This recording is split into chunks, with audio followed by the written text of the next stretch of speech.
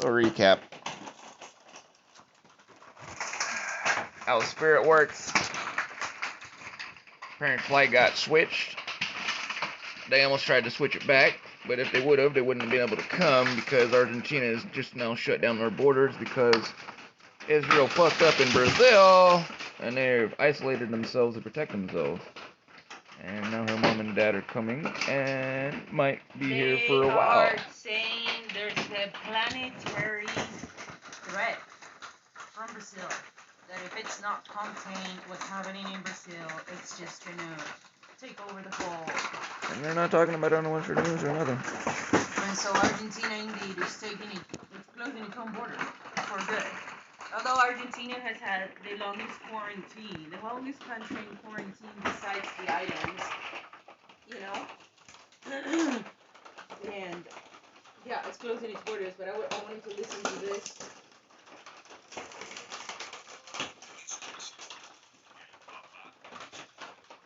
Put it on this little disc.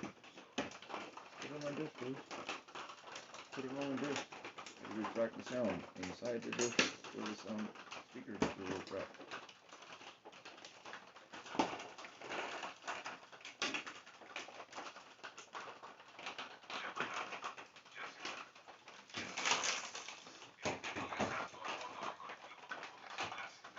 As in costume? Spanish. No, I don't want you to change it. I want you to translate it. What do you think? Do I speak Australian? No.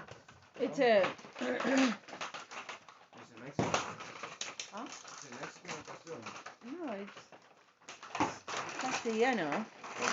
But it's the regular news, so it's not just talking about that.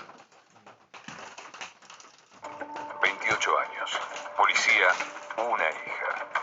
Roberto, 43 años, trabajador de limpieza, 4 hijos, 2 nietos. La condena de los 60. Hopefully.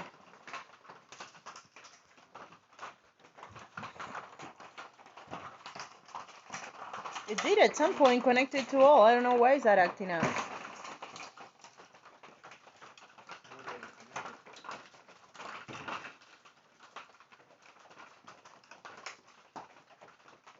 Sounds like it's connected. It would.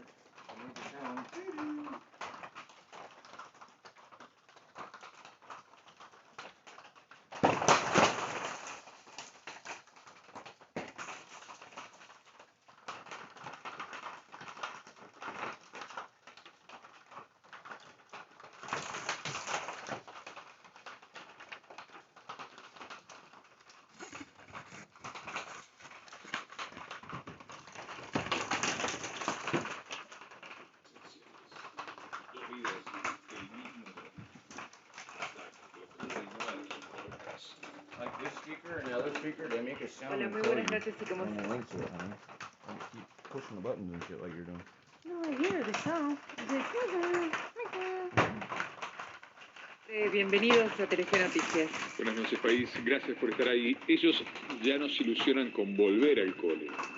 Se conformarían con que siga abierto. Anabela, contanos esta historia. Son 500 los chicos de jardín, primaria y secundaria del Instituto French que hoy a las 8 de la mañana se enteraron que su colegio, este instituto, no iba a seguir dando clases. Hablan de problemas económicos, pero acá están los chicos y sus papás que están muy tristes justamente porque en la mayoría de ellos pasaron y transcurrieron y se vieron crecer en este instituto. En un ratito vamos a hablar con los papás, con los docentes y también con los chicos. Más temas, todos los temas. Nuestros títulos. La lluvia como un milagro. Desde el cielo llegó el esperado alivio en Los Cocos y Capilla del Monte. Hablan los vecinos que estuvieron a punto de perder sus casas. Dólar de cal y de arena. El blue bajó 1 peso, pero subieron los financieros. El día después de las medidas del gobierno, todo con Virginia Porcela.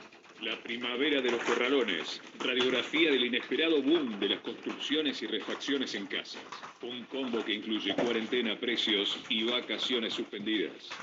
Con la lluvia, peor. El barrio Jorge Newbery de la Ferrer se convierte en un pantano y sin asfalto no hay ambulancias, ni patrulleros, ni remises. El país que espera, con Guillermo Paniza. Brenda vuelve a sonreír. La joven que fue arrastrada por motochorros y atropellada por un auto se recupera y envía un mensaje desde el hospital. La cámara de seguridad graba a un nene con su bici. La misma cámara de seguridad graba al mismo nene, pero sin su bici. Así se la robaron a él. Y así se la robaron a su padre en el mismo edificio. La triste moda de las bicicletas. Una familia robada y una familia robando. En minutos. No, they're not. In this, they're not going to talk about it. It's just like Noche de martes, noche de Masterchef Celebrity. Hoy un desafío. they just did like the little. See.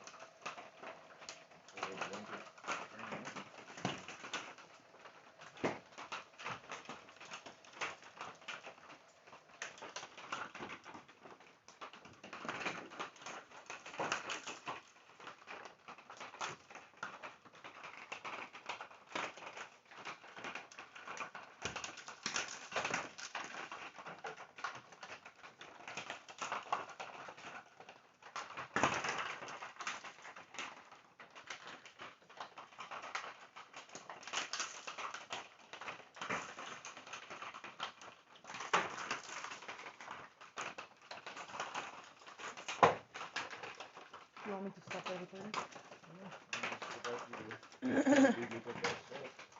I did. It just internet.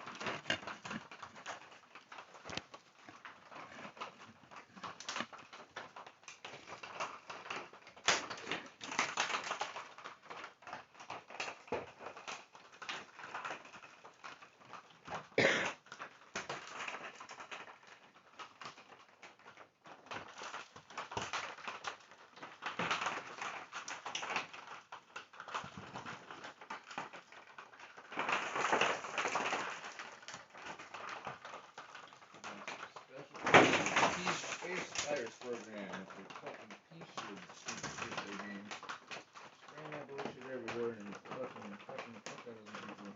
Bringing it in on the oil tanks and shit and guys with humanitarian shit. And that jet they were flying and spraying that shit in Iran and Venezuela.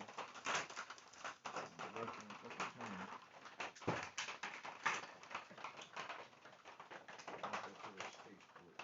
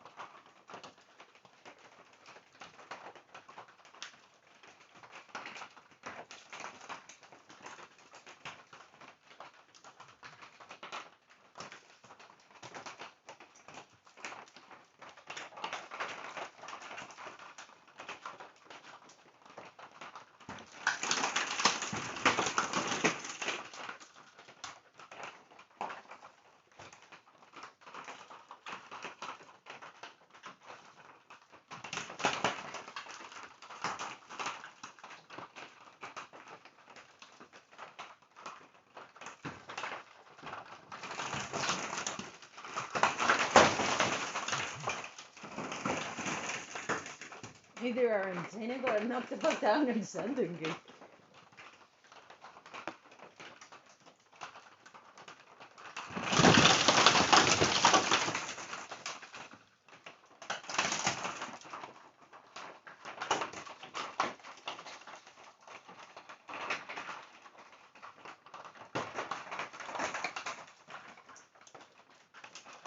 What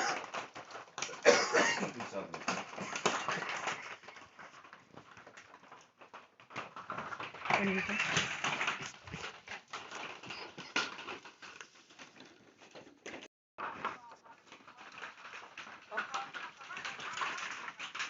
Ok, ¿cuál es la medida ahora entonces? They're gonna release flights. 20%. To Europe. Some to the United States. Brazil, Uruguay.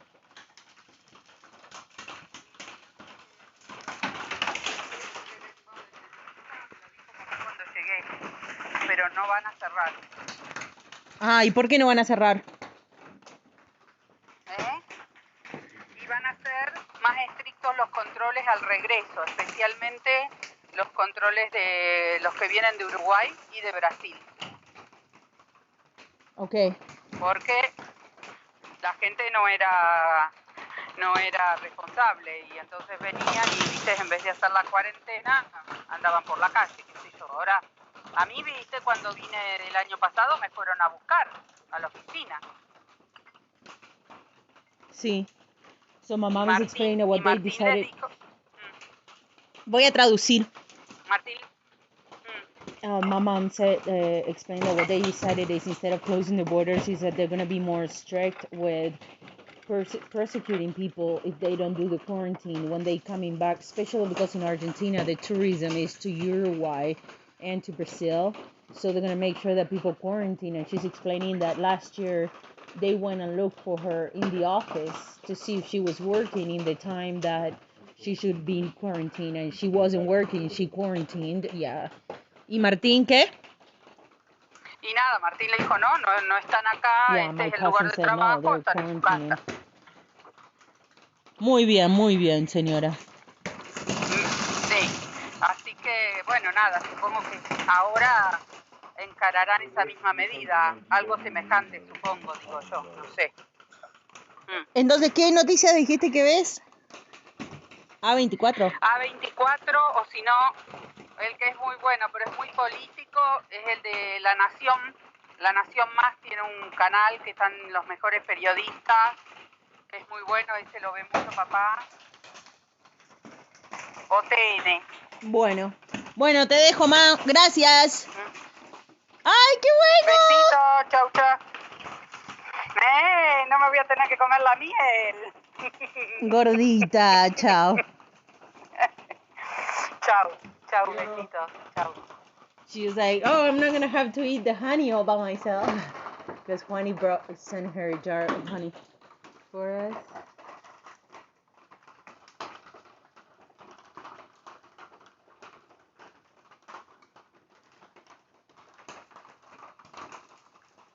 So, A24, A24.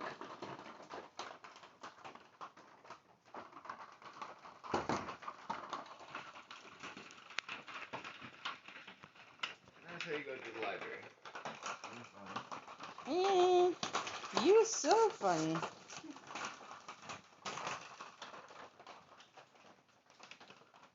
High school dropout. Helping them. Masters. That's exactly what you need. Go to the horse's mouth that's telling you. What are you watching, man?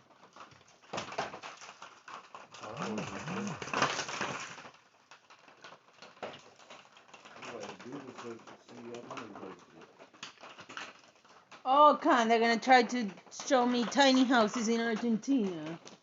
Huh. Oh, goofball Maria.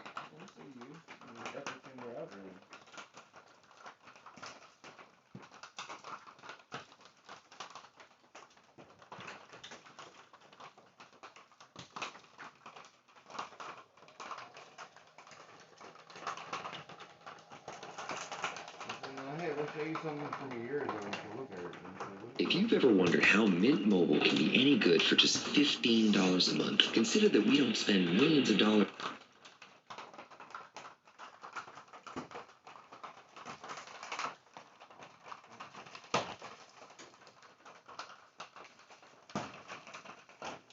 madre, cancha de Huracán. En Luna Park, bueno, todos nos enteramos. Obviamente tenemos un grave problema de organización. Argentina applied bueno, 70.000 picos por día. A este ritmo, over 150,000 doses of vaccination para a day. alcanzar la inmunidad de rebaño. Tenemos que aumentar a 200.000 por día. A Russian. 200.000. Pero sabemos que otra respuesta, porque cuando usted oye, Mauro, que en It says Alemania, el país número it says uno de los the country is not closing the borders with Brazil. They went from closing it tomorrow to not closing it. Para vacunar a los jóvenes que son los que diseminan la pandemia. Creen que así la van a poder cortar más rápidamente. Así que es entendible que tengamos ese problema. No es entendible lo de Chile, que es un caso único en el planeta. El vacunador número uno del planeta, sabemos que los chilenos son gente muy organizada, pero realmente han dado una sorpresa. Buena. Igual tiene muchos casos todavía, ¿no? Algo no hacemos bien los americanos, sudamericanos, latinoamericanos. Algo está pasando porque siguen teniendo muchos casos. Vacunan mejor que nadie. Han pasado número uno. A Israel lo pasaron, que quedó en segundo lugar, pero igual están todavía en peligro. Con lo que leí hoy, tiene muchos casos. ¿Qué pasa? Ya hay que esperar el efecto de vacunación. Tiene razón. No, ellos lo dijeron. Tiene razón, Mauro. Para fin de mes van a tener 5 millones de personas vacunadas los chilenos. En el primer semestre, 15 millones, que es casi toda la población. Ya calcularon que el efecto de la vacuna se va a ver en abril. Todos, según la proporción de gente vacunada, lo pueden calcular. En abril lo van a ver. Pero usted tiene razón. Santiago de Chile está prácticamente en cuarentena los fines de semana. Están con problemas, muy bien dicho, de aumento de infección, tanto que cierran Santiago los fines de semana. Así que, bueno, esto nos está diciendo They're talking algo. about Chile. Tenemos que actuar como si supiéramos que está la peguna diseminándose acá. No esperemos a encontrarla. No esperemos a tener 12.000 por día. Es ahora. ¿Y sabe por qué, Mauro? And they're saying we shouldn't wait to have everybody infected here to start being Como proactive. la vacunación, testeo, Mauro, la misma frase de mayo del 2020 o agosto del 2020. Testear mucha gente para encontrar los infectados. Número uno. Have got 3 million doses. Que nos hace secuenciando el gen y se puede hacer en Argentina. Y gran campaña de comunicación para las máscaras. La mayor parte de las personas que vemos con máscara la tiene mal puesta. Gracias, Doc, como siempre, el cariño y la admiración de siempre. Le mando un gran abrazo, Gracias, Mauro. Está acordado, el doctor Corrado todo. Sí, te veo. ¿Cómo está? ¿Estás en la cámara? Viste que el número que se prende en rojo hace 50 años que yo lo veo, cuando vos no habías nacido. Pero igual, avíseme, está bien, hacen así, mirá la cara, muchachos. Están trabajando con Luis Andrini, déjese de joder. Con los años. Por suerte vos estás acá todavía, Mauro, es una diferencia de Luis Andrini. Mauro, está el detalle de los vuelos. Tengo que presentarlo por Walker, está el detalle de los vuelos. Presentamos el detalle de los vuelos, presentamos por Walker para Lucio, vamos, Walker, vamos.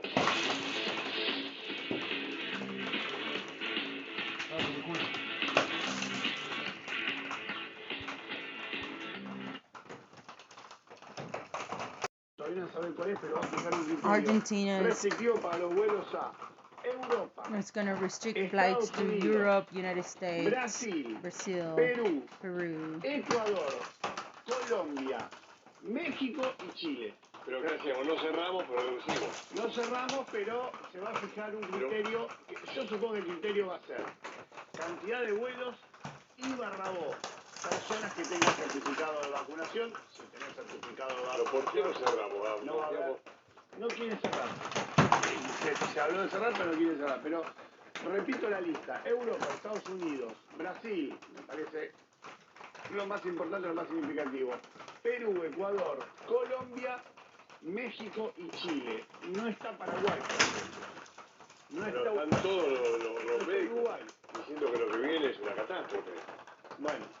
Pero de Brasil es una catástrofe, no entiendo mucho. Hay mucha inquietud lo que es Casa Rosada por el tema del aumento, no solo el aumento de los casos, sino que el tema de las mutaciones, de las nuevas cepas. Eso digo, Brasil. Por ejemplo, Brasil, hasta donde se sabe, está la cepa de Manaus y la cepa de Río de Janeiro. ¿Quién te garantiza que no surge una cepa en el Amazonas? Al revés, más salvaje, más letal. ¿Quién te garantiza que no venga para acá? Bueno, que exactamente, que surja y que venga para acá.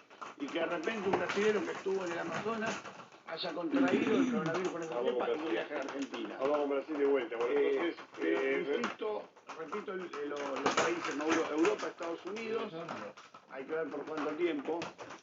¿Tendrán los argentinos que pueden dejar a Europa y toda la Unión este año? Bueno, Brasil, Perú, Ecuador, Colombia, México y Chile. Fíjate. Reducido, que baja la cantidad de aviones. Va a haber un criterio restrictivo, a mí me parece que va a bajar la cantidad de aviones. Hay que hable el AME, si diga cómo. Ahora le preguntamos. Y repito, para mí también van a quizás hacer una excepción con las personas que tienen certificado de vacunación.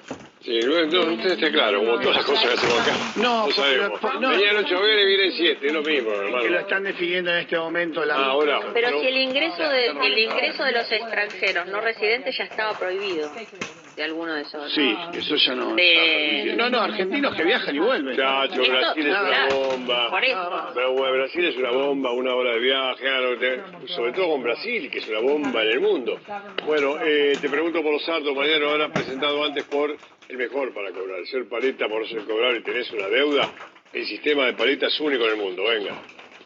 ¿Aún no pudo cobrar su deuda? Morosos Incobrables tiene la solución. Cobranzas personalizadas en todo el país. Honorarios a cargo del deudor. Correo privado al deudor y sus vecinos. No se preocupe más. A partir de este momento, el preocupado será el deudor. Llámenos 0800-345-3450. ¿Anotó? 0800-345-3450. A esta hora de la tarde, 5 menos 20, te doy el reemplazante de Losardo. Bueno, se está definiendo No, te doy, rosada. No me escuchaste. ¿Te lo doy? Ah, sí, perfecto. A ver. No. ¿Ya lo tenés? Sí. Adelante. No. Lo voy a guardar a ver qué decís vos, dale. A ver, digo. Lo que te puedo decir es que la ministra Marcela Losardo de Justicia, Mauro, está todavía en el despacho de ella en el Ministerio de Justicia. Hoy termina. Pregunté a las 7 se va. Hace minutos, sigue en el despacho, todavía nadie sabe dentro de su entorno cuándo va a ser convocada la Casa Rosada. Hay, muchas reuniones en la Casa Rosada sobre varios temas, la pandemia, las vacunas, los vuelos, pero el presidente Alberto Fernández también está definiendo este tema. El nombre que hasta ahora... no te juegues. No me voy a jugar. No te juegues. Estás creciendo. Puede ser un tapada. Hasta ahora es la tapada. Marcela Herrera. Marisa Herrera. Marisa Herrera. Marcela es Losardo. Marisa Herrera es abogada, es feminista, es muy progresista, adscribe ideológicamente al kirchnerismo, es investigadora del CONICET, ha participado con el jurista, el constitucionalista Andrés Gil Domínguez, por ejemplo, del proyecto de ley de Tribunal Superior de Garantías. Este es un tribunal que quiere poner en marcha Alberto Fernández. Muy importante este tema, Mauro, porque el Tribunal Superior de Garantías lo demás no me interesa. Es uno de los anuncios que hizo Alberto Fernández en el Congreso hace 2 semanas. Todavía no está definido el nombre, pero todas estas...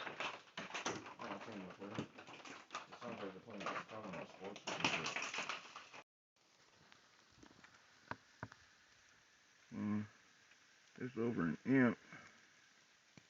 I gotta get this off this guy. Auxiliary panels.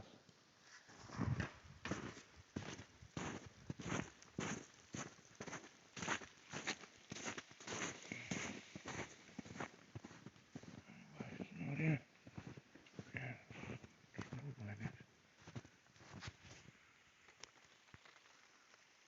Dig that one.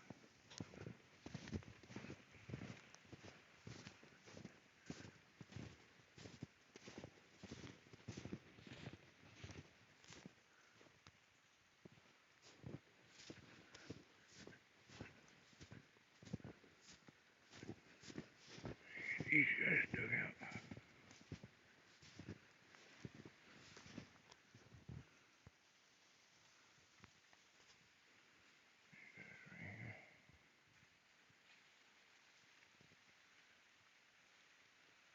Fully powered.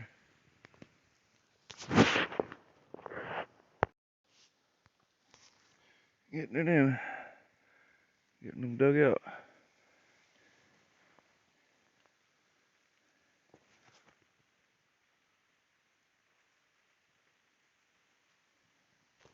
Power banks are already filled on those guys. These guys will be filled, those guys are filling. It's up there. Got it all uncovered.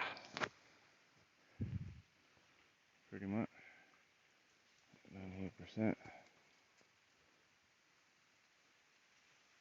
Let the sun and they do the rest. Power everything up. Trees are running. Whoop, whoop, whoop. Looks like they're making more shit go. Be safe everywhere. Love and light.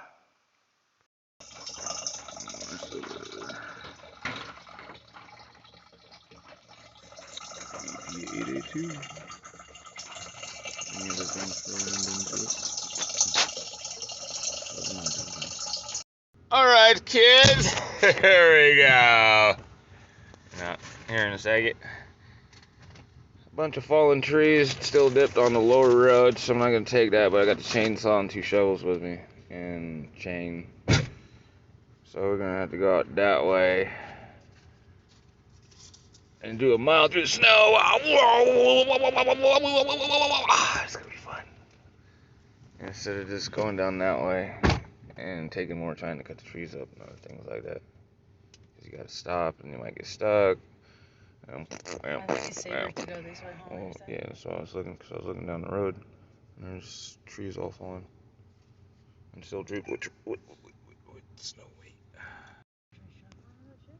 Alright.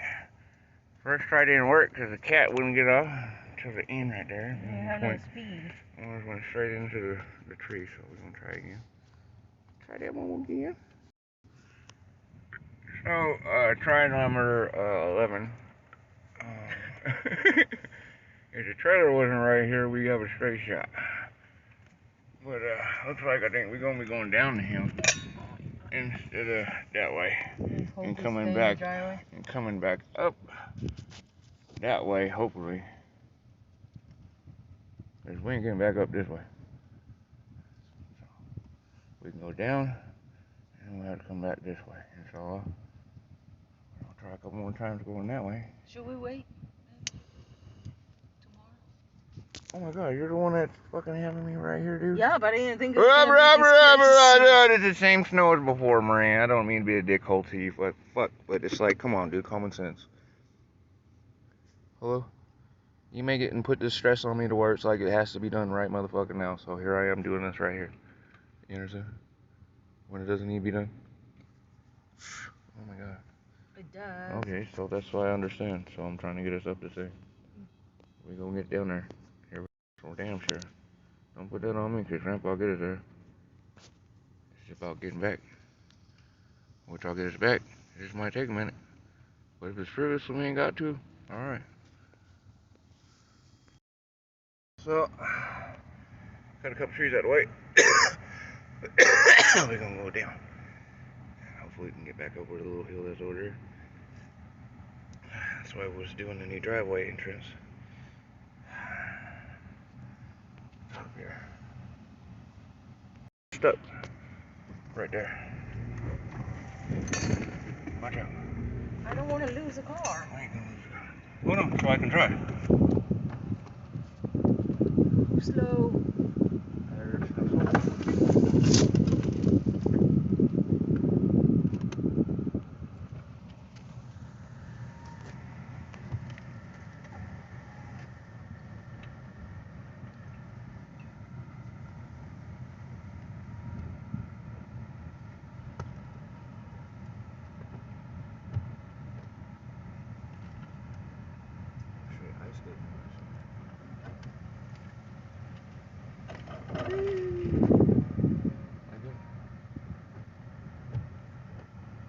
Years of drunk driving. Being able to get around. I got the brakes on. Alright, we gotta go that way. Slow. Slow, take it slow.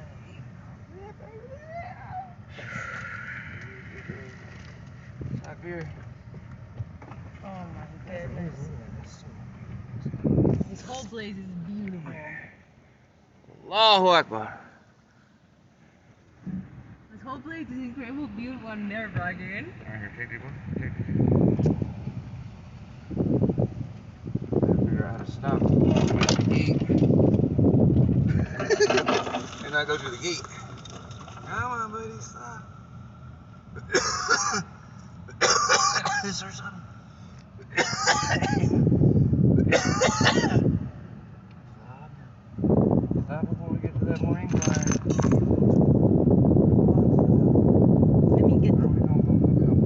get out and open. I was holding the brake. Hold on. I was just hoping we don't continue down into the gate. Hold on, let me get out and open.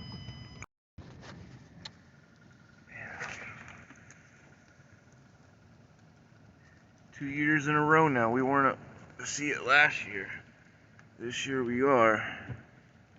April will be getting us again. Just remember last year, Friday the 13th, so forth, we're getting slammed with this stuff. We're down at the shop.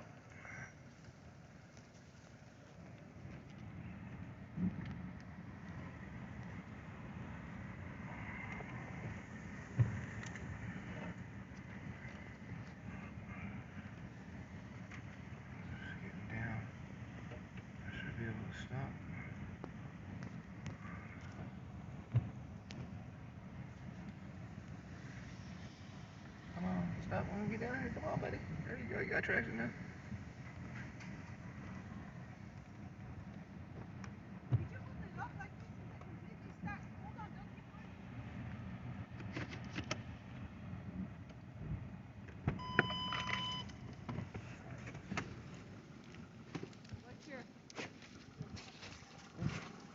Man, you can't see that the dude hit the thing? You don't see the logs move? Oh, yeah. That's why you can't get the chain? Yeah. Oh, so we're going to have to pull the log back over with the truck so we can get the gate. You understand? Yeah. That's why it's so tight. Yep. Shit. How the fuck are we going to do that if we can't get no traction? Oh, man. This is funny. We ain't going to be able to get no traction.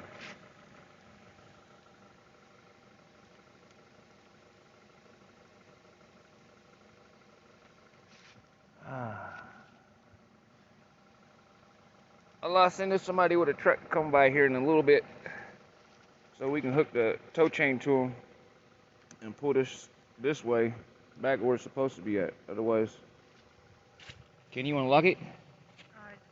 Here, I'll try it. You're not sure because you didn't try. I try. I don't want to break the key. I tried a couple times. Hour and 25 minutes later. Ha ha! Still in the boiler. Couldn't find bolt cutters because it snowed in somewhere. And just took 2 of these. Some do a commando mission. A couple of charged batteries. And grabbed some snatch boxes and other things and minor stuff that I found in mine shafts. We can use. See if I can get this apart so we can get this beautiful lady and her packages down into town. Post office closed. Almost 4 o'clock. Out of metal blades. Almost through. I'm gonna try to turn the car around and pull this because no one's driven by yet. Pull this where I can get this hook off. Still got time to get into town.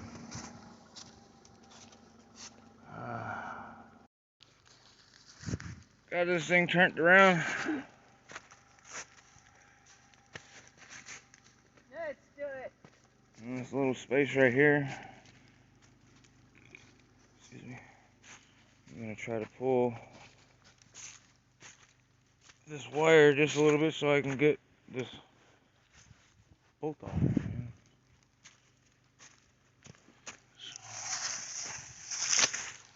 Car as soon as I got more traction. See if we can get out of here.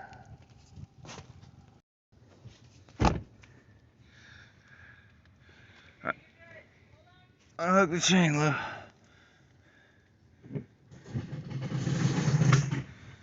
Yeah. Drone 0. Always on duty. You walk this all the way down. Did you say that lies on duty? Huh? Did you say that lies on duty? No, I said drone 0, always on duty. Oh.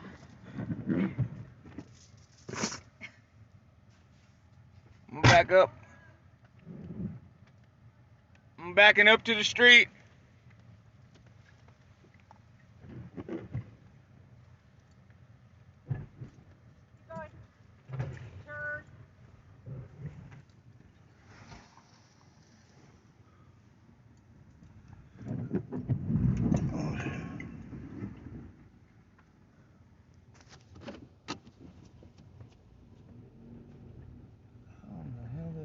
Just turned around right there.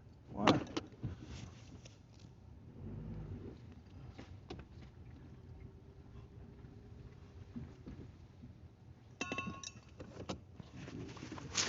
Gotta put a dang.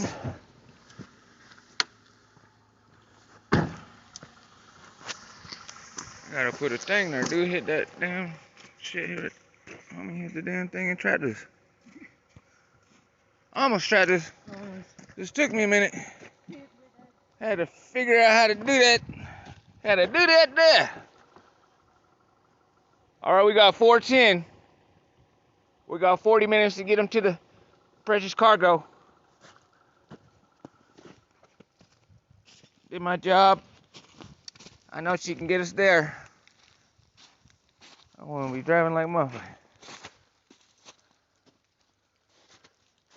This is what I love right here. With the crystals in there. And it's beautiful because this squirrel hides his nuts. And so on and so forth growing now. It's amazing. Oh, look at it bubbling. Coming from the thing. Making electricity. Allahu Akbar. Alright, where'd that lot go?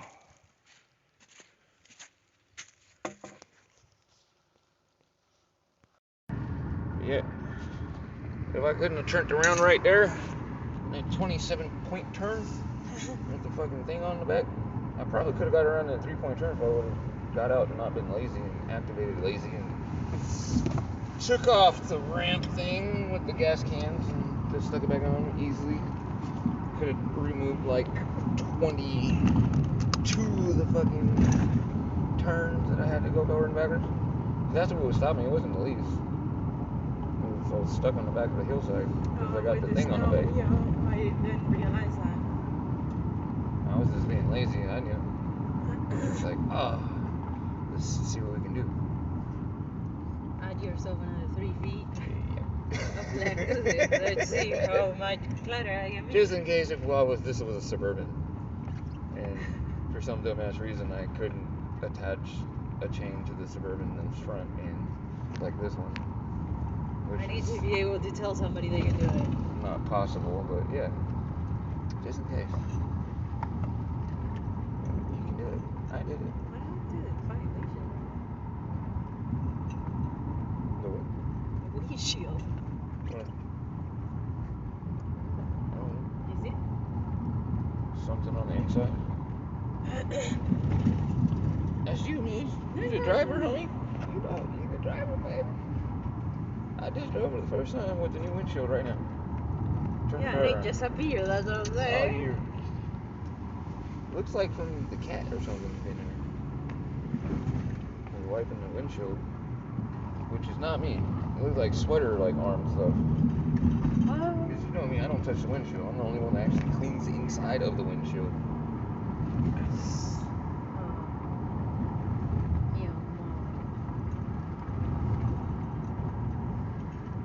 It would have been hell of an adventure if I decided to go by myself or something. I would have been stuck there. Yep. Trying to going forward. No going back. You can't go up the hill. That is so pretty. All you can do is try to hope we get to Hope Road to get back. But I hope somebody drive by when the way I drove by. That's what I was like, damn. We started at 2 o'clock. 2 hours, huh? Yeah.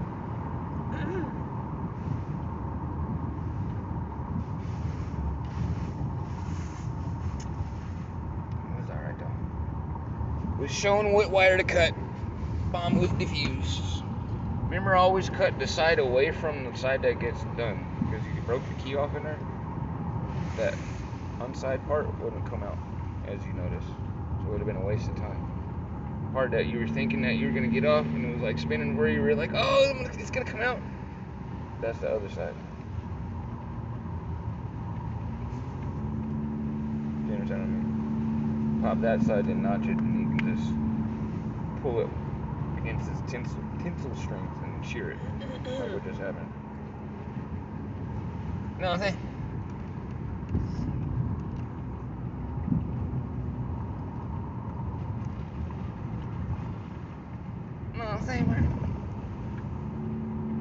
Yeah, we gotta put some reflectors and a sign says fucking don't hit the shit and trap me, dude. Fuck.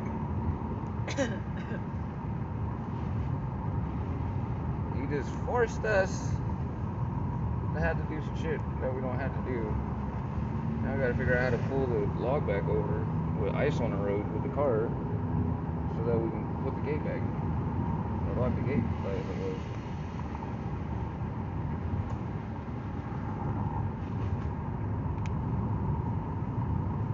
You know, made it where people were gonna drive thinking that that's part of the road and hit the shit. Instead of clearing the actual road, yeah, you cleared all the dirt shoulder and shit like a weirdo. Yeah. True.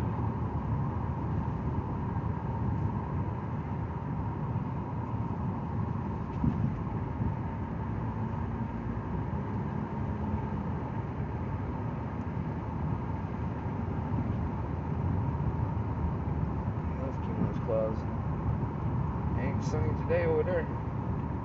Hamburgers are big. Yeah. Was heading for Swallow. Oh. All that over there? Man, that shit was crazy. Big old motherships. Got dump on them. Look at that thunderstorm. There's a video, no, a picture circulating of a guy in Britain or something that he saw a ship hovering. You know, like a ship on the water. Yeah. That is hovering on the water. Just recent. Yeah, this got sold. Just they only bargain at $15,000. Would sell pretty much for the asking price. Monster car.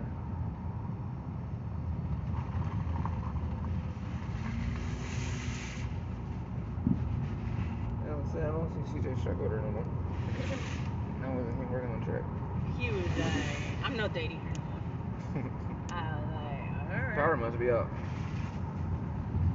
Yeah, one sec. Motherfucking power is everywhere. PG&E everywhere, but we got power, baby.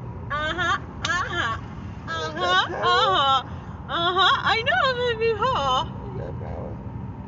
Ain't gotta Oh, pay that's nobody. so pretty. We need some of those purple trees. Nobody got lights.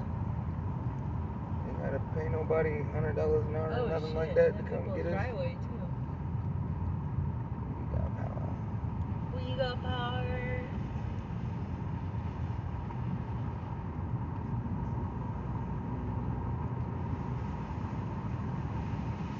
Just gotta engage lazy. Engage. Engage lazy. Engage lazy. And get lazy to clear off the panels. You got light. Power. And then engage lazy. Engage lazy. And you got all the energy you need. Just gotta engage lazy. Amor, you're my drone zeros. That makes me a queen bee, but also there's gonna be more drones.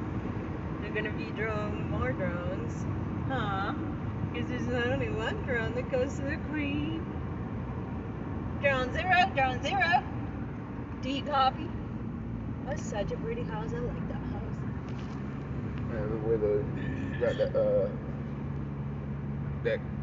The deck and the what you call it, the porch and on top. It's like an Amish like barn sort of thing. You see on the East Coast kind of. They go power here. I guess we can wait until I get these packages.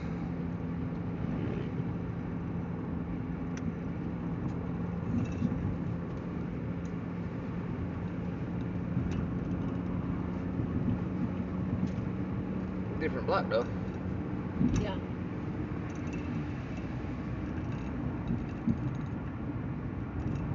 Careful, trooper.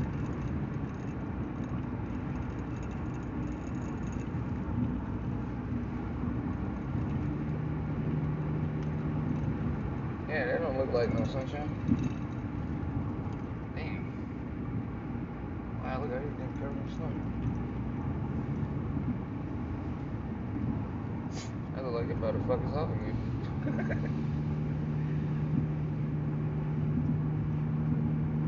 It'll see better when we get over on this way, but everything look off like that way. It look like Little Grass Valley and shit's about to get more snow. Then people can't even get to the driveway and just park on the bottom. Hope your car don't get fucked with. They going snowmobiling.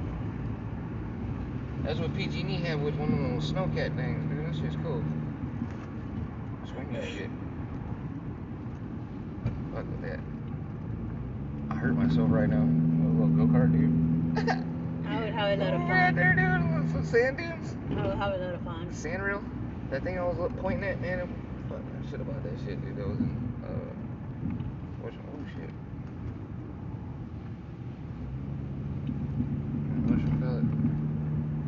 Yeah, my dish is out. Everybody like, man, come pick out my satellite, bro. Another house is for sale. Shit probably fell off the roof. Got knocked off in the snow. Man, they harvested hella trees. Look at these. Are these all burnt? Yeah. Wow. That car just got gaffled. I hadn't seen that.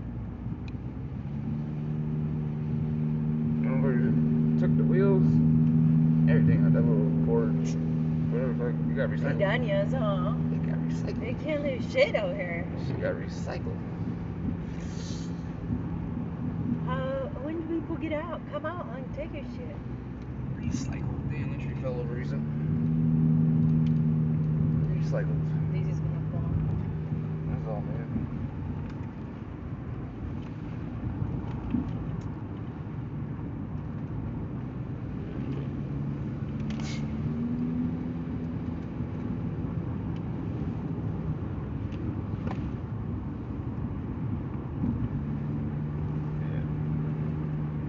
So I want to know what the humongous ass long bang was yesterday.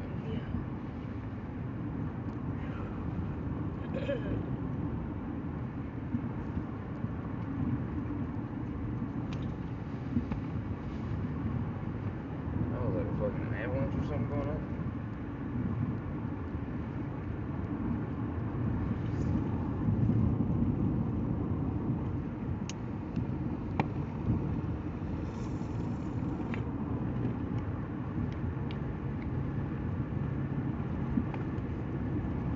Man, it's like in 3 days, 4 days, my parents will be here, huh? Yep. Today's the 10th? So in 5 no, days? 11. 11? Yeah. So in 4 days. Thank God. They didn't have to, they didn't cancel the things.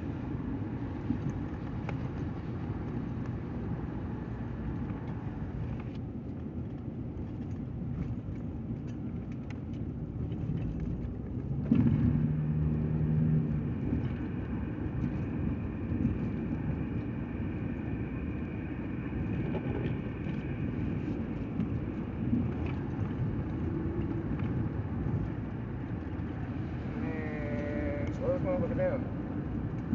You ain't gotta drive like them people right there.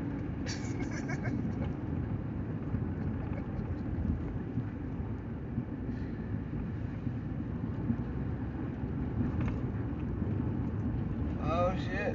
It's all clear in town except for no. It looks like it's clear. I'm telling you, people be like, It looks like it's no? clear, but there's like all shit all over everywhere. Like, how would I say it? There's like a ring. The clear spot and everything around is all cloudy.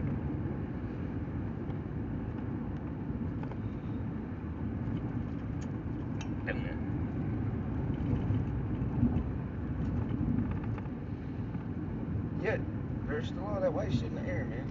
That KP95 fucking particulate. And it's like, how? Oh, this would be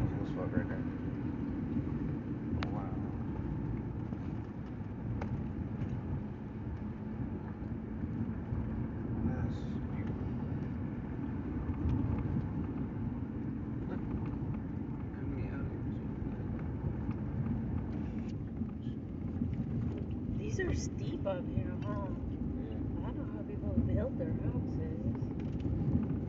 It's like, honey, we're moving right down there. Like what? It's like, okay, I guess so. I'm so thankful we got our own water hole. Ezekiel, we're really blessed. Yeah. Really, really, really blessed. We got our own water hole. We really don't have a lot of needs, honestly. As long as we keep it that way. We're very taken care of.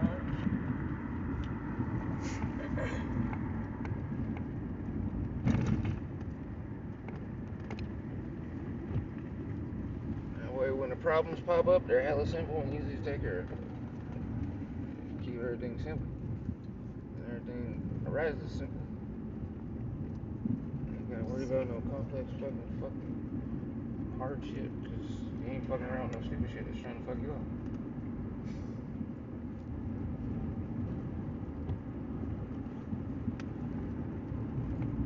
GPS hamster wheel mentality. I'm good on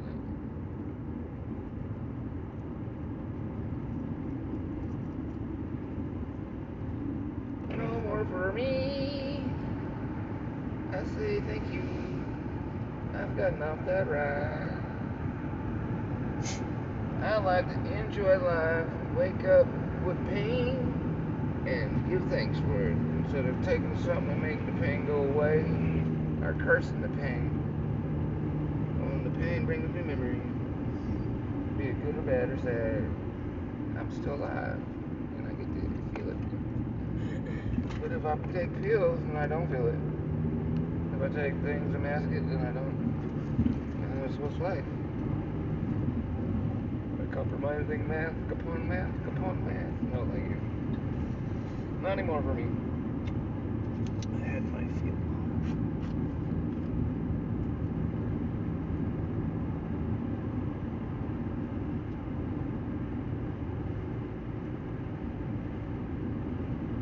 Had my feel.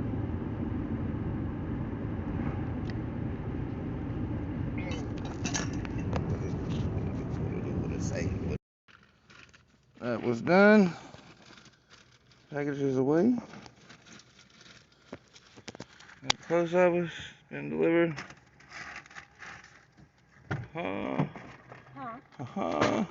Okay. Completed my mission for the day. Well, What the I'm hell? gonna get big envelopes for this. Some interesting things. The other day, shit, we were listening to.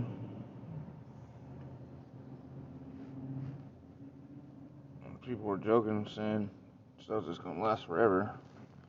Besides the vaccine, people talking live on state until 2027. They could be making money. 3 more people died from AstraZeneca.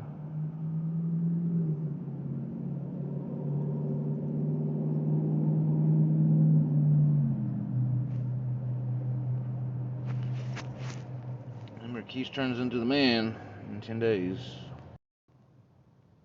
That's crazy. Is this all they want? Yes.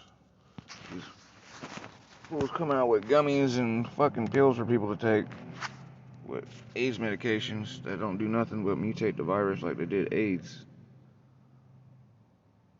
You know what I'm saying? Where they say your life is living by taking medication all the time. It's fucking sick. I'm gonna see what old Keisha's been up to.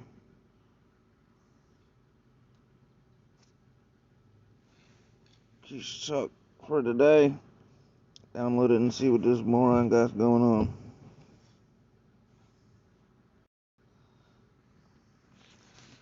Yes. That's hella funny. These guys.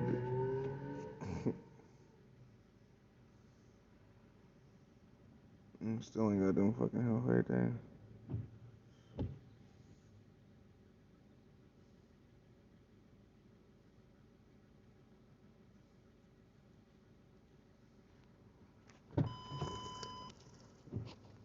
Here's today's talk 371st. I wonder how many cups and different bullshit they got these stupid motherfuckers drinking now. And gadgets they got them putting on their kids. And excuses. Is he walking on water yet, Messiah? I like when they try to block it where I can't download their stuff, but I still can, baby. Bam. Dissect. I'm gonna have to start downloading their stuff and seeing what they've been planning. Cause I ain't watched that shit in a year. I was like, dude, no one was listening to me. I'm gonna do blatantly telling you that you're working for the Iranian motherfucking military, spraying this shit and infecting everybody, and go, let's go infect the doctors, infect the president. Da da da da da. Are you serious? Anybody paying attention? All right. I'm gonna goofball stuff over there. And you got these goofballs over here. Trump 2020, boy. Everybody doing it. People buying it. That's the worst. Yep. We'll grab last week's shit too. See what the fuck the boys talking about. Those little goofball ass lemons. Drinking the Kool-Aid, baby. Give it to me, give it to me. How should I mix it now, daddy? Ain't woke up yet. Be like, dude, don't worry, I got it. And there's Spaceship Institute shit too. Got you, buddy. Got the other one. Break through your defenses and grab it and analyze it and tell people what you're doing, man. Since they too goofballish drinking Drano and shit. Drano.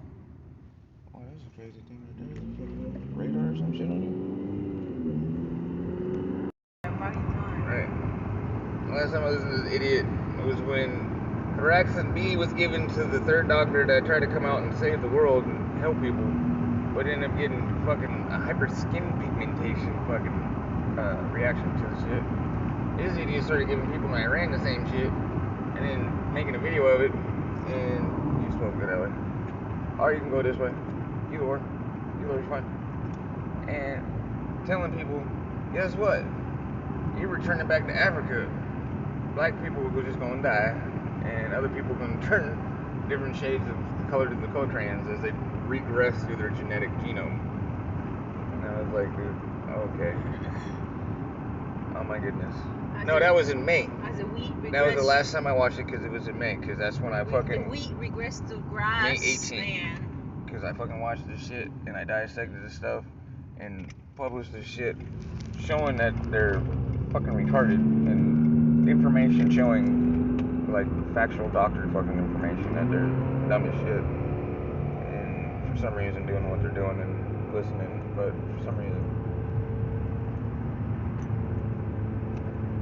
You got them people doing what they doing, ain't nobody checking them. And then for me putting the right information up, them fools took down my YouTube channel.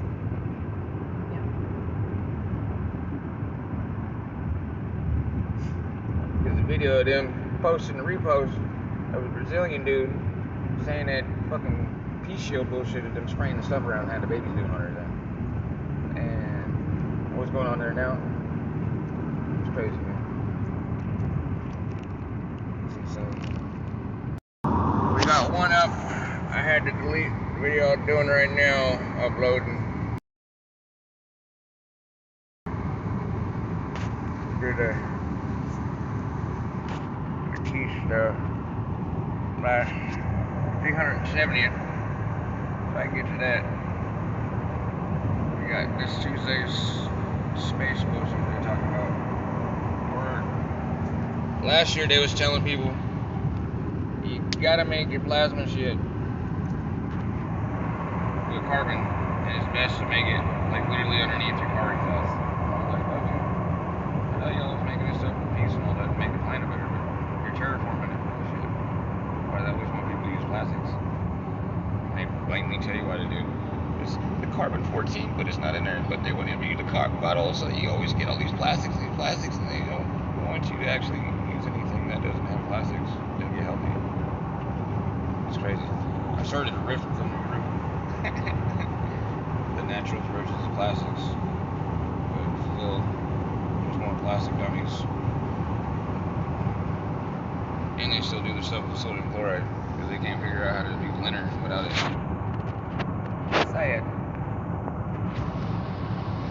Oh, look at that. We got it, Bob. We got it. Periscope down. Bam. See what these goofballs is cooking. It's fun of seeing if we can get around up to the top. We are there.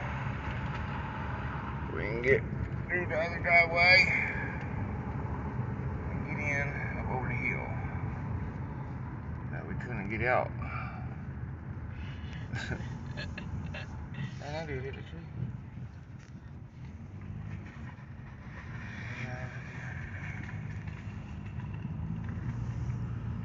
See how much is compiled on this road. Hope they didn't block us in or block us out. Oh shit.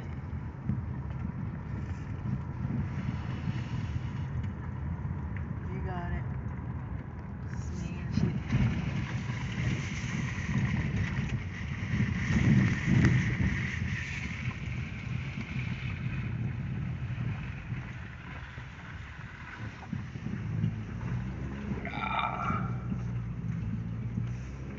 Somebody come through? No? Yeah. That hard? Why is it there?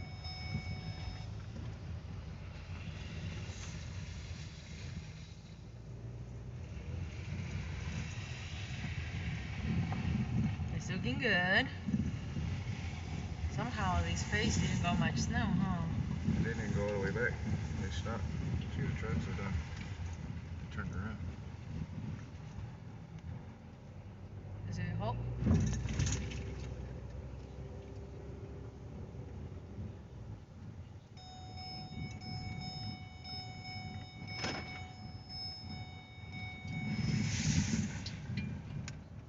Ooh, it's fluffy here.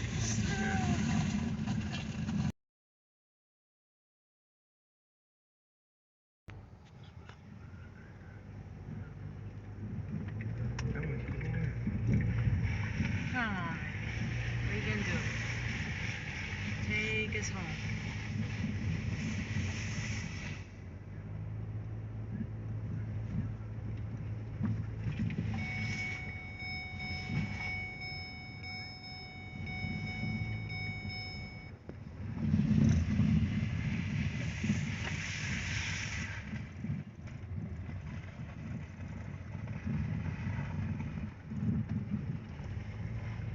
I got Captain Zeke here driving.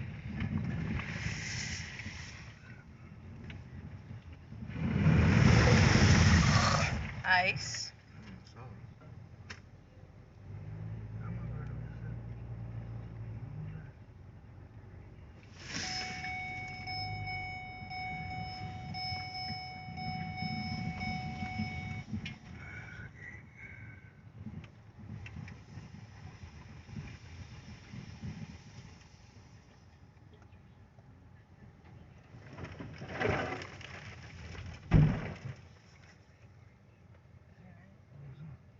Tree.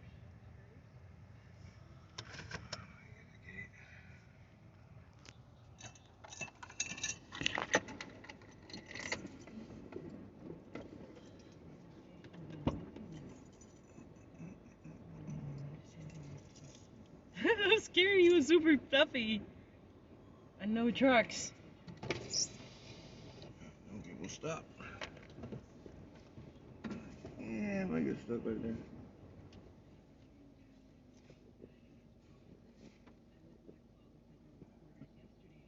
With the current commissioner of the CBP, Troy Miller, and he would not tell us the number of children that are in these cells at the border. They're usually called hieleras. They're really cold cells. That's how kids and adults describe them.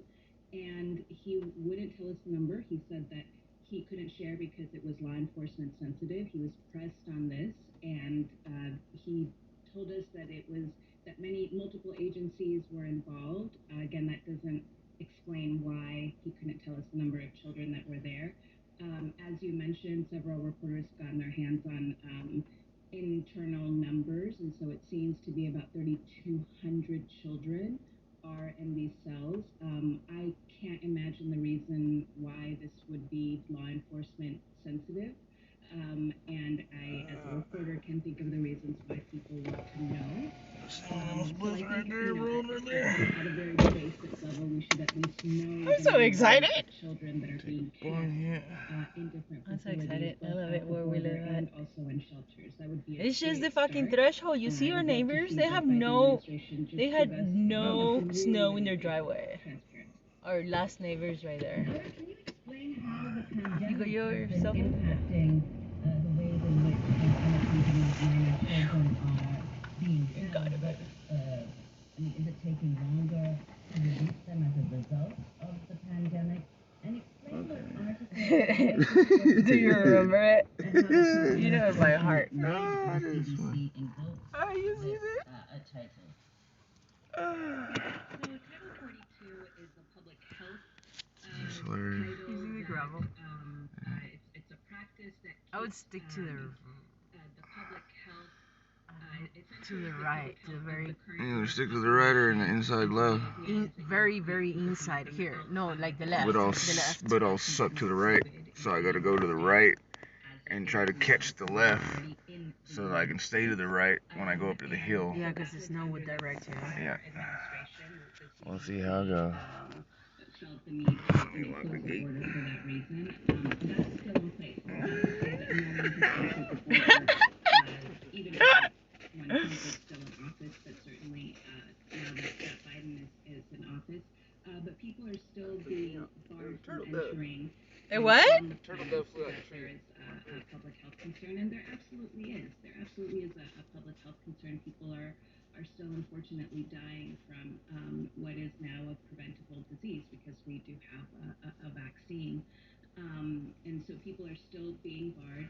And yes, sometimes things do take longer. You do want to make sure that that no one is in the type of situation in which they may possibly be spreading the disease. But again, there are ways to prevent this. There are ways to, I think in the last year, we've had a lot of time to figure out how to socially distance. So the turtle dove flew out the tree in my face. That's why I jumped back. I was like, oh shit, what's that? Something that is taking longer in order to process children through. I was thinking to myself, what am I still this below the car with groceries, not knowing if we can get home? Children that are being kept at the border, in these border patrol facilities, and also in shelters. And the effectiveness. Reporter color lines in 2014. This is under Obama. This is fun. I like living here. Named Mayeli Hernandez, who described what it was like to be held in a letter. It'll be almost a year soon. He said you were in March. Can you believe that? I go back from Florida now. Look at that right there over there. And they had us inside. I had this set up. You were there for a long time. It could be a year in no time. In 3 days, it might still be kind of snow, but it's going to be like this when their parents come up here. We didn't shower. So you gotta brush our teeth. You gotta figure out how to get their car and shit like that. They don't give you a bed to sleep in there. It's really cold. Well, yeah, we're gonna have the same load next week. There's like a little clearance, and then there's rain. And these big blocks of pure cement. That's where we would sit and lay down. There are no windows. And you can't tell if it's day or night. You can't see anything. Just keep the lights on 24/7. We're talking about a ladder, what's known as an icebox. The lady was asked, what did you see? She didn't say anything. That's the same shit as what I was talking about. Yes, that is what children are still describing because they're still in the same facilities that were being used under Obama, continued under Trump, and continue under Trump. Thank you. Finally, I want Wash, repeat. Wash, rinse, repeat. Congratulations on.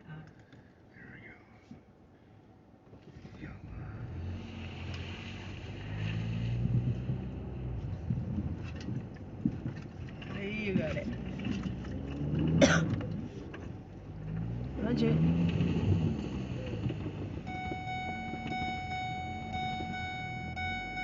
Are you low?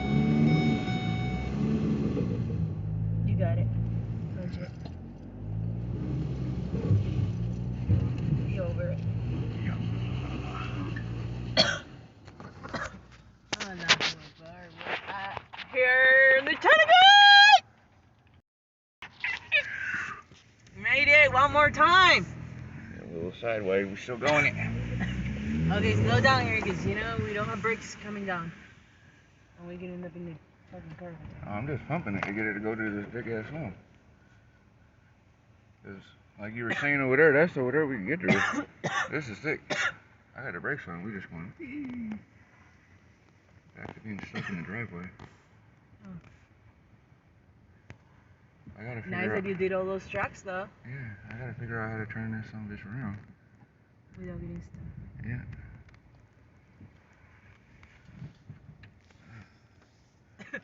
We're doing like bump cars.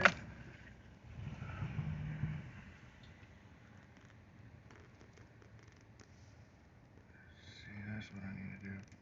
Right there. And we'll be able to get out. I'm gonna grab the cone so I can shoot by that real quick and make tracks. And we'll be able to get in and out this one.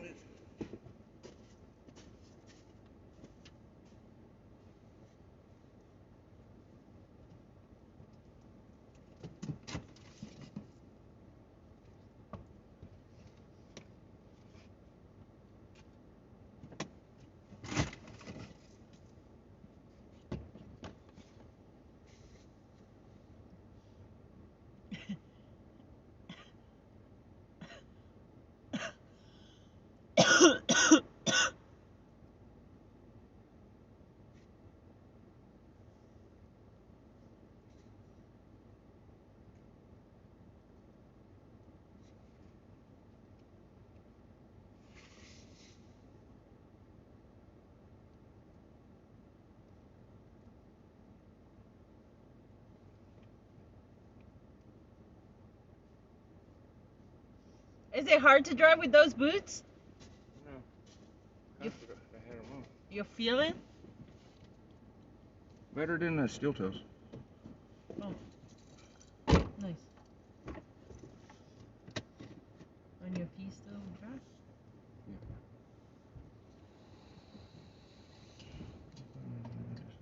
Yeah. I hate you can't see it. So we're gonna shoot for the trailer, but try not to hit the trailer, but go around. Yeah.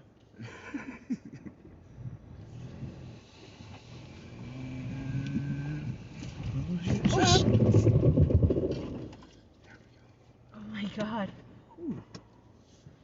I'm so sorry, you guys. Man. I'm glad we hit the trailer though, or the tree. Yeah, someone's got it. Oh, so close. Yeah. Stuck right here. Stuck in the driveway. And there's really not much snow. She is so close. Look at that. I feel like you can go forward and back up. No? Yeah. Let me slosh around in this a little bit. Okay. You want to do donuts? No, I don't want to do donuts because this shit don't do donuts. Oh. I'm just trying to make it where Yeah, we got trucks. we can get up that way and out. Okay.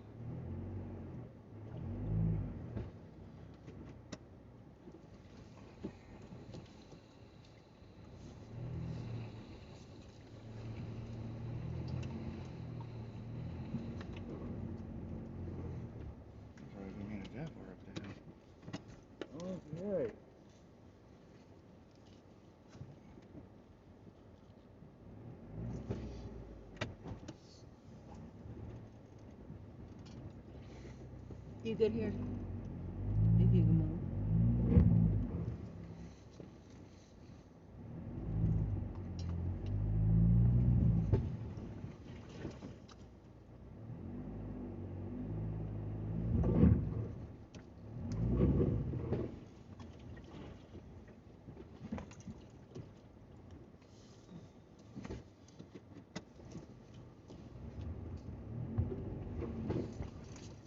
have like your foot.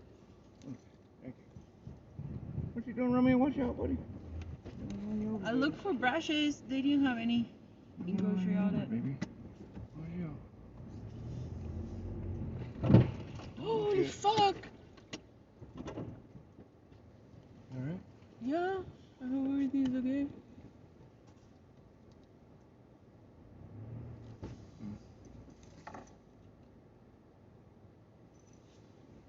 Are you like trapped?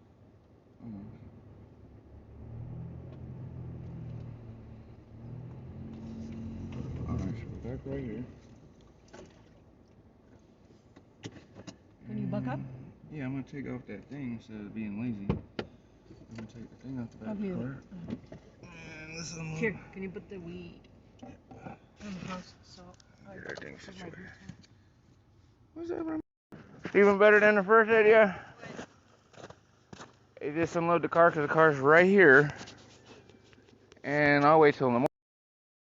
I'm engaging lazy. And gonna unload the car since it's right here. We got all the packages, everything caught up. Lazy can disengage having to park the car. Because I gotta reorientate it and dig the driveway out so that I can make sure we can get out. Okay. Right? Oh, Bubba. Lazy will compile it till tomorrow so we can see. Dude, we're back. Holy shit. We made it back. We didn't have to wait a week to get out. Nothing damaged in front? No, just no, it just needs to be. No, I think it's fine. Huh? Whatever. There needs to be what?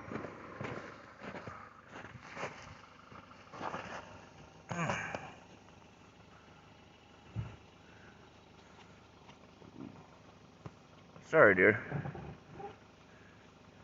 That's a hole right there. Leave the dirt on it, be alright. There's a truck vehicle. Got that shit right in the corner right there, didn't he? New cases, hospitalizations, and deaths video are we trying to trending watch. down. We are at a critical point in this pandemic and on the cusp of having enough We was gonna try to watch the vaccine Keshe to space protect virus every bullshit, adult dissect in the the video United and States. express some Also shit tonight, like the government is relaxing restrictions on visiting nursing home residents. With more residents vaccinated and infection rates dropping, the government is encouraging responsible indoor visitation at all times and for all residents, even if there's a confirmed case of COVID. So, video number 5. Their immunity might fade without getting into trouble. We anticipate, and again, it's purely speculation, that the herd immunity level will be about 70 to 80. Dummies are talking about herd immunity. No such thing against something that can reinfect you.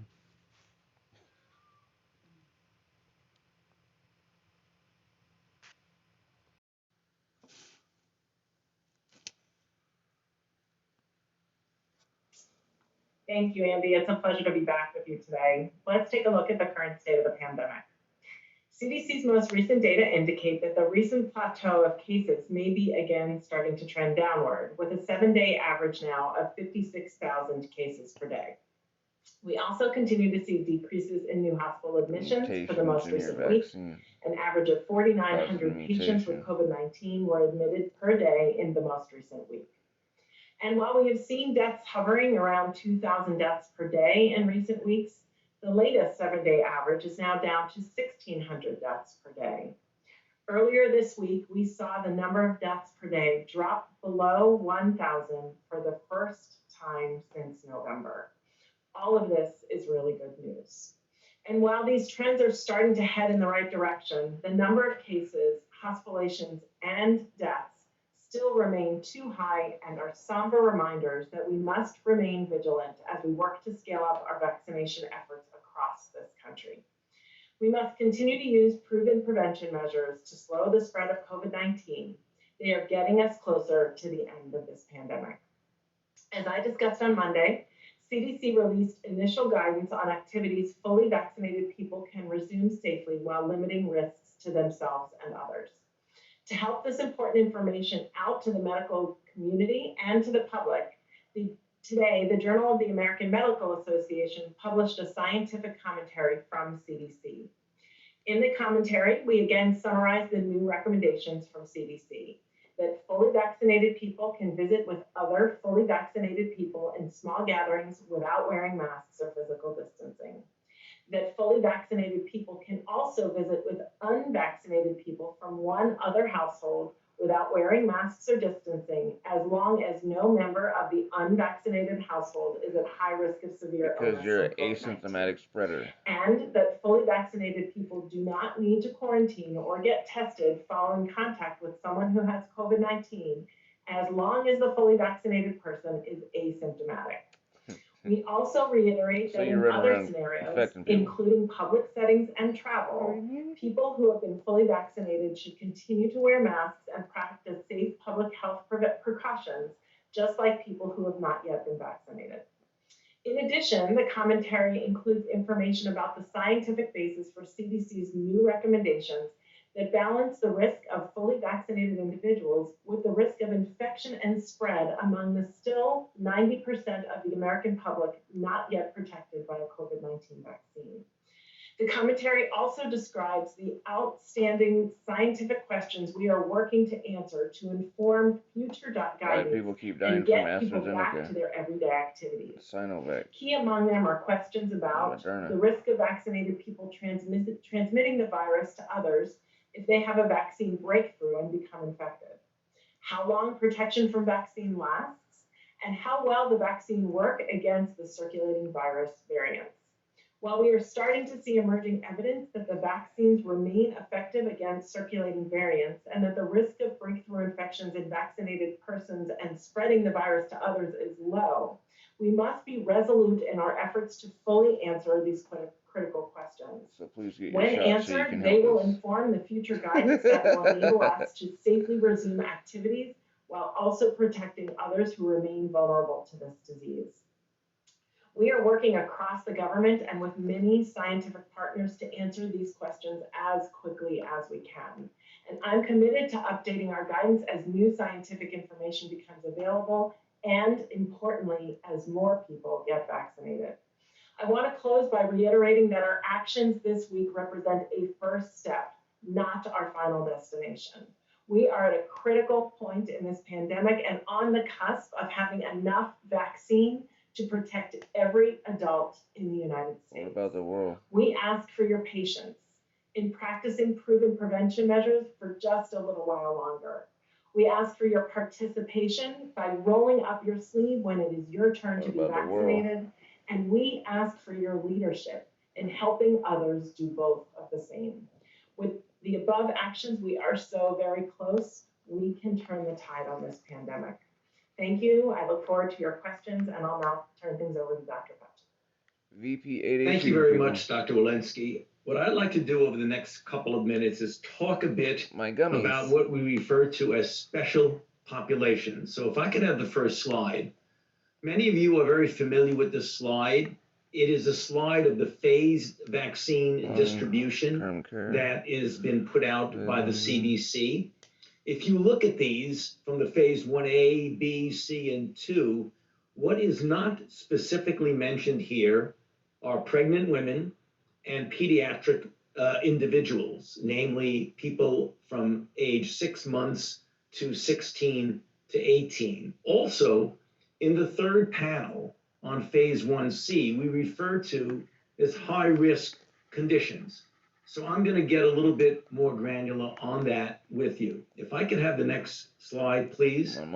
First of all, let's take a look at what we mean by special populations. First of all, are pregnant individuals. There are about 3.7 million births in the United States in 2019. Then there are adolescents and children, a very important topic when we think in terms of schools and the protection of children. There are about 73 million individuals between the ages of birth and 18 years. And then importantly, there are immunocompromised individuals, those who have immunosuppressive medical conditions, either primary immunodeficiencies or acquired immunodeficiencies such as HIV. or individuals who are receiving immunosuppressive treatment or chemotherapy. That could be either due to an underlying neoplasm or maybe even more frequently to individuals with one form or another of an autoimmune disease requiring suppression of a hyperactive immune system. It's estimated that about 3% of US adults fall within that category. Next slide. So what are some of the questions that we ask of these special populations? The obvious ones are, what is the safety and immunogenicity profile of vaccines in these populations? And as I mentioned on a previous presentation, it is unlikely that we will require a full efficacy study involving tens of thousands of individual volunteers. What we almost certainly will do is determine safety and do immunogenicity to determine if special populations, be they pregnant women, be they pediatric cases, that these individuals make a comparable immune response to that which we know actually is associated with the high degree of protection that we're seeing in our vaccines. Next is, what is the duration of the immune response to vaccination in certain special populations? Take, for example, individuals who have immunodepression, either by a disease or iatrogenically by a drug. We may show that the level of immune response is good, but that the durability of that might be different because of the compromise of the immune system in these individuals. And then we want to know, what is the efficacy of vaccination on reducing disease and transmission in certain special populations? There may be a difference between them and individuals in what we refer to as the normal adult population. Next slide. So let's take a quick look at the pregnant individuals. The American College of Obstetrics and Gynecology, ACOG, recommends that vaccines of SARS-CoV-2 should not be withheld from pregnant individuals, and that pregnant individuals may choose to receive a COVID-19 vaccine, and they should have a conversation with their clinicians. As I mentioned on a previous briefing, although they were not specifically looking at pregnant women in the studies which led up to the EUA, since the EUA, several thousands of pregnant individuals have actually gotten vaccinated. And the CDC has established a V-Safe pregnancy registry to follow the outcomes among vaccinated pregnant individuals. Specifically, in one case, Pfizer-BioNTech has launched a randomized placebo-controlled study to do just what I said a moment ago, to evaluate safety and immunogenicity in pregnant individuals. Also, as I mentioned in a previous briefing when we discussed J&J, the J&J adeno 26 vector has considerable experience with Ebola in Africa in individuals who are pregnant and or lactating. And on the final slide, not yet final, the adolescents and children. The age range that is currently authorized for the SARS-CoV vaccination, as you well know, is 18 and older for Moderna, 16 for Pfizer, and 18 for J&J. There are vaccine safety and immunogenicity studies in adolescents and children that are either ongoing and or planned. For example, Pfizer-BioNTech study in persons aged 12 to 15 is fully enrolled, as is the Teen Cove study from Moderna in individuals 12 to 17. This led me to tell you last time that we would know, likely by the beginning of the fall, whether or not we can, and I believe we will be able to vaccinate children of high school age. Now, there are also trials in younger children which will follow, referred to, for example, as the Moderna Kid Cove study. And as I mentioned previously, J&J is also planning studies in pediatrics. Next slide. And then on this last slide, just a couple of other considerations. People with HIV, questions we get asked all the time. People with stable HIV infection are included in the trials, although the data are limited. The HHS guidelines for HIV recommend that people with HIV should receive SARS-CoV-2 vaccine because the potential benefits certainly outweigh the potential risks. And remember, although people with HIV, persons living with HIV, are often considered to be immunocompromised, many of them, in fact, who have normal CD4 counts, who have their viral loads suppressed by combination antiretroviral therapy, have relatively intact immune response. So we would expect that they would do quite well. And then finally, studies on highly allergic individuals are planned, and we will keep you up to date as we get data from these studies. I'll stop there, and now back to Andy. Thank you. Let's take some questions. Great. First question, we will go to Cheyenne Haslett at ABC. Hi, thanks for taking my question. Two questions for Dr. Fauci and Dr. Walensky. First, the CDC has said antibodies after a COVID infection can fade after 3 months.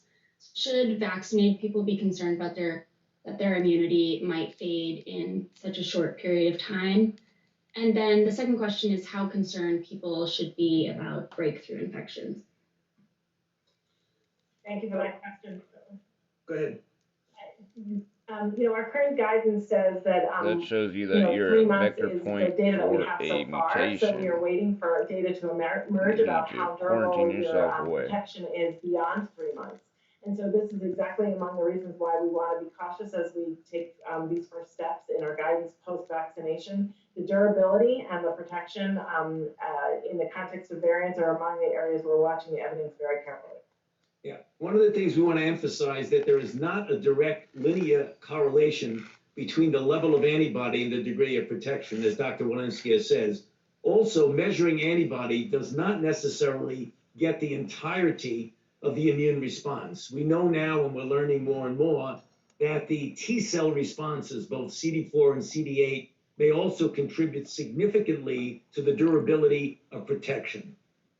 Dr. Fauci, you want to comment on the role in the case of why the Moderna and Pfizer mutations of a come second about shot in your take view out of the durability? T cell and the nave cell. Yeah, I mean, obviously, we've been talking for some time now about why 501V. we feel very strongly that we need so to go with the dangerous. science and showing that with Moderna 28 days later and with Pfizer 21 days later, you get the maximum protection of 94 to 95% efficacy. But importantly, if you look at the titers of the antibody following the first dose, they may be good enough to do a degree of protection, but we don't know what the durability is. Also, when you're dealing with variants, you want a considerable cushion of antibody response if, in fact, when you look at the variants, it diminishes by several fold the efficacy of vaccine-induced antibodies.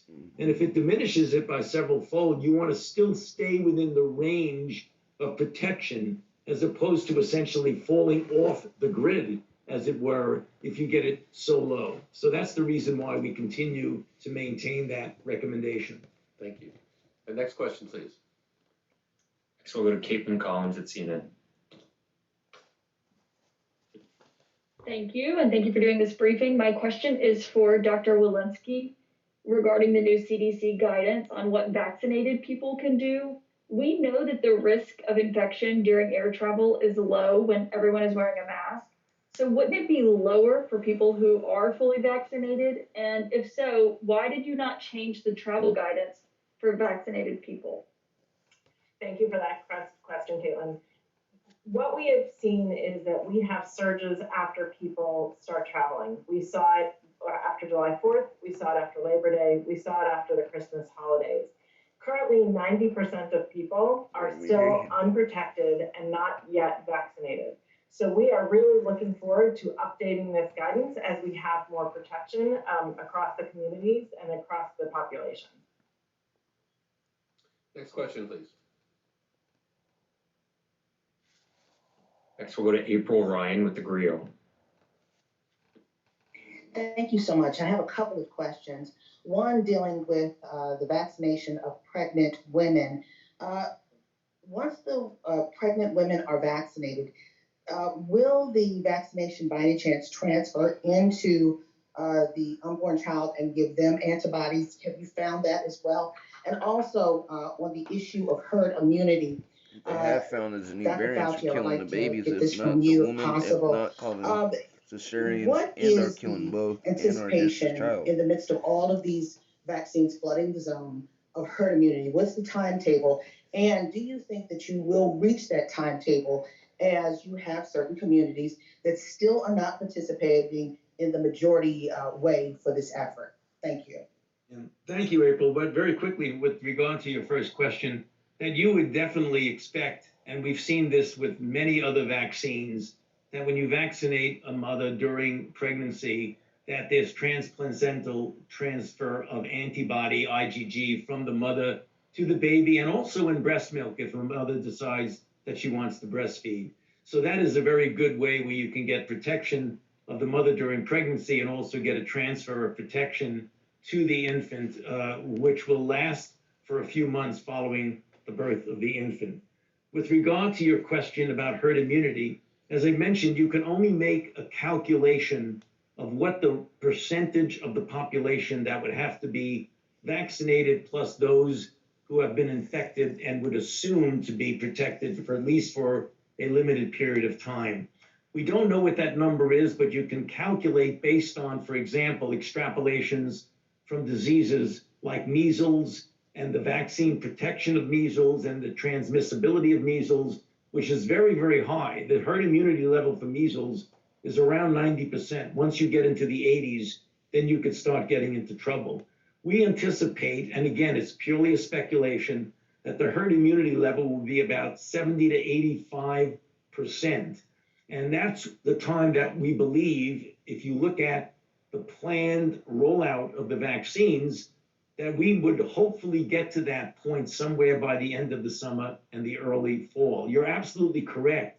If a significant number of people do not get vaccinated, then that would delay where we would get to that endpoint, which is the reason that I underscore what Dr. Walensky said about the importance in every aspect of what we do of getting more people vaccinated, just as many people as we possibly can.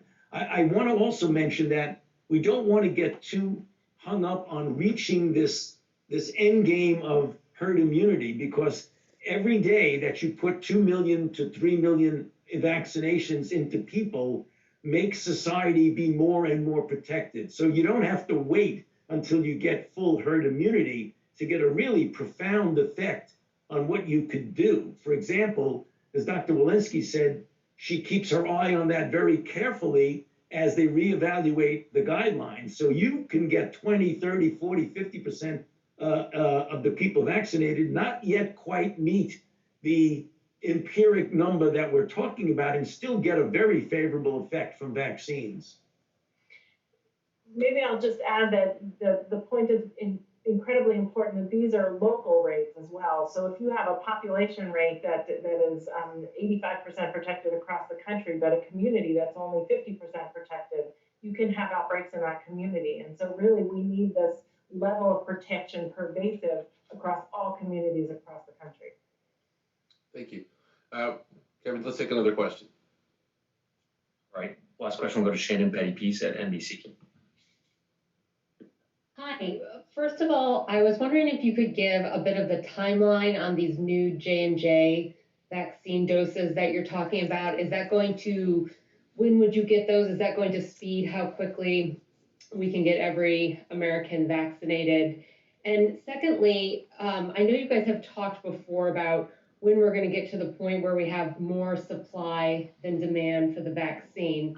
And I wondered if you're seeing any areas yet where we are approaching that. I know there's been reports from places like Louisiana and Alabama, some of the Carolinas, where there seems to be more supply than demand, and the states then have been expanding their population who's eligible. So I'm wondering what you guys are seeing, and of course what you're doing to try to address that. Sure.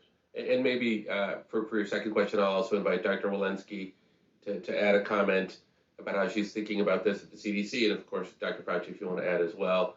The Johnson & Johnson 100 million doses that we discussed this morning was a recent order given by the president to the COVID coordinator, Jeff Zients. So that is a directive, and so more details about that. It's too premature to provide you more details about what the content of that is going to be. With regard to your second question, maybe I'll just kick it off by saying that I completely agree with the premise of your question, which is that there is not a magic date where the entire country moves from needing more vaccinations to having community vaccines for the population. In point of fact, this is a journey that we are working on together, and as you suggested, community by community around the country, they're going to reach that spot in different places. We are working through the CDC and directly with state and local officials to continue to make that assessment. But important for you to know that we are working on both sides of that equation, helping people get straight answers to their questions about vaccines, as well as increasing vaccine production, which we spent more of our time talking about here. Dr. Walensky, what would you add? Yeah, I would add several things. We are working now with 9,000 pharmacies across the country. We know that 90% of the population lives within 5 miles of a pharmacy. We are now rolling out to 250 federally qualified health centers across the country. We're working with our state and local partners to provide toolkits and assistance to ensure that they can reach all of their populations. We're doing vaccine confidence consults. If people have challenges in terms of vaccine hesitancy, how can we address those challenges? There's a lot of work going on so that we can actually delay the period of time where people don't want where we have that inflection point. We want to have a lot of vaccine out there, and we want a lot of people who want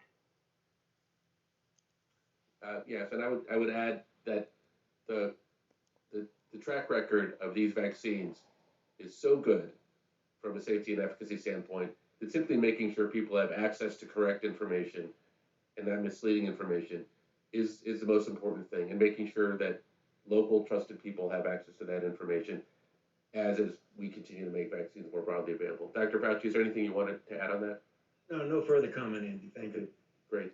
Okay, well, with that, we'll wrap up. We will be back.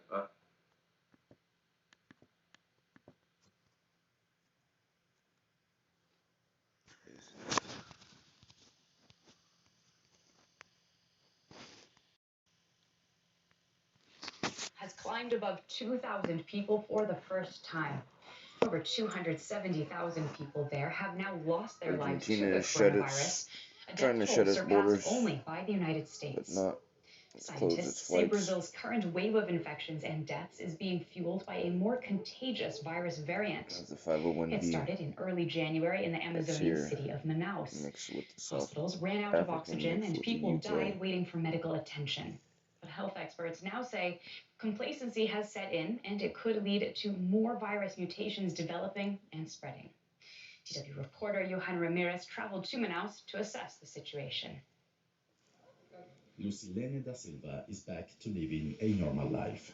In mid-January, she nearly died when the health system in Manaus collapsed. She had been infected with a new strain of the coronavirus and needed oxygen, but the city had run out of it. It seemed apocalyptic. The more religious people said it was a sign of the end of the world. It was a nightmare. I never thought I would experience such a dramatic moment.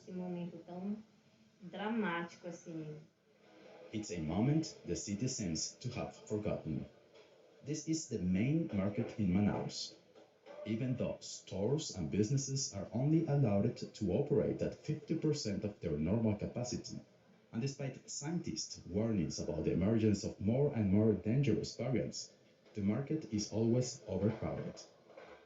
About 30 new strains of the coronavirus have been detected in Manaus. One of them, P1, is responsible for 60% of current infections in the region, suggesting that it is more transmissible. And that number is on the rise, raising fears of a third wave. It could lead to the emergence of even more dangerous variants, according to the virologist who discovered the P1 strain. People's behavior scares me.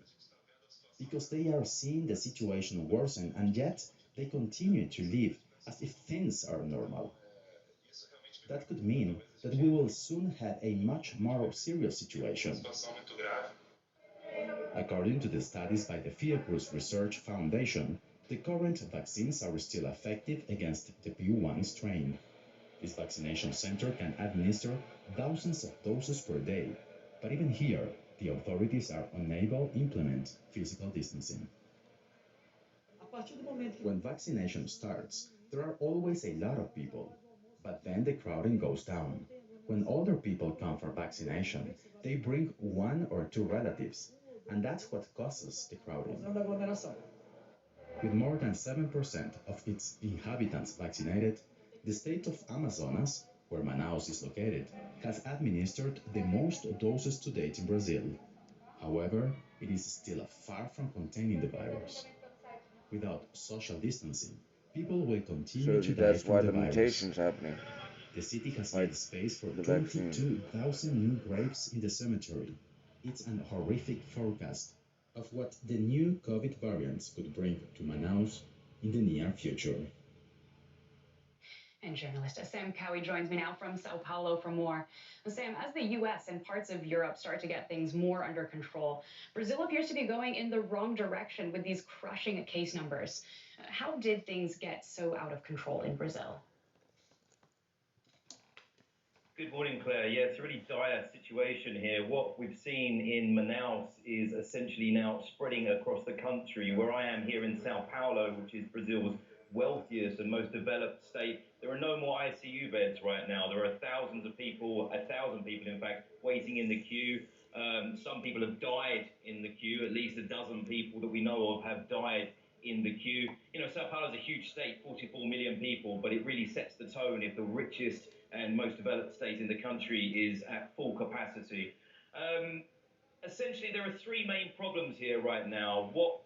As we heard from our colleague in the previous report, the new variant which was detected in Manaus in January is one of the main cases of this. What we're seeing across the country right now is that the number of new cases that are being detected is something like 5 out of 8 are connected to the new variant.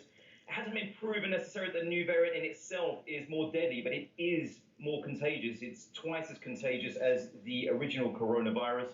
And in a country like Brazil, if it's more contagious, there's going to be more people that die, especially as the hospitals fill up. The second reason is that the vaccine uptake has been very slow across the country. Less than 5% of people have been vaccinated. You know, 220 million people here in Brazil. Long way to go before we reach the 70% threshold, which is considered safe. And then the main reason that if you speak to all medical professionals is the behavior of the federal government, especially the far-right President Jair Bolsonaro, who from the beginning has set to downplay the virus. You know, when he was in Florida with Donald Trump, he said it was an invention of the media to take down the government. Then it went to being a little flu that he wouldn't have to worry about because he used to be an athlete. Then it went to being, oh, just man up, we've got to get on with things. And the thing is, this kind of rhetoric, you know, in Brazil, which is a country, it's a middle-income country, lots of people in the informal economy, lots of people, you know, literally working during lunchtime to put dinner on the table. When a president says, it won't affect me because I used to be an athlete, you know, that resonates, but for better or worse, that resonates with a lot of people. And so the loggerheads, the disconnect between the federal government that we've seen here and the state government here, like we've seen in Sao Paulo, with the state governor calling on people to really try and, you know, social distance and go into lockdown, and the president saying, no, we've got to keep the economy open, we've got to keep the economy running, it's just a little flu. You know, that's really caused a lot of confusion and is one of the main reasons for the high death toll, according to all the experts I've spoken to. Sam Cowie in Sao Paulo, thank you very much for that update.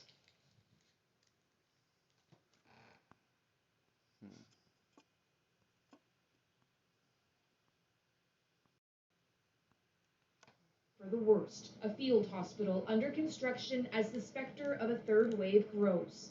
We always want to be ready. You know, as things begin to escalate, we can certainly escalate. That escalation already being felt, says this ER doctor. Today on my shift, I've seen more cases than I've seen in the last month. Ontario's case count, once declining, is again on the rise while restrictions are being lifted. About 30% of those new cases are variants of concern, more contagious, and the one first discovered in the UK, far more deadly, according to new research. A lot of things that you did before that were safe aren't safe as much now. We have to assume that it's everywhere and out there now. People need to be careful.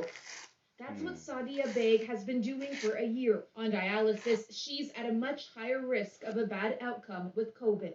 More so than anything, I know my anxiety levels have risen quite a bit. I have had a panic attack, having to go to the hospital myself 4 times a week for dialysis.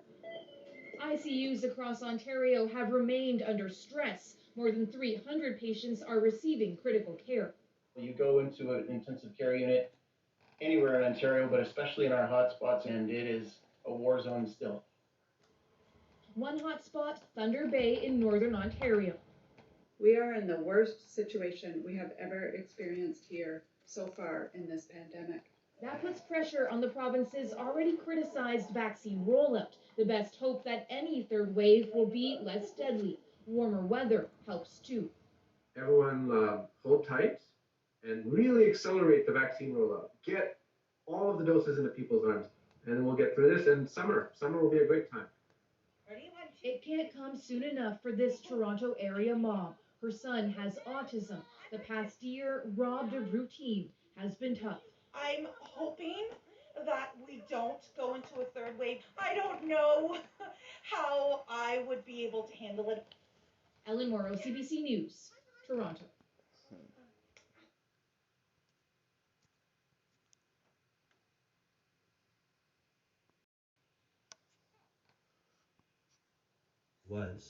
But I was filled with immense grief as she edged closer to death by the hour. What I didn't know yet was that by the time I left just 2 days later, at least 3 patients would be dead. The vaccine offers hope, but the sad truth is that the virus continues its brutal slaughter in ICUs like this one in Phoenix, Arizona. The only people allowed in are healthcare workers. They're overworked and underpaid in a deluged hospital. I wanted to know what it is like for them now, after a year of witnessing so much death. Eager to show us their daily reality, 2 nurses wore cameras, so that for the first time, we could see the ICU through their eyes.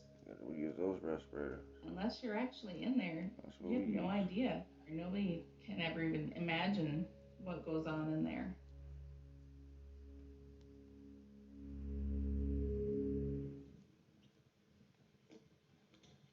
This ICU contains 11 of the hospital's sickest COVID patients.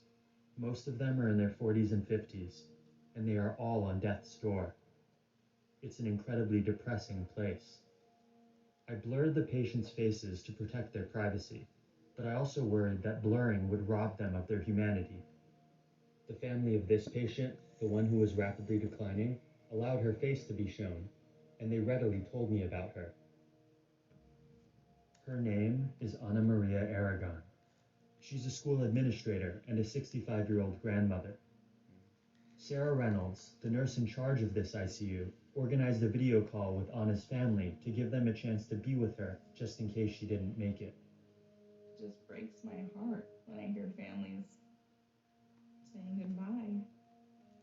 You might expect the doctors to be running the show, but it is really the nurses who are providing the vast majority of the care. We do everything. We give them baths every night, rubbing lotion on their feet, shave the guys' faces, cleaning somebody up that had a bowel movement. It doesn't even register as something gross. If I walk into the room, I say, hey, sounds like you have COVID. Then I might order a chest x-ray, I might order blood work, I might order catheters. All that stuff is done by the nurse. I may have spent 10 minutes. The nurse might spend 7 or 8 hours actually in the room caring for them. Let's say there was a day that nurses didn't come to the hospital. It's like, why are you even opening?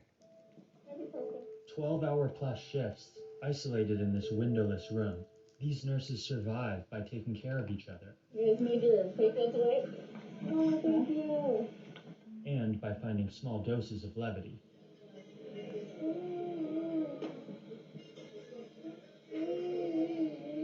I'm getting older now, and there's all these new young nurses coming out, and I feel like like a mom to all of them. Morgan, she's got big aspirations. She loves to snowboard and she's so smart. And Deb's just, she's funny. I'm just gonna follow you, Grandma Gal. You're so photogenic. Just look at you. You're glowing. I tease her all the time. I can tell her to do anything and she'll just do it because I think she's scared of me because I just always make sure you have no wrinkles in those sheets. The patients spend most of their time on their stomachs because it makes it easier to breathe, but the nurses have to turn them often to prevent pressure sores. There was one woman in her 50s who was so critical that this simple procedure risked killing her. Yeah. Even just turning them on their side, their blood pressure will drop, their oxygen levels will drop. Let's just disconnect all the wires so that we don't have everything tangled. Her heart had actually stopped the day before. And so the concern was if it was going to make her heart stop again. Okay, so Amber's count. And come over, push it. We were all watching the monitors.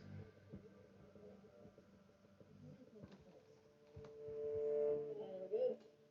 She seems to have handled it pretty well. I felt relieved, like, oh, you know, we did it. Arizona is a notoriously anti-mask state, and it faced a huge post-holiday surge in COVID cases. In January, the month I was there, Arizona had the highest rate of COVID in the world. As a result, ICUs like this one have too many patients and not enough nurses. Because they're so critical, they need continuous monitoring. Sometimes just one nurse to one patient, but normally what we have is 2 patients to 1 nurse. But there definitely are times when we're super stretched and have to have a 3-to-1 assignment. A nurse shortage has plagued hospitals over the past year. To help, traveler nurses have had to fly into hotspots. Others have been forced out of retirement. Especially strained are poorer hospitals like Valleywise, which serves a low-income, predominantly Latino community. Many of our patients are uninsured. Some of them have Medicaid, which pays something, but, unfortunately not enough. This means they simply can't compete with wealthier hospitals for nurses. There's a bidding war. The average nurse here, give or take, makes about $35 an hour. Other hospitals, a short mile or 2 away, might pay them $100. We lost a lot of staff because they took the travel contracts. How can you blame them? It's sometimes a once-in-a-lifetime opportunity to make a lot of money. Every single day I'm off, I get a call or a text, hey, we desperately need help, we need nurses, can you come in? This nursing shortage isn't just about numbers. Physically, it's exhausting. We're just running, we don't have time to eat or drink or use the restroom. They have kids at home doing online school, and I think, gosh, they haven't even been able to check on their kids to see how they're doing. My days off, I spend sleeping half the day. You're exhausted, and eating because we don't get to eat here often. I'm getting hungry now.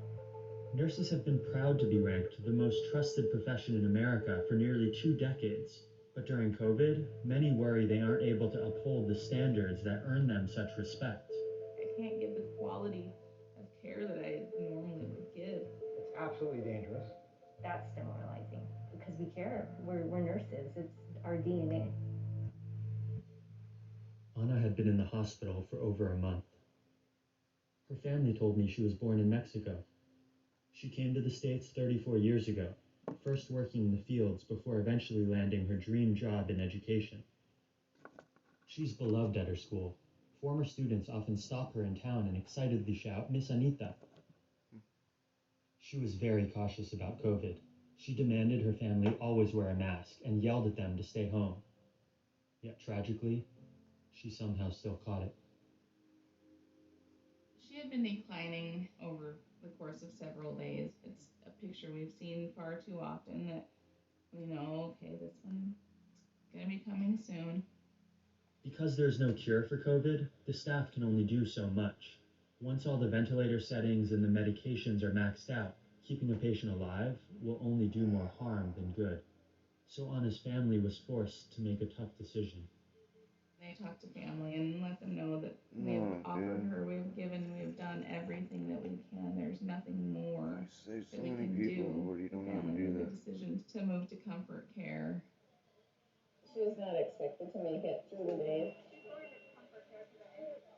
signs or symptoms of pain or agitation, you can increase your dose.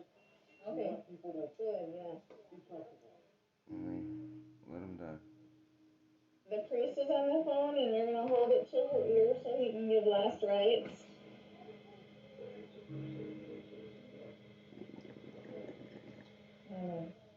Tenemos ya todos en la llamada. Okay. Okay, and we will be here with her. We'll hold her hand for you guys, okay? If I'm there while someone's passing, I always hold their hand. I don't want somebody to die alone. That's something that brings me peace. Really? Just turn the vent off. Just turn the vent off.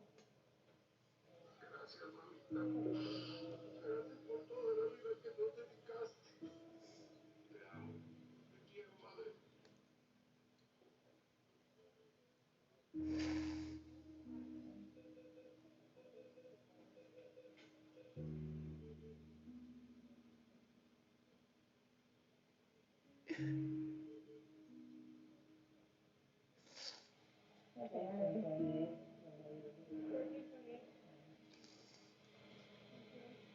She went very peacefully.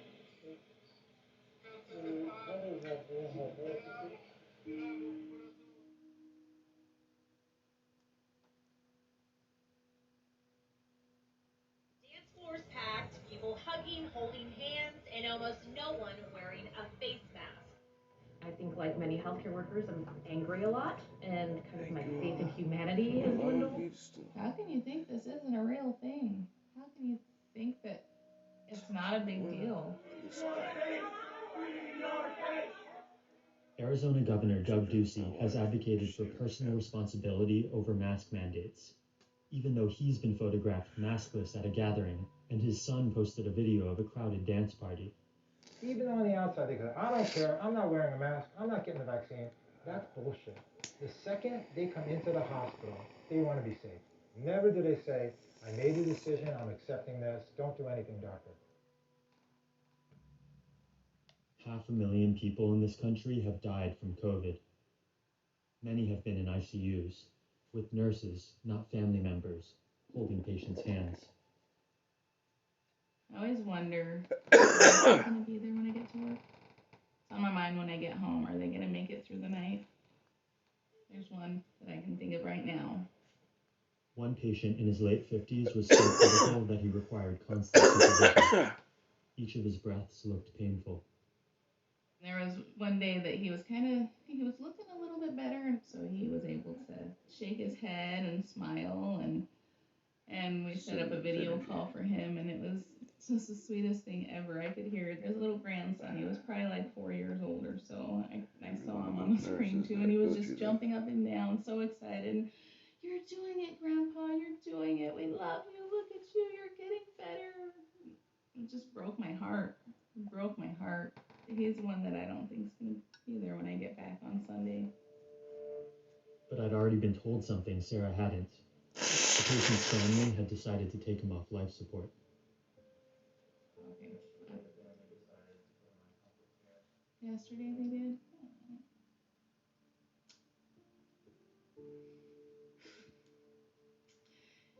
And I just think of his little grandson. You're doing it, Grandpa. You're doing it. He wasn't the only patient who didn't make it. When I went back to the hospital, I noticed that the bed of the patient I'd seen get flipped over was empty. My heart sank. I knew this meant she'd passed away. What's sad is when I go back, those beds will be full. They'll have somebody else there, just as sick, with another long stretch of a few weeks ahead of them before it's time for their family to make that decision. I'd never before seen someone die, and even though I didn't know these people, witnessing their deaths left me sleepless, exhausted, and depressed. It's unfathomable to me that these nurses have gone through that every single week, sometimes every single day, for an entire year. I assumed the nurses must block out all the deaths to be able to keep going, but they don't. They grieve every single one. I've always loved being a nurse.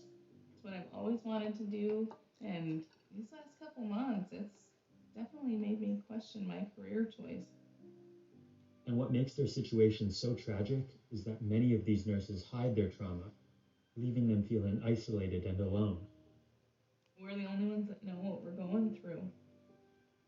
I don't really want to tell my family about everything because I don't want them to feel the same emotions that I feel. I don't want them to know that I carry that burden when that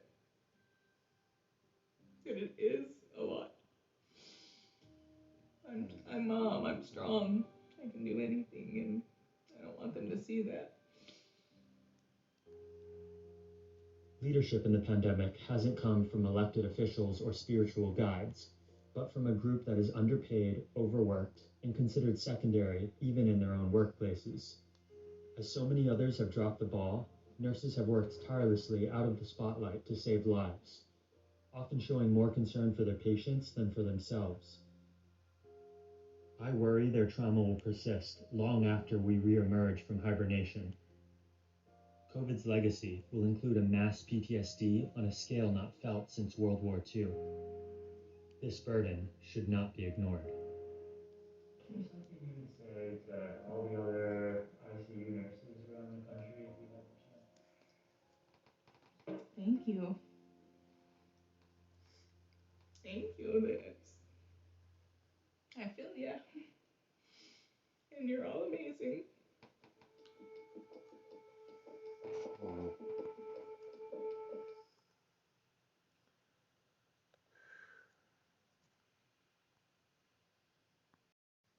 This is what our little girl was seeing and doing. She was working in Oklahoma before they moved back.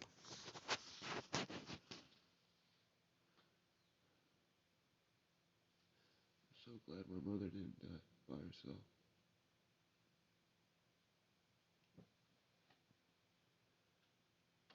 It's crazy. Your parents, everyone that we've helped. Lady talking right now.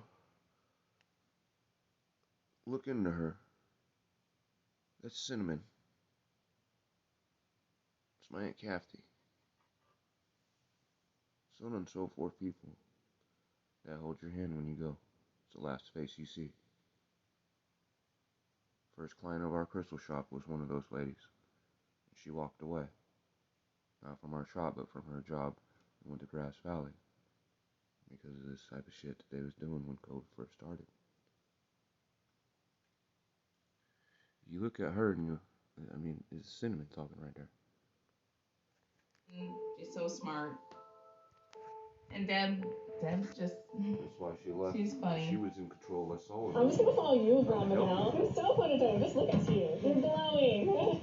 I tease her all the time. I can tell her to do anything and she'll just do it because I think she's scared of me because I just always make sure you have no wrinkles in those sheets. The patients spend most of their time on their stomachs because it makes it easier to breathe, but the nurses have to turn them often to prevent pressure sores. There was one woman in her 50s who was so critical that this simple procedure risked killing her. Yeah. Even just turning them on their side, their blood pressure will drop, their oxygen levels will drop. Let's just disconnect all the wires so that we don't have everything tangled. Her heart had actually stopped the day before. And so the concern was if it was going to make her heart stop again. It's on Amber's pad. And come over, push it. We were all watching the monitors. I just needed 7 people to turn that person over. Just dead weight, honey. Yeah, no, I'm not judging. I'm saying how crazy the resource is. One person. I felt relief, like, whew, we did it. That young lady was the size of Sarah. Young lady was the size of her daughter. Why I fucking got on her daughter's butt and said, hey, this is what you're going to go into. Your mother did this. My mom did it. Da-da-da-da-da-da-da-da-da. Shit ain't got no better since my mom has done it. It's gotten worse, honey. Here, I'll introduce you to 5 of my friends that had their spines fucked up. And have these. Like, columns, spine fusion, rods, this, that, fucking, the electrical thing falling in and out of their fucking body because For life, you're an experiment, Doctors trying to get fucking- you somewhat better. Doctors fucked up putting the fucking electrical thing in. Right? 7 people because it's dead weight. And that was a woman, not obese. No. It's incredible how much these people care, too. No. Zone is a notoriously anti-mask state, and it faced a What have you known and noticed since we've worked on all those nurses? What is the common denominator? They're codependent motherfuckers that will kill themselves to make sure that you live. Because they were abused and have no heart chakra to care for themselves. Therefore, this is exacerbating it. Yep.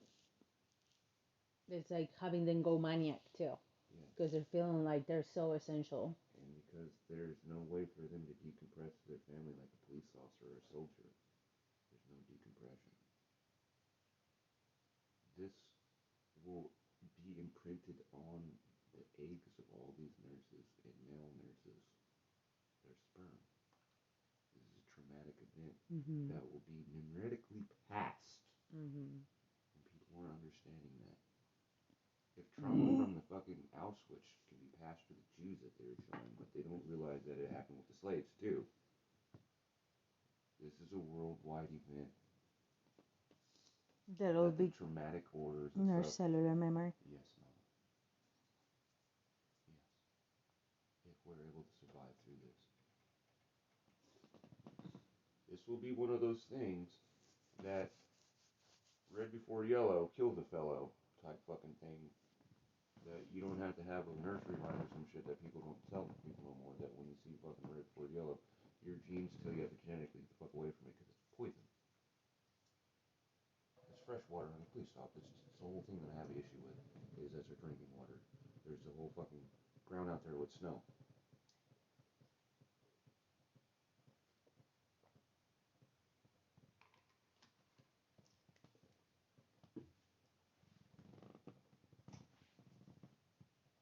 Please stop that. Allocate your resources in a different manner. Please. We had a conversation about this shit last night before we went to sleep. Every day we do the same thing. Please change that. Please. That's why those nurses are fucking doing what they're doing. And then people don't do a fuck.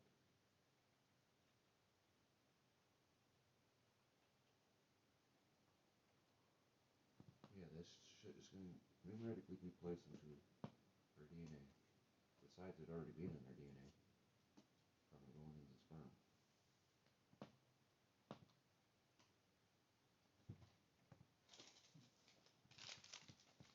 And you heard the other day, they asked, are you raising the minimum wage for these women? Or these men?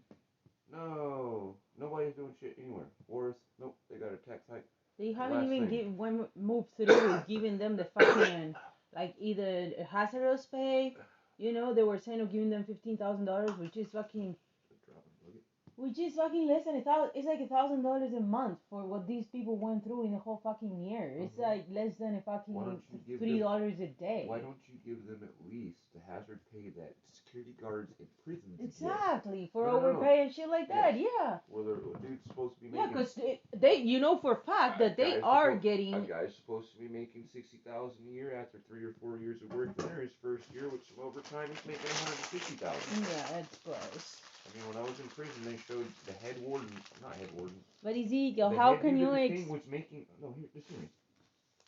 The dude at Avenal prison, not the warden, not the head of the fucking guards, a guy just through overtime was making over $100,000 plus. Yeah, I heard it from Andres.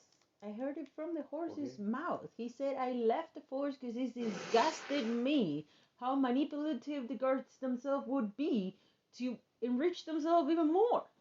And it's like, you know for a fact that then people are getting hazardous pay. Why aren't they doing it right now for nurses? Why aren't they getting their loans reduced? Why aren't they fucking doing something? Are you fucking kidding me? I don't care getting the money, but it's like we just got an anniversary a year off, and all you've done is giving people 3 fucking stimulus checks, which is altogether comes up to like $3,000. You really expect fucking people? But the problem is the people in the government, they're not at the same level that we are, so they can't compassionately you hear them and they say, these people gotta go to work. It's like, are you fucking serious right now? Like, it's something weird. You know, so how do you expect somebody that never had to put themselves in like an emergency situation or anything like that to want to retribute them because they don't know compassionately, they don't fucking know what it takes. That's why people get people that have worked in those fields and try to do such. But yet usually what happens is it gets a corporate fucking mismatch where it goes, oh yeah, I worked in that field. Yeah. And as a fucking supervisor. And I totally forget about it right now. And so, yeah, exactly. And then you're having people take the merchandise on the fucking elevators and they're having to go around the corner and use the stairs. I mean, thank God that's gonna have given them years of life just for using the stairs because it's probably the most exercise they fucking do. But at the same time, that depends on as I'm doing those stairs. If I'm fucking in my mind, yeah, hating on that shit. It's all that it's going on my body. Using shoes that do not let me to ground, and every step that I'm taking is causing hydroxyapatite. Yeah. My knees are being destroyed. My hips are being destroyed. My estrogen and estrogen is being removed from my body if I'm male or female. Yeah. I am destroying my own vascular system. I'm destroying my own, giving myself osteoporosis through my own thoughts because I hate this job. Hello? Yeah. Same thing happens with nurses. Yeah. Don't walk away, finish this, honey. I just need to stand up and stretch. My lower back hurts after I sit for a while. And I tried to play it and you said no, so I stretch, I walk around and I came back. Holiday surge in COVID cases. In January. Stop the record. Recording. Just pull the thing down and push pause.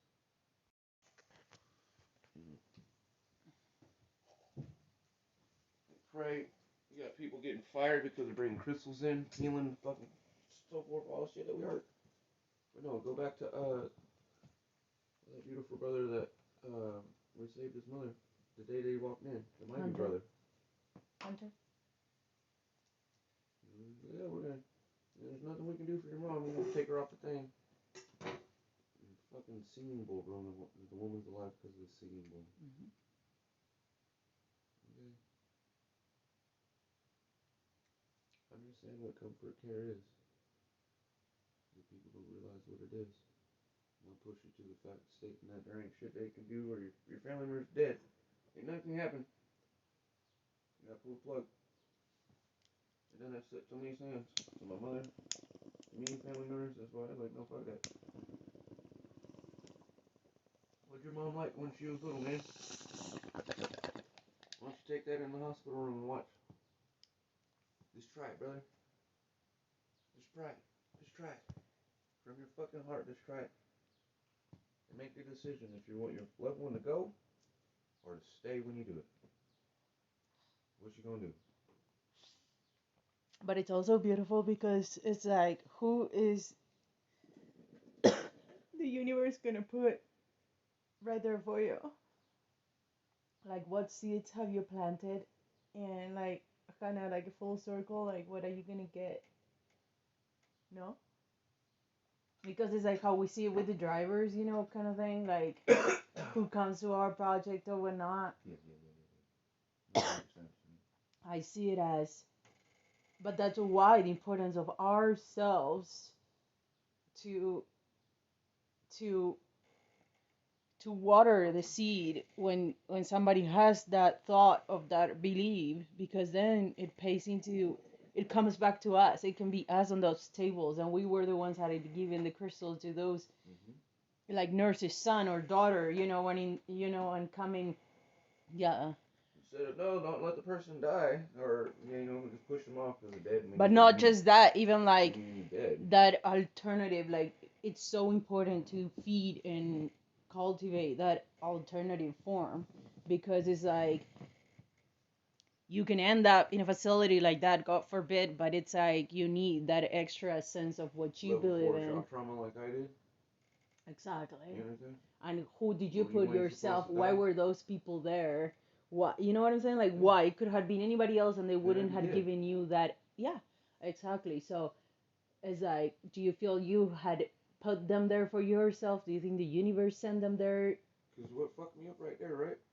What made me cry wasn't so much as the family coming together. Is when they said that I had nobody for them to take, to reach out to. The Heather or any of that. When they called the preacher up, the priest on me, no, we didn't even fucking call. Called. That was me. I died in fucking in the hospital. Several times. Being life flighted to shock trauma, but shock trauma, I died. That's why those women came in. They still brought the preacher in. I begged them not to. That's how those three ladies came in. This is that's not what I followed. Yeah. Can you please honor me in this And manner? the importance of people building their own system of belief. Can you honor me in this? Yeah. So I can go in peace. Yeah, it's so important. I'm gonna die, let me die. I don't want the fucking anti-snake venom. It's against my religion. They would fucking push and fought and you can't tell motherfuckers no. You understand? It's hard as fuck. Because you're there. You're part of. You're theirs. Yeah. Kinda. They do whatever the fuck they want, or fucking inject you with shit, and it's like, no, motherfucker, as long as you're cognitive, then you can fucking stay. I don't want no pig shit in me. I don't want no They baby should juice. honor that. I don't want none of that shit. Fuck you, let me die. Please, let me die. I'm making this choice. I reject operations. I reject what the fuck you guys are doing. I reject this. I do not allocate this. You cannot get down a piece of paper that I sign no shit. They gave you permission to do no shit. You are fucking kidnapping me. So on and so forth. Because the shit that I see my mom do to the people, you can reject stuff. And it's your body, you still. But you have to show that you're fucking cognitive. Yeah. Well, that's why they're having people with the euthanasia. They're having people otherwise they fuck you off. Kill themselves when they're only cognitive before their time, because otherwise it's not considered that you're in your right mind to make the decision. Even though you can make the decision and let the disease progress, and then you have made the decision. But they're not honoring that. So you got people that may have another 8 years of life, but they're traveling abroad and killing themselves, literally killing Grace themselves. Hospital let me crash because I wouldn't give them my social. That's all right. They let me crash. They're the reason why I got life flighted from Harvard to Grace to fucking UMC. They wouldn't believe me that I drank 4 Locos and my shit was the color that it was from the fucking dying the goddamn alcohol. They didn't believe me that I had blood poisoning, so I flipped out. I was like, no, dude, I gotta be like a fucking snake. Oh, well, Copperhead doesn't do this. No, I had sarcoidosis, still that place, because it's a little fucking repeat place. I had no idea about my immunological response. But that's the issue. It's like people are the whole society to your mom is and dad depositing. That I want your blood. I said, oh, dude, don't do that, because they've been after me since I fucking walked out of that goddamn hospital. You understand? Yeah. Trying to guinea pig my ass like they did my mom. You got me fucked up. You're not making no drugs or no shit off me that would kill my lineage. Fuck you. I think that's the main issue. Society has, as we're doing with the government, society has deposited so much hope into this system, the medical system, that has no fucking clue what they're doing. Ezekiel, how are them people, the ones that are on TV, the specialists, and can't answer one concrete question? Like, none of it is one concrete thought. Data. There's not even analysis of that data, or make sense of that data, or build upon that data. Then people, you and I, most of you, I get the ideas from you, but I could, in my own, if I was to absorb this amount of information, I believe that I could get to the same conclusion, that then people have no fucking clue, and putting a little bit of sense into looking into it, you can reach to farther conclusions at what then people are in a year. And it's like, this is all you're doing. Like, this is your motherfucking job, lifelong career for the last 50 years. You've been studying this, and this is all you fucking know. I've been scanning people for less than 3 years, and I can just draw better patterns than you can. It's like, what the fuck? And I ain't getting paid? Just like an amphi, like doing it for pleasure. It's like, and you're getting paid, that's the issue. You're getting paid, and therefore you have no passion for it. No passion. Outside the construct. Exactly. It's like, okay, what do we need to make? Okay, this is what we're making. This is the agenda, and that's it. And you cannot even see the repercussions of that. You've been so fucking sold the fuck out to the system. That's it. You take that out, you take the passion out, and there's nothing left. And so, Secular religion. That's all it is. yeah. Going to church on Sunday. Yeah. Yeah. Different Not every day. You're not living for it. You're not feeding yourself. You're not learning what else is happening around you. You just do it on Sunday for that hour, and that's it. Like you were telling me, don't domesticate yourself with the scanning, where you only scan yourself when they're paying you, or scanning anybody when they're paying you. Like you should be able, out of curiosity, out of whatnot, because this is an extension of yourself. Man, what the fuck is that? What would you say to me if I said, huh? Boop. Oh, I didn't think that. It sparked your interest. Oh, what is that? Environment involved, or was it just my observation at that point, at that time when I looked and sequenced it? But when you ain't leaving it like that, and you're shutting it off, and you're only turning the switch on when it's like our time, you know. Yeah, you're like, you punch a card and you're activating. All of your neurons are not firing. Like you don't do that wholeness, like connection. It's just like here and like localized and centralized, but it's not fucking holistically. It's not understood all around. Yeah, that's the problem when one don't leave it and be it and embody it and do it and apply it.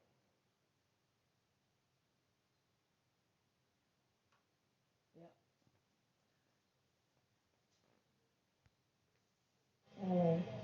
Tenemos ya todos en la llamada. Okay. Okay. And we will be here. Just gonna say this because I was reading on. They're saying, you know what they call, just because they're doing the Zoom video call. I never done a Zoom call, but do you know what they're calling in the media, in the news? They're calling it Zoom fatigue.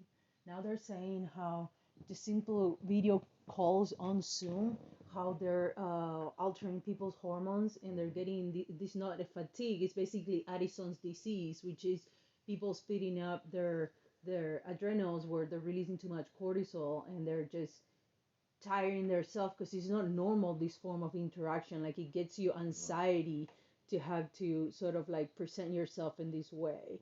And so I didn't read the whole article, I just read the thing. Like it's a job interview and they're taking too much into it, and it's just like, dude, go back to America's Funniest Videos and just act like it's fucking you're what am I looking for? Slow down, Mike. You're what is that word? I just seen it and it just went past my face.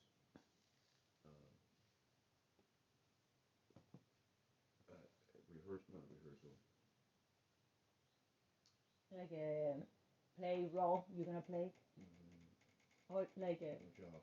Casting? Yes, but casting call, kind of like that kind of, yeah.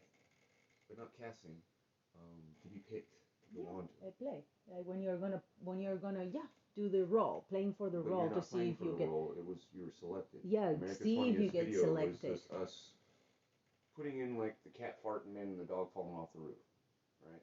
You're selected. You don't cast and do a role like you're playing in a play. It was just people sitting in snippets. Yeah. And they're selected. You understand? Yeah. America's Funniest Videos, so on and so forth. Hold her hand for you guys, okay? I'm there while someone's passing. I always hold their hand. I don't want somebody to die alone. That's something that brings me peace. Just turn the vent And 9 other East Indian sisters that came in. And then you branch off from them and think of Cinnamon's daughters. And that sister's daughters.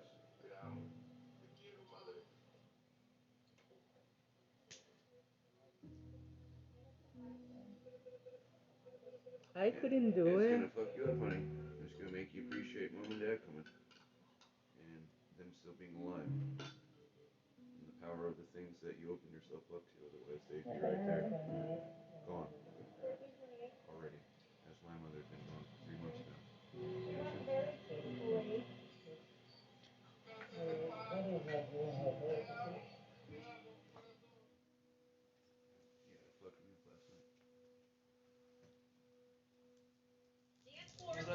People hugging, holding hands, and almost no one wearing a face mask. I've been there. I think like many healthcare workers, both I'm angry a lot, and my faith in humanity has dwindled. How can you think this isn't a real thing? How can you think that it's not a big deal?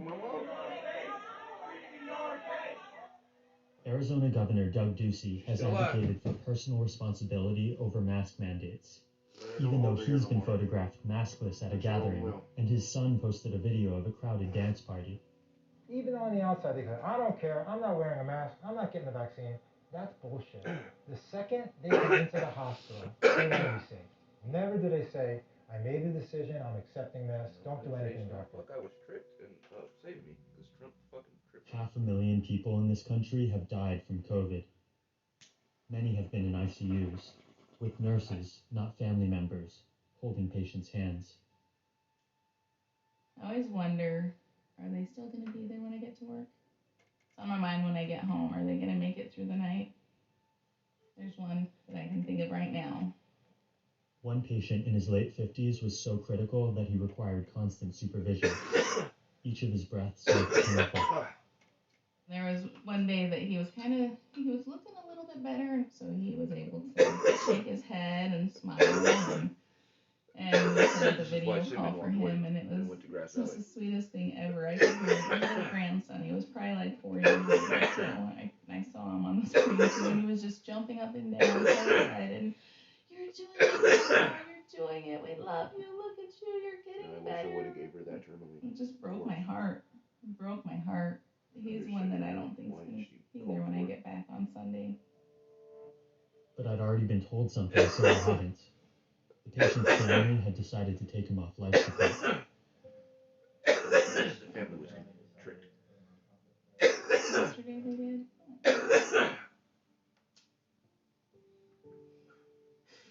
When a person that knows that person gonna make it or And not. I just think of his little grandson. You're doing it, Grandpa. You're doing it. Yeah, that's so fucked up because she don't understand as a scalar antenna, she's going home either keeping them people alive or not, but the moment that she entertains the thought that the person may not make it, she cuts the cord off, and it's like, yeah. And it's like what I did, that day that they said about the flights, I sent my dad a balancing, wanting him to be okay for when he would be here, like you can't entertain that thought. Bullshit.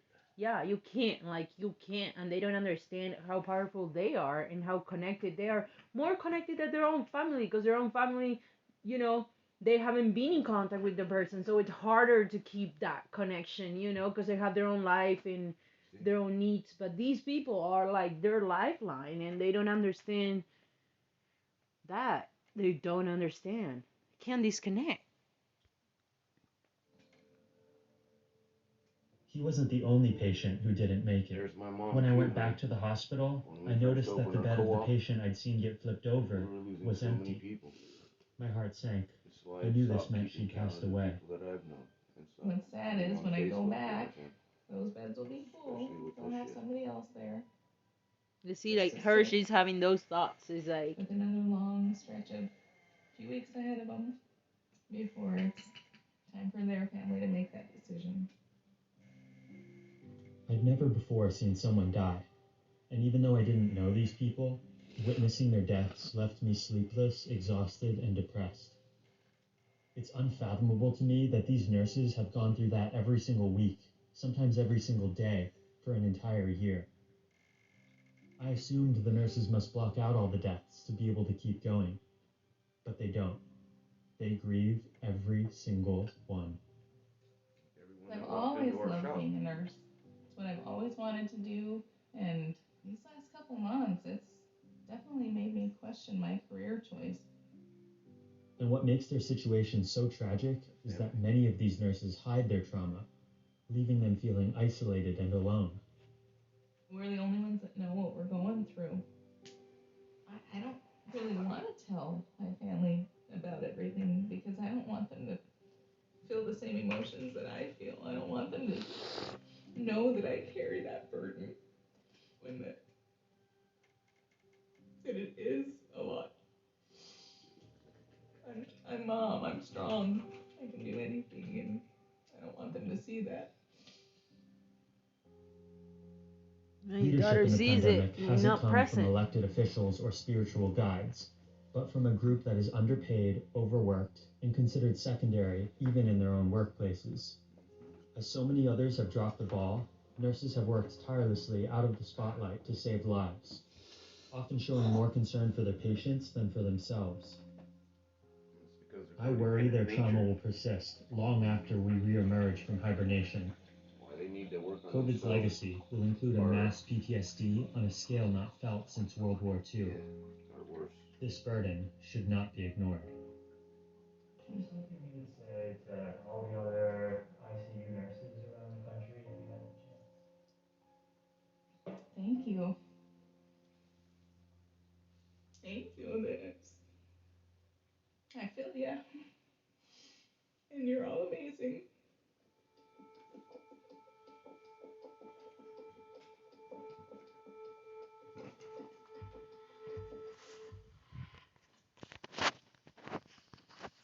This shit's crazy.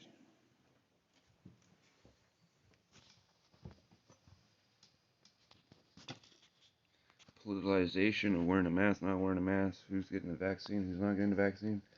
Now 19 states are gonna remove the mask mandate. And 45% of all Caucasian males are Republican Trump voters not getting their thing. Only 20% of the people that do have access to vaccine of the fire department decided not to put it. I mean, I don't judge them. I wouldn't put it on, but the mask mandate, that's a little stupid. I don't think we're in a place to fucking... Hong Kong, more people died from AstraZeneca and other things. And the pandemic, but some countries in Europe are putting a pause on the AstraZeneca shot. As you know, that vaccine, it is one of the 4 being used right here in Canada, and we're waiting to hear some news on that vaccine from the country's top advisory panel. CBC's Natasha Fata is tracking this story live from Toronto. What are you hearing, Natasha? That's right, Savannah. What's happening in Europe is in the background of this very important decision that we might get some update on this week. We know that the National Advisory Committee on Immunizations, this federal body, did meet yesterday, and there is a possibility that they might reverse their decision on AstraZeneca as it relates to individuals who are 65 years of age or older. Now, previously, their recommendation had been that these individuals should not necessarily get AstraZeneca. They would have recommended that they get the Pfizer or the Moderna vaccine instead.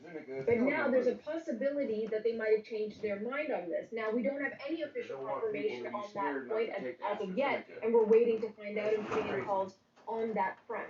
Also important for Canadians to note is that the 500,000 AstraZeneca vaccine shots that we have received are in fact those that have been developed in India. They're the Covishield vaccines that were made in the Serum Institute. So while they are biologically in terms of formula exactly the same as the AstraZeneca vaccine, they're produced obviously in completely different geographic locations, but also under very different technical conditions as well. That's significant because, as I said, in the background, there's some concern about the AstraZeneca vaccine and potential ramifications that's happening on people there and how some of the Europeans are responding to that situation. Now, some countries in Europe temporarily suspending the use of that AstraZeneca vaccine. What's the backstory there? So the backstory there is that there have been multiple reports, at least 30 that we have heard of individuals who are dealing with severe blood clotting who Besides the blood took clotting. the AstraZeneca vaccine. Now, there is not necessarily any scientifically proven correlation between taking that particular vaccine and these blood clots. And that's how they like to say it's like the people that die a day or two after having the vaccine. That there's no scientific data to that. It's just a coincidence motherfucker died.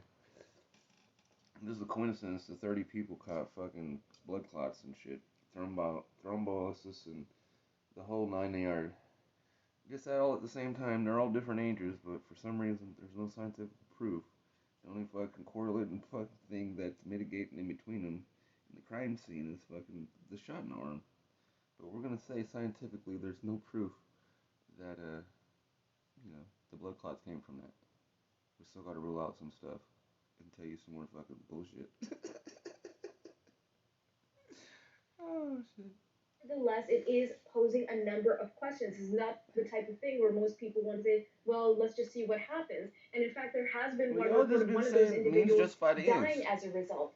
So now Denmark and Norway have said they are suspending, not canceling, temporarily suspending the use of the AstraZeneca vaccine in their country until they get more information. More people In get the fucked up in meantime, other there is countries. this concern about one specific batch of the Come on. AstraZeneca vaccine that was sent to 17 European Union nations. So as a result, the European Medicines The batch is Agency fucked up. is investigating, in fact, if there is a link between that particular batch of the vaccines that was produced, sent over to these countries, and the individuals getting these blood clots. So in this gray zone that European gotta put countries more are or less existing in sugar in right the now, Kool-Aid, man. we've also got Austria, Italy, Estonia, Lithuania, Luxembourg, and Latvia all saying that they have stopped inoculations from that specific batch until the investigation is concluded. Sweden, So what on the other happens hand, with says that batch? They gonna give we it to don't Africa? seem to be so concerned right now. And There's everybody no on the link between Sinovac the two, thing? so we're going to continue to use that Like you particular guys batch, give and a at any polio, moment that measles, decision Ebola, could and also AIDS virus change, Susanna. vaccination But shit. the big thing that Canadians need to keep in mind is if those European countries got their vaccines, that batch from AstraZeneca, and Canadians got their vaccines From India. it is impossible that we would have received the same batch of vaccines because you know lots of people are going to be concerned about that. It is nevertheless going to raise questions. Is it just one batch or is it going to go further than that? This is very much a story in movement right now. I'm trying to stay on top of it and we'll bring you all the updates. Excellent. Thank you, Natasha. Huh. That's some interesting shit right there. This is from December 20-something. And stating how coronavirus attacks your body. Now, is this going to be the wild, the new, the variants? You're into it. How do they think it attacks? Fever and difficulty breathing are both known symptoms that can arise from a COVID-19 infection. Some people suffer long COVID, where they have extreme fatigue and cognitive difficulties, but doctors are still finding out why. It could be that the virus moves through the nervous system of people it infects. That's what new research suggests. Like staph? Interesting.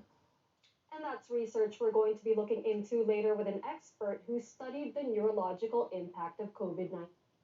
Interesting, huh? What was I just saying the other day? Because from listening to the news, this shit, this vector point into the body, if we wear a mask, we don't catch it, but people are catching it in dining, sitting dining areas, because you have to pull your nose. Yeah, because we put it down. Then, and they keep saying it's in the nasal swabs and the phalanx, but they're saying this goes into the lungs, and now the last couple of days I've been hypothesizing, going, well, this has to be going through the nasal epithelial cells, and through the mucous membrane, going into the fucking nervous system, into the brain, causing these people to have these issues. Yeah. Besides going into the lungs, but that has to be a last stage of it ending up here. If it's coming here, coming in and so forth, how does it actually affect you? You know what I'm saying? Because it's all mucus. We're protected from fucking here back down from the nasal. We have an immune response there. But this is able to bypass it. Henceforth, people getting snot. It's like a pregnant woman when she knows she's pregnant, she gets fucking sinus infection. What happens with COVID? Have they actually figured out the exact mechanism that shows, I'm pregnant? Right? You know what I mean? So if this is an aerosol, so forth, they're stating if I'm vaccinated, the stuff can still be living in my nose, and I can be blowing it out. Not that I'm infected. I can go around an infected person, breathe in the shit, and somehow it's in my nose. Viable virus in my nose, which means it replicates. And I'm breathing out. And passing it on, even though I'm not infected. Huh? But then you have the infected person doing the same, giving off virus. Those two modalities don't make sense to me on how one can off-gas stuff if I'm not infected. What does the viable colony size need to be inside of my nasal passage. Not to infect me, but somehow I'm off-gassing when I exhale and infecting you. You know something? How does that work? How do I not get sick from the shit in my nose? Unvaccinated. To the vaccinated ones, as they're stating that if you get your vaccination compromised and you end up getting symptoms instead of being asymptomatic and spreading this stuff through your nasal passage, off-gassing this stuff. But they're showing it goes in the nervous system. It's like sarcoid, which is weird, my mom's spinal fluid. You understand? And brain fog, where they misdiagnose her with fucking bullshit. It has taken over the white blood cells. And nervous system. They call it neurosarcoidosis, all the things that they're showing of people, which we'll listen to here shortly. I just diagnosed, like I said, because your mom and dad catching COVID. You gotta look into this stuff for the long hauler shit, because somebody's gonna end up, that we know is gonna end up having the rest of their life be like my mother's. With the issues in the mind, the fatigue, the fucking so on and so forth. So.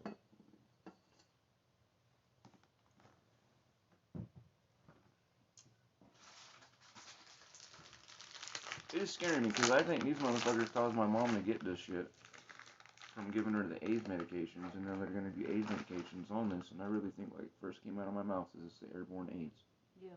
That they fucking fucked off AIDS to where it became airborne, and now calling it something else. There's a reason why you're being so, like, fucking obsessed with it, like, telling people about just being so stuck in your mom's story, you know what I'm saying? Just like telling people that she was misdiagnosed with AIDS, AIDS. Like, it's something that you haven't resolved or find in your mind, you know? So, like, this makes a lot of sense, and this is the people that have and 20 people done this. Like, these are the people in charge of that shit. 20 people before our shop closes.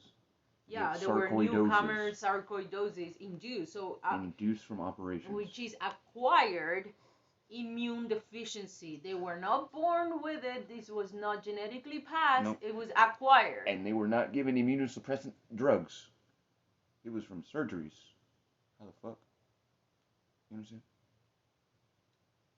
They were not given immunological suppressant drugs. The surgeries caused it. Yeah. And super young people too. Yes. All Caucasian. Which means for their kids, they don't know, but epigenetically, if they would go through the same, they would acquire that immune deficiency too. Yes. And pass it and which make then it'll become genetic. A predominant inheritance. Yeah.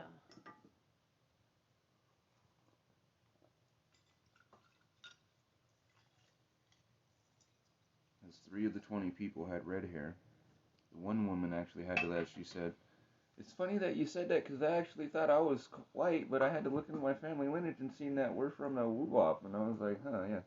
Because you got this makeup. And usually it's only this type of people that get this shit if we go outside of our stuff. But again, how do you get an immune response deficiency, not from your immune being suppressed, from pharmacopoeia? As with that last brother that had his lymphatics surgeries and ended up getting sarcoidosis from it. And I'm going, here you guys, you got to take all this shit for the rest of your life, dude. You're alright. You don't got cancer no more. What? And the poor man arguing with me thinking that, yeah, I'm cancer free. I got sarcoid, I'm alright. I'm going, no, dude, you better have, it's best to have cancer than more degenerative.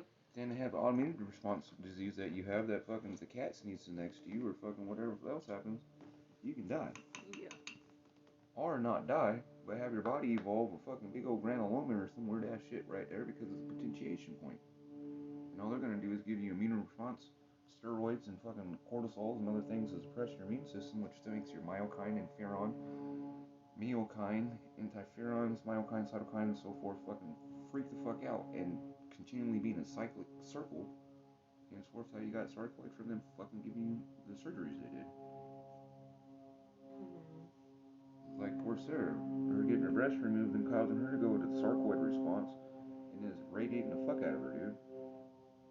And turning her shit into fucking cancer in her lymphatic system. After after them saying, no, ma'am, you got this much of a chance of having that, and if we cut that out, you'll be fucking cured. You'll be cured. You'll be alright. We done hacked every fucking thing off of you that we can. Make you fucking look like a fucking woman. Ain't nothing else we can do to you. You're alright. Oh, shit, we fucked up. This is sad, man.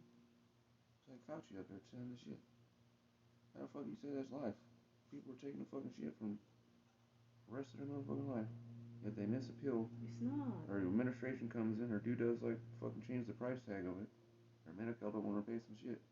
Like the dude that you're telling me about the cabins where the people fucking sponsoring trying to do a GoFundMe page because the man only got enough money to buy his medication for fucking 6 more months or 4 more months.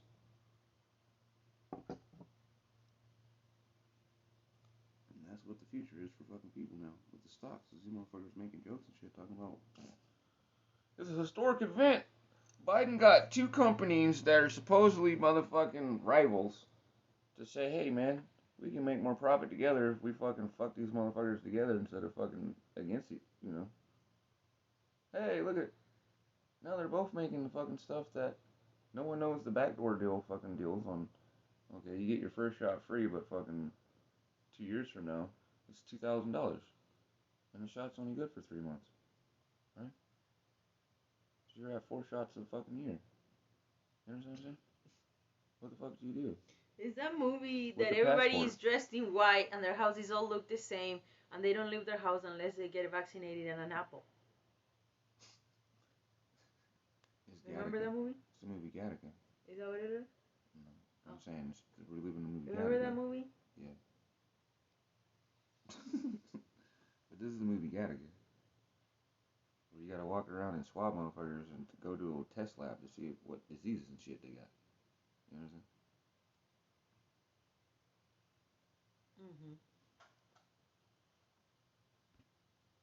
Patients.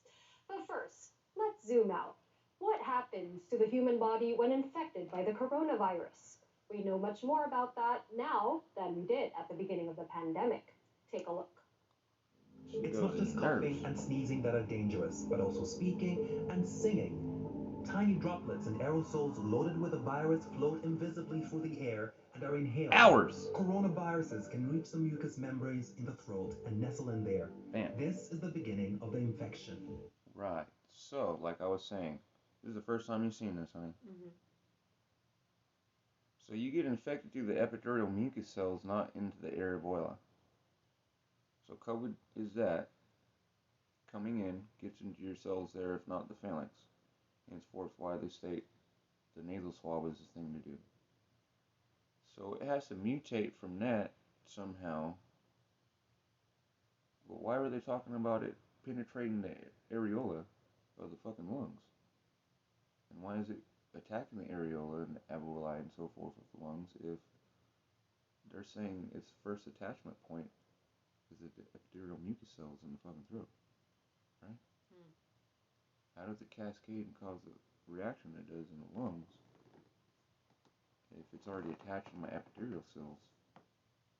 And once it's attached to there, you got viremia in that area. Not why would you have to go to the alveoli and so forth and do viremia in that area? You understand what I'm saying? You've already attached to me. Why are you going down lower? Where there's different cells that protect and all that kind of stuff, and chirality points for you to have to be able to attach to. Interesting. Does viremia happen in this area here? Like I've been trying to figure out. Is it this area or this area because of the high, in a sense, the higher blood flow but less oxygen?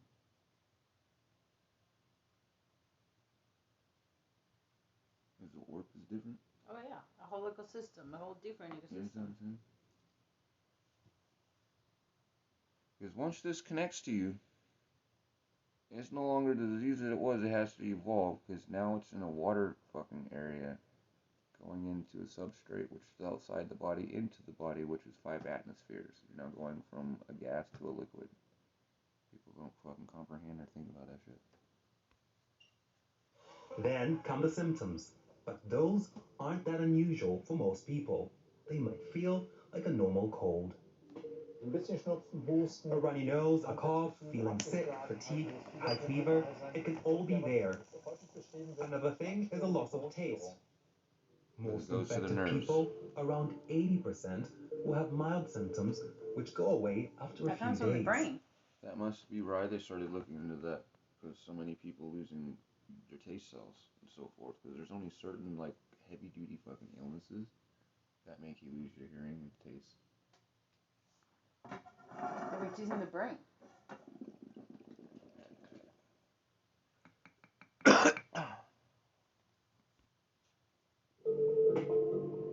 By this point, our immune system has successfully fought the virus. It's like this in a lot of cases, with bacteria and viruses. Only in a few cases does a serious infection occur. But coronaviruses can multiply fast, spreading from the throat to the lungs. And that's how they can infect lung cells until pneumonia sets in. If severe pneumonia occurs, it means the gas exchange is disrupted where oxygen absorption takes place. If radiant exposure happens, and sort of like I was saying, it fucks with the orb. But in that area, it throws the hemes off. It doesn't fuck with the myokines and interferons. It throws your hemes. Like what I was trying to share with you and talk about my snake bite. Because the CFT's inhibitors that the fucking copperhead venom does, where it makes your fucking hemoglobin fucking separate and your red corpuscles explode. Why I bled out the way that I did. Why this stuff makes people get fucking thrombosis and the blood clotting like that just from them fucking trying to make fucking offshoot of it, or have a watered down version of the thing, is because it fucks with your hemes, your Fe3. With your iron. Your hemes and your electricity, because the way that it sucks the juice out of your body, or from that system, is chirality or chelia. Now, they're not taking that into account.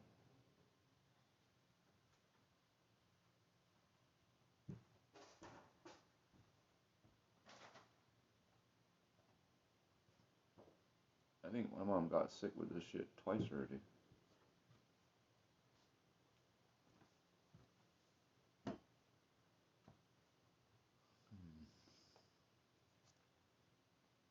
So you see, they said pneumonia. That's the shit that fucking they first tried to tell Dad that he was sick with. Yeah. A virulent form of pneumonia. Like what they started showing, how they're realizing that COVID came out before it did, because they started looking back to the records and going, wait a minute. We got these weird ass cases of fucking virulent pneumonia. This really all started a year before, too. What's crazy is when this started, though, honey, is when that weird disease that only afflicted kids popped up after the flood. I forget what the fuck they called that shit, but it was a nervous system thing. Remember I hit the kids in Sacramento? It's like K through 10. It was only certain age groups this shit hit. It spread throughout the fucking emergency centers during the flood 4 years ago. And was infecting kids. First it came from the dogs. Shit, they got the dogs sick, and then it got the kids sick. And it spread through the summer, because they're like, what the fuck is this shit going on? Because the kids were still getting sick from it, but it was only a certain age group. It didn't hit adults. Then there you go.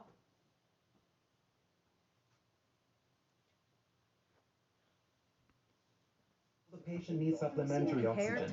That's by definition a severe COVID case that needs to be treated in hospital. So that's a COVID case. The body is supplied by oxygen via the lungs, entering the bloodstream by the alveoli to the blood vessels, and then it is distributed to the rest of the body. Complications can occur when the coronavirus settles in the space between the pulmonary alveoli and the blood vessels. That can cause inflammation. The distance to the blood vessels then becomes great. And that is a cytokine storm. That inflammation Then your right body here. sends interference there, And it's just a route because there's inflammation and inflammation. The inflammation is electricity, potentiation of right-hand spin chirality instead of left-hand spin chirality. This is where that water is that you kept trying to, that you realize the body makes through the EET, because I was stating this draws from your body. And from it drawing from the body, what they don't understand, what they're calling inflammation, is the body making that water. You understand? Potentialized water. It's reversing that. And it's operation. Creating kinetic, like, yes, chaos flow. Causing H2O instead of H3O2, which are, we're H3O2, not H2O. Yes, so instead of a negative charged water, now you're having positive charged water. Which builds up, henceforth turning into fucking pneumonia. And creating more pus and more inflammation, more dirty water. Yeah, we're gonna figure it out. I feel like you can pause it. Oxygen intake is more difficult.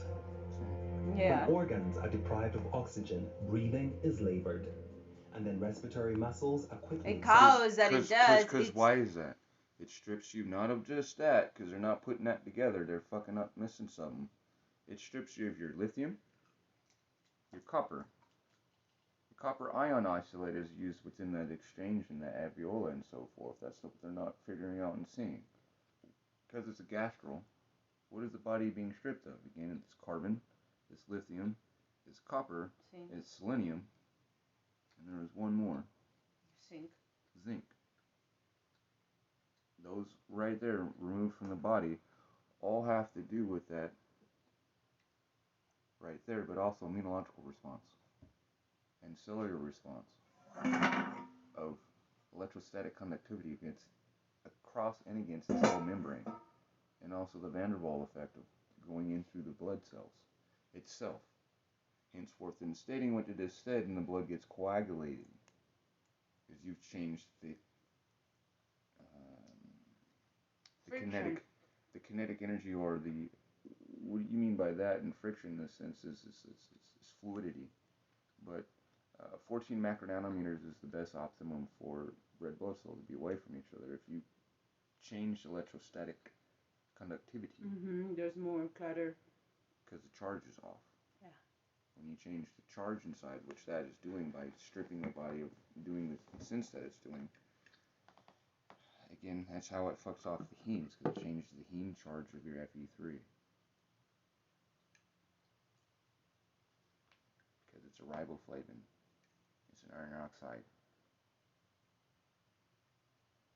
Negative or positive membrane.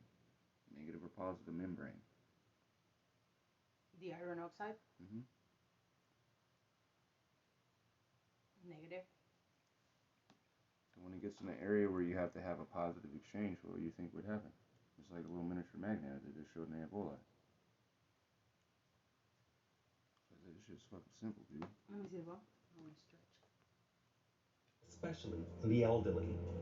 Henceforth, I'm using the stupid fucking test on sight thing, which is the electronic thing that looks through your capillaries, like the light pen thing, to see the difference of the spacing. Yeah, to see the light. Yeah.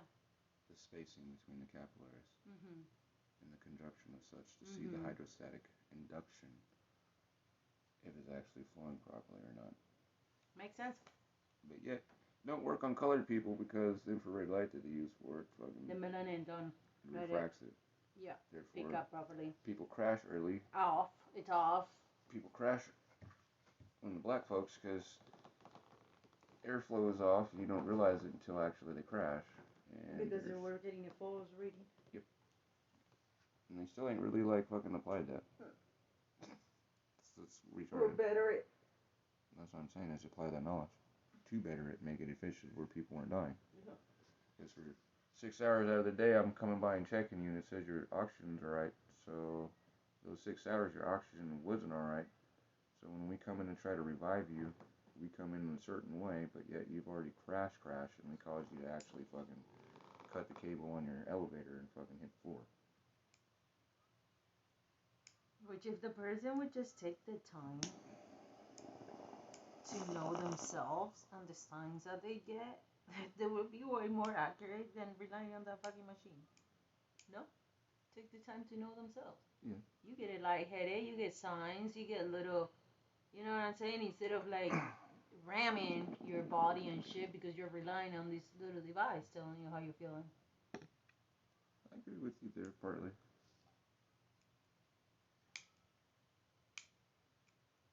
People can always do better, Ezekiel. We can all do better. Always. Instead of fucking relying and saying, oh, well, it's a medical system. Well, you are depositing your faith in the medical system. I agree with you 100%. And the lungs need help with a ventilator. Which kills you. But that can't prevent the situation from worsening in some cases. He died, he put it on a ventilator. They've been proving that. Inflammation in the lungs increasingly hinders gas exchange. Fluid escapes from the cells. And even with the support, not enough oxygen enters the body. Then an external machine must take over the function of the lungs. The so-called ECMO enriches the blood outside the body with oxygen. No, you and should then be giving returns it people into the ozone body, generators but not and not without fucking, complications. right? If we're talking about negative charge and whatnot, give The people ECMO ozone isn't free from generators and... complications. You can have bleeding complications and many more. So this is really a therapy that you use when your back is up against the wall, really and would only work. in special facilities. But it can They be a don't realize life-saving that. therapy. Make those...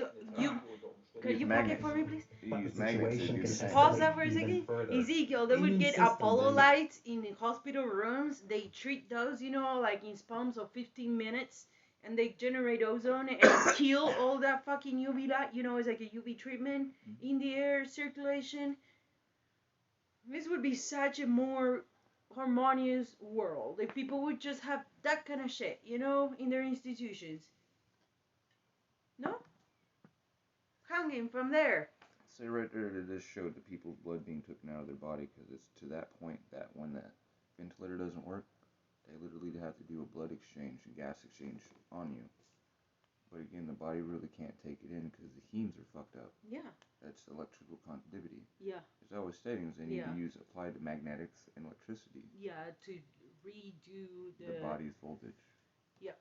You have to test each person and see what their conductivity They is. should put a magnet, positive, negative, create that flow right that we were wanting to do in with the silk, the suit. Yeah. You have to change the body's biochemistry, their bio circuit. Allocate their bio circuit back to themselves. And then their body be able to incorporate 700 that. millivolts into the body, and the body kills the viruses off. And so doing all that shit with my reactors, I got so healthy. Restoring that the polarity. That's all it is if we were living in the world of binary codes, positive, negative, charged, or, you know, however you want to read it, you know, positive, negative, whatever you want to call it, that duality, then fucking go to that instead of making it so complicated. So you're understanding that the body is turning to positive, you need to bring some negative into that.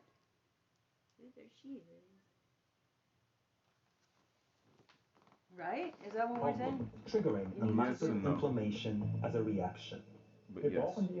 We need an immune response to actually fight the virus successfully, but the immune system can react so strongly that it ends up creating a bigger problem than the virus itself. Defense compounds flood the entire body. Immune cells attack the inner walls of blood vessels. They become weak, fluid leaks into the tissue, and is deficient in the circulatory system. Yeah. The organs are no longer sufficiently supplied with blood. Tension and permeability. But while most COVID cases are mild, the recuperating phase can cause some concentration problems, exhaustion, and muscular weakness. Because your And immune that system tends is to be still more attacking severe itself. than in other infections. It's called sarcoidosis, not Kawasaki disease. We usually see the post-COVID syndrome in shit. younger people who weren't seriously ill with COVID at all, but they can't seem to get back on their feet. They're really exhausted and can hardly get up on their own. That's because those granuloma little virus things are inside every single one of their cell right now, living next to their DNA structure, sucking the light like I tried to explain to my mother what the fuck was there. I was trying to get the information to fucking Trevor Marshall to explain to him. fucking my findings of what I'd seen in my dreams and explained to my mother. And then fucking 20 years later, I get with a beautiful woman that humors my bullshit and scans my mother, and what does she see? A little fucking thing sitting there, sucking the carbon. Well, my mom looks all old and fucked up because we're the carbon life form, so if something sits there, sucks your fucking carbon from you, sucks your ATP production, and your ADP production, your fucking lithium, your carbon, your selenium, and the actual biophosphorylant light itself from your DNA strand communicating And has from evolved yourself. synthetic light to feed itself. Now it has taken over yourself because that's all you are, a colony of this different things, but if one is more predominant, that's the species you are now, basically.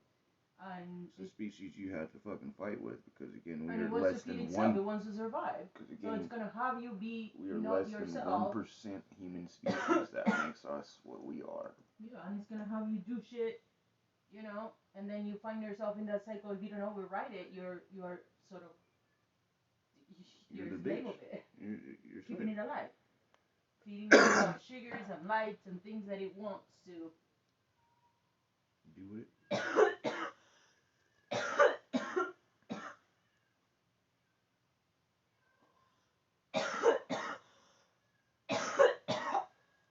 why it scares me about Fauci and them saying what they're saying. Because how's anybody gonna get any better? No, people are not. And stupid motherfuckers look at our generation. Look, everybody was eating whole foods and eating like you when we first got together, right? In the 50s, 60s, 70s, 30s, 20s. Then you get to the 60s and 70s that they started producing that bullshit. You get to the 80s and you're like, oh man, we'll put all the kids on vitamins. Flintstone kids. Look at my generation. You understand what I'm saying? But no, even if you want, the food is not there. But I'm saying, look at my generation. And then you got after you who don't know how to feed themselves because you guys were told it comes in a pill. Not just a pill, we were given fucking edible Play-Doh. We were given edible Play-Doh with fucking McDonald's fucking hamburger making stations to prepare us to go to work. Okay? That's the toys that I'm blocked out of my head that I remember now that fucking cousins of mine and other kids were doing. And they had on fucking TV. And as I now talk to you more and more, I remember more and see shit in my head as my mind fucking sobers up and I'm able to see. Because I've never thought of those things or such. But where do you, again, red before yellow kills a person. How the fuck do you get a kid to eat some toys, play with some toys, go to a place and cry for a fucking place that's the same color as a coral snake, and go against their genetic, epigenetical DNA strands? Fuck, you can't change the shit, but somehow, epigenetically, over time, you can make somebody realize that the water is gasoline. And gasoline is water. Yeah.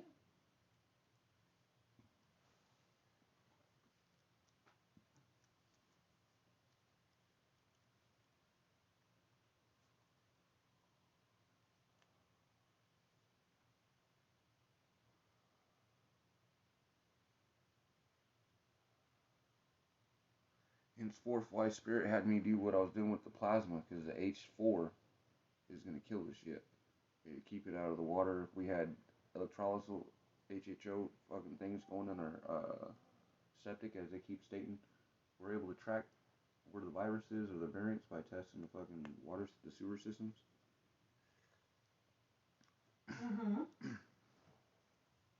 See where the variants are and shit like that. Yeah. Which makes you ask yourself, hold on, motherfucker. You've been saying that for a while now. How many people in America drink toilet water? Hello? Many. It's It's part of their system. People downstream drink your toilet water. So look at the demographics of the cities that drink fucking shit water recycled. Why is LA, San Francisco having these outbreaks? And the rural areas that are supposed to be overran, but we got fucking river water and we got well water up here. And motherfucking, we're the beginning of the aquifer. They're the end stick of the aquifer. We shitting water up here and fucking it goes through fucking 39 other million motherfuckers in California for our Before it son, lands in the ocean? before our son and daughter, no, our son and daughter in LA get to drink our shit water from up here. Because their water's from here. All of our fucking reservoirs here are fucking Southern California fucking water.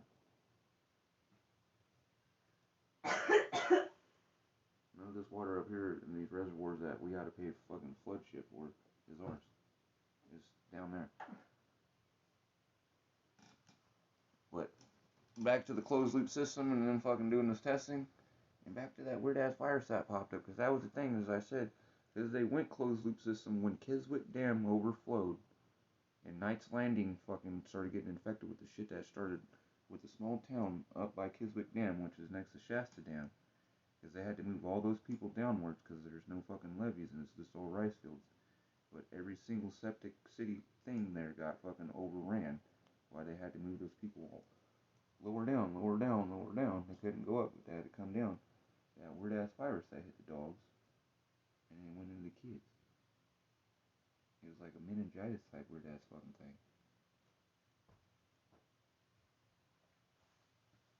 So that makes me wonder, like, that was the whole reason in the beginning when China built them motherfucking prison fucking hospitals and separated people from them and burning them. And you had those several counts where they're looking at the apartment complexes that you've never seen anything on Western News go. Somebody took a shit on the bottom floor and someone on the 27th floor got infected. And they're trying to think, is it through the pipes or is it through the vents? And that's still happening now, even in the quarantine hotels and shit. And they're trying to say is, you know, the people meeting in the hallway are fucking, it's the aerosol, so it's in the hallway, so they caught it in that vector point. But China's looking at fucking through the sewage. And the bathrooms. That's the other thing people ain't talking about. Somebody takes a shit, and say you don't go into the bathroom before, or urinate for a woman, and you don't go in before the bathroom's clean.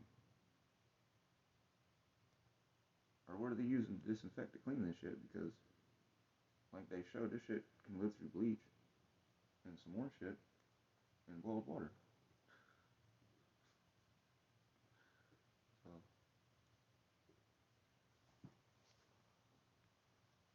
Police who can't even manage to climb a staircase without being short of breath. Progression to severe cases is now less common than during the first wave of the coronavirus. That was me 14 years ago, trying to go to Marygas and work, riding my bike up the bridge, and then realizing I couldn't ride my bike up the bridge, and then having to walk up the 10th Street Bridge. I was like, yeah, there's something up.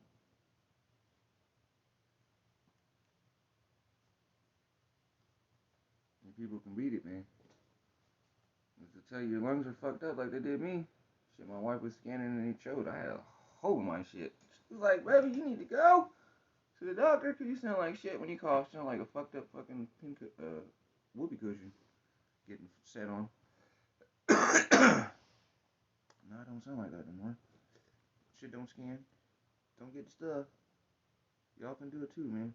Just don't no-see yourself when they give you the feather and think that you need the feather to fly.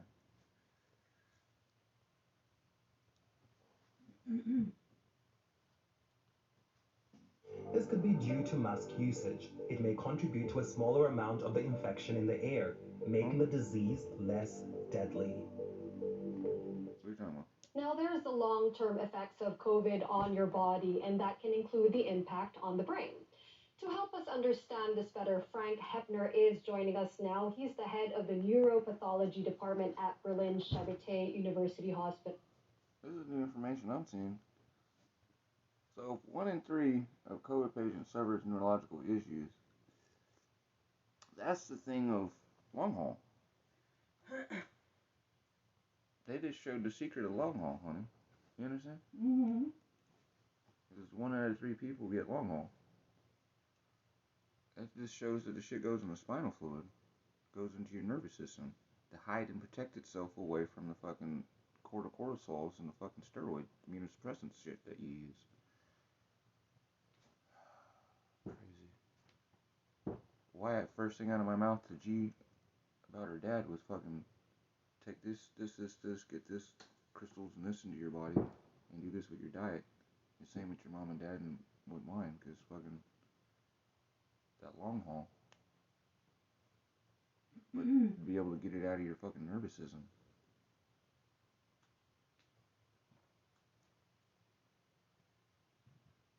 Henceforth, how it's able to kill the heart and go after people with diabetes and other things, because it's interesting. It must be attenuating itself with the hydroxyapatite crystals you already have crystallized going through an aggregation through the body. And using that sugars like. See. But to be able to go into the heart immune cells, the heart has its own immune system to protect itself. To be able to get past that, go into the immune cells itself, but also go into the tissues and the separate 7 layers of itself and change that implosion. And all the stuff from Dan Winters and other things that you've learned from Arthericon and so forth, and the secrets of the heart, that implosion, how does that take that? Because again, it does the same as sarcoid as you scanned and seen on my mother. How it can bring that darkness into the person's attenuation into their brain. Now, when you scan her when she's in a dark spot, it's like, whoa, dude, this is a fucking horror movie. You understand? With the chiralities that are going to the person's microtubulins.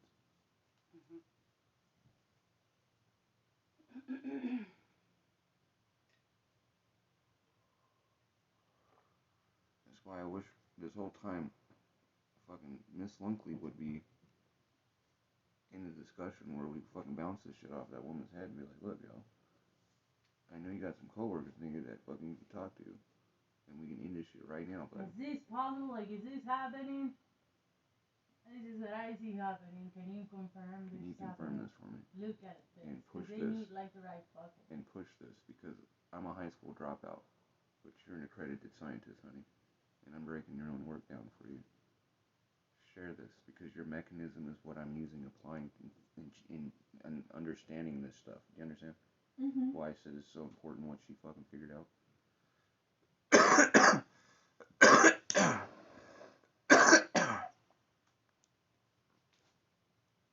So if that goes into your nerves, really ain't not too much that medications or anything that they got that they can use to get that shit out without fucking you up like worse than COVID itself. But they'll tell you fucking the means justify the ends.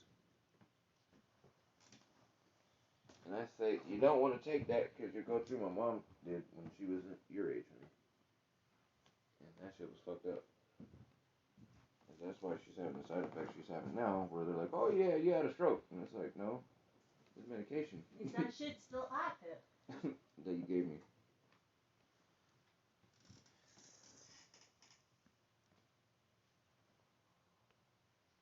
Welcome to you, Frank. Now, there is increasing evidence that SARS-CoV-2 not only affects the respiratory tract, but it can also impact the central nervous system.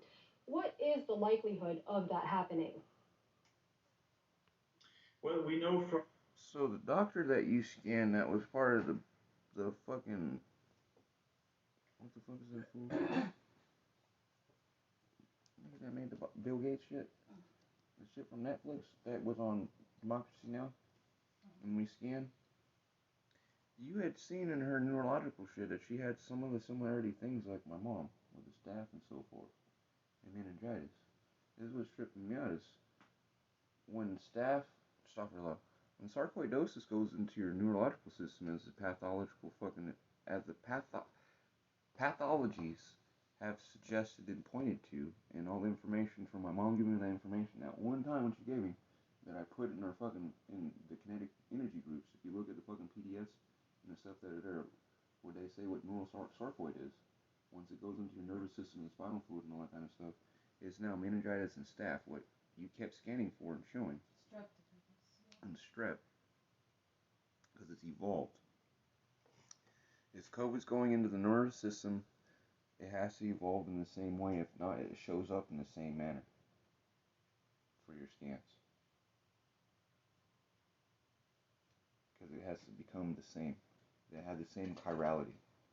Not saying it's the same, but just saying for yourself, when you scan, if you get faint hits and so forth in these regions, it's this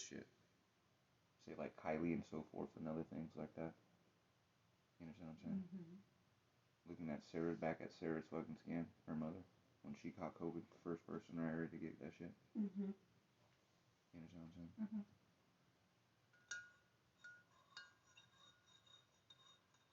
Remember how she looked old as fuck? Woman as young as you. And all of a sudden come out of it, now her skin's all back. But what she went through with the thrombosis and all that in her breast and all that shit's the stuff the fucking pigs went through from fucking quiche stuff. The blood clotting, capillaries being exploded.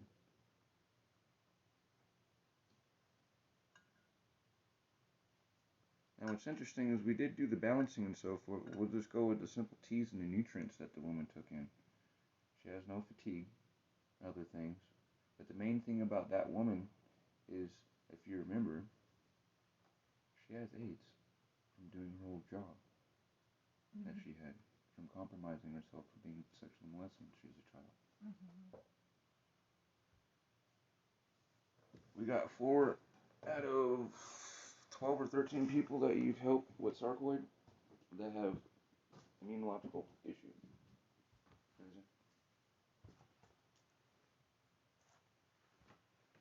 They should have COVID long haul. If not, should be dead. Let's talk for a long. But they're not, just from simple nutrients being given to them.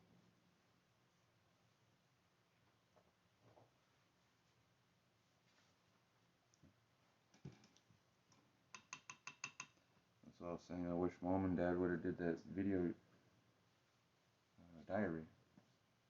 You know what I'm saying?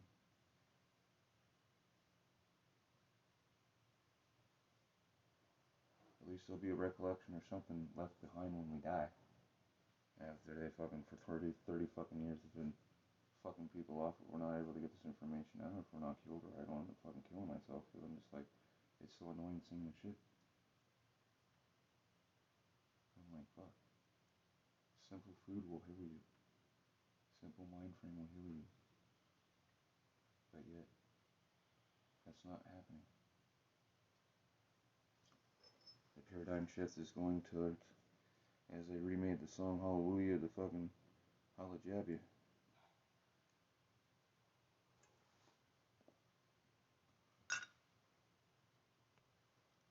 Third of the COVID-19 cases that they do suffer from neurological problems. And this was basically the reason for our study, where we asked actually, so how is the distribution of the virus in the brain? And secondly, how does it get into the brain? Now, 1/3 of coronavirus patients. No, why don't you stop, lady, and go, instead of 1/3 of coronavirus, blah, blah, blah. Be like, hey, wait a minute. So you're telling me there's only a couple things that can go past the blood-brain barrier. That this shit goes past the blood-brain barrier? You guys understand the mechanism of it? It itself goes past the blood-brain barrier, or has it evolved, or is it using the nervous system to get into there? As meningitis and staph does. And strep. Because those change as they go through those cells to get to that place, to get into the brain, because there's only a couple of things that can actually pass through the blood-brain barrier and infect our brain. And for autism shit happens in our kids, people. Because some shit got in there, and the immunological response is fucking attacking it. It's for the fatigue and brain fog my mom gets, and myself sometimes, and fucking other people with our responses are the same as this shit. The immune system fucking attacking the cells inside the mind and causing disruption of the potentiation of the microtubulins of the little fucking poodle guy, the little towel. It's all fucked up. But then sarcoidosis really goes in the eyes, henceforth why a lot of people get the fucked up vision and say that they get memory loss, but the vision is really the main thing that happens with them, because the shit hides itself within the optic chiasm nerve and so forth. Why that's so important.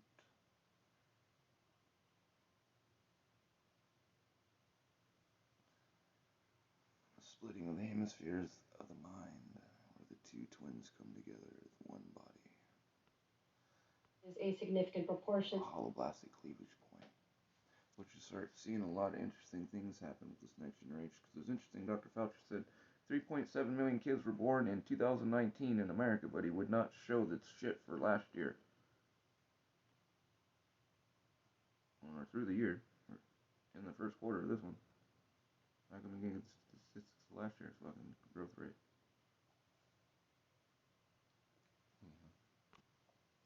Definitely worth looking into how SARS-CoV-2 enters and invades the nervous system. What can you tell us about that? Why does it? Well, we knew that there is a virus, of course, within the olfactory mucosa, so the mucosal layer beneath the nose. This is where we do the swabbing, so we knew this is a kind of potential port of entry. And we know from other viruses that they use the cranial nerves, for example, the olfactory nerves, to climb up to the brain. And this is what we tested. We took basically regions from the olfactory mucosa, and we took different parts of the nerve, and we looked into henceforth the extrinsic motivators, so on and so forth. My whole life I've been talking about, telling people, like the movie Click, till the movie Click came out, that I explained to people in the simple version. Those extrinsic motivators, epigenetically, so on and so forth. Once they get inside of you, as something seizes, they try to say, like AIDS and other viruses, they use part of you to make part of yourself to violate your immune system and override it where you don't see it becoming a stealth-adaptive virus. Anything that's able to go inside the brain is a fucking stealth-adaptive virus, which now has stealthed itself, and you are now been controlled and are a robot for it. Through extrinsic motivators, you do what it wants, or what its owners want you to do, unless you rid it out of you. So, interesting enough, AIDS exploded and is a sex organ driven thing. This shit right here is a fucking aerosol. So what does it want you to do? Get together and fucking rally and run and do so. It's very interesting how everyone's doing these things and getting people to come together to do such that have been compromised by it, right? Sex explosion with the people that were involved with the AIDS epidemic and so forth, with the news and the media and the fucking popularity of just showing women in fucking scant clothes to get everybody to fuck. Now all music videos, rap, rock, or whatever is just fucking alcohol commercials. You understand? And endorsements.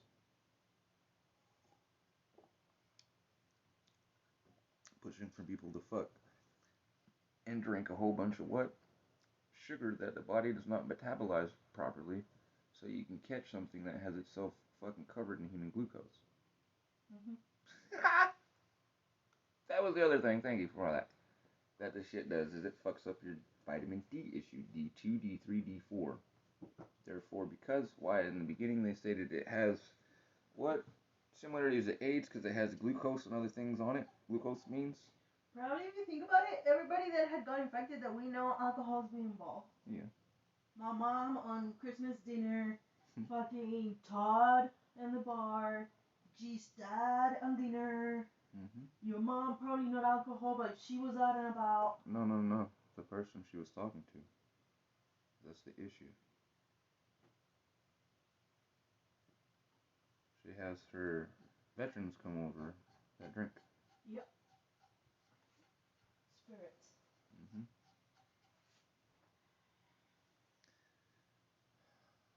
Which the alcohols and the extrakinetic chirality that enables your, say, an aerosol to become more aerosol, if you wish to put it in that manner. But also speeding up your mitochondria, stripping your body of lithium, so on and so forth, the things that it needs to help inhibit, but yet, again, the hydroxyapatite crystals getting more, say, anaerobic asphyxiation, energetics, feeding, it has a pull, so on and so forth. But again, STD explosion, you see all this new shit to where you want everyone to catch STDs, and it's like, doesn't make any sense, but it does if you realize this stuff actually goes into your brain and uses you, like this stuff. Henceforth, all the presidents and people that I was stating, you can tell who's fucking infected, what they're doing to their population. You understand now? Bolsonaro, Trump, all these people. Now all the people you see that do not wish to get the fucking thing, but keep coming together to rally. They're recovered and or have been vaccinated or not vaccinated with something. in their mind, not saying the shot, but been vaccinated. You can vaccinate yourself against anything, meaning inoculate yourself with your ideologies. So,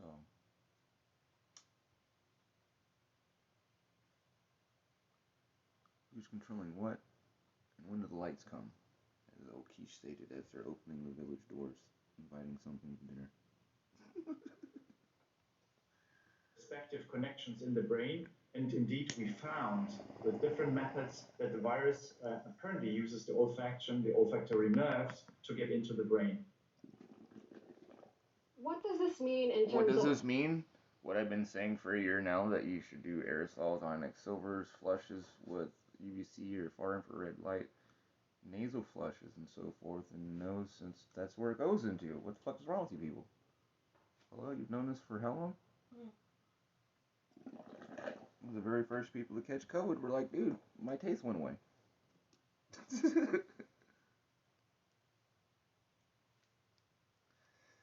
But,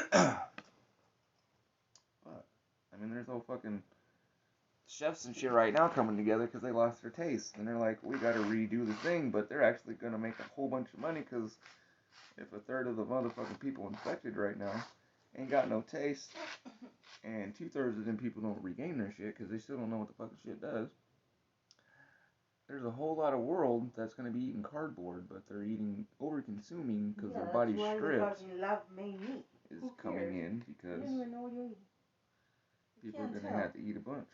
And people are saying, oh, well, we're going to monopolize on them because, you know, after something bad happens, you can always do something good, or however the fuck to say, capitalize on fucking a bad thing.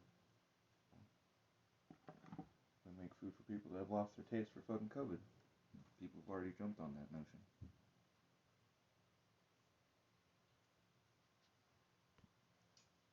Damage. What do we know about that? Well, this is, of course, a difficult question. I mean, we looked at the very severe cases that died from COVID-19, and these had different times and durations. These fools still ain't even talking about the shit being in the sperm. That's the thing that fucks me up with Western shit. They not once have said, this is like the Zika virus. It's virus 27 or 28 that's in the sperm. That's passed through sex. Why would they want to say that? People would freak out. They would stop making lab, and then how do they get their fucking oxygen release? Like, for fucking, you know, they don't know how to deal. And of course, it is difficult to assume or even anticipate what's going to happen if there is a longer period of time of the virus in the brain. But what we can say is that the fact that the virus gets into the brain and then may distribute there, even to regions which are very sensitive for our bodily functions, is of course something that we have to take into account when we make diagnosis, when we think about treatment. And the fact that there is this high incidence of neurological problems means that apparently many of the COVID patients have the virus within the brain. But do you know if there is a way to prevent that from happening? Yeah.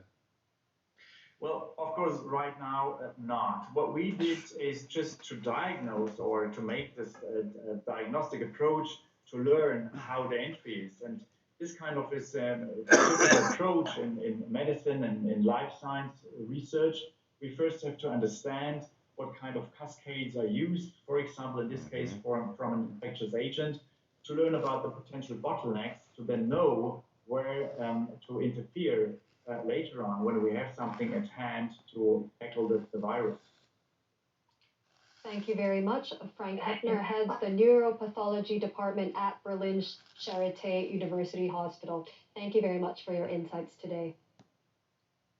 And now we've come to that part of the show devoted to one of your sent-in questions about the coronavirus. Our science correspondent, Derek Williams, has an Lucky I answer. don't got reception. Just a little while longer, I'll get a cables. Which COVID-19 diagnostics are most useful from an epidemiological point of view? Fuck you people's heads up. There are basically three types of diagnostics Okay, that play put them in the useful freezer. but different roles Does the in the sun fight is against on it? COVID-19. The first two are for determining whether someone has the disease or not. The gold standard for doing that is what's called a polymerase chain reaction, or PCR test. It works by Their gold standard is the PCR test. The thing that I was saying that you got to figure out, and they need to do a thing across the world. Yeah. It needs to have the same CT count. Otherwise, you got a person that's infected going home with a positive or a negative, or a person that's not infected but has been infected being told the positive, but they can't get a viable viral load from them, so they're not infectious. Therefore, they don't need to quarantine and so on and so forth. Tiny amounts of any viral genetic material available in a sample up to levels where it can be detected. Although no test is 100% reliable, and PCR tests are very accurate. On the downside, they're also slow and fairly expensive, which is a drawback when numbers of cases are rising rapidly.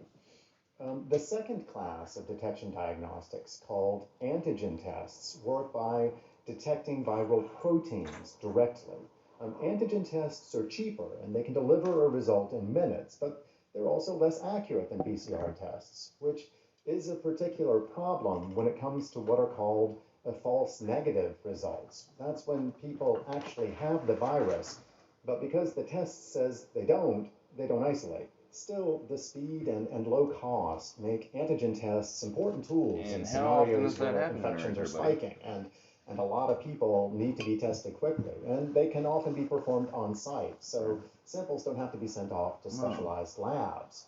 The third diagnostic in the COVID-19 pandemic that's playing an important role is what's called a serological test, generally called an antibody test, which detects proteins called antibodies that form in the body as part of the immune response. They can tell doctors if someone was infected, at least in the recent past. With the mutations, that's the Serological thing tests is, also play a key role in vaccine development, since they can show variants, whether a candidate is having the effects that we it. want, which is to prompt the immune system to produce antibodies.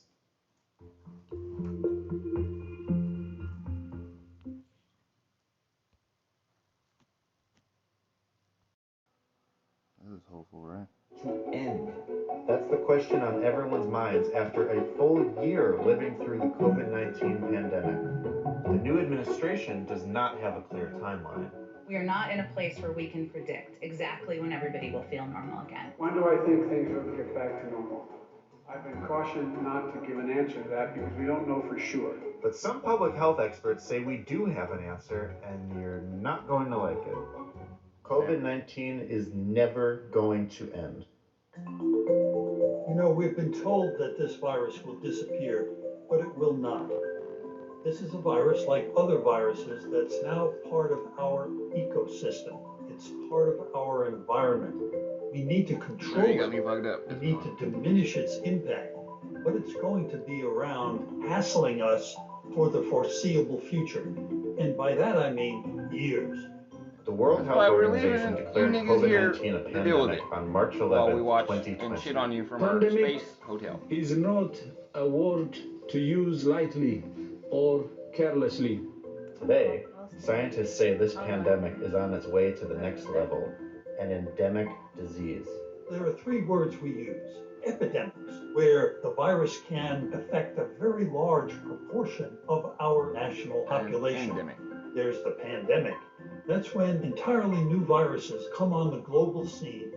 Endemic means that the virus is always in our population in some form, smoldering along and occasionally causing outbreaks. We already live with many endemic diseases. The flu is one, measles is another. We've had vaccines for both of them for decades. Even COVID-19 is just a novel version of coronaviruses that were already with us. We have a great vaccine against the measles virus, and still 100,000 children a year are killed by measles. The more infectious a microbe is, the harder it is to control. COVID is very challenging to control, and the new variants suggest that we may end up playing kind of a game of cat and mouse. Even if we vaccinate everybody we possibly can, there will still probably be some people who choose not to get vaccinated or who maybe can't be vaccinated because of their personal health issues. So we have pockets of the population where the virus continues to spread and be susceptible. The only disease in modern history that was completely eradicated is smallpox. It spread slowly, and people who had it developed a distinctive rash, making it easier to identify and control. But COVID is highly contagious, and many people who have it don't show any symptoms. Scientists say that makes it nearly impossible to contain. Do you know if I have COVID? Which means, why the fuck is the CDC guideline if you get a vaccine and your vaccine is compromised by COVID? Unless you get severe disease and they say you're just asymptomatic, it's okay to go keep in your life. Don't quarantine. That's why that just really fucking doesn't make any sense. And that's their guidelines right now. That don't make no sense. Looking at me? No. But it makes a lot of sense if you're trying to do something. COVID-19 also spreads to both humans and animals, meaning it could always be circulating in our environment.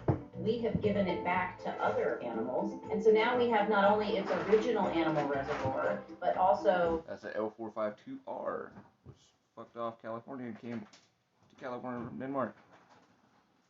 And it's been here messing us up along with the tiger virus, along with the cat and dog virus fucking mutation, the gorilla virus mutation, the orangutan mutation, and the otter. They didn't show the otters. Other animal reservoirs, and it's pretty unrealistic to think that we can eliminate a virus from both the human population and from its natural reservoirs. And of course, me stating that and why I programmed and did the word tuning the way that I did, that I put into our silver and so forth. Treat people with, because we gotta heal the world, dude. You stupid fucks made this shit where it infect anything with the ACE2 receptor site, which is all mammalian life.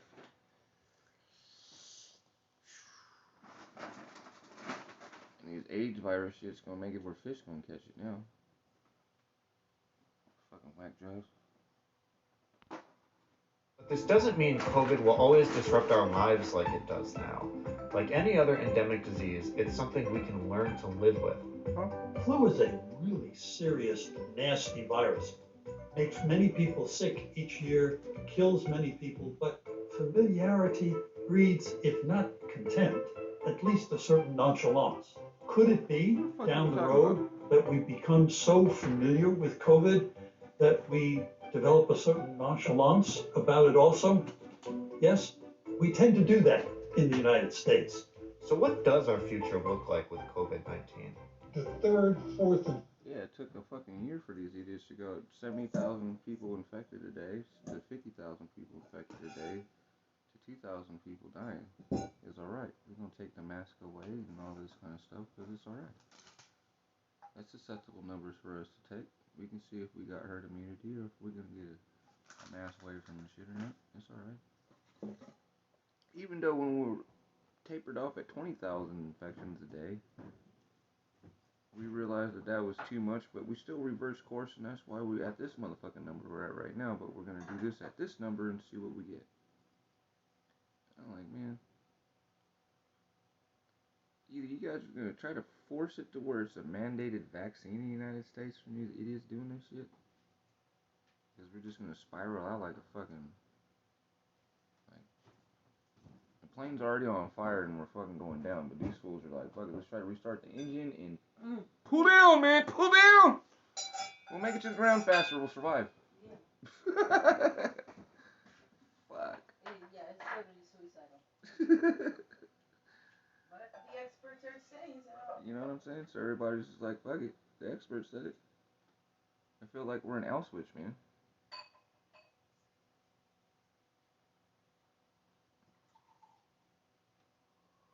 Expert over there said it's good for you. Go stand in line and get your shot. Yeah.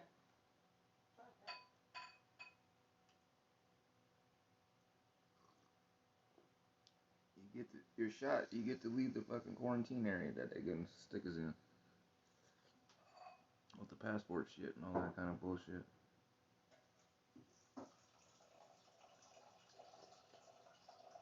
All the scary fucking bullshit they was talking on Bill Gates and all that shit, dude.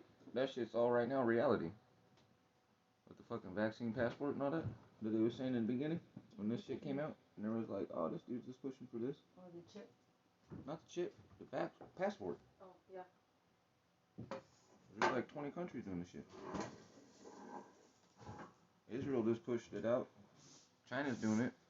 It's just all a remake of the China thing where it's like... Here, too, they were talking about the shareholders. You got a vaccine passport. Fucking airlines are calling for it. Disney is talking about the flu, but there's no flu right now. You're talking about susceptible. We're gonna fucking just live. Oh, the people are dying from the thing, so we just live with this.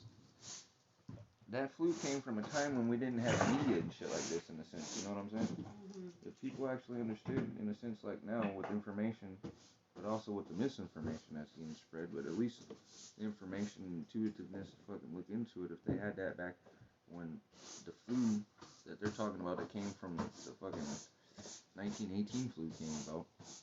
Like I said, we've been living with 100 years that somehow, if vaccines work, how the fuck you keep shooting people in the arm for the last 100 years? Year after year. And it ain't gone away. There's 103 years now you've been fucking making a cocktail.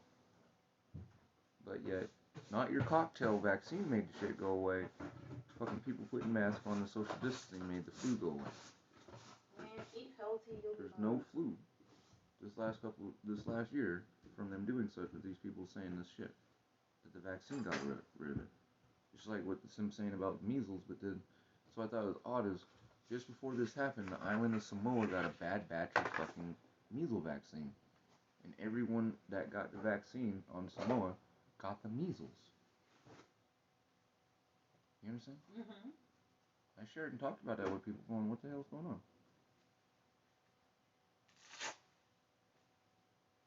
There were several places that got fucked up bad batches.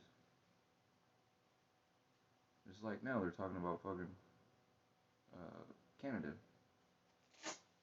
We gotta figure out the batch we got is good because it came from India instead of the other place that made their shit with the batches fucked up was causing people to get fucking thrombosis and blood clots and shit and die. You know what I'm saying? I think like the 6 or 7 person now has died in Hong Kong from that shit. And other countries were saying we don't want it. As you heard what UK and so forth, they're making excuses stating, oh, well, people are hesitant on it only because we said, you know, young people get it, not old people. Now we made it to where old people and young people get it, but people still don't want to get it. And it was only because of bad publicity on that. And it was like, maybe people have a brain and look across, like, the internet and see that motherfuckers is dying in other countries from this. And they don't want it. But for some reason, it's the only vaccine that my country ordered.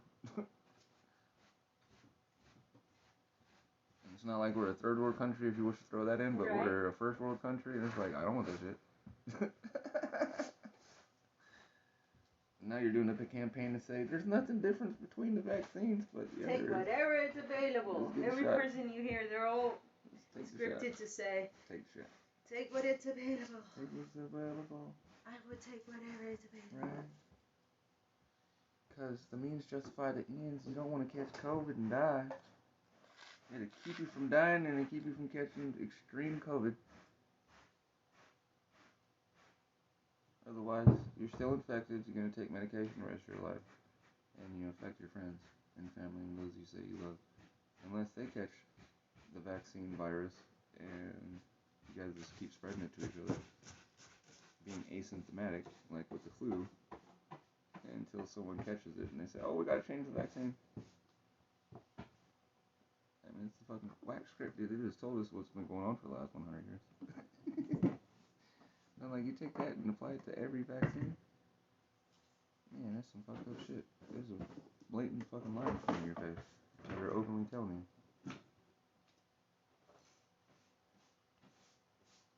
Of COVID should not be anywhere close to as awful as the first one. The winter or the fall of 2025, we might have to roll up one sleeve for the flu shot and the other sleeve for the COVID shot.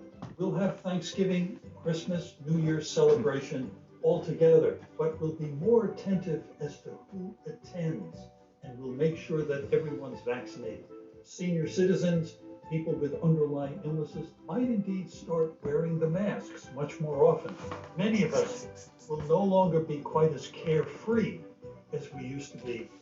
We'll be more careful You didn't see the for our own parties the sake other day when and Texas for the opened sake up, of did you? people around us. So instead of going back to normal, we'll keep creating a new normal. Right. The new normal. You know, crazy. After statements by Union Health Minister Dr. Harshvardhan and Delhi Health Minister Satyendra Jain about nearing the end of the pandemic and how we're in the end game of the pandemic and now it's going to turn from a pandemic to an endemic disease.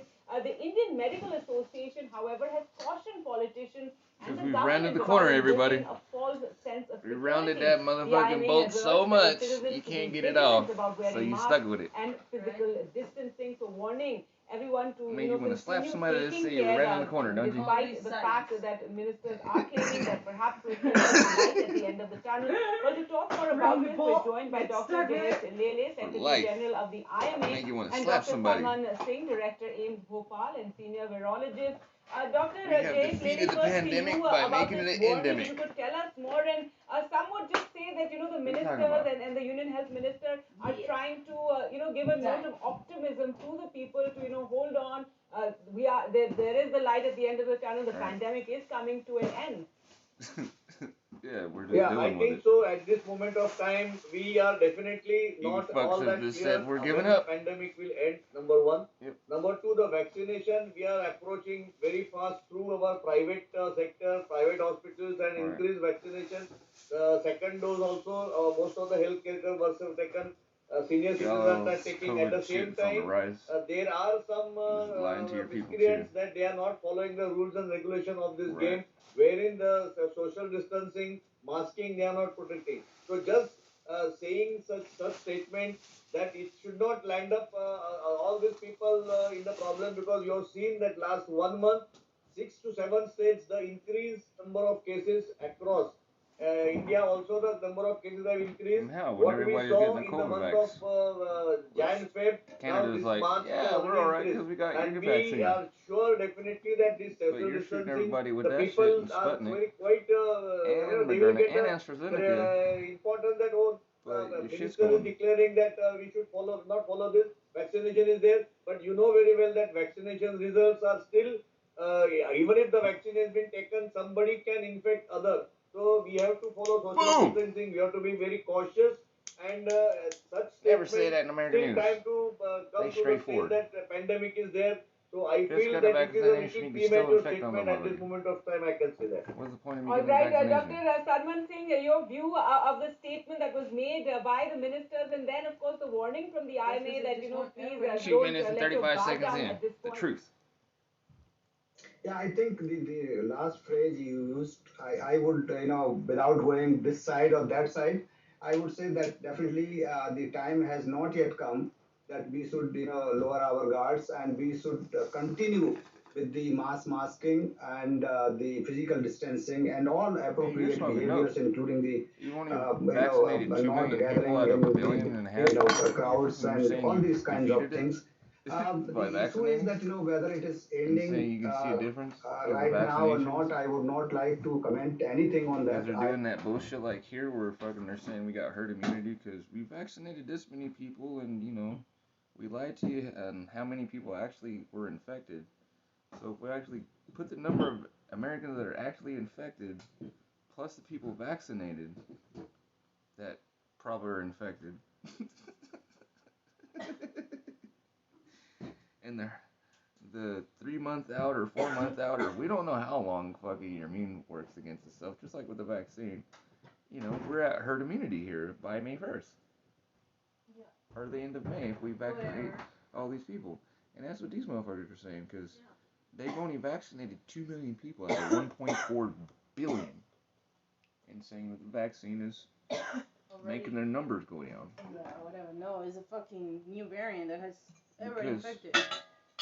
as you've seen, when they did that PCR test, when India first figured out that they had fucking COVID in their country, remember they went to all the barrios and ghettos and tested and were like, oh shit, 50 to 65% of all the poor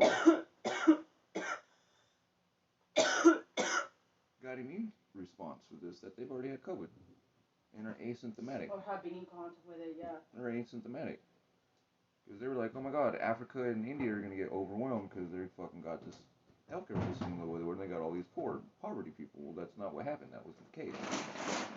Henceforth, why they're stating, we've got this taken out because we're going to be ramping up like America, and we got this many shots, this many people vaccinated, this many people that have been infected. When you put the two numbers together, you have herd immunity. You know, you have like Fauci and everybody states, and you fuck state. This is speculation and speculative fucking hype. You know, it's not even real numbers. It's just numbers that we're putting together from other numbers, and stating that this is what you get, but we really won't know until we get there. Getting to conclusions. We won't really know until we get to that.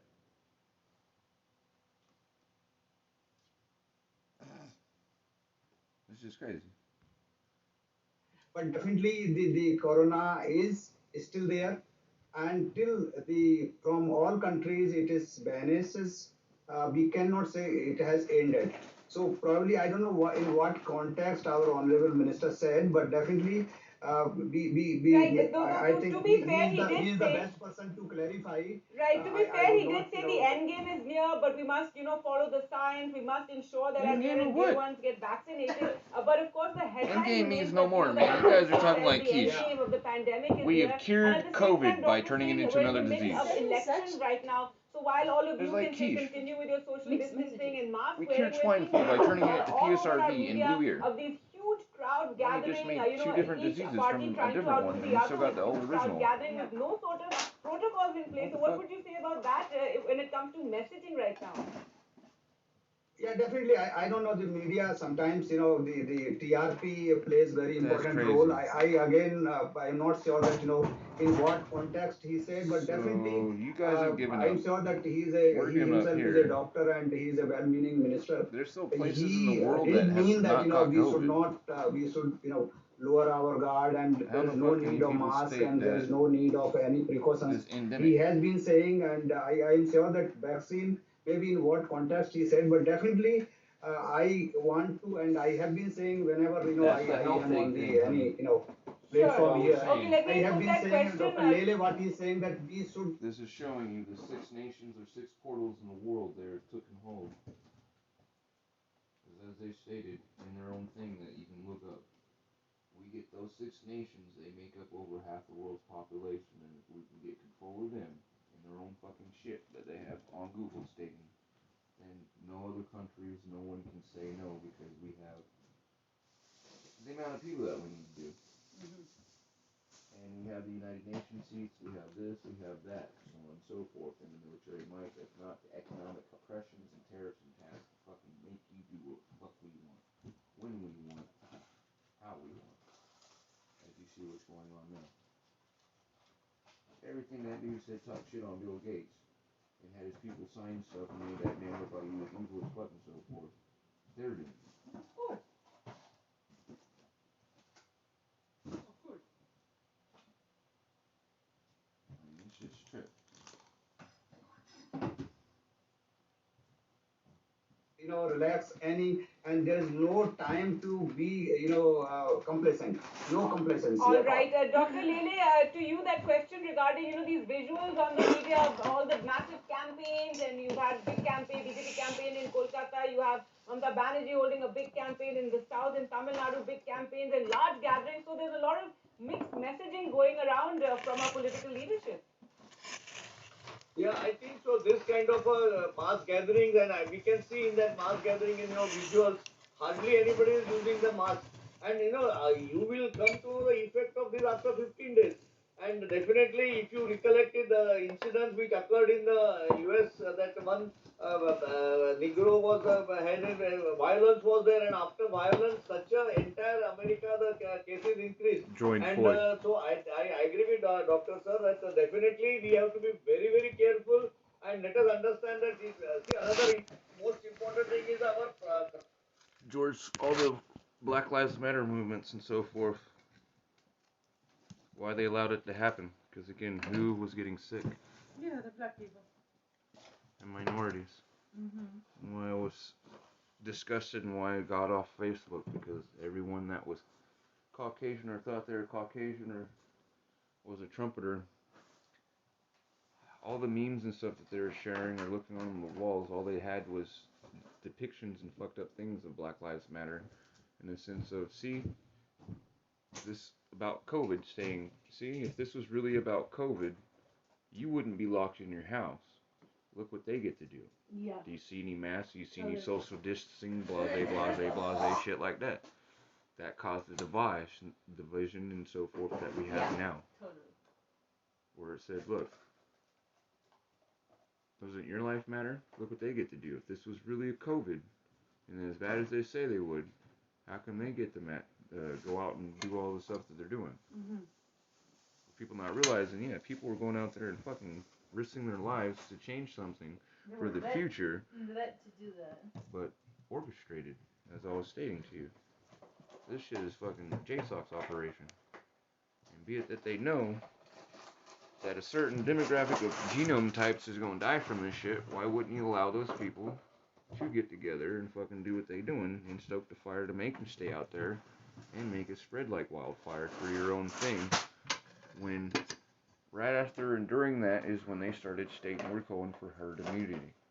It's just as this shit started happening, no one really realized that only us are dying from this shit. Mm-hmm. Yeah, let them all get infected first. Do you understand? Then we'll roll out the vaccines. That's when you've seen a change of office from the White House of, we're not going to stop you, go ahead. Do what you want. That stoked the thing where you started having those people come out and start with their guns, because it's like, after several months of being brainwashed from our own JSOC CIA shit on fucking social media, to all those fucking things that you've seen from out of the country, fucking specifically going after Black Lives Matter, fucking white power groups and so forth that were instigating and to hold meetings, and the fucking people that were stating that let's go have this rally or this meeting or go do this stuff weren't even United States citizens in the country. Having mass groups and pages with thousands and thousands of followers and subscribers and shit, getting them to go do these things. You understand? Orchestrated from outside. Puppets.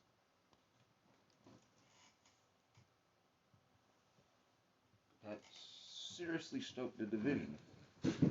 That's one of the reasons, again, like I stated, why I got away from Facebook. So like, this is making me sad and sick, because people that I thought would never see some shit say some stuff, like Brother Marley. He talked that shit on fucking, whatchamacallit, for posting that stuff where I was making fun of him, going, you're a joke to me. And he was like, why? I was like, because you're a fucking Caucasian man with dreadlocks, sharing some bullshit about fucking, you know, Kaepernick with that shit, saying some stuff, blah, blah, blah, you know, the whole thing on that. But to see Kevin share some things along those lines and other stuff and so on and so forth, I was just like, whoa, I was just tripped out, because one by one,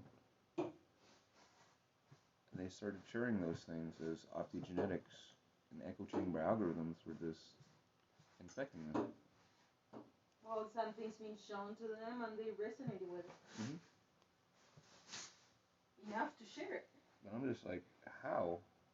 When again, Kevin talks shit on fucking whatchamacallit. You understand what I'm saying? But then he started sharing stuff where I'm like, hold on a minute. You were talking to my wife, bro. We sent you things. Like, stuff you're sharing, it's like talking to Seth. Stuff you're sharing and talking about, bro. Like, fucking my kids and my wife and myself. Like, what actually how do you see me? Oh no, but I see you differently. It's just not you, everybody else. You know? Not you. Like,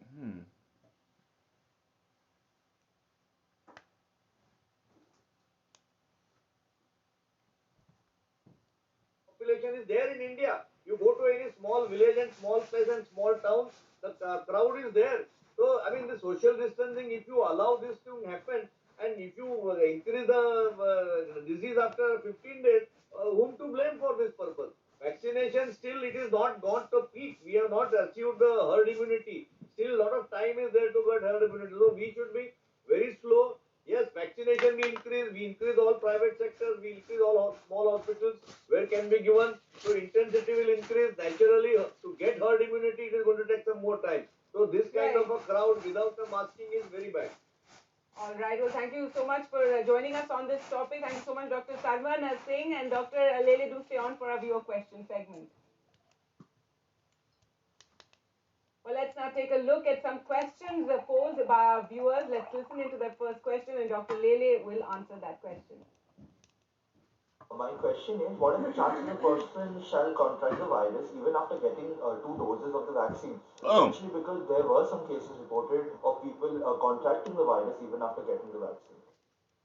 Right, Dr. See, this Lele. is a Yes, go ahead. This depends on the strain what you are carrying, how virulent it is, and especially as you mentioned that without 2 doses of vaccine.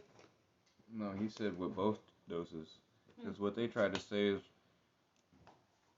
with the first dose, you were infected before, the 28 days or the 14 days. But outside the United States, to say 28 days to 35 with the first shot. America, CDC is stating first shot, you're covered after 14 days. But then, like the doctor that got infected and several other nurses and so forth that were infected, they try to state, it's in statistics and data anomalous that that was accounted for in our numbers, because your immune system response is only up to this date, so you had to got infected the day or within the 14 days period before your immune system responded. Well then, like what he asked, what if after I'm fully vaccinated, after my second shot, which they've shown several people getting infected after the second shot, well, how'd I get infected? He's stating, doctor responds, it's up to when you got the shot, but then it's up to what you got infected with. But it's like, wait a minute, I thought you guys changed all the stuff and it's supposed to be effective against the variants. So how am I getting affected against the variant?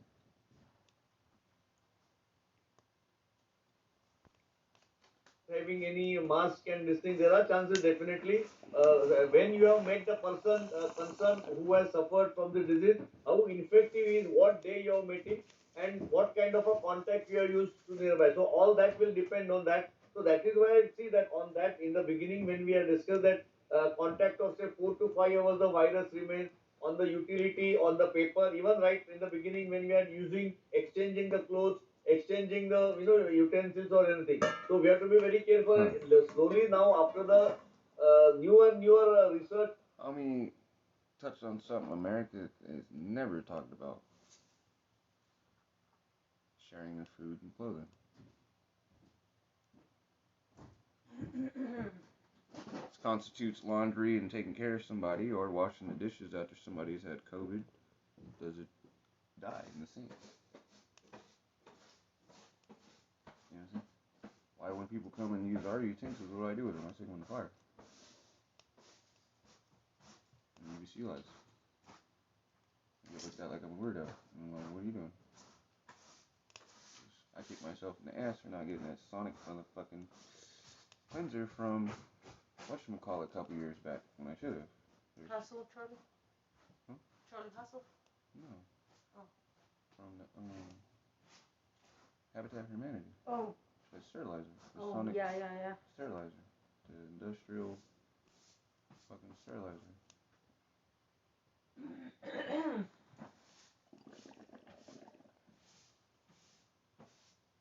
dumb for that. I was like, why the hell are you showing me this? It's a good price Steve was going to sell it to me for. But I'm like, what am I going to do with it? And here we are. 2 years later.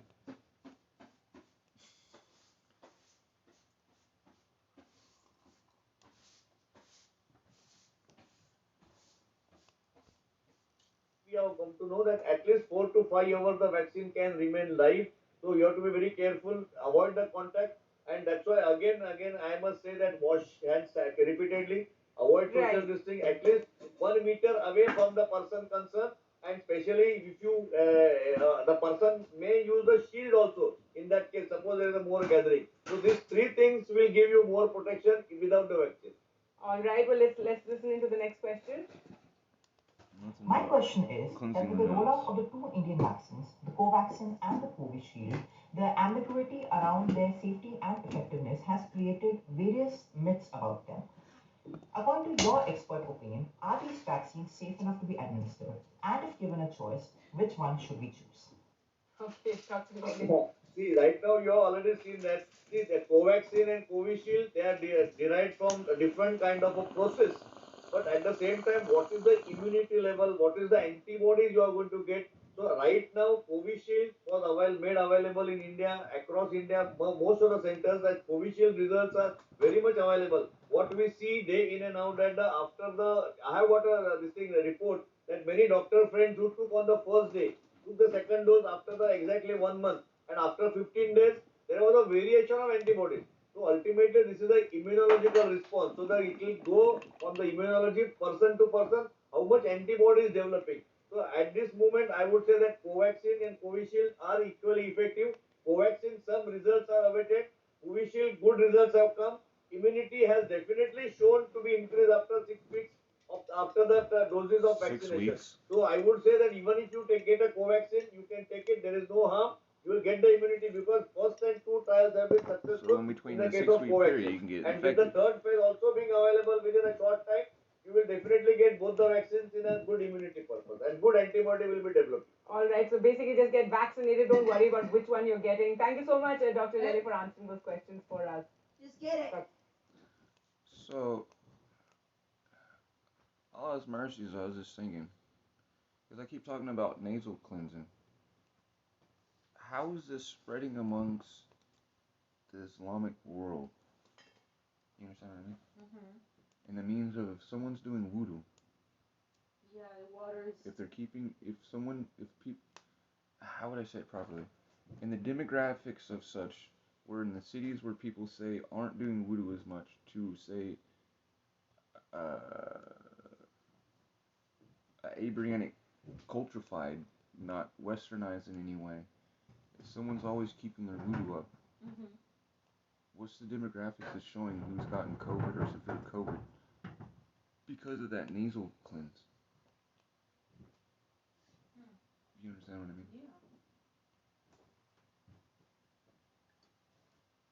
Yeah. If there's a difference or demographics of it being lower or not, I don't know. Sorry for the laugh.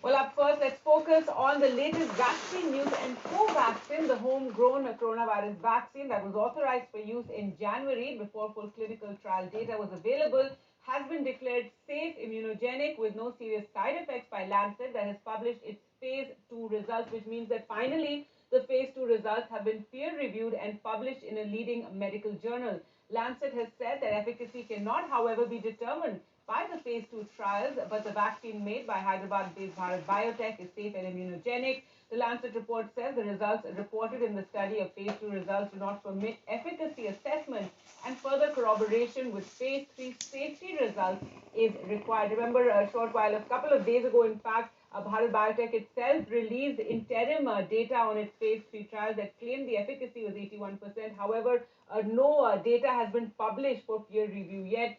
However, now you can see in Lancet, at least the phase 2 study has been published. Well, to talk more about what this means, we're joined by Dr. Anita Ramesh Chandra, a specialist in clinical trials. Thank you so much, Dr. Chandra, for joining us again. So take us through the Lancet findings. So now they have corroborated the findings or peer-reviewed the findings of the phase 2 trials of Covaxin. Yes, it's a very landmark study. Remember one thing, that Lancet is one of the very high impact factor journal in the world. And anything which comes in Lancet has a huge value. Now let's go back a little bit and tell what is phase 1 and phase 2. So in Covaxin, as we know, it's a Hyderabad-based vaccine by Bharat Biotech, which has completed the 3 phases, but the results of phase 1 as well as phase 2 is only what got published in Lancet, which got released yesterday. So phase 1 means that it does on just to see the safety and the antibody titer. They looked into a couple of hundreds of cases, and it was seen when they did the phase 1 study, it was safe. Phase 2, they also did the phase 2. They did, in Covaxin, what it is, the whole vaccine is inactivated entire virus. It's an entire viron. It's called EB. And this entire viron has been subjected to phase 2 study to see what dose it can be used. So in that Lancet study, what is released, there was a 3 microgram dose and a 6 microgram dose. And this inactivated viron was put on a vehicle, or you call alum, that is aluminum hydroxide. That is, this will just help you to get inside the body. So it was seen that the 6 months safe. You hear what she just said? Remember, we used to sell them crystals. Allow people to know that those are fucking lab-made crystals that were dyed, and you don't want them in the direct sunlight, and especially on the days when they're chemtrailing hard, because the alum in the air that they put on us to make it susceptible, make the air neutral, go from neutral to positive or negative, so you get a viral load. She just stated that's what we use, and that's what viruses use to get into the body, right? I'd always been saying the chemtrails and so forth, when you spray that above the body, is what helps you get sick. And you see the flus and stuffiness happen when people get that shit on them. That's interesting. Reaction, and the safety portion was, there's no any serious adverse reaction. Mild reaction with any vaccine is something common, it's going to happen. So, and also, they also showed that the first 3 months, the sustained titer of the antibody was seen in the blood of these patients. Right. The study concluded saying that.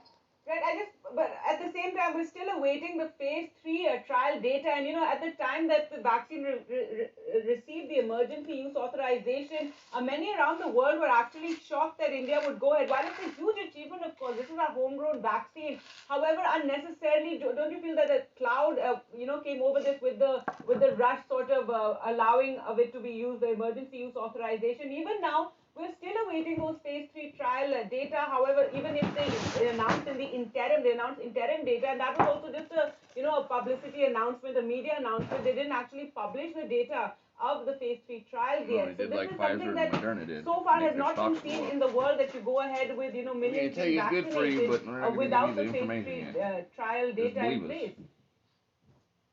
Yeah, the thing is that there's 2 issues. The phase 3 trial data.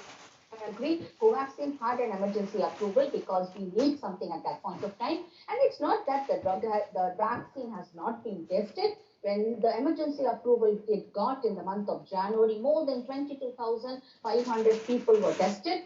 The target was 25,800. They were only short of 3,000 people. So when they presented the data to DCGI, it was seen that no death or serious adverse reaction took place.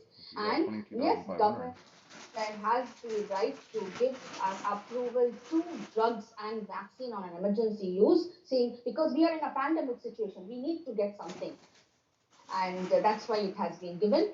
Now, if you see the Lancet yesterday's paper which got released, it says that this confirms that safely you can go ahead and do the phase 3. That itself is quite, gratifying, and quite gives us a lot of strength to say, yes, the vaccine is safe.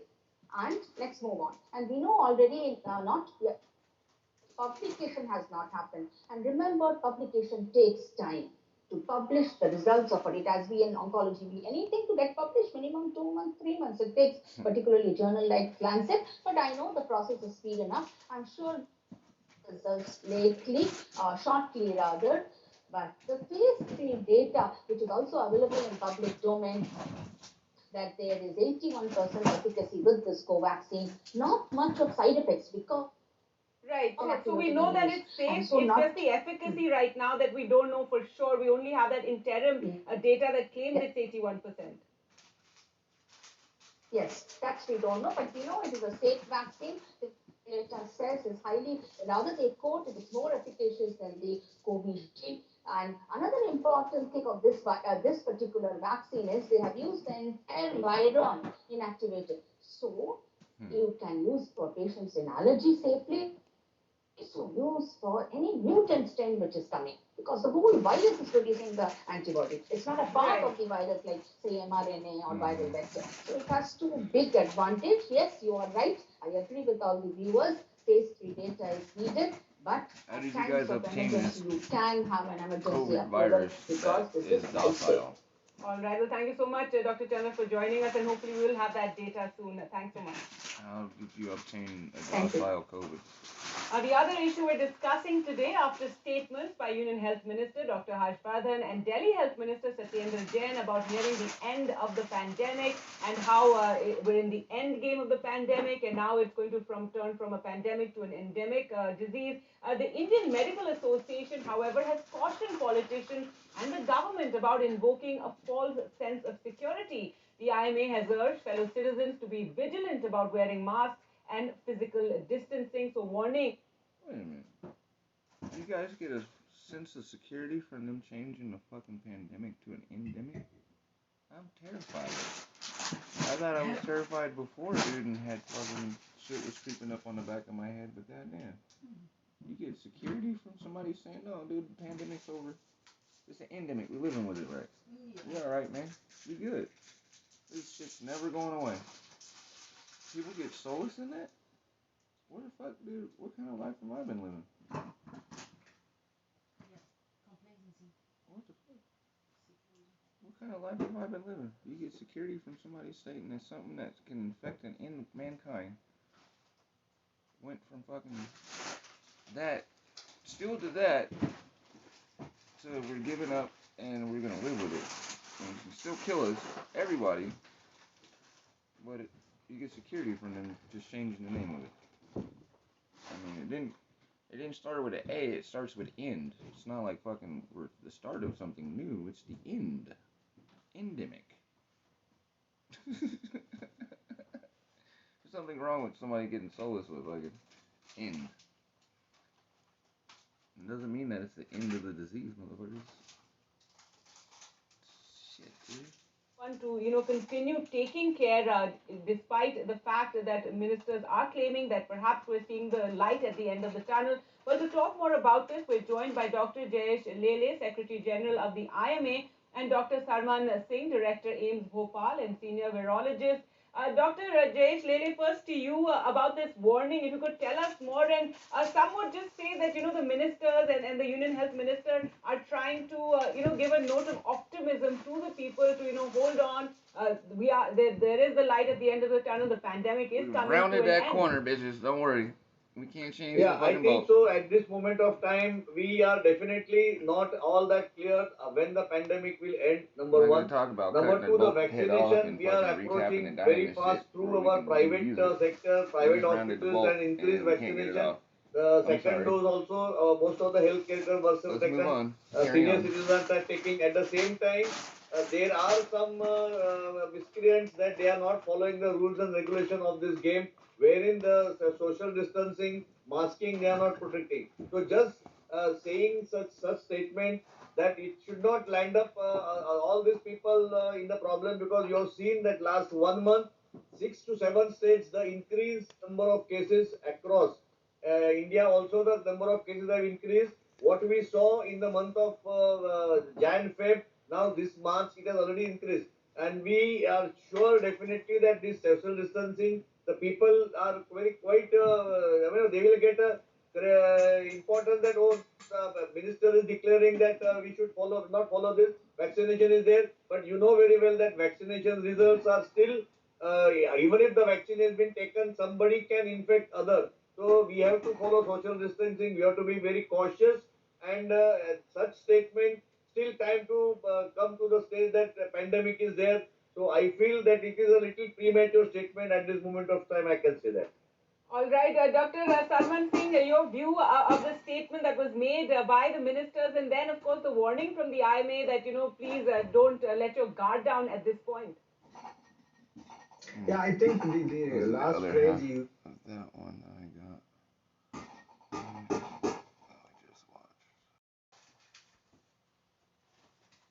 Dr. J. Radhakrishnan. Doctor, thank you very much for your time. Some spike in Tamil Nadu over the last few days, 18% in the last 24 hours, something to worry about. It's definitely a cause of concern in the sense is that, this is yesterday. The dude is saying, we ran the corner and blah, blah, blah. High levels of almost 7,000 odd cases in July 27, death of almost 127 per day in August 15. We have very systematically brought it down to less than 500 cases for quite some time. And in Chennai, less than even 150 we have come per day. For roughly around 50,000 tests. So in the peak we had also reached 97,000 RT-PCR tests. What is worrying now for us is most of them we have been tracing it to function-based clusters in housing societies, middle-class localities, and activity-based thing. Initially, our spike used to be from slums, closed spaces, not living spaces are not sufficient. So all these, Chennai, we found 208 families having 480 cases.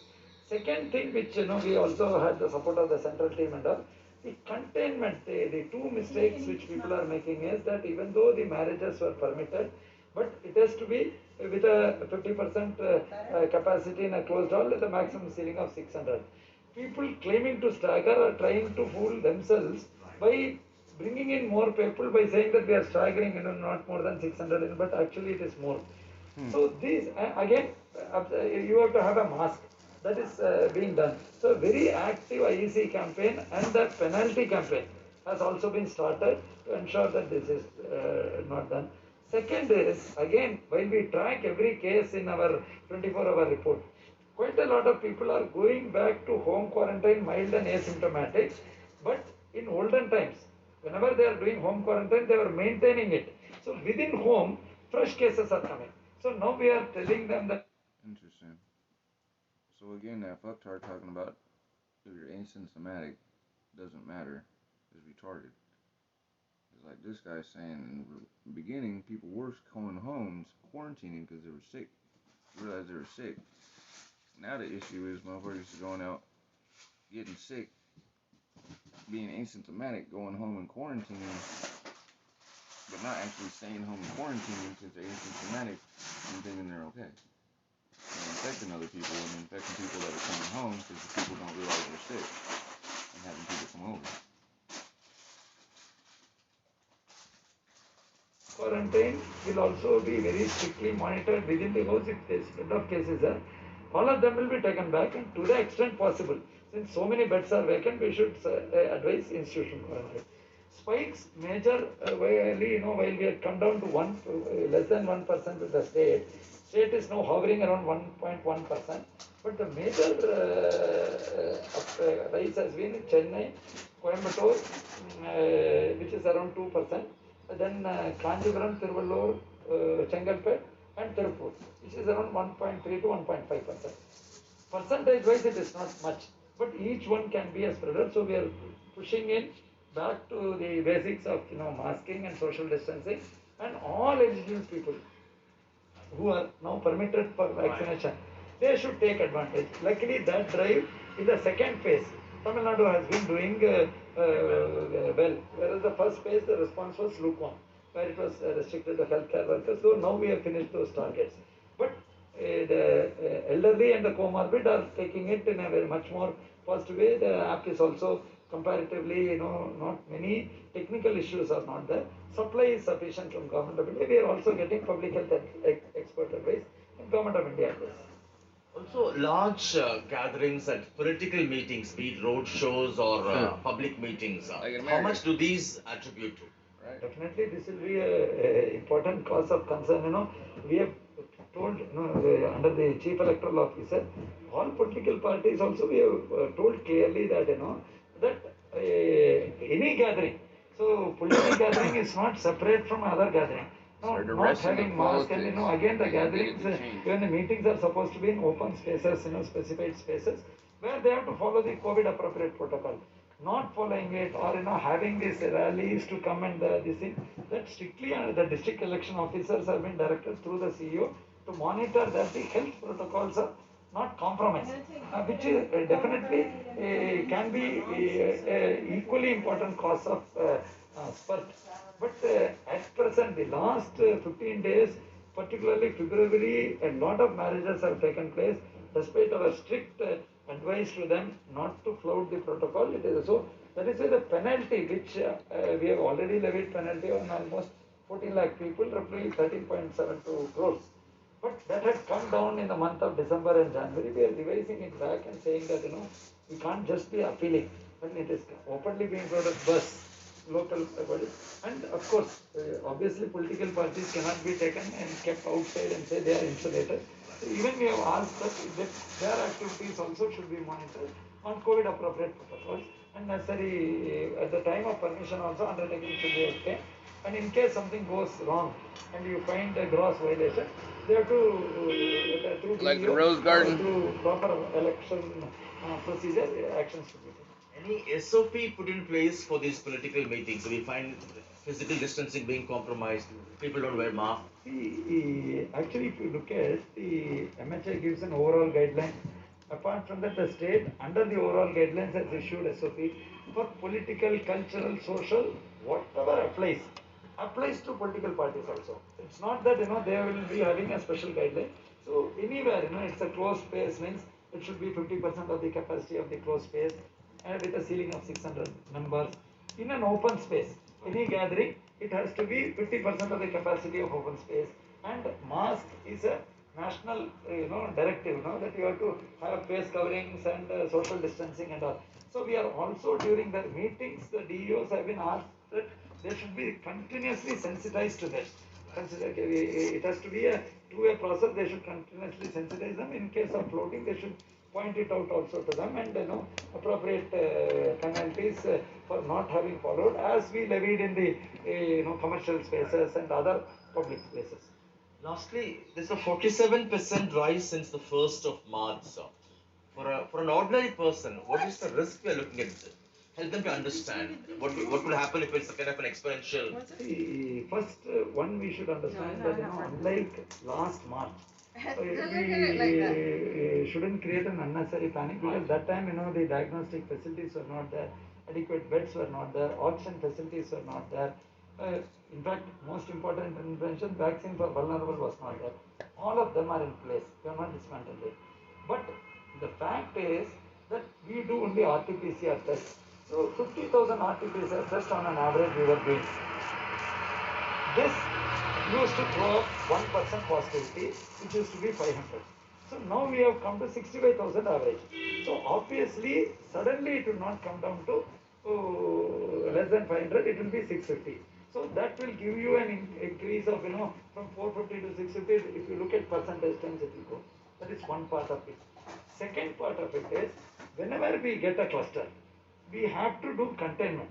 Apart from containment, close contact and extended contacts have to be taken. As a cycle, it will throw up additional numbers. That is a correct public health strategy and not a panicking strategy. On the side of common people, more than the numbers, they need to understand that just awareness will not be sufficient. Very simply, I am telling you that here we have an open space. I find one, people are not wearing masks. If they are wearing masks, they are touching it, they are not properly. Third is, open spaces like that, they are keeping it like that, speaking, and in open space, and again putting it. Even I am putting it wrong now. I should change my mask. So these kind of elementary basics, again, we are going back and re-emphasizing and putting penalty also, all the 4 empowered departments, so that at least these function specific housing locality clusters can be done. Similarly, by putting tin sheets, we don't put and block a road, which is inhuman. Human rights courts, everybody has commented. That doesn't prevent a local body or a police to demarcate a containment when 3 index cases or 3 or more households are affected, to ensure that they don't move about. And if they move about, we have to ensure that they are institutionally quarantined, even if they have facility for home quarantine. So, while we need not panic, but we should definitely be concerned that attending to an extent possible, limit attending public functions, particularly marriages and all. And if at all you do, ensure that that distance is there. Local transport, if it is crowded, wait for the next bus. Rather than compromising and saying it will not. The attitude that it may not happen to me. Mortality is last week and all our mortality is 0.6. This all happened. Reduction happened because of public cooperation, apart from medical interventions. But that public cooperation part of it, thinking that it will only happen to somebody else, if we conduct a function, it will not happen, is that myth should be broken. So we are working constantly with the people on that. Briefly, how does the state do in terms of vaccination now? Now, with the second phase, we are doing very well. Second phase, there are, apart from, elderly people taking it up in a big way, now we have reached almost 11.5 lakhs. If you can contextualize it, we reached 4.5 in 25 days, but the fourth day we reached. All over India also, a good response has been there. More importantly, the cohort are taking it up. Today, Coimbatore market, we have started, they are willing to come. Anybody above 45 with a comorbidity, the listed comorbidities, or above 60 are willingly taking, and as the numbers increase, word of mouth also it is increasing. More importantly, the vulnerable are being protected even with a single vaccine.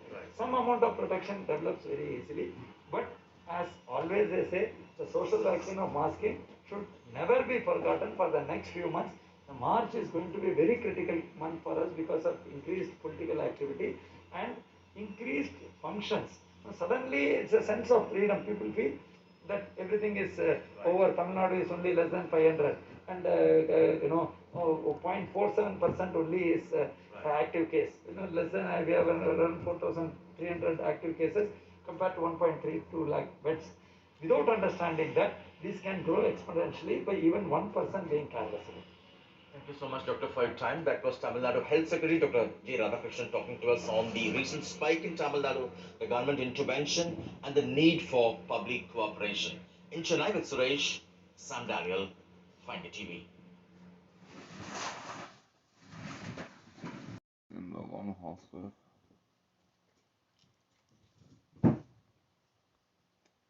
Nine million people have dealt with coronavirus. An estimated 8.4 million of them are called long haulers. They survived COVID, but they can't seem to shake their symptoms. And there's very little information or research so far to help them figure out how to get better. Body aches, tired, can't think straight. My chest hurts. Feels like I'm searching for words. I knew something wasn't right, but I didn't know what. I just don't know how to get better. Listen to these people and think of your mother-in-law. All the stuff, symptoms my mom's described to you. With sarcoidosis now, with her catching COVID. Bring in two COVID-19 survivors, Shamir Smith and Fiona Lowenstein. Both are so-called long haulers, and both have taken this huge problem and tried to find solutions. Fiona created an online forum for long haulers to share their experiences, to share their ideas. Shamir joined that online forum, and they both now work to spread awareness about the long-term effects of COVID-19. And Shamir, let me start with you. I mean, you're a school teacher in Baltimore, as I understand it. It's been a year roughly since you tested positive. What symptoms are you still dealing with, and how are you trying to manage them?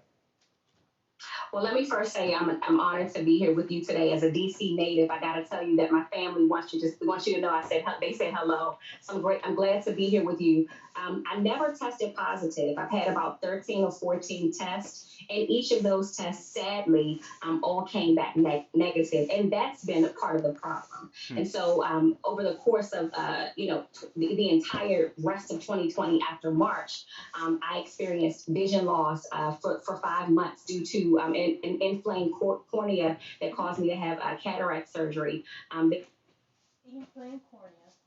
So, remember the argument with my mom? Mm-hmm.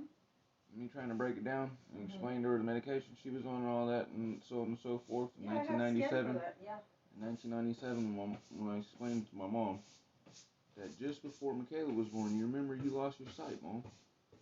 So on and so forth. That's when they diagnosed my mother with sarcoid. It was there. You understand? Then he moved. As I was explaining to you, going, I wonder if I had brought it home or caused because of epigenetically, because that's also, as you heard me tell Ted, hey Ted, remember? You're still on steroids for your eyes. You got sarcoidosis because of your Swedish background, so on and so forth. You understand? Mm-hmm. He had the same issue happen to him flare up, same time, same year, just for Michaela, that summer, 1997. You understand? Mm-hmm. Well, you heard out of my mouth, though, I fucked up by thinking mixing with her, I wasn't going to be able to pass it to the kids. I didn't realize what Ted was. Mm-hmm. I knew Donna from talking with her, not him. I hadn't sat with him and so forth yet. And realized that's the weak point.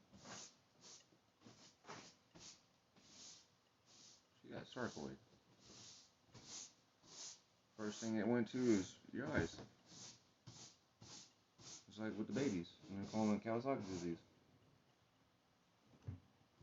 Yeah. Exactly. I could not remember my name or remember who I was. That's with the babies. And the first thing the babies say, they fuck my eyes up. Yeah. My eyes is fucked up. Now you guys are saying I got fibromyalgia and all this other shit And all now this I gotta other do shit. school online and stare at the bullshit for the next 6 hours. Or longer. You understand? Opportunities to the fullest, dude. Yeah. And then they call it what? Oh, fucking fatigue, Zoom fatigue, and it's a fucking crazy show. That because nobody takes the real time to understand us. This is the shit. Because every person that I've heard since last year, they all sound like my mom to me. And when I've lived with my mom, seeing her when she had no TV to having a TV to more exposure, so on and so forth. Mentally or epigenetically. The different pills, so forth, to a person's spirituality and everything, as it takes you and doesn't take you, to how you lose or don't lose your spirituality on the pills, as you've read in the paperwork where it states. Yeah, we had this lady, we knew, the child started getting abused because fucking we put mom on prednisone. And we know the outcome of doing such causes what? Okay? That was in the medical record for neurosarcoidosis, them saying we knew this was going to be the outcome of such. Blowed up to fucking 500 pounds, this and that, and some more shit, and you got more fucking illness than fucking from the other shit. Then you do some sarcoid, but at least we can say we're treating your sarcoidosis in your mind and in your nervous system so that you're all fucked off. And you're on medication for a sure, like fucking these people are saying, yeah, this is what you have to live for. So I said, this is what the future is, man. Tell me fight this shit. Why freak the fuck out? So I said, oh my god, they could beat the world. While they're trying to tout and state all these industrial fucking people that were making weapons to kill people 100 years ago in World War I, World War licenses to fucking make the medicine. shit. And we're financing it. It's fucking insane. And touting that, oh my god, look, these fucking rivals are coming together to fucking save us. Oh my god, yeah, I know. Is the White House fucking, fucking, oh my god, my mind, slow down, brain. It was like, Biden, the president was supposed to fly to that place, but they wanted to make it so special. On the the anniversary of the fucking lockdown, they had those two company CEOs come together and tout that we're about to milk you motherfuckers for life. Because the inside joke is, this is going past 2027. And be it that, because it does, the subsidies on the vaccines is gone, and we charging you for every shot once the time limit contract goes past 2021. So let's just get this to be worded as an endemic instead of a pandemic, and we got you. How you doing, baby? It's just crazy. Now brain inflammation and a misaligned spine. So it makes walking and enjoying daily activity very difficult for me. What did she say right there? I'm gonna shut up. She said, what? And what'd you scan on mama? Huh? You told me, well, you want to fuck that spine. No, well, there's actually medications and diseases that will do that to you. Because your musculature fucking being atrophied and hydroxyapatite versus coin. And neither your body's musculature intrinsically go a different way. Mm-hmm.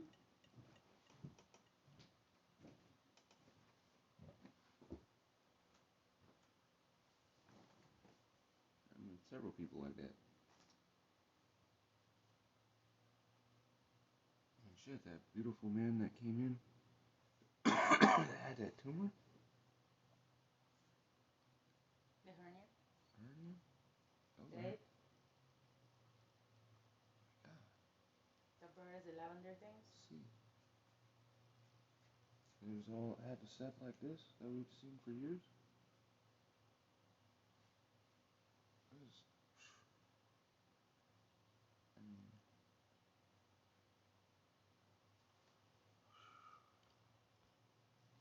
Those tests sadly all came back negative, and that's been a part of the problem. And so over the course of the entire rest of 2020 after March, I experienced. They need to see how many people are like you and what's your genetic background. Because how many other people are going to fall through the filter like such. You know. Only thing that saves you, ma'am, is the reality of, like, my ex-wife, because at the time when we were together, she was a Baltimore school teacher. They have Blue Cross, so she's covered by insurance. And depending on how long her tenure is, she has tenure, so someone's going to listen to her. You know what I'm saying? Instead of just being fucking you or I going some shit, or me going blah, blah, blah, and they're like, whatever, dude, your tests are negative. Like they've been doing my mom. So you finally, like, exhaust all the shit and fucking either kill yourself or move somewhere that you find someone like with my mom, happened with my mom, where they go, okay, we'll do this test right here. Oh shit, no, you got this. You got AIDS. The fuck are they doing this at 34? Why didn't they ever do this test for it? Why didn't they ever ask you this? This would show you this right off the bat that you had this, not that. But they tried to say, oh, because you had a blood transfusion and you from San Francisco, you got AIDS. They told my mom accepted that shit. Like a lot of people. Why it baffles me where they're going back to the time of when my mom was misdiagnosed because she got blood transfusion, where they're saying anybody can give blood right now.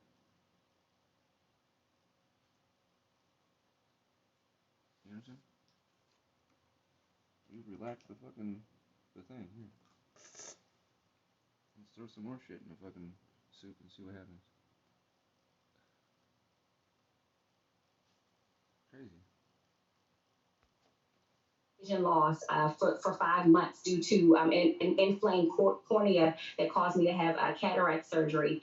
There were moments that I could not remember my name or remember who I was. I have now brain inflammation and a misaligned spine, so it makes walking and enjoying daily activity very difficult for me. Part of it. You got meningitis. Because it went to your nervous system. As they stated. As they stated. That's straight in your brain. As I was figuring, because I was like, wait a minute, if it's going here and they keep pointing at it to the nasal phalanx, that's not good. Because what pops up other than my mother is my stepbrother, who I explained to you. Fucking shit passed through his sinus cavity and infected his brain. You know, that was a plastic plate because they had to remove fucking part of his brain. He was in the hospital. We used to joke because my stepfather wouldn't go, and we used to make him go see his kid. And the reason why Eli lived was because his mom was the head nurse at the fucking hospital in Nevada in Gardnerville. Otherwise, my brother would die. Or would not be able to talk because we did extensive fucking help on him. It was the only thing he could say when he came out with shit was fuck and no. And with a joke, we used to stop. That's reality, honey. We helped my brother not just say this. Okay? But no medical insurance or anything like that. We fucking drug dealers, dude.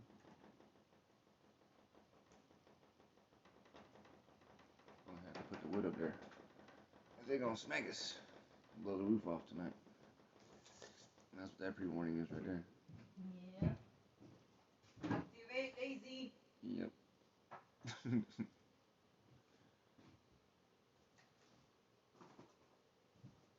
So a baby catch this shit, they get that right there. You get negative test your whole life, and you're saying, no, man, it's because of COVID.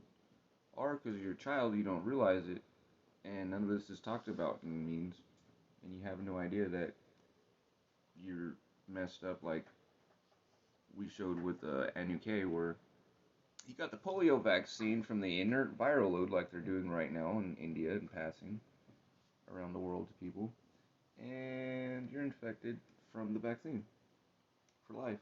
But we're going to call it some other shit.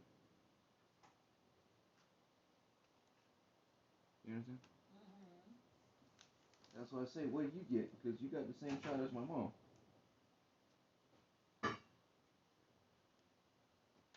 And all the baby boomers that got the shot like my mom got fucking ailments like you. In third world countries. Think of how the insurance plans and demographic element medicines are set up here in this country. You know what I'm saying? And they just put the algorithm to check to see to be able to make it to where we can supposedly help you better, but all they've done is just allocated that to the shareholders, to where shareholders can now fucking say, as you point and click and fill out your stuff for insurance or your healthcare coverage, you know, you're not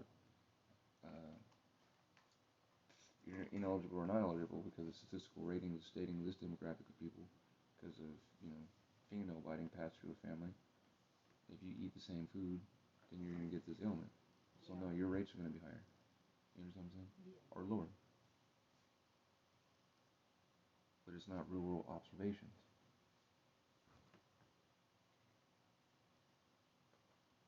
So this thing here, what needs to be seen is, again, her ethnic background, but then what she's been eating during that time. Yeah, how many other people?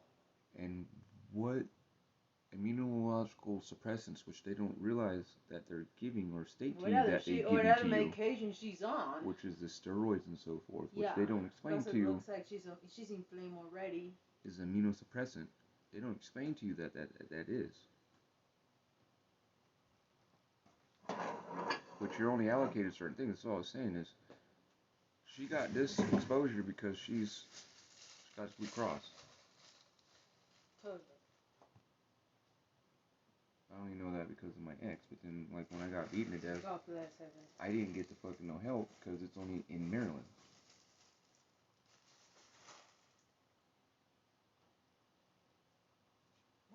Bless her. And I also now have a huge memory block where doctors just diagnosed me with mild cognitive impairment. So it has been quite the year for me. And they couldn't even like confident justify are you that it her was in fact being COVID though? discharged or something like that because Just because of the timing, the fact that I am a school teacher, what are you and tripping on, too Ezekiel? many of the symptoms as I learned from joining Fiona's body politic group, just to seem to line up to me. And thankfully, in last September, I was able to get a formal diagnosis of long COVID from my doctor. Fiona, tell us about your experience. I mean, how has this affected your ability to just live a normal life? And you're a redhead. Of course, well, my experience was similarly quite surprising and devastating. I was 26 when I got sick and otherwise healthy.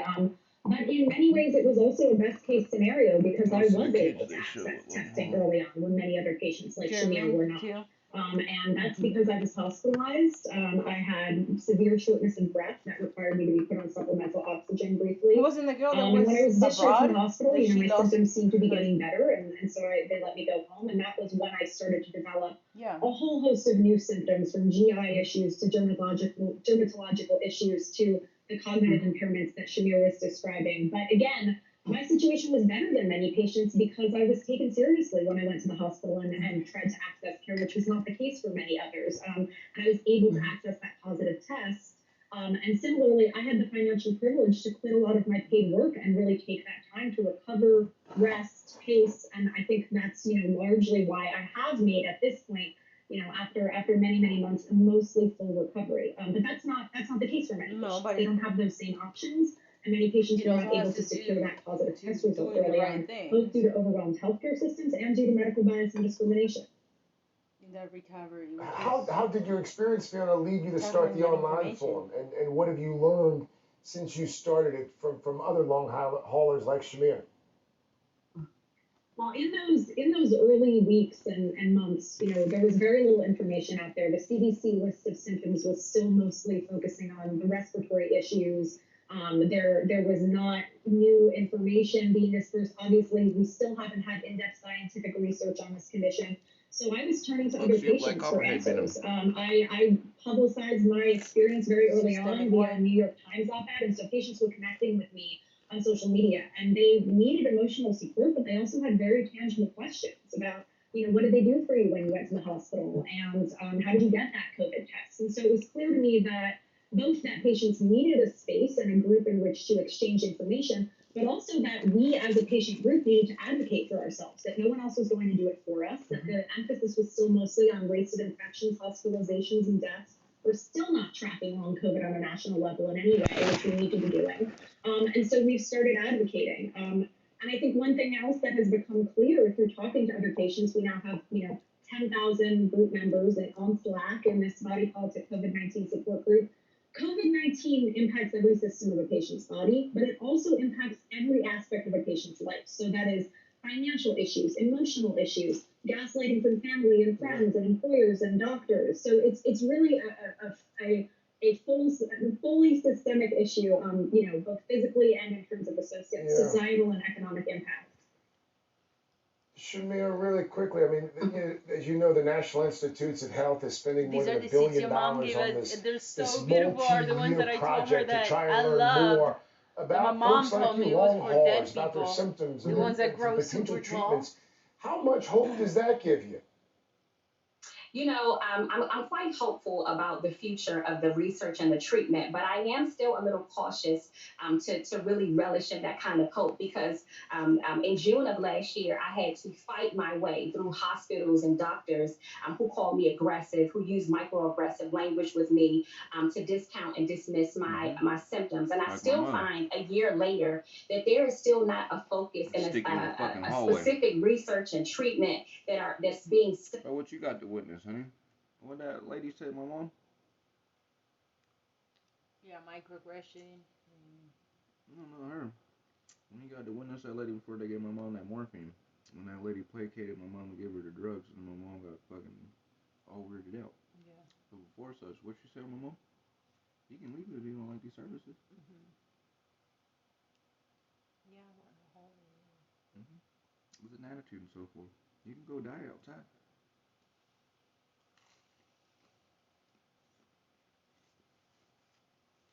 Die outside. We'll take somebody in here to accept us.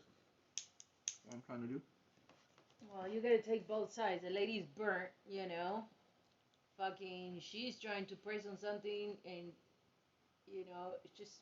And you got somebody trying to tell them, like this lady, that what you're doing is not what I'm fucking not sick helping with. me, no, at all. And I know my body, and you're trying to push something that is not conducive. And you think I got an attitude, but I'm just really trying to tell you something, and you're not listening. While you put the needle on my fucking arm, now I'm combative, you know, and all of a sudden I'm fucking resisting arrest because you're not listening to me. You just gave me the shit. To my body. Now and my now heart's fluctuating and so forth because you just gave me this potassium shit, which makes me piss it I out. lost all the shit. Now I'm to back -0. Where's that when I came? And now I'm hurting. So yeah, give me the morphine. You know what you see? That's why you cannot play. And what they do? Play into that. Put her in the hallway. I ignored her for all motherfucking day. And then Silence what they do? treatment. Once the night came, kicked the fuck out. On the street.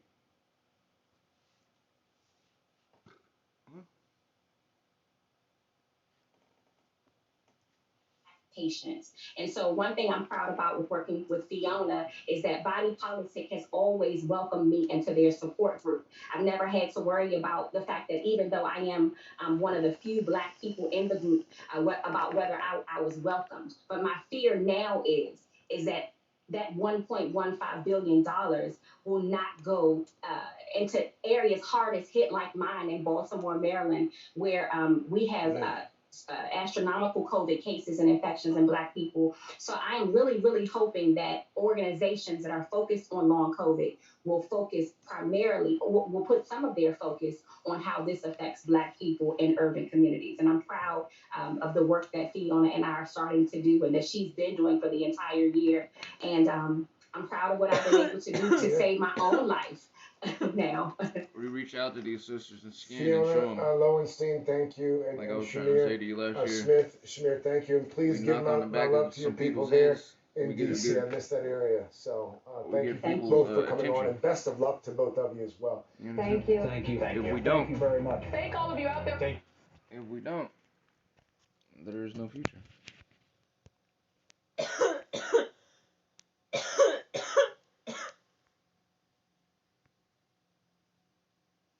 Indicates coronavirus symptoms felt in the first week of infection may be a predictor of just how long they will last. According to research published in the peer-reviewed journal Nature Medicine, patients who felt more than 5 symptoms in the first week were more likely to become what's known as COVID long haulers. So here.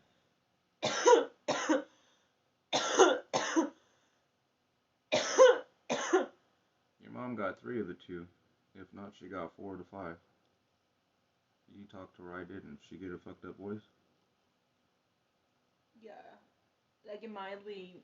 So, key symptoms of long haul COVID. I'm not going to put it out there, but they're saying fatigue, headaches. Oh, she has not carried on fatigues or headaches. Not carried on. The first week. No, nigga. Not carried on. I'll replay it for you. This is the first week of infection. Your mom hit all of those. But you talked to her. I didn't. That's why I said I'm not trying to project anything out. I'm not going off of 2 weeks out, 3 weeks out right now, or a month out. First week. Yeah, all that. First week. Mostly the I need to talk to my mother, but I'm not worried stalker law stating it in that manner because my mom already has fucking sarcoid. And like I said, this is airborne AIDS sarcoidosis. I said in the beginning, this is fucking airborne sarcoidosis. Or airborne AIDS, if you wish to say. AIDS is this sarcoidosis.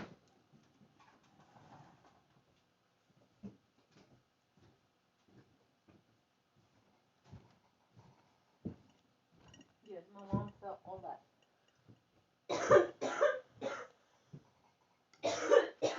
So remember, they had to do the ambulance. And the they had to do the resistance ambulance. to the light, like not. She reacted like you did, where you get the Sensitivity nausea and sounds and shit like that. Indicates coronavirus symptoms felt in the first week of infection may be a predictor of just how long they will last.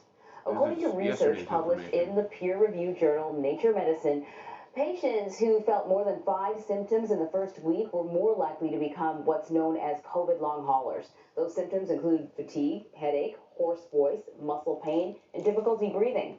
Researchers qualify someone as a long hauler as having... Which in a sense would be like a huge immunological response. So that's interesting about mom's immune count.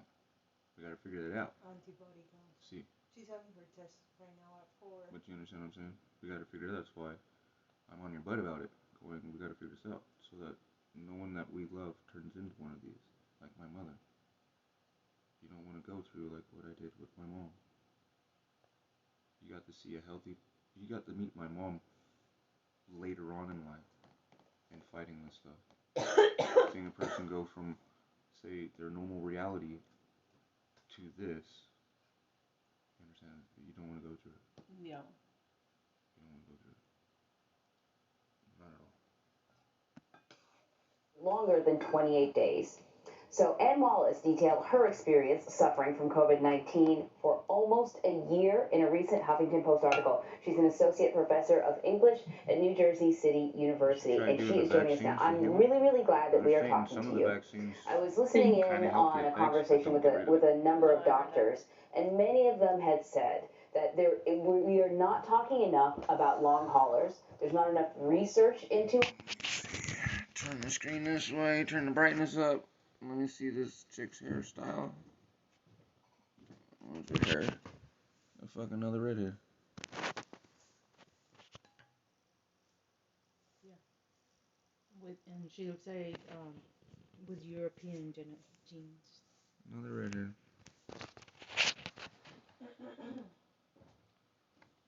This is the continuation of the pandemic, and it should not be ignored. So I want to ask you about your experience. You know, when did you first get sick?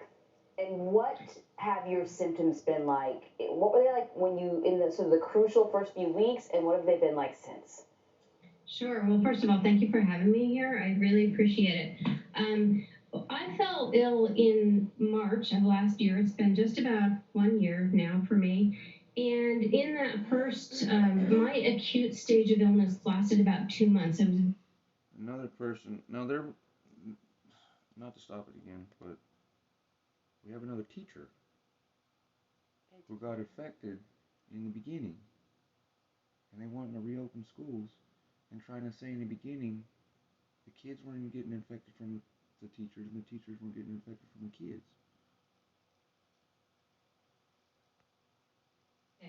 For an extended amount of time in that first phase. It started with chest pressure, chest pain, a searing pain in my chest, as if it was on fire inside of me. A lot of hypoxia. I had a very hard time maintaining my oxygen levels. So if I needed to be on strict bed rest, basically. I didn't have the ability to be on my feet if I didn't have the energy. And also, I couldn't maintain my oxygen levels if I stood up for more than a few minutes. So it was the crushing fatigue I had, insomnia and migraines, it's just an array of symptoms that didn't stop. And now, a year later, I still have many of those symptoms. The chest pain has abated greatly. I do not have that searing pain anymore in my chest, but I have other symptoms that have emerged over time, and they seem to cycle through. For a lot of long haulers, we have phases where we have one symptom and it goes away a little bit, calms down, and then another one emerges. And I have joint pain and shoulder pain in my muscles and joints. It's been escalating for months now. So greatly. I do not have that searing pain anymore. On strict bed rest, basically. I didn't have the ability to be on my feet if I didn't have the energy. And also, I couldn't maintain my oxygen levels if I stood up for more than a few minutes. So it was the crushing fatigue I had, insomnia and migraines. It's just an array of symptoms that didn't stop. And now, steroid uptake. a year later, I still have many of those symptoms. The chest pain has abated greatly. I do not have that searing pain anymore in my chest, but I have other symptoms that have emerged over time, and they seem to cycle through. For a lot of long haulers, we have phases where we have one symptom and it goes away a little bit, calms down, and then another one emerges. And I have that. I have joint pain and Wow, yeah. The lady was super skinny there.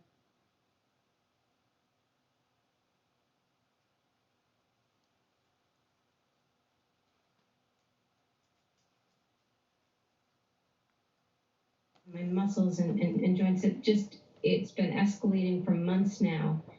So it moves. It's different every day, and the symptoms keep cycling through me. Because it's like the fucking this snake venom of copperhead bite. It was just for life. Your body's never able to get rid of it, and it just continues doing damage, causing myokines, cytokines, and cytokine storms throughout your body. And it's the same with this. Well, it attacks one thing to the next. You take one immunological suppressant or steroid or prednisone or cortisol show up, which supposedly gets rid of it there, but it just changes the environment toxicity. You use Bruce Lipton's thing where the thing doesn't like being in that area, so it moves to an area that it doesn't get fucked with. Yeah. And so you take a medication that supposedly messes with it in that area, and then it just migrates back from that spot to another spot to another spot. Henceforth, why it goes to the nervous system. They need to treat the nervous system first, or anything. Be it that it's showing that it's going, boom, like I was saying, straight to the brain.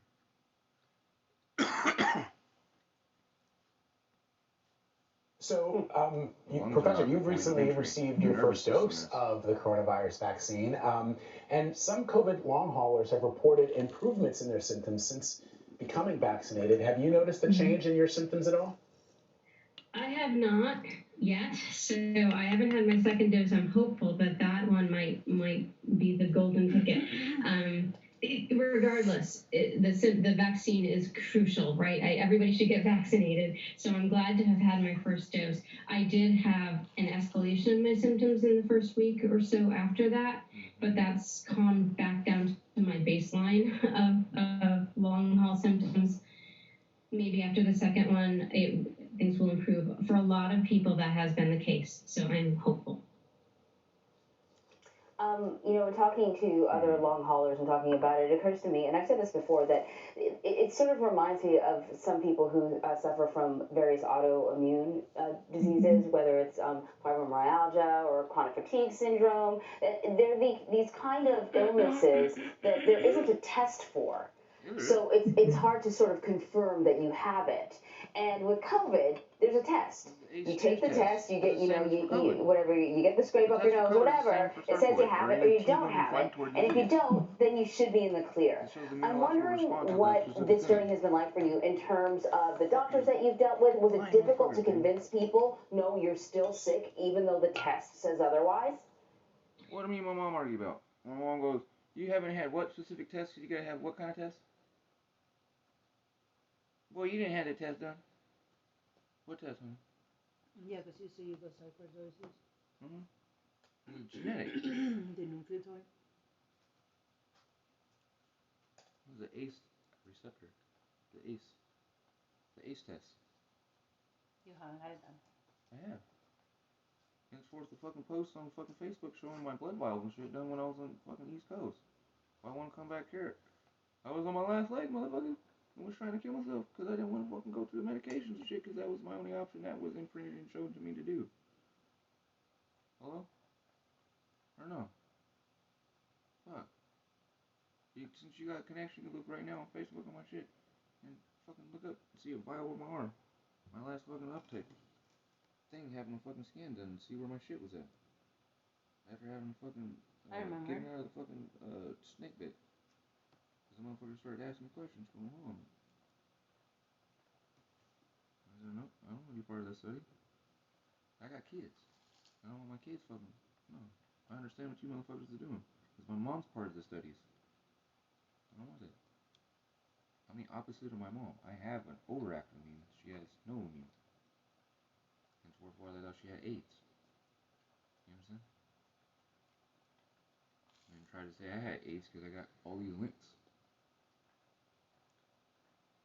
I have the same as if somebody had active HIV since I was fucking 12, 13 years old when they tried to say that. Probably was in fucking head off Orville Hospital. When they tried to do the spinal tap and see what the fuck's in my nervous system. That's when my shit started fucking up. And I went, stuck. Where's it at? My nerves. It's worth why I state why I'm different. My brain's wired. I share the same diseases that killed my brother Malachi, rest in peace. You gotta have two parents of the same. Because that's one of the 27 fucking diseases like Zika and fucking COVID that's in sperm. And if the mom catches it from a not fallopian, but from the fucking birth canal, like fucking psoriasis and eczema is fast. Mom passes it, dad got it too on the fucking thing, boom, bam. It's an inherent disease. That's showed in the holoblastic cleavage. The child looks fucking malformed. Like Zika virus. Or Down syndrome and all those other ones, which has been shown, or they'll start figuring out that it's in the fucking sperm. Not in the DNA. Because it's a holoblastic cleavage point that shows that malfunction, or that chirality fucking change. The way the zinc fucking phosphorylate is different in that way to always make a allotropic crystalline lattice rattling foul. Rattle function where you see that always as a deformity, if you wish to call such, but a malformation of the gravity of this intrinsic rattle that we're used to stating as we say is normal.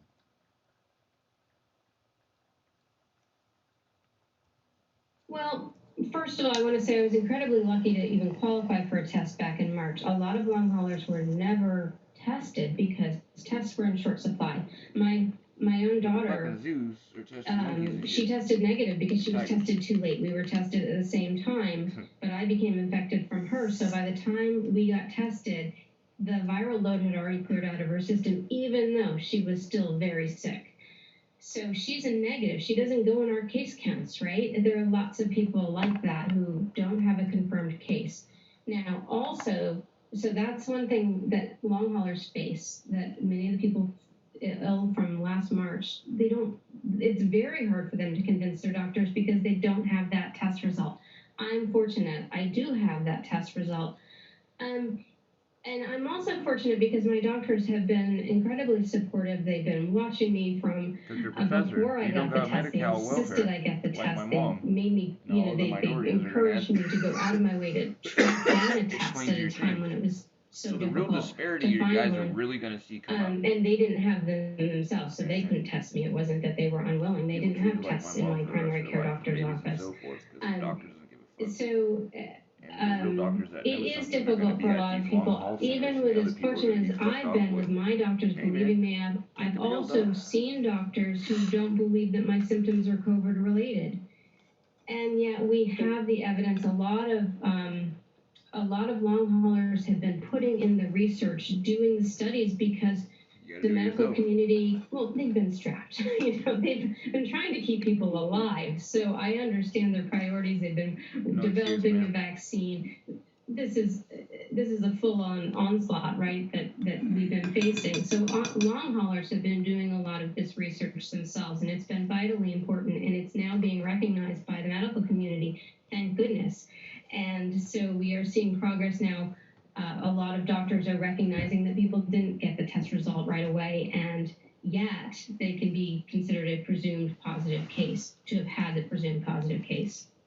And we're also being recognized now, finally, by many doctors and by the NIH, et cetera, the CDC, that these long-haul symptoms do last a year or longer. LA County. And that's also crucial, and they're putting in the money for the studies now that we need.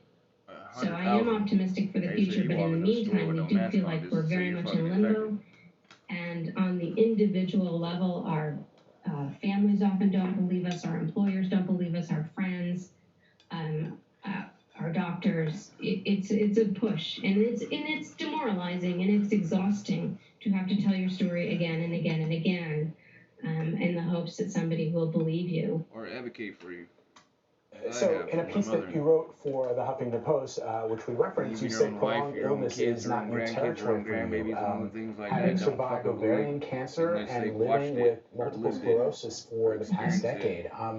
So, how has living with COVID for the past year been different from these other illnesses? Why I said to you, I hope and pray to God you never have to go through what I've gone through, because you're a fucking prick, man, when it comes to that. So you should study.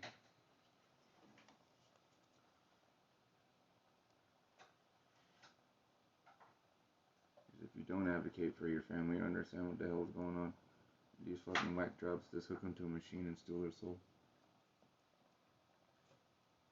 And I'm so sorry that you're dealing with that. I can only imagine how scary it must be, given that we know people with pre-existing conditions have succumbed to this infection. Mm-hmm.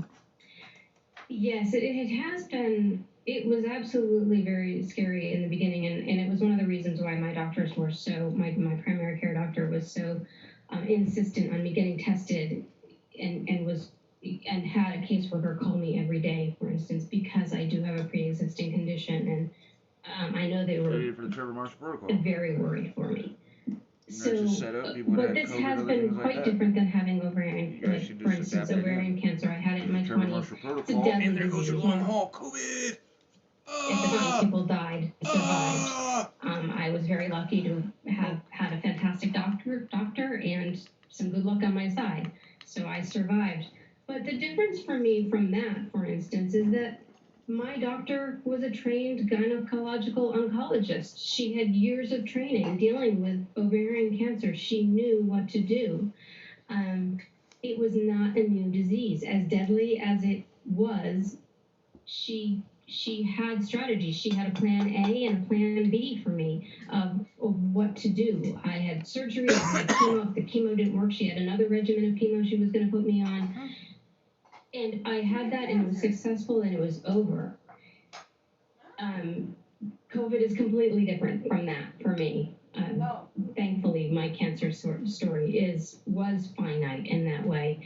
MS, there is no cure for it, but those symptoms are, my MS is very much under control. Before I had COVID, I was running. I put a picture in, I asked them to include a picture of me skiing a couple weeks before I became sick, because I wanted people to see that, yes, I was an active person. I worked more than full time. I had many things on my plate, and I was able to manage all of them. I'm a high energy kind of person, and despite my MS. So having a pre-existing condition certainly put me at higher risk, but it didn't mean that I was debilitated before I became sick. I am debilitated now, and that's different for me. I don't, it's hard because we don't know what the end is here. Every time I think I'm getting better, diagnosed my mom with MS before the diagnosis was sarcoidosis, and they took that away. Where does that end? I don't know. I do think it will end, but I don't know and didn't realize it and how. And this is exacerbated. When you just mentioned just how experienced your gynecological oncologist was, I was thinking to myself, and there's no equal when it comes to the coronavirus, because it's a new virus. There's no one that has decades of experience handling this. And so now we see, people are getting vaccinated, and almost kind of in the last couple of weeks, we've seen a number of states easing their coronavirus restrictions. Of course, Texas, lifting the mask mandate, saying that it's okay for full occupancy. They're going to have a stadium filled with people there. I'm just wondering, what your take is on that when you see people kind of, throwing that mask off and whip it into the air, thinking that it's time to get back to normal. It gives me great pause, and I find it extremely troublesome. The vaccine, I am so glad we have it. It is going to be a game changer, but you don't throw off your protective gear in the fourth quarter, right? Just because you're winning, or it's tied, or you're catching up, right? That's where we are. You don't walk off the field in the fourth quarter. You wait until until it is safe, and we are not there yet. You know, I know 33 million people have gotten the full vaccination. That's 10% of our U.S. population. 10%. It's fantastic, but we're not there yet. Masks matter. We also don't know the full extent that this of protection that the vaccination offers us yet. It's brand new. Let's just take our time and make sure that we are safe before we start throwing our masks off, as you said. We need a little time to know exactly how protected we are, and we need more time for more people to be protected. The vaccine, again, game changer, but we're not there yet. So I just wish people would be a little bit more patient. Having burn parties with babies. You don't want to have long haul COVID. You don't want to have COVID, period. And if you know that 1,500 people died yesterday in the United States from it, so we're not out of the woods. Ann Wallace, thank you for sharing your story with us. We really appreciate it.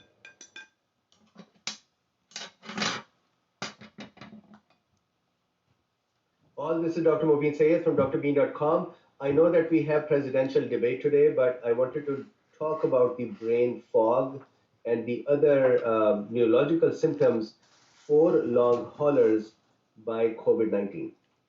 So my apologies, I would try to get you free as soon as I can, but this was an important topic and I wanted to make sure that we can look into it. So here are a few links that are in the description. One of the link here is follow-up of adults with non-critical COVID-19 2 months after symptoms onset. In here, they're talking about the long hauling symptoms in patients, sometimes even after 2 months.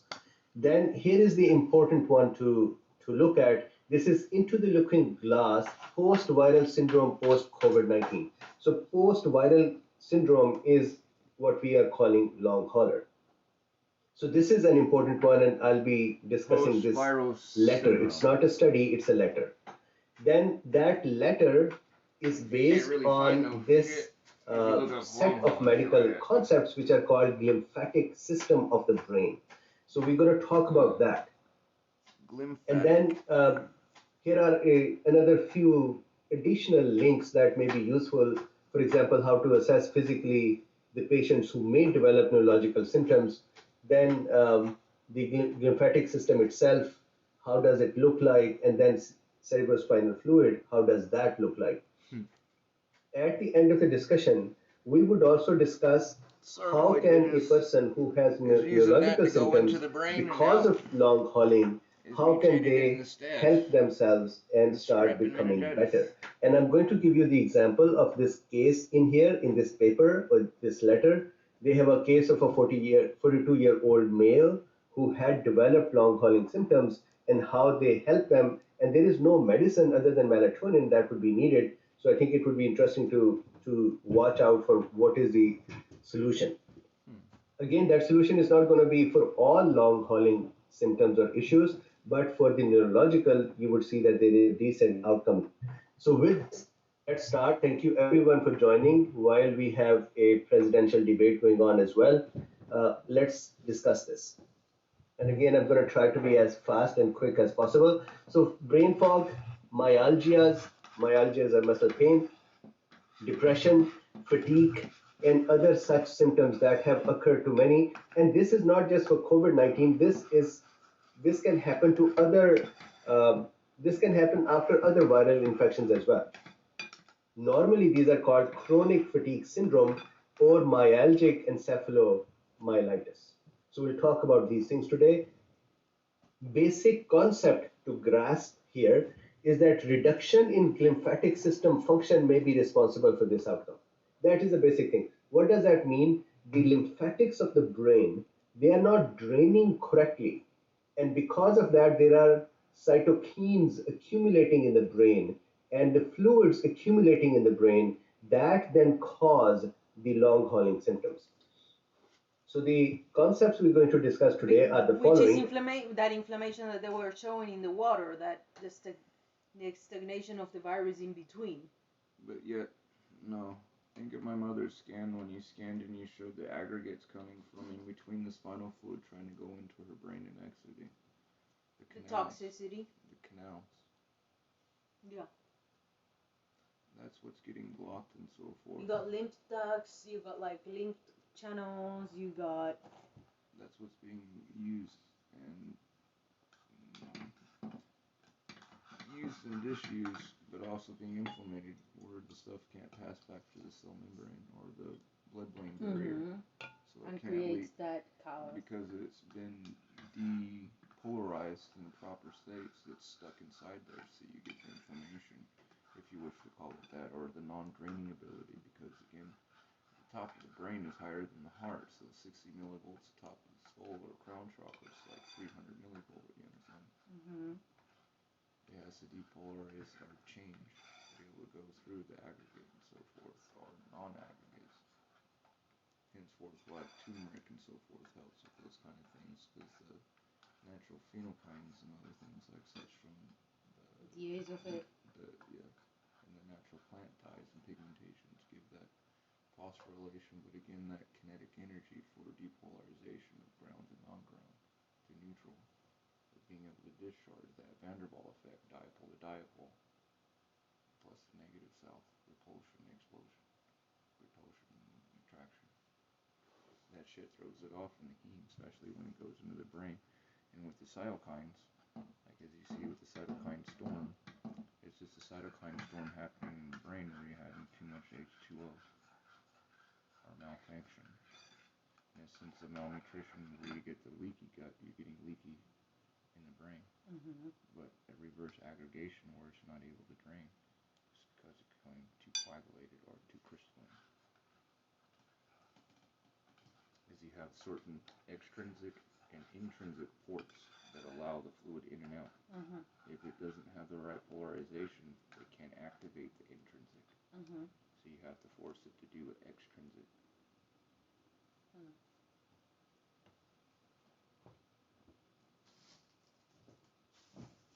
Discussion. Number one, you would know how the lymphatic system works.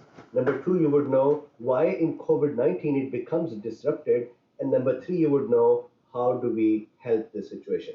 And my request to you is that if you know someone who is in a long hauling situation and they are depressed or fatigued or myalgic muscle pains, please share it with them, or they have continuous anosmia, share it with them. Arun says, question, what is brain fog? Brain fog is a state of confusion that you do not feel fully alert and fully engaged.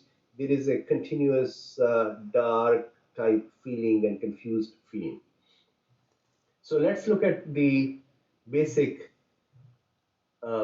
anatomy, which is important. And again, this is a very complex area, and I'm only going to talk about the higher level of the concept so we can grasp the basic problem. So look, what happens is in our brain, there are four kinds of fluids. Number one, blood that is in the blood vessels. So in the brain, of course, there are blood vessels, they contain blood. So 10% of the fluid in the brain is compartmentalized in the blood compartment. Another 10% is in the CSF compartment. Another, I believe about 65 to 70% is in the intracellular fluid or interstitial fluid. And that is between the cells of the, amongst the cells of the brain. Imagine the brain tissue neurons are bathed, they are living in fluid. So that is called interstitial fluid. The whole body lives in fluids, and that all is called interstitial fluid. So interstitial fluid is the third compartment, and the fourth compartment is cerebrospinal fluid or CSF, which is living in specialized compartments. So here what we are seeing is the following. Inside the brain, there is a ventricular system. There is a cavity inside the brain. That cavity is filled with fluid. That fluid is called cerebrospinal fluid, and it is produced here by what we call choroid fluxes. Choroid fluxes are specialized structures where blood vessels come in, and then there is blood-brain barrier between the blood vessel and the tissue, or the ventricle, the cavity.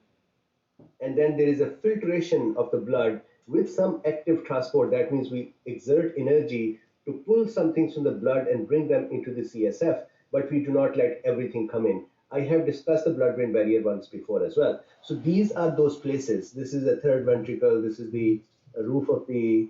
Um, So look at this, where he's explaining that, and see where you scanned on mom when they misdiagnosed her with fucking shit when she couldn't walk. She has it in her. Yeah. It's right here. Those little red things. The spinal fluid comes in, it's filtered.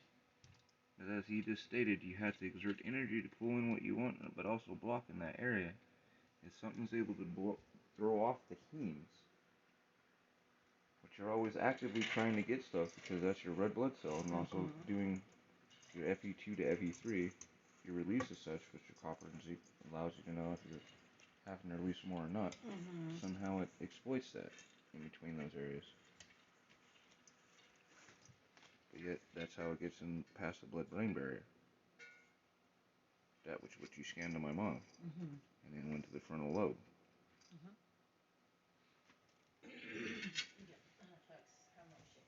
Started causing those things that would say you're gonna have spots in your X-ray, mom. That it's gonna pop up. Oh, we got X-rays, and it shows exactly that you got spots in those areas, which is causing this. But they're still telling you had a fucking stroke.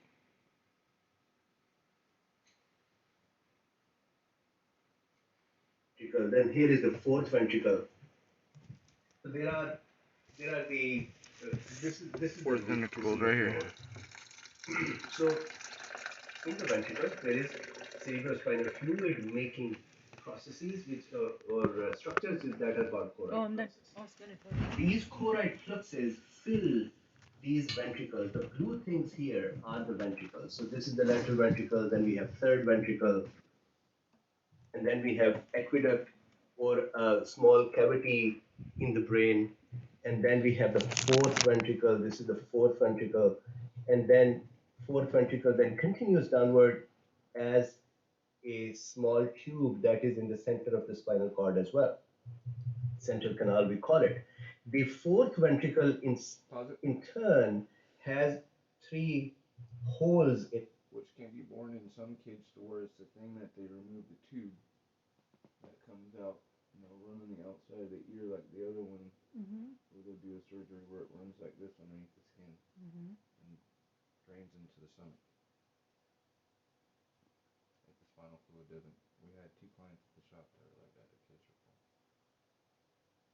I was explaining to you about the young boy that's born like the young man that you just dialed in for Eric's son.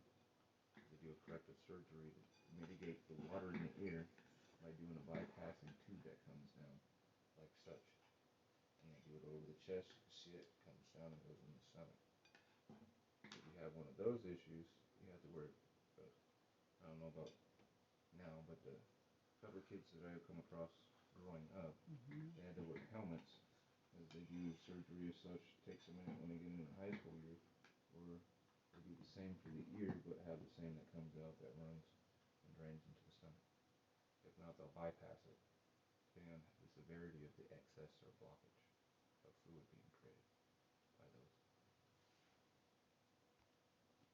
Fourth ventricle looks like a tent. If you look at it from behind, it would look like a tent-like structure. So in this tent, there is a central hole, and then there are holes on the side. I remember I used to love them, the names foramen of Lushka and foramen of Magendie. So these are those foramens or holes. Through these holes, the CSF that is produced here, that CSF would come out, and then it would go into subarachnoid space. So what happens is that whole brain tissue is wrapped in meninges, which are tough connective tissue around the brain, and then there are spaces between them. So subarachnoid space is one such space. So the fluid then come out and they go into the subarachnoid space. From there, that fluid kind of travels through those spaces, and eventually it goes back into venous or sinuses, we call them, which then becomes veins, and that is how the fluid gets out. However, here is the important part to understand. This fluid that is in the subarachnoid space, This fluid not only just gets out through the veins, but the blood vessels, the arteries of the brain, when they run in the subarachnoid space as well. And I would show you that over here. So this is a subarachnoid space, and this is an artery running in it. So when these arteries are running in the subarachnoid space and then they penetrate in the brain tissue, around the arteries, there is a continuity of a space which is closed space, and we call that as periarterial space, or the space around the artery. So imagine if the artery is a tube, then we have one more tube on top of it. So the space between the two tubes is called periarterial space. The CSF, or the cerebrospinal fluid, actually enters this space as well. So not only it goes back and gets drained in the veins, but it enters here. And when it enters here, this becomes that lymphatic system. When the CSF enters here, then that CSF would slowly start oozing out of these cells. And I would explain how that happens in the next diagram. Once the fluid oozes out, it kind of gives a bath. It bathes the cells here, the neurons. And what is the benefit of bathing them? The inflammatory particles, the big proteins, those harmful or debris or the harmful substances that are in the brain, they cannot be approached by our remaining immune system. So brain has its own immune and lymphatic system. So that system is now being developed in front of you over here. So the fluid comes out and starts bathing the neurons, and whatever debris is being produced during the metabolism of the various functions, plus if there is an infection or there are inflammatory proteins, they are all here. And what happens is that this fluid washes those things, the debris, away from the brain and out into the venous system and the cervical lymphatics and back into the circulation. So that is how the bigger particles of in the brain that are debris are removed, and this is called lymphatic system. The problem in the long haulers is that this lymphatic system does not work correctly. And why does it not work correctly? I'm going to explain that part now. The lymphatic system, or this fluid that comes out, the CSF that comes out and bathes the tissue, that CSF then drains out in the veins. Majority of the drainage, so check this point out, majority of the drainage is through the veins that are near the olfactory system. And you know that COVID-19 causes the inflammation of the olfactory nerve, this nerve that is responsible for smell. So when that nerve over here, there is a cribriform plate that is called a bone through which it kind of penetrates and comes out the nerve. And we have talked about the anosmia in the past and looked at the mechanism that there is swelling in there and there is infection in there. Now what happens is when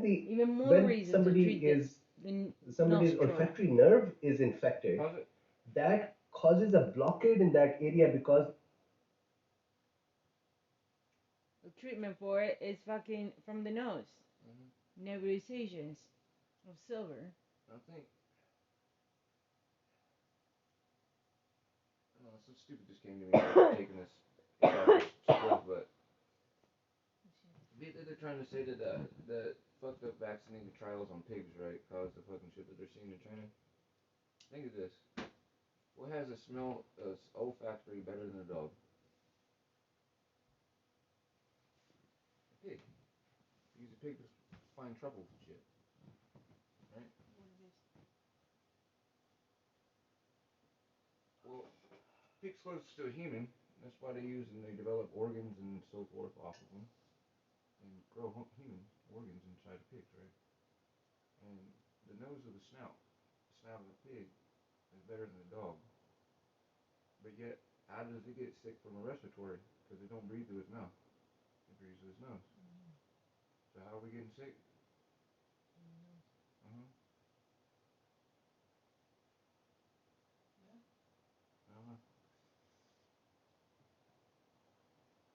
There's any variant that went into the fucking pig farmers and came out and they tried to say this unvaccinated fucking trials bullshit, or unlicensed vaccine trials on pigs. I'm like, wait a minute though. Keshe's been doing what he's been doing with the swine flu shit for a minute.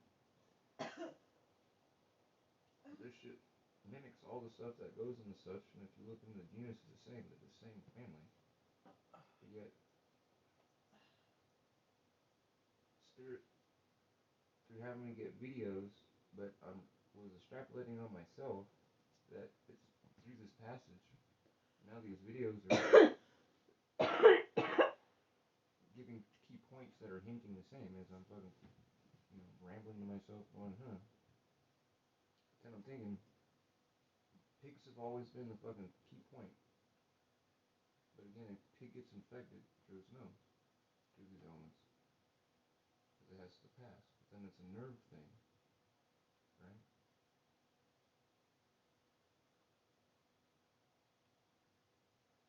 And to go up that way, go into the brain, it has to take over the fucking brain's immunological response first, which is, again, remember the original wild strain, they're explaining why it was fucking people off, is it was taking over the T cell and I forget the M something cell, that part of the immune system that teaches the nave cell. I was having you read about naivety and so forth that time last year. You understand?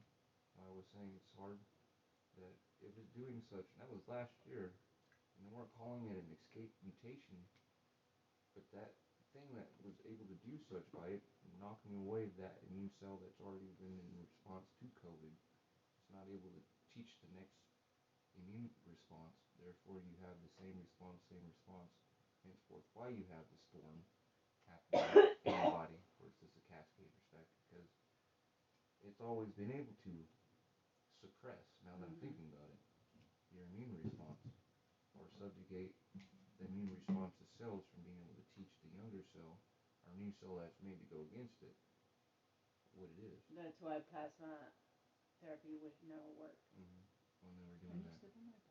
Yeah. And Just so in my forth. lower back. Like, just in this spot in my lower back. Now they're calling that a mutation. Now I remember right. When I was having you read up on that stuff in Nave, because you were like, oh, I'm so Nave, and I was like, yeah, it's funny, cute, you were saying that. And so, I showed you the correlation of Nave with the Nave immune response cells.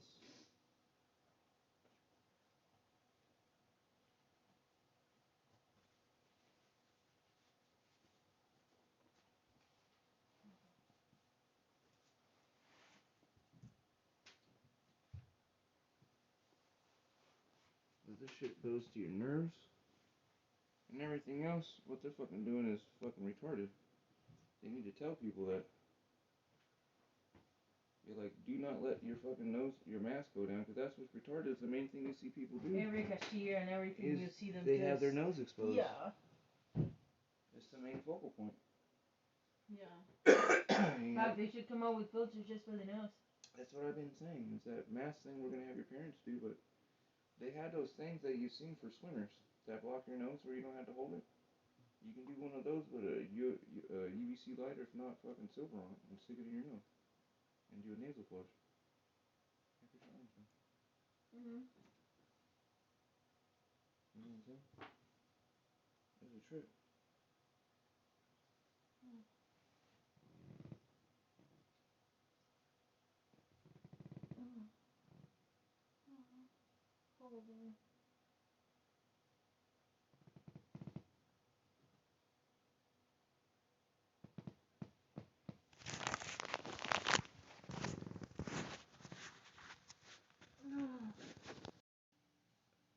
Swollen. That blocks the glymphatic system, this system that is draining from that area into the sinuses and into the mucosa of the nose. That is the majority of the drainage for the glymphatic system. So if you swell this area, then the drainage of the glymphatic fluid is blocked or reduced. When that drainage is reduced, imagine what? All of that fluid is now accumulating in the brain. Plus, it is not washing away the waste products and the cytokine products or the inflammatory products in case of COVID-19 that have entered the brain through the olfactory nerve. They are now just sitting in there. They are not being washed out. And when they are not going to be washed out, their effect is brain fog. And how do they do it? Their effect is anosmia, their effect is brain fog, their effect is myalgias, fatigue, depression. And how does that happen? There is a part in the brain called hypothalamus. This area, this brown thing here is hypothalamus. When the anosmia occurs or when the swelling in the nasal olfactory, near the olfactory nerve occurs, then hypothalamus gets affected as well, and most of the debris that is near hypothalamus stays there. And when the hypothalamus is affected, hypothalamus's job is to reduce the fever or keep the temperature correct, and then its job is with the sensations, and its job is with the many of the emotional systems. So what happens is once the hypothalamus has started malfunctioning, the patient might develop fever. And they might develop fever for a long time, months. They might develop depression. They might develop tiredness and fatigue and myalgias. So that is because debris is not being cleared because the olfactory system is blocked. So that is a very, very important thing. Now, what is at an atomic level, at a smaller level, at a unit level, how does this happen? So look, this is the subarachnoid space. This is this space here, this space. I'm just zooming in that part. In the subarachnoid space, the blood vessels or arteries that supply the brain, they bring blood and they are here. Okay. I feel like the white blood cell cop in Kids movie I seen years ago where they showed him inside the body where the immune system and the body and so forth, people were doing some not so good things. So a virus took over, and the brain is the command center, and you got to do the emergency button that he pushed was like a diarrhea ejection, which was you got rid of like the old mare and the virus and so forth, pooped it out, diarrhea shows. Otherwise, you got to keep the human body always looking like fine and so forth. Just kind of keep that movie. Had some interesting things in it, just thinking about it. But thinking about this in a sense to say the concordance of, I stated last February and so forth that this stuff is, this animus, as I described in the Facebook post, this animus has gotten enough human genome to where you're just going to get anal leakage and anal swabs, which the Chinese are doing now, and sewage and so forth, fecal matter and all that. All that's going to be infectious, blah, blah, blah. But it's figured out how to get past that. So you're going to have to deal with asymptomatic people. It took them a year to figure out asymptomatic is the worst, but yet there's still got people out there saying that you're asymptomatic. Doesn't matter. CDC guidelines says that. But yet, how do you get asymptomatic person from something that does all this cascading shit to your body? It doesn't cause inflammation that it's realized to do next to the thalamus. Therefore, the person can stay alive in a sense in the culture of biome that it can still infect, it has to figure out. Otherwise, we isolate and quarantine people. It wants more people to be around to get viral load out. Yep. To accomplish her immunity. Yeah. Not to accomplish herd immunity. To accomplish, I'm going to infect all the stuff that I can. Well. I'm talking from the virus side. Oh, well. If you wish to say herd immunity on that, yeah. If you infect enough stuff, then you can hide, as it does in the other organs, because there's only certain medications that can go to certain things, parts of the body. And what's been proven is there's diseases that realize this and go to those parts that those elements can't get to, or send signals to those parts for it to be infected, for it to hide itself, and it shows that, your stuff is, your cancer's come back, or this has come back. You weren't healed completely. You understand? Yeah. That's where you get those kind of things to happen. Showing that it's a self-adapted virus. Or conscious.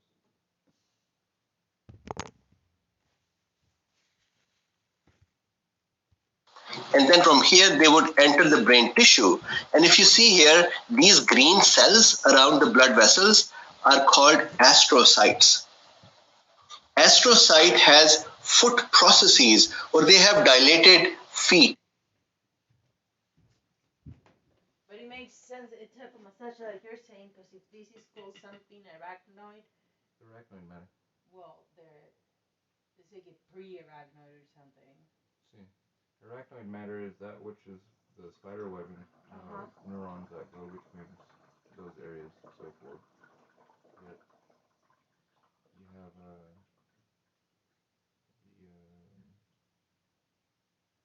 the other such thing. But there's a massage that you do that makes yourself release the DMT from doing the thalamus. That Yeah, and stimulating the pituitary gland.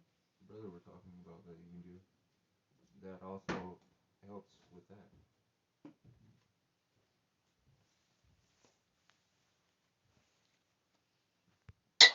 And they make a covering around the artery. So they make a tube, they all come together and they make a tube around the artery. That tube in this diagram is this green set of cells here, or the tissue, that is the tube. Inside the tube is this artery, and between this tube and the artery, the space here is called periarterial space. In this space, CSF is present. Then what happens is that CSF oozes out of this tube through specialized channels that are called aquaporins, or these are water channels. And through them, the CSF comes out, and when it comes out, it becomes interstitial fluid. It becomes ISF. Now, in this area is the brain tissue. I just made one cell of neuron here just to represent the brain tissue, but imagine that all of this area is filled with brain tissue, neurons. So the fluids that are coming out are now bathing the neurons and bathing the tissue and trying to clear out any debris present there, any inflammatory cytokines present there, any antibodies present there, or any damaged bacteria, pathogen, whatever debris that is there, they are going to be. This fluid is going to take it away and go towards the vein. Veins are normally the things that drain the system, correct? But here is the important thing. The fluid would not enter the vein. So here is the vein. What happens is around the vein, there is another tube as well made by astrocytes. So the space between the vein and the astrocyte, so this is another tube within a tube. This space between the two tubes here around the vein is perivenous space, and this fluid is going to enter the perivenous space. From there, this fluid is going to get out of the brain through cervical lymphatic system and through the olfactory lymphatic systems. So this is at a small, if we zoom in, this is what we see. So now imagine that for some reason, this outgoing path is not working. It is blocked. What is happening is fluid is coming in. There is debris present here. Maybe cytokines are present here from the COVID-19 because they came in through the olfactory pathways, but they're not going anywhere. And now they are just sitting there and causing hypothalamic malfunction, which would mean depression, fatigue, and anosmia, and many, many other things. So now the question is, how do we fix this?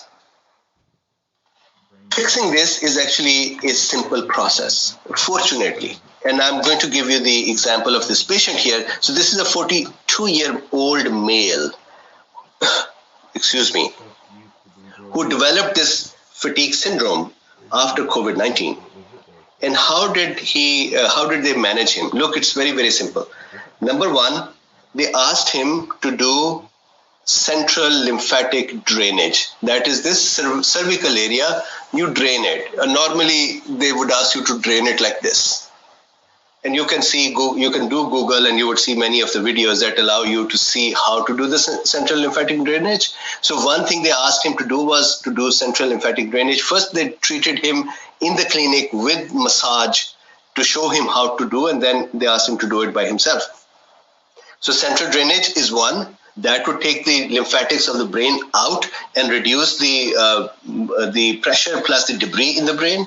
Secondly, they asked him to move his spinal cord or have spinal cord dynamics And the result of that is that when he moves his spinal column, that causes pumping effect of around the spinal cord, and that also pushes the CSF and pumps the CSF, and that causes the CSF to get out of the brain system as well, or circulate better.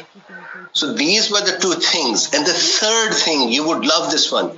They asked him to sleep better.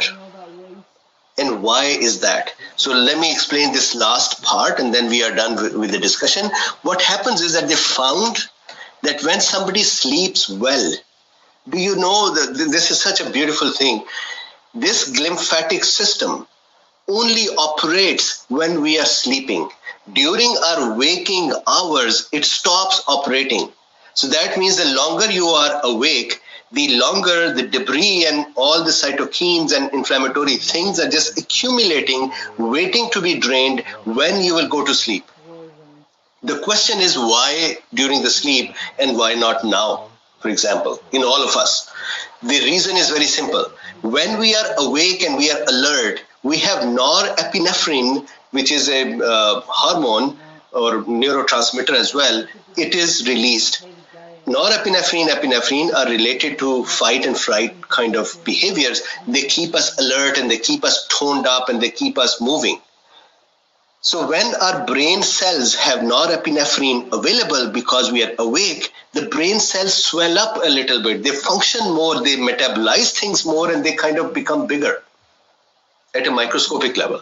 When they become bigger, imagine that the brain tissue has swollen up a little bit, not for the harmful effect of it, not enough that it would cause harm, but enough that it would compress. It would compress these blood vessels and these astrocytes here. So imagine if there were too many neurons here and they swell up, they swell up is swell a word, they swell up and they pressed on the astrocyte and they press this thing inwards. That reduces the space and that blocks the fluid movement. That is one. Secondly, norepinephrine, when it is present in the system, it causes less activity of the blood vessels. And when the blood vessels in the brain, the blood vessels, arteries especially, have a pumping effect. And that pulsating effect would also move the CSF. So in the presence of epinephrine, norepinephrine, that pumping effect is reduced as well. So on one end, we are not pumping the blood vessels enough to cause the CSF to flow. And number two, we have caused the brain tissue to swell up a little bit and compress the areas through which the flow would occur. So during the waking hour, the glymphatic system is not working. So if I have an infection, and right now there are some cytokines getting collected, let's say in case of COVID-19, my olfactory nerve is infected, and from there the cytokines are going into the brain, they're not coming out because I'm awake. So when I will go to sleep, norepinephrine levels would go down, the brain tissue would shrink a little bit. And I'm using the word shrink liberally here. This is a microscopic reduction in the size of the neuron because the neurons are not metabolizing that fast anymore because we're sleeping.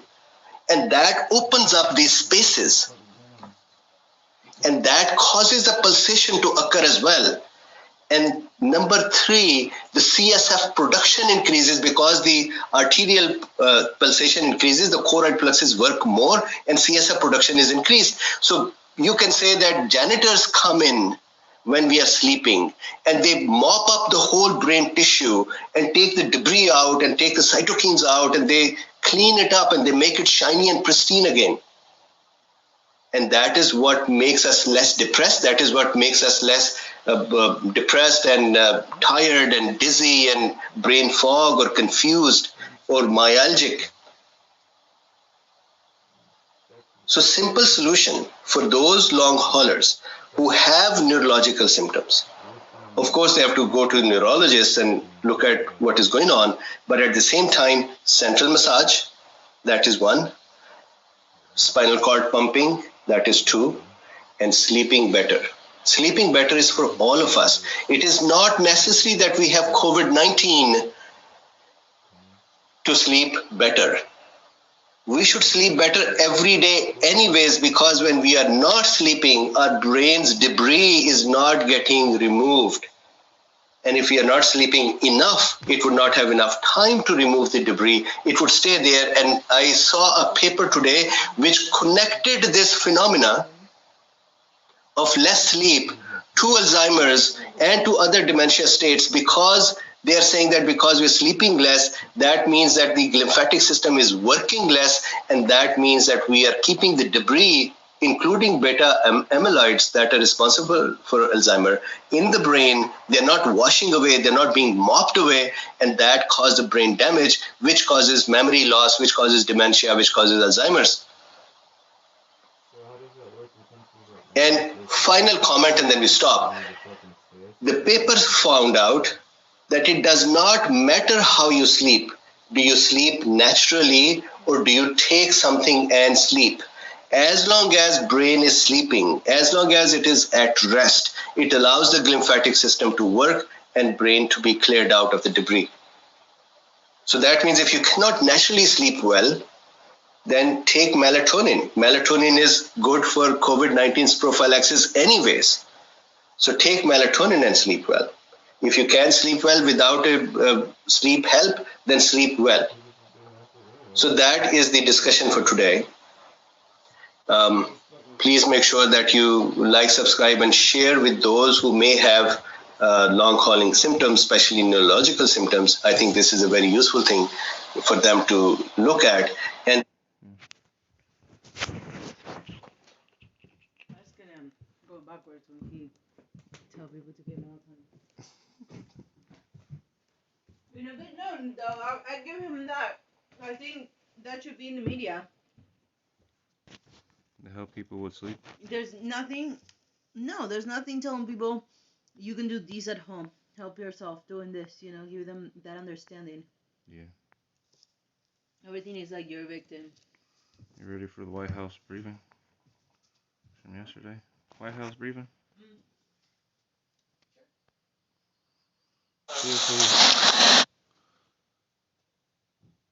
See if they actually talked to Biden and told his punk ass what's going on with the kids. No.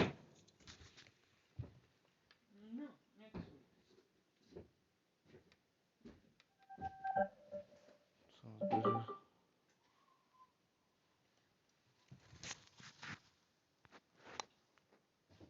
Patients. A little delayed today, but for good reason. So I have a couple of items at the top. As you know, tonight the President will deliver his first primetime address to the American people at 8 p.m. Today marks the one-year anniversary of the shutdown due to COVID-19, and the President will speak directly to the American people about the sacrifices made, from the more than 500,000 lives lost to the millions of people who have lost their jobs, and the even millions more who have been impacted by the pandemic. He'll provide an update on the work of his team to address the greatest operational challenge the country has faced, and the work his team has done to rapidly increase the number of vaccinators, and vaccination sites. And he will lay out the next steps he will take to get the pandemic under control. Even while he is focused on getting the American Rescue Plan across the finish line, he has been reviewing drafts of the speech. Last week he was, and of course through the course of this week, and making line edits. He's been providing line edits in order to ensure that he is striking the right tone and providing the right level of clarity as he prepares to address the country this evening.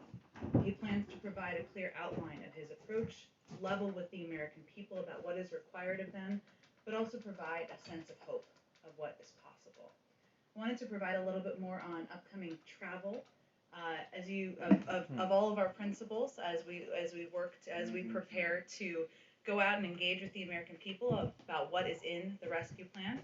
As you know, next week the President, the Vice President, the First Lady, and the Second Gentleman will be traveling across the country to kick off the Help Us Here tour and amplify the American Rescue Plan. On Monday, the First Lady will travel to Burlington, New Jersey. The Vice President and Second Gentleman will travel to Las Vegas, Nevada. On Tuesday, the President will travel to Delaware County, Pennsylvania, as you already are aware. The Vice President and Second Gentleman will travel to Denver, Colorado. On Wednesday, the second gentleman will travel to Albuquerque, New Mexico, and on Friday, the president and the vice president will travel to Atlanta, Georgia. During their trips, they will discuss the benefits of the American Rescue Plan for working families, and they will engage with people at each of these stops about how the American people can benefit from the components of the package moving forward. So they will talk about the $1,400 checks that 158.5 million American households can expect, and many who will start receiving them soon. He will talk about the historic expansion of the child tax credit. He will talk about they will all talk about extending unemployment insurance for around 11 million Americans, the tens of billions of dollars in rental and homeowners assistance that is a part of this package, the expansion of the earned income tax credit, which will go to 17 million workers, and the components of the package that significantly reduce health insurance premiums for millions of American families, and of course the fact that the bill will lift 11 million people out of poverty and cut child poverty in half. They're eager to get out there on the road. And I have one more exciting implementation update for all of you. Since the Treasury Department of Treasury and the IRS are working hard to get relief payments out the door as fast as possible to the American people, people can expect to start seeing direct deposits hit their bank accounts as early as this weekend. This is, of course, just the first wave, but some people in the country will start seeing those direct deposits in their bank accounts this weekend, and payments to eligible Americans will continue throughout the course of the next several weeks. So with that, Jonathan, why don't you kick us off? Thank you, Janet. Tomorrow, the Chief of Staff tweeted there'll still be a celebration in terms of this bill signing. Congressional leaders would be attending. Can you tell us who will be there, and if any Republicans, none of whom voted for this bill, would be invited? So the celebration tomorrow will be a bicameral, event, but it will not be bipartisan. It will include leadership, and we are still finalizing the list of attendees, but we hope to get that to you as soon as it's finalized. Can you walk us through, as part of the Help Us Here tour, decisions behind the locations for the travel next week, in particular the president's two stops, why Pennsylvania and why Georgia? Well, this is just the beginning of the president and the first ladies and the vice presidents and the second gentleman's travel, and they will of course do some travel in addition to next week. But it was important to the president to visit not just blue states, but also red states, purple states. You will see that reflected as we continue to announce travel and trips that he will take in the coming weeks. Obviously, these are two places where he of course talked about the importance of delivering on the promise of getting every American the $2,000 checks when he campaigned in Georgia in December. So that's a place where that message really resonated, of course, with the people of the state and where it was amplified to the public. But, it's a place also close to his heart. But this is just the beginning of the travel. I wouldn't overread into it other than he's looking forward to having the senior members of the principals from the administration out across the country, fanning out across the country, which is exactly what they're doing. And one more on a different topic. The trial of Minneapolis police officer Derek Chauvin has begun in connection to the death of George Floyd. Has the president been briefed on the developments so far? And he condemned the death, certainly when it happened. Does he believe that the police officer should be convicted of murder? Well, the president obviously doesn't weigh into. He's not going to weigh into an ongoing judicial or a legal case. He's watching it closely, as are many members of the administration. As you know, he himself encouraged the House to pass the bill and he is very pleased that it did. And policing reform, in broadly speaking, is an issue that he believes is urgent and one that he is committed to working with leaders in Congress and also taking steps as he can take on his own to address. But he has spoken about he spoke about the trial and of course the death of George Floyd in personal terms, and that is a reflection of how he continues to feel as he watches the events unfold with the trial. It affected him personally. It redoubled his commitment to advancing racial justice That's why he signed an executive order on racial equity on his 6th day. One of the reasons why he signed an executive order on racial equity on his 6th day in office. And of course, he will be watching it closely, as many people in the country will be. Go ahead, John. How does it affect the personally? The vaccine news from yesterday, the president said that one reason he wanted to have another 100 million doses of the Johnson & Johnson vaccine in the cupboards, as it were, is to be prepared. If everyone is vaccinated by the end of May, or at least able to be, what are you preparing for? What might happen that the U.S. would need an additional 100 million shots for? Well, we talked about this a little bit yesterday, but Alright, the reason why let me stop one of this the and let reasons the why wife hear we this ordered question. the additional 100 million doses is because we don't yet know what vaccine is most effective with children. That testing, having the senior members, the principals from the administration out across.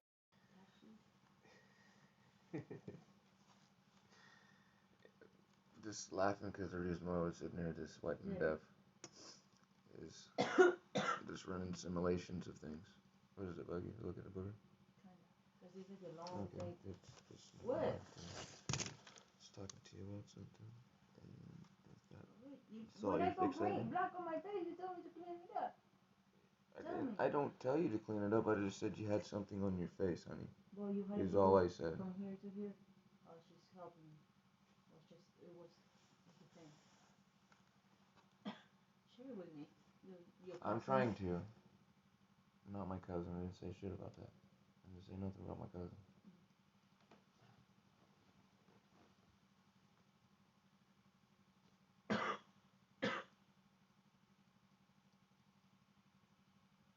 It's nothing. The correlation is the stupidness in my mind. Just looking at the aggregates of this keef as I turn this. And just running stuff to my mind. While I'm sitting here sweating, so I was telling you I was getting it download. Running simulations. Putting all the stuff together that I've seen that these people were talking about. That we watched today. The last thing I do talking about that and looking through the scan, so I was just running and telling myself, run simulation. Look through all mom's scans that you've seen that Maria's time. So on and so forth.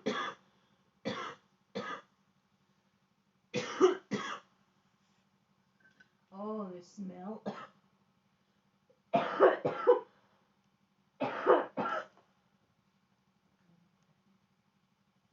But the cat food. No. You're having a conversation with yourself, so there's No, no reason. what were you saying? Did I say anything about my mom and smelling cat food? No. This is what I'm saying. Are you having a conversation with yourself? Because you must. Because I don't have any idea what you're talking about.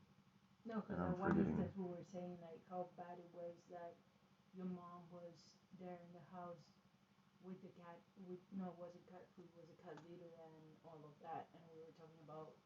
I don't know. I was just thinking about the brain and whatnot. That's why I said you're having a conversation with yourself and not hearing me. If you're sitting, you are. So look into the scans that being done on your mom.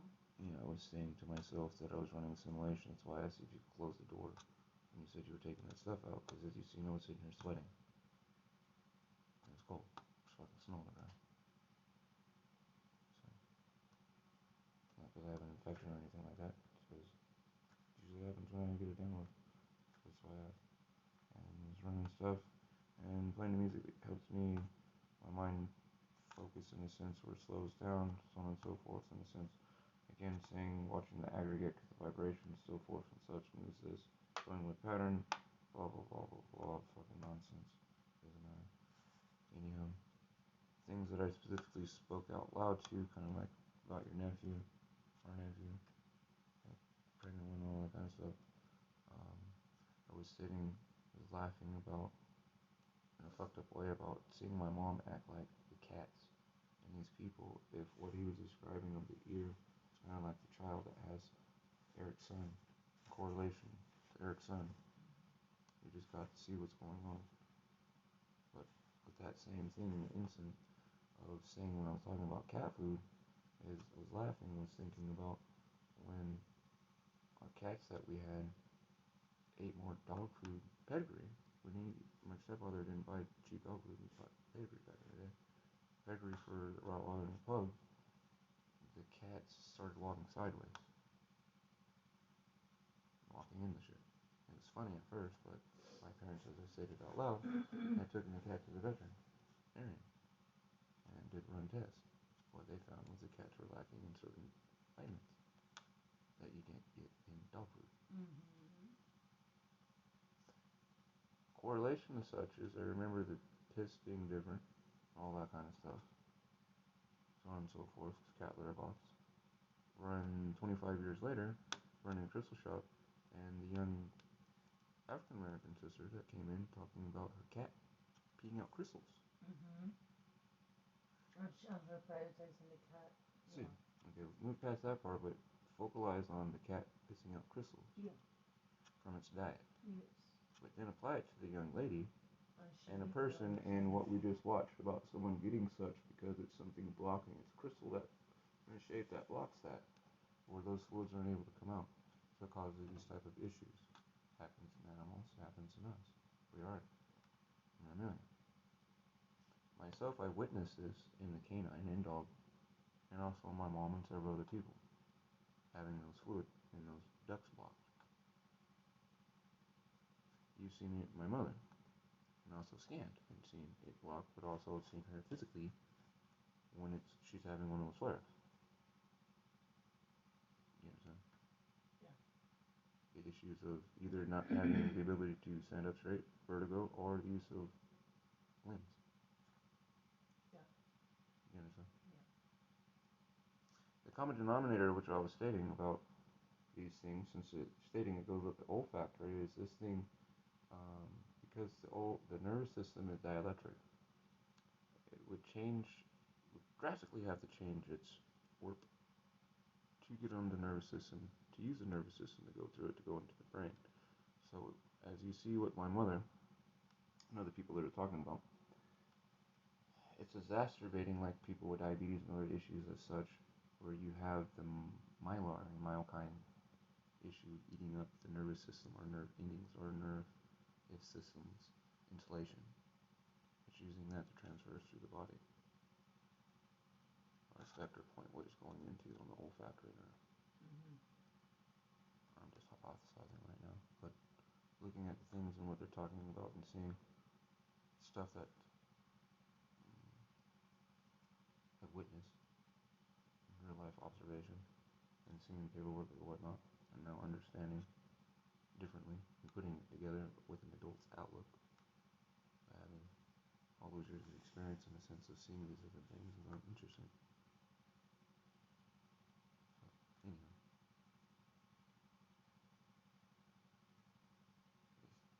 It's to go up the nerve, and you seeing that the same issues what they're describing is basically what Dave diagnosed my mother with, and what her paperwork states. Your scan and their scans and their allopathic meds goes after the myelin, so forth. And because all they're doing is giving people immunosuppressant, then it never really addresses that and and yeah, it's not meant for healing or recovering.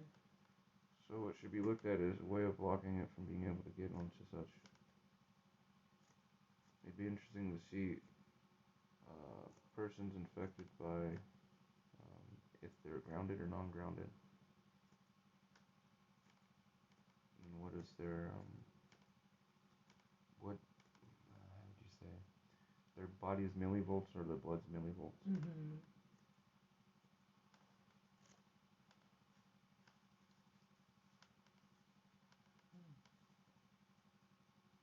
understand?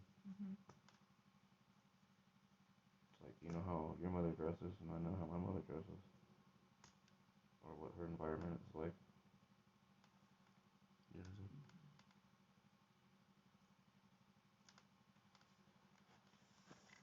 Just being practical about it, but looking at those things, interesting. Something's been pushing me that way, but yet here they are, been knowing about it, and now that they're talking about it, but it's not mainstream. They should be open about it since UK and all the Western states are stating they're being transparent as possible about the information that they know. Well, the vector point fucking is your nose, and it's showing that it's going through the olfactory nerves into your brain. And the reason why you're not asymptomatic is you'll get a variant that actually understands that don't affect the thyroid. You don't get a reaction that makes it toward the gene pool that you're in defends itself. You have more propagation, better propagation of your genes through chemo symptoms. What's out there? Otherwise, all genetic variants, to say, if you wish to say the wild, every time it causes you to have a crash or these ICU things, what happens is they're treated. Now, what these fucks don't realize is while you're treating somebody that's dying from COVID, the COVID that's outside from that being treated understands what's going on. Understand what I just said there? Mm-hmm. Because it's like, what am I looking for? Mycelium and psyllium. If it can sense that which is outside you to infect you, but also talk to that which is outside of you. It uses non-locality. Understand what I just said? Stuff that I showed you about VP882. It's non-locality. Mm-hmm. You understand? No, do you understand? People don't get that. A virus genome is the whole body of the world. Did you comprehend that? Your facial expressions and so forth explain yes. Yeah, you did not. You understand? That's where people are fucked up. And again, when you have something that goes into the brain, like AIDS, as I stated when we first met, not you no more.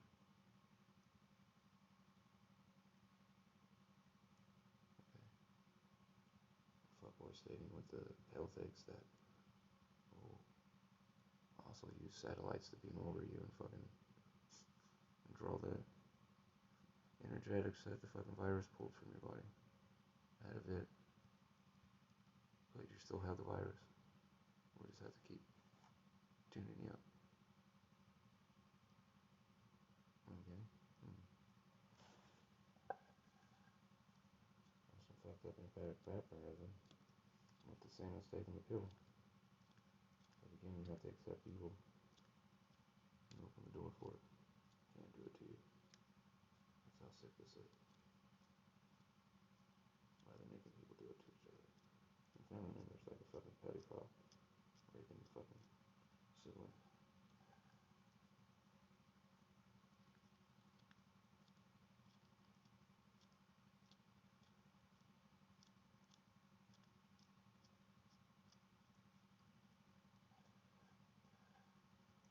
Self-adaptive virus goes straight to the fucking brain.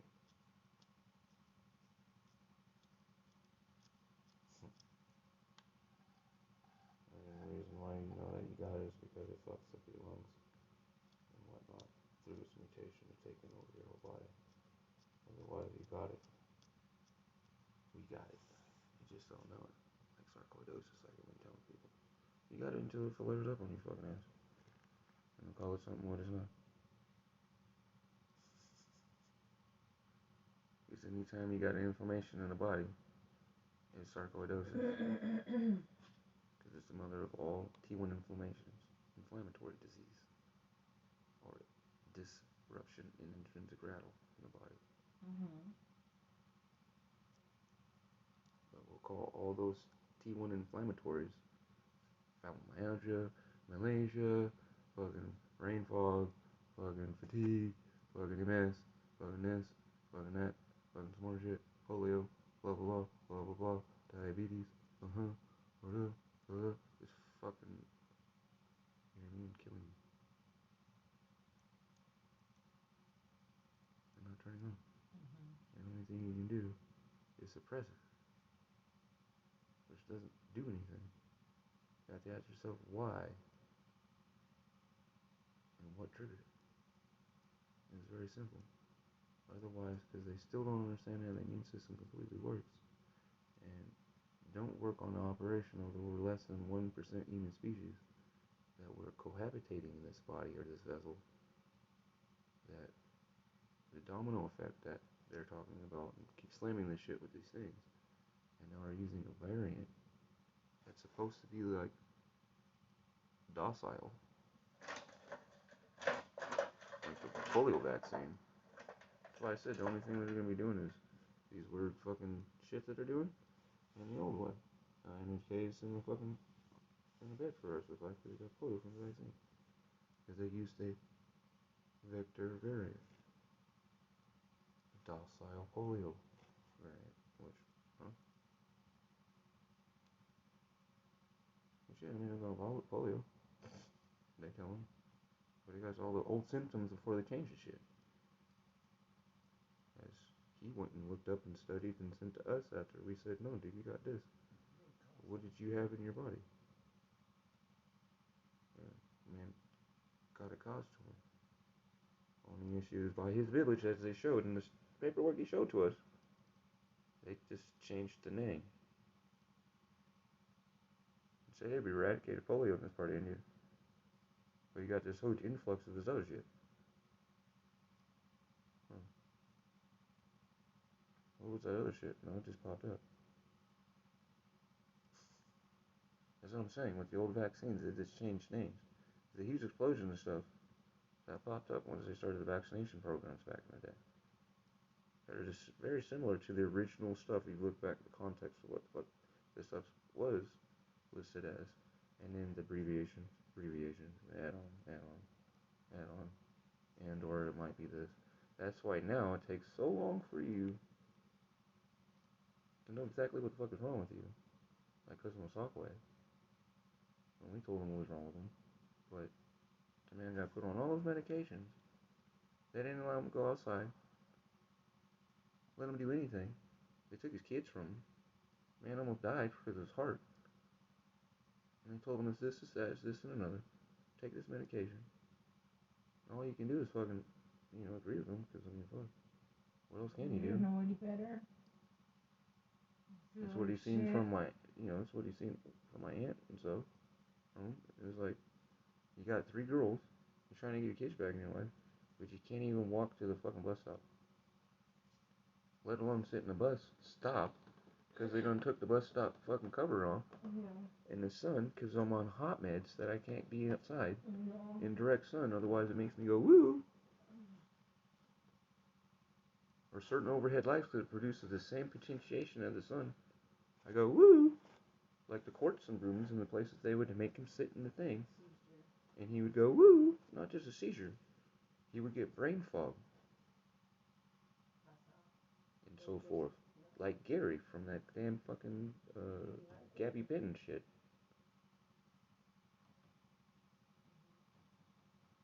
Which what is brain fog? As Gabby Benton and those receptors, it shuts down the pumping of that and that stuff. Why, when I looked at him and I went, brother, you've been in jail before, you're on hot meds. Why are you riding a bike over the fucking thing out in the sun, sir? And he got pissed off. Why? Like you seen with my mom. He stayed away. Didn't do stuff for himself, and he ended up really seriously hurting himself. Thank God he came back and said, I understand what you're saying. I had a mental block because I was on that shit.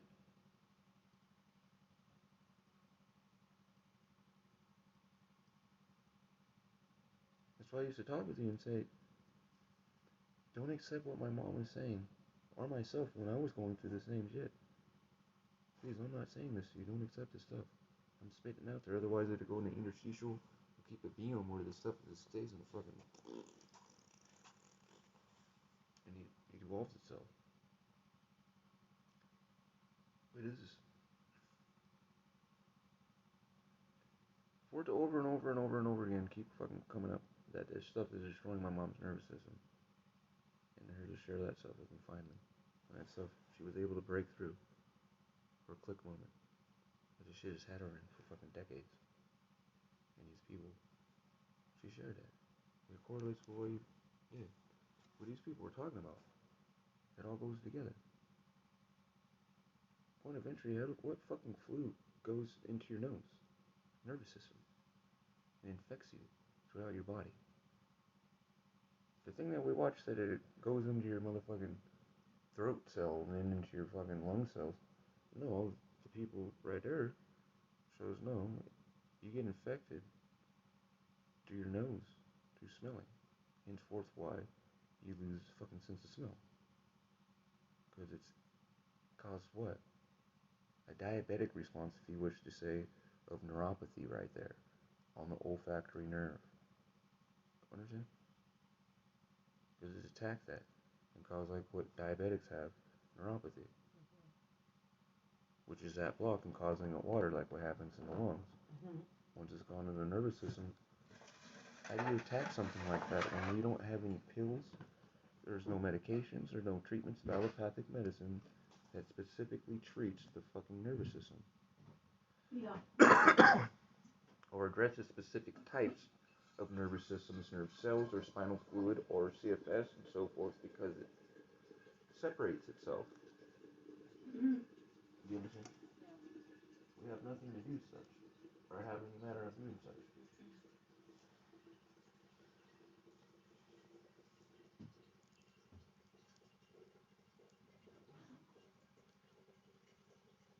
It's crazy.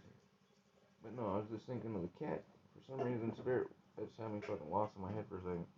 I was just thinking of the cats, and then thinking of Luke's dogs, of when we made the fucking, the bong too hard, and fucking the dog had licked up some of the drips and was fucked up for 4 days. But that was different. She was inebriated with the cat. That was because of the sugar, or the sugars, the mineralization, which happens in the brain when you can't allow such, which you've scanned and seen, and we've seen in other people.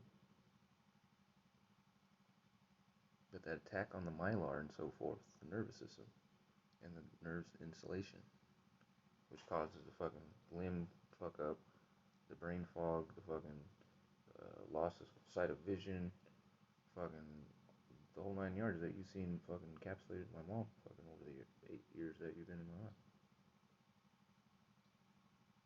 Or she'll straight be talking to you and fucking boop, boop. All the shit that these redheads have been saying. Show me one that's not a redhead, dude. Otherwise it's tripping me up. Otherwise it's just showing my conviction of people with a fucking D-dimer issue.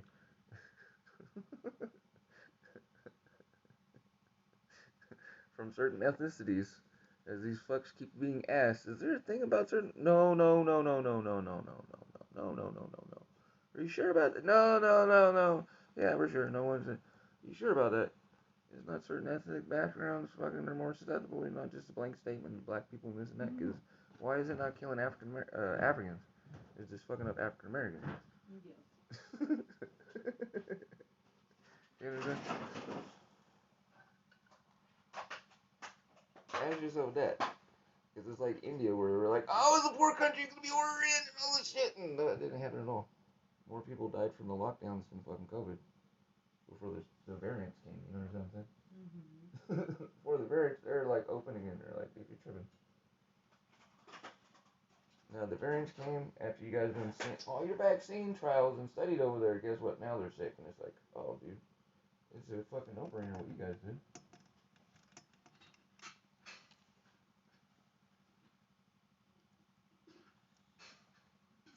Bastard.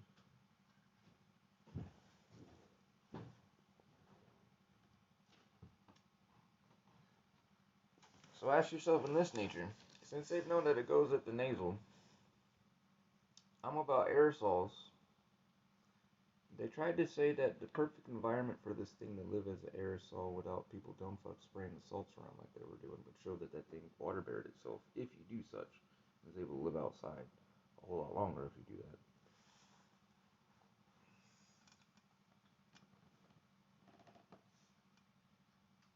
Is it good to have a dry nose or a wet nose? Like I was saying about voodoo. When are people catching voodoo or catching COVID in Muslim countries that are keeping embryonic way or absolution? You understand? Is that something that's being taken in concord? And can you pass it to yourself in the sense of why they say to wash your hands if you are keeping voodoo? Is that a way of giving it to yourself? Be it that you get it through your nose. You understand?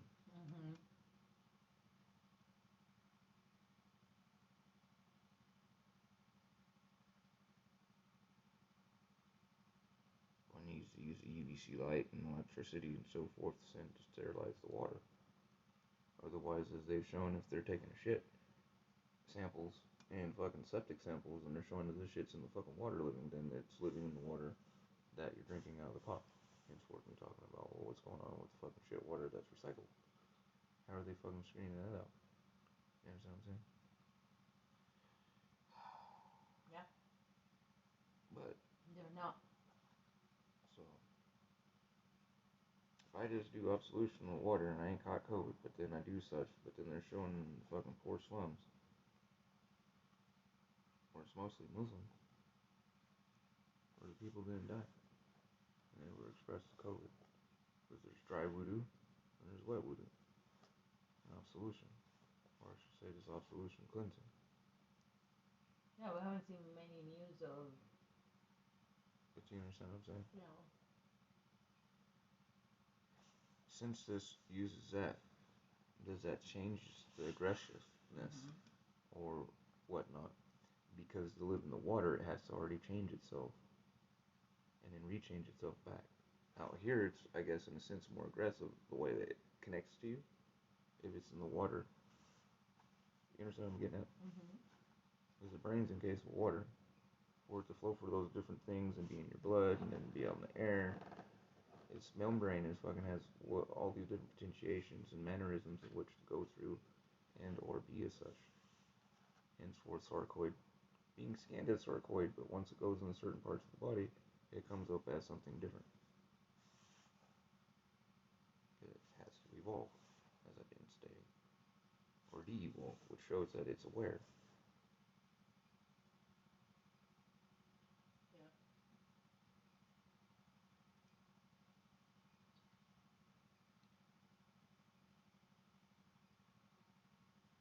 Because that's the thing. People get in lions' faces, people get in their cats' faces, people get in their dogs' faces. It shows why listeria gets you. I mean, all those people that dogs look at their face and everything, that's where fucking diarrhea comes from. And all those things. Listeria is COVID. This is a variation of it, which passes from us to dogs, and vice versa. Same with cats. You know, dogs give it listeria more than dogs. But then again, listeria, like I was honing on and keep trying to run into your head last year, for a year, was how does listeria move from fucking giving you pneumonia and going into your brain and giving you the flu and giving you diarrhea if you get it from your dog, which has been proven. And my sarcoma that I caught is from industrial farming from chickens. And I caught that from eating the food, from touching the wrapper as they've shown, getting it from my mother, touching the wrapper and passing it.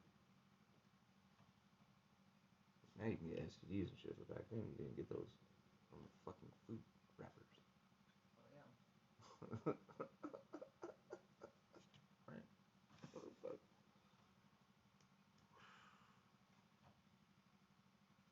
But just focusing on COVID. If something goes into the nose, again, why did they let these people fucking do this shit where you have the fucking thing down below your nose? And you notice everything in China or Asian continents like Taiwan. Taiwan I haven't kept up with, but when 2 months after this shit happened, started, they were already supplying their nation with the CU2 face mask. Which, remember, the most powerful fucking antioxidant killing thing is zinc ion mixed with silver and copper ion, Cu. fools. Why they use CU2 infused masks. All the government masks that you see when you watch fucking Training Lab and shit. Excuse me. Those are all special masks that came out. The white ones they had, they're all different ones now, but they gave their whole country. Shipped in the mail. Here, take this mask. That's infused with copper. Ion. CU2, CU3. Superoxide redox. Kills the shit right on the spot. Why don't we do that? Why give everybody these dust masks and fucking paper fucking stupid shit so that people make a bunch of money instead of sending out like that country did a year ago reusable masks that are washable that actually have been proven through science that they fucking kill anything that is an aerosol. But yet, no one else is doing that. They ship them around. You can see what delegates and so forth that are in our administration, the last administration, that actually were talking with them and wearing them. Otherwise, people were wearing no mask or dust mask or the blue thing or fucking stupid shit or stuff with Trump or this or that on it. Otherwise, there's certain masks you'll see. I'll point them out to you. They're infused with copper. And the military uses it. Not ours. Theirs. That shit's been up for a year. I don't know what. That's why watching that first thing through ICU nurse's eyes, the first time I seen a nurse, any of the nurses with fucking KN95 mask respirators like ours. Otherwise, all the things that they always show are the snippets and sound bites and media shot bites they show is nurses with the stupid blue mask on their face. Do you reassure people this is what the nurses are using or something? Because I'm like, I don't know about that. I wouldn't be using that shit. It don't do nothing. I mean, fuck. But there they are working. Fine. I see a mask. A year into the shit, I finally find a video where they show people actually showing where what the CDC finally says and recommends to use. Besides fucking strapping 5 masks to your face.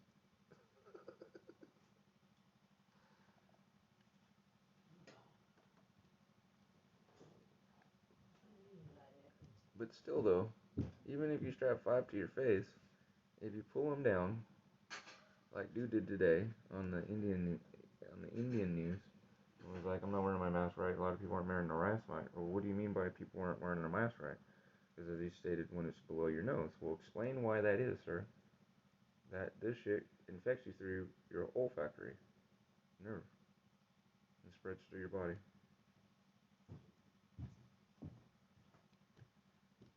So, plug your nose or fucking with cotton balls with water or ion silver or something, and you'll be alright.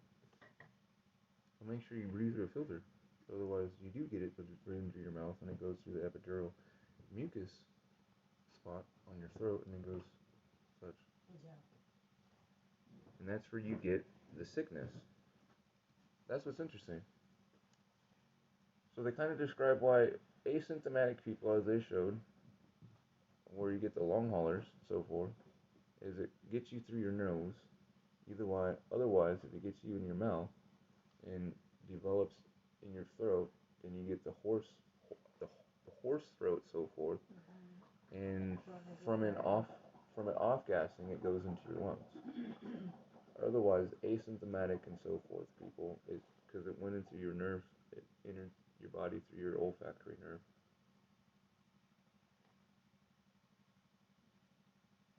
Otherwise, the opposite is you. Because again, like I was stating, why is it vector point at an eatery? Because adults, kids can still eat this way, but yet it's adults. If my nose is stuffy, I have to breathe through my nose.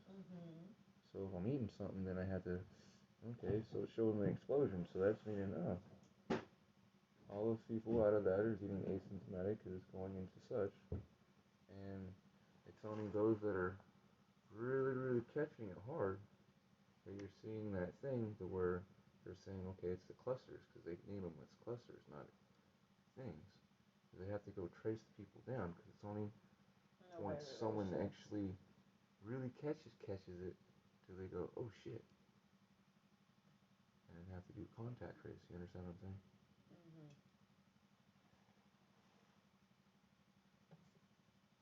Someone actually getting like ICU'd instead of this being asymptomatic. because it went not bringing it here, but bringing it up here, and didn't fucking stress out the thalamus, so they didn't have such a hard like reaction. They'd end up off-gassing through everybody. As Keshe described, oh, my buddy flies around fucking absorbing everybody's stuff and sits on people on the thing, and people look at him like it's funny because he has his mask on. I'm talking about that over and over again. I'm like, what the fuck? These people are like talking about purposely infecting people and spreading this virus, and you guys are complacent and helping them. What's going on? Right. But then you got this guy that's telling you everything that's going to happen to you because he's been experimenting on shit on fucking pigs. But then, if you go from the olfactory, I'm thinking of, well, what's the easiest way except to through the feet? Because that's how you get ringworm and all that kind of shit. And those hookworms through your feet. But those come from pigs, but that comes from pigs because they're always on their feet, but if they're in slop, and they get those, because things find a way of getting into your stuff. So I'm thinking in my head, just, stupid as common sense kind of shit, like putting two and two together. This comes from something that came from zoology from a pig, because they're always on the ground with their nose snoring. Like I was saying, it's like with a dog, how we get listeria from a dog, but it gets through its fucking nose. So, I mean, think about it. The fucking things that get you, the little worms that wish to get into our brain, how do they get us? Through the fucking food chain. Fucking those things brain up to where that gets close to us to shit, to where a child or whatnot We'll grab it. eats it. Otherwise, it's on fucking shit that we don't rinse out properly, but it's on us fucking right here. And then we fucking eat it, and then, oh.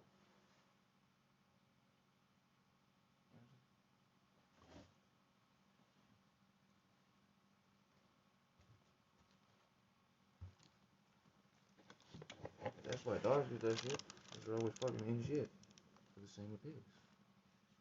That's how they get the hookworms and the ringworms. If they're in a bad, fucked up sty. Pig sty. They slop more nearly than anything. They get atrophied and so forth. It's like fucking foot and mouth. Hoof and mouth disease and so forth comes from that. When people not take care of animals. So forth. So on and so forth. That degradation on the, if you wish to say, the cathode, the negative, because that's the part that's grounded. Because there's so much redux happening that you get what, in a sense, if you wish to say, neuropathy of you fucking being connected to the ground. Guess what I'm getting at?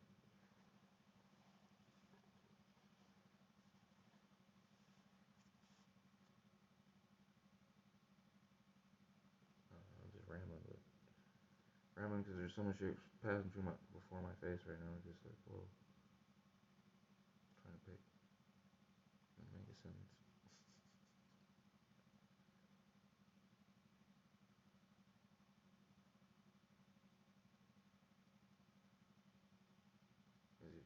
You ever seen how industrial farming of chicken is done? Dude, they fuck you up. I'm going to Avenal State Prison and seeing that and having to work. I was like, whoa. You motherfuckers cut the beaks and everything off these animals? You ever see a chicken without a face? Bird without a beak? Some fucked up looking shit. But that's what they do. They debeak them and I don't know what you told me. do the thing. And I was just like, oh my god.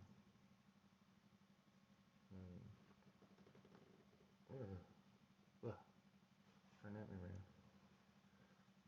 Yeah, it's poor thing.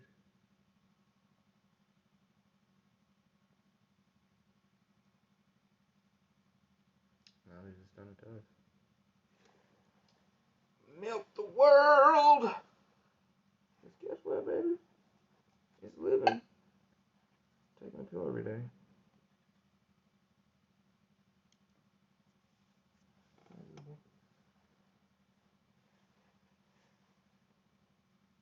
What you motherfuckers are gonna find out is the world's gonna turn into my mom, dude. taking a pill every day is not living. To a lot of people, they start waking up. That's why now they're starting their welfare when little. They're starting to giving them $300 because the medicine and shit Yes, they're baby. gonna need. Yeah. Unfortunately.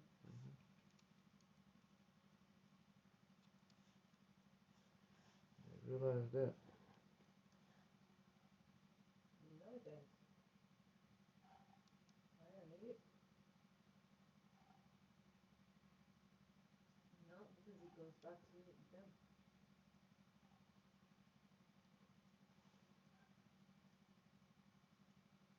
And go back straight back to the corporation. The dope man.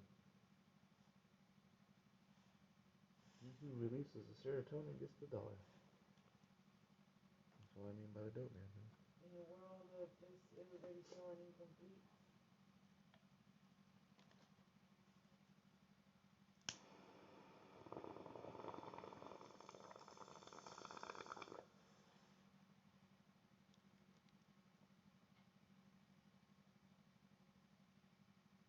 I don't know. It's just gonna get hard. We gotta get stuff set up. I'll tell you this. They're gonna have to kill me to give me a motherfucking shot, man. These motherfuckers just talking about mandating shit. But you got me fucked up. You can't mandate some shit that you don't even know. It's fucking happening. It's like people in China got did like people in India just got done like the people in China where they released the shit and they're still in phase 2.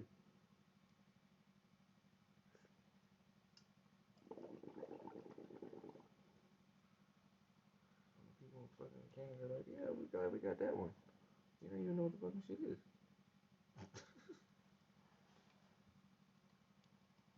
Shot up enough people and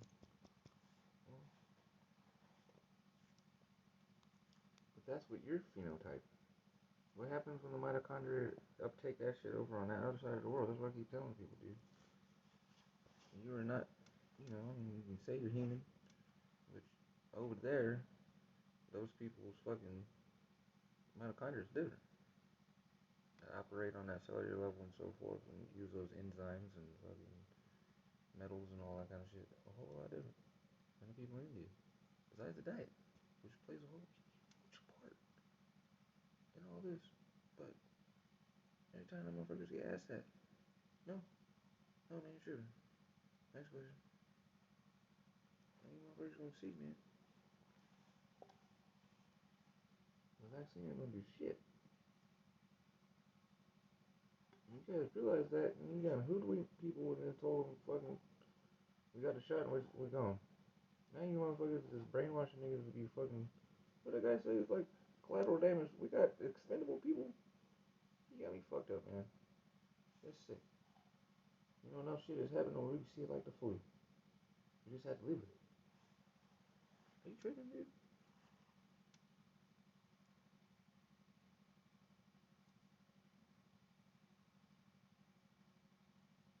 I don't know.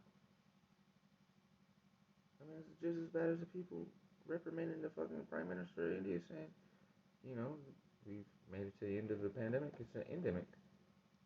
And those people saying, you know, it gives people false sense of security because it's the end of the pandemic. Oh my god. That's how smart the population is. Just change the title and they'll just feel like things are getting better. Yeah, change a couple more syllables and fucking different verb, adverb, or whatever the fuck that shit. Different adjective. Different meaning a little bit, same thing. We're all dead if we don't get rid of this shit, but we're throwing up the white flag. We didn't do Dido. We didn't pull a Dido and say, I won't throw up the white flag and put on my shit. We said, oh man, you take this shit. You want the keys? I got the lock, the GPS, to some more shit if you want. We done. There's my great grandkids motherfucking money if you want it. Just keep pissing in the wind. So these corporations that were paying for these vaccines, that's what I don't get. Just hold on a minute. They were billionaires before the shit hit. They didn't take no losses because they're in the chemicals yet. Why the fuck are we giving them more money? The fucking retrofit their shit to build some stuff. Well, shit that they're already being studied on research, you know, for about 60 years. There's nothing new. With our money. that money to them, people. I mean, what the fuck are we giving them money for if they already got the money? They billionaires already. They've already been researching the shit with our money, along with testing on motherfuckers already. Like they came out and stated. Why you need more money? And with the two of you fucking big ass corporations that are worth billions of dollars coming together, why you need some more help? To fucking research some shit that you said you already been researching. Yeah, can you itemize like how what's the total amount? And why is this historic? How is it historic in what manner? Because they need to make it. It's bullshit. How is it historic?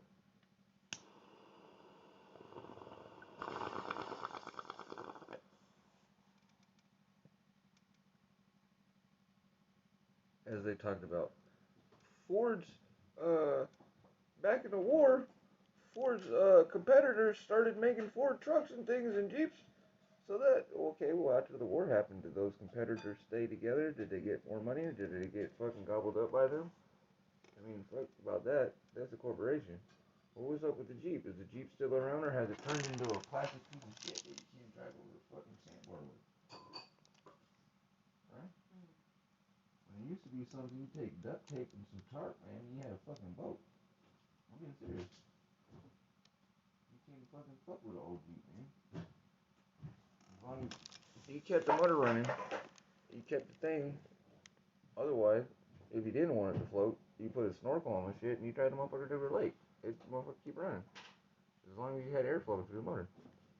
You can climb over anything, man. I'm being serious. Jeeps nowadays, you see, ain't fucking garbage. Motherfuckers trying to sell off this stupid shit. Get a 4x2. Hold on a minute. Don't even say 4x4. It's just two-wheel drive, huh? Who wants a Jeep? Why do you call it a Jeep? Electronic shit and all that stuff. $40,000. What am I gonna do with that? I can drive it in the city. Or I can think for a second that I can do some shit and I'm gonna get in some snow like this thing because they have the same model shit on it. And then you're stuck. You're gonna be pissed off.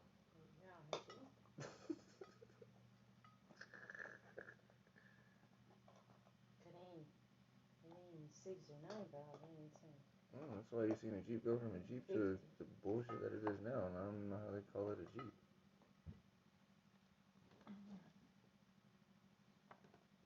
The TVs and all that kind of shit in there, dude. This is made to go like fucking off-road, get dirty and broken, and be fixed on by the operator. Not, I need a fucking NASA scientist to fucking run a diagnostic on the shit. Cause my kid got potato chip salt in the fucking window fucking thing, and the whole panel on the side of the car door, and the seat warmer fucking melted down, and my mirror keeps fucking flapping like this, and my windshield wiper on my stop bro. The fucking headlight windshield wipers won't turn off. I mean, they got so much stupid shit on that thing. It's just fucking ridiculous. And then you get into the sonar, all the active radar shit that's used in wartime is on them damn things, so that you can be lazy and not turn around and see that there's a car next to you, or there's a person, or some other shit. And some other Bluetooth shit. the other car and tells them there's a car next to you. So I can be lazy. I'll sit and allow myself to get radiated, which all other countries outside the United States that have small installations of the shit by them shows the crops and all this stuff is all fucked up, and the people have marches and get fucking beat up for fucking talking about it. Like South Korea when they're like, we don't want the THAAD system here because you're fucking us up. Miniature version. Keep your radiation. Oh, I'm gonna kill you. Miniature version of that's in all these cars that have that sensing stuff in there. Well, like, no thanks, you can keep your radiation. Oh. Nope. You're crazy. You're stopping evolution. No, that's why fucking Trump said you're gonna pay for it now. We were paying to radiate you, now you're gonna pay for us to radiate you. And aggravate the Russians and Chinese government into fucking bombing you first, because we're manipulating their weather system with this shit and causing the earthquakes that are happening over there with it. Because you mix that thing with the thing that you first seen when we first got together, I was sharing with you, they pushed out outside of Hawaii. That big old like fucking geodesic dome thing. That's shaped like a 4 ring. On that flotilla. Was the world's largest X-band radar fucking cancer thing at the time.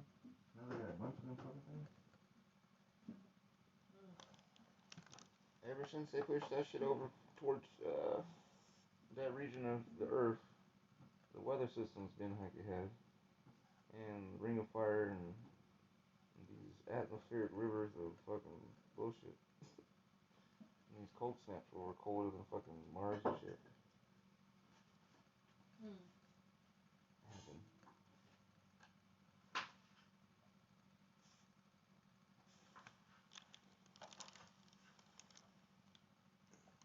It's a fucked up radar installation that hurts us.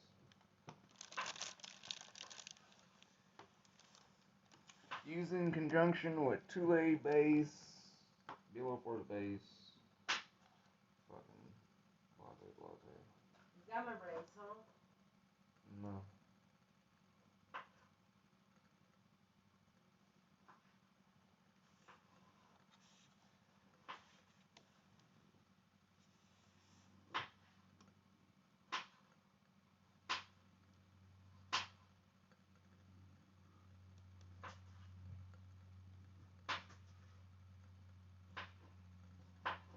They, in the beginning, should have been telling people that this shit you get through your nose. There shouldn't have been any politicization of a mass or non-mass marrying, and been open instead of it taking till December for them to finally say this fucking, we know definitively this is aerosol. You know what I'm saying? Yeah.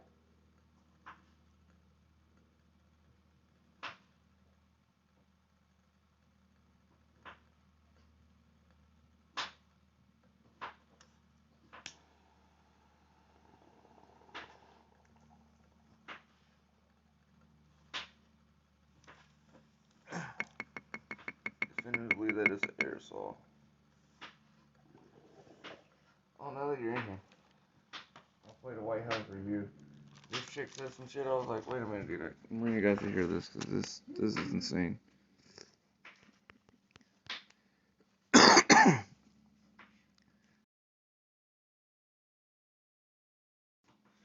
No, I mean like, what? Like what? Minneapolis police officer Derek Chauvin. So here, let me start that.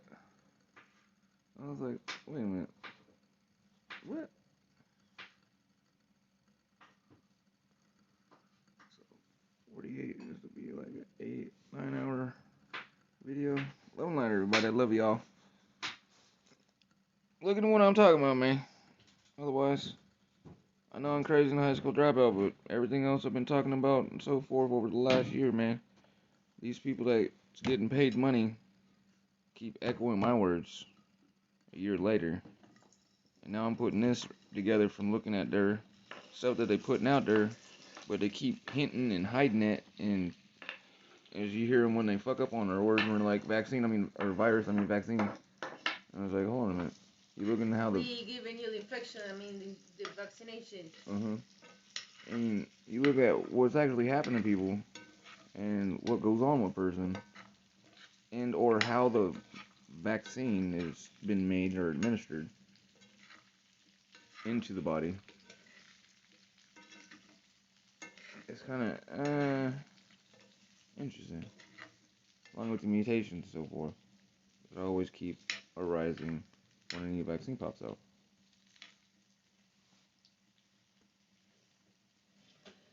Thanks for your patience. A little delayed today, but for good reason. So I have a couple of items at the top. As you know, tonight the President will deliver his first primetime address to the American people at 8 p.m. Today marks the 1-year anniversary of the shutdown due to COVID-19, and the President will speak directly to the American people about the sacrifices made. And a year ago is when fuckboy what? Raised their flag in Iran and took over. Have lost their jobs. Remember? March 12th. And even millions more who have been impacted by the pandemic.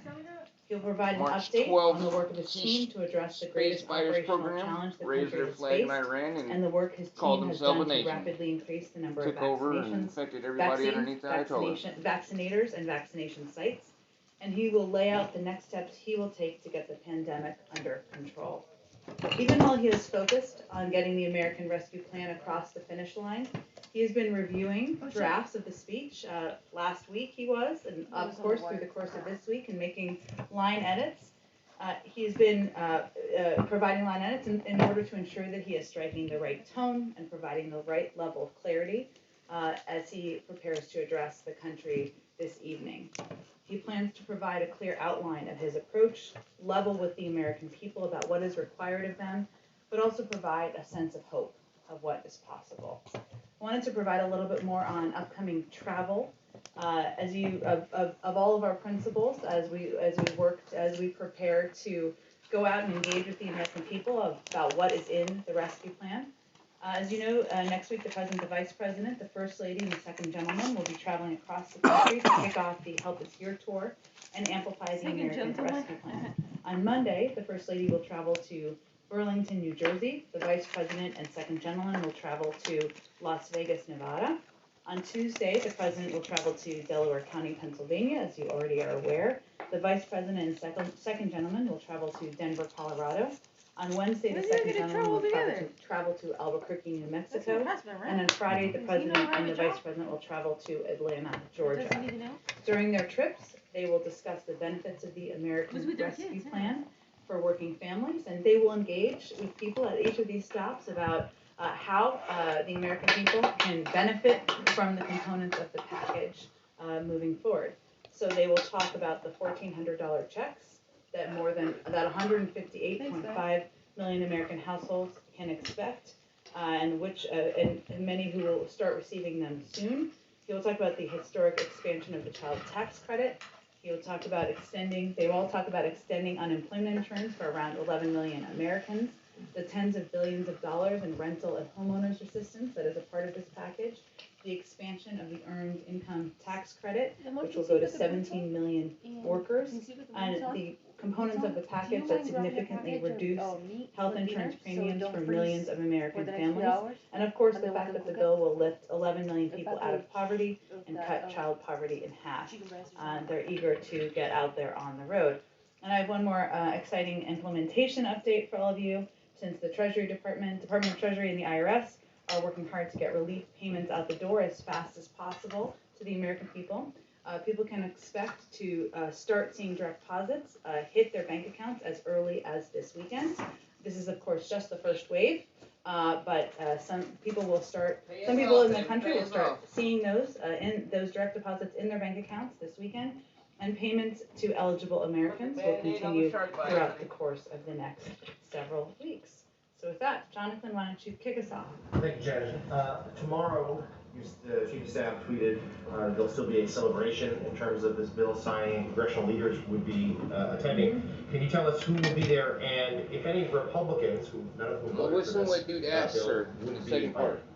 So the celebration tomorrow will be a bicameral, event, but it will not be bipartisan. It will include leadership, and we are still finalizing the list of attendees, but we hope to get that to you as soon as it's finalized. Can you walk us through, as part of the Help Us Here tour, decisions behind locations for the travel next week, in particular the President's two stops, why Pennsylvania and why Georgia?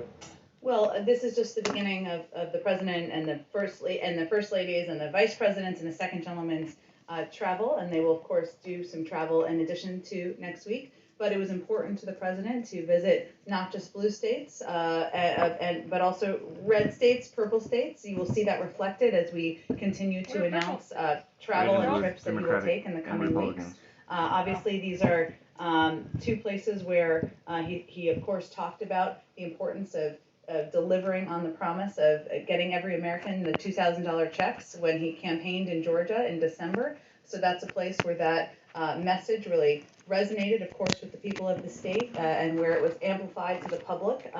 But, it's a place also close to his heart. But this is just the beginning of the travel. I wouldn't overread into it other than he is looking forward to having the senior members, the principals from the administration out across the country, fanning out across the country, which is exactly what they're doing. And one more on a different topic. The trial of Minneapolis police officer Derek Chauvin has begun in connection to the death of George Floyd. Has the president been briefed on the developments so far? And he condemned the death, certainly when it happened. Does he believe the police officer should be convicted of murder?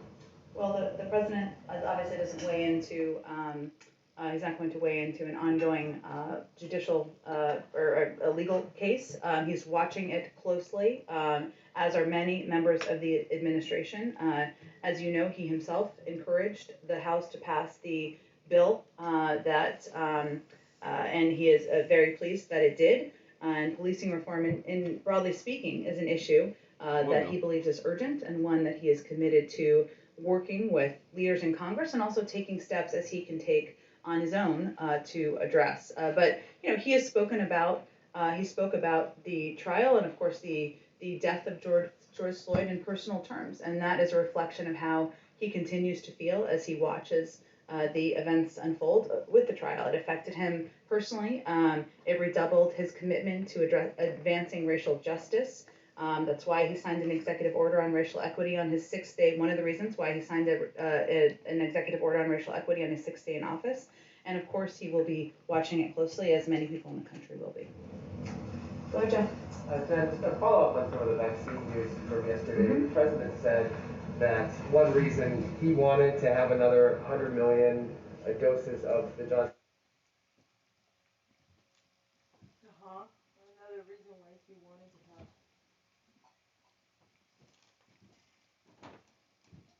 Is because when homie first started saying such, the variants popped out. South African, Nigerian, and so forth that they still ain't talking about. You know what I'm saying? Yeah. You hear what it says? Vaccine in the cupboards, as it were, is to be prepared. If everyone is vaccinated by the end of May, or at least able to be, what are you preparing for? What might happen that the U.S. would need an additional 100 million shots for?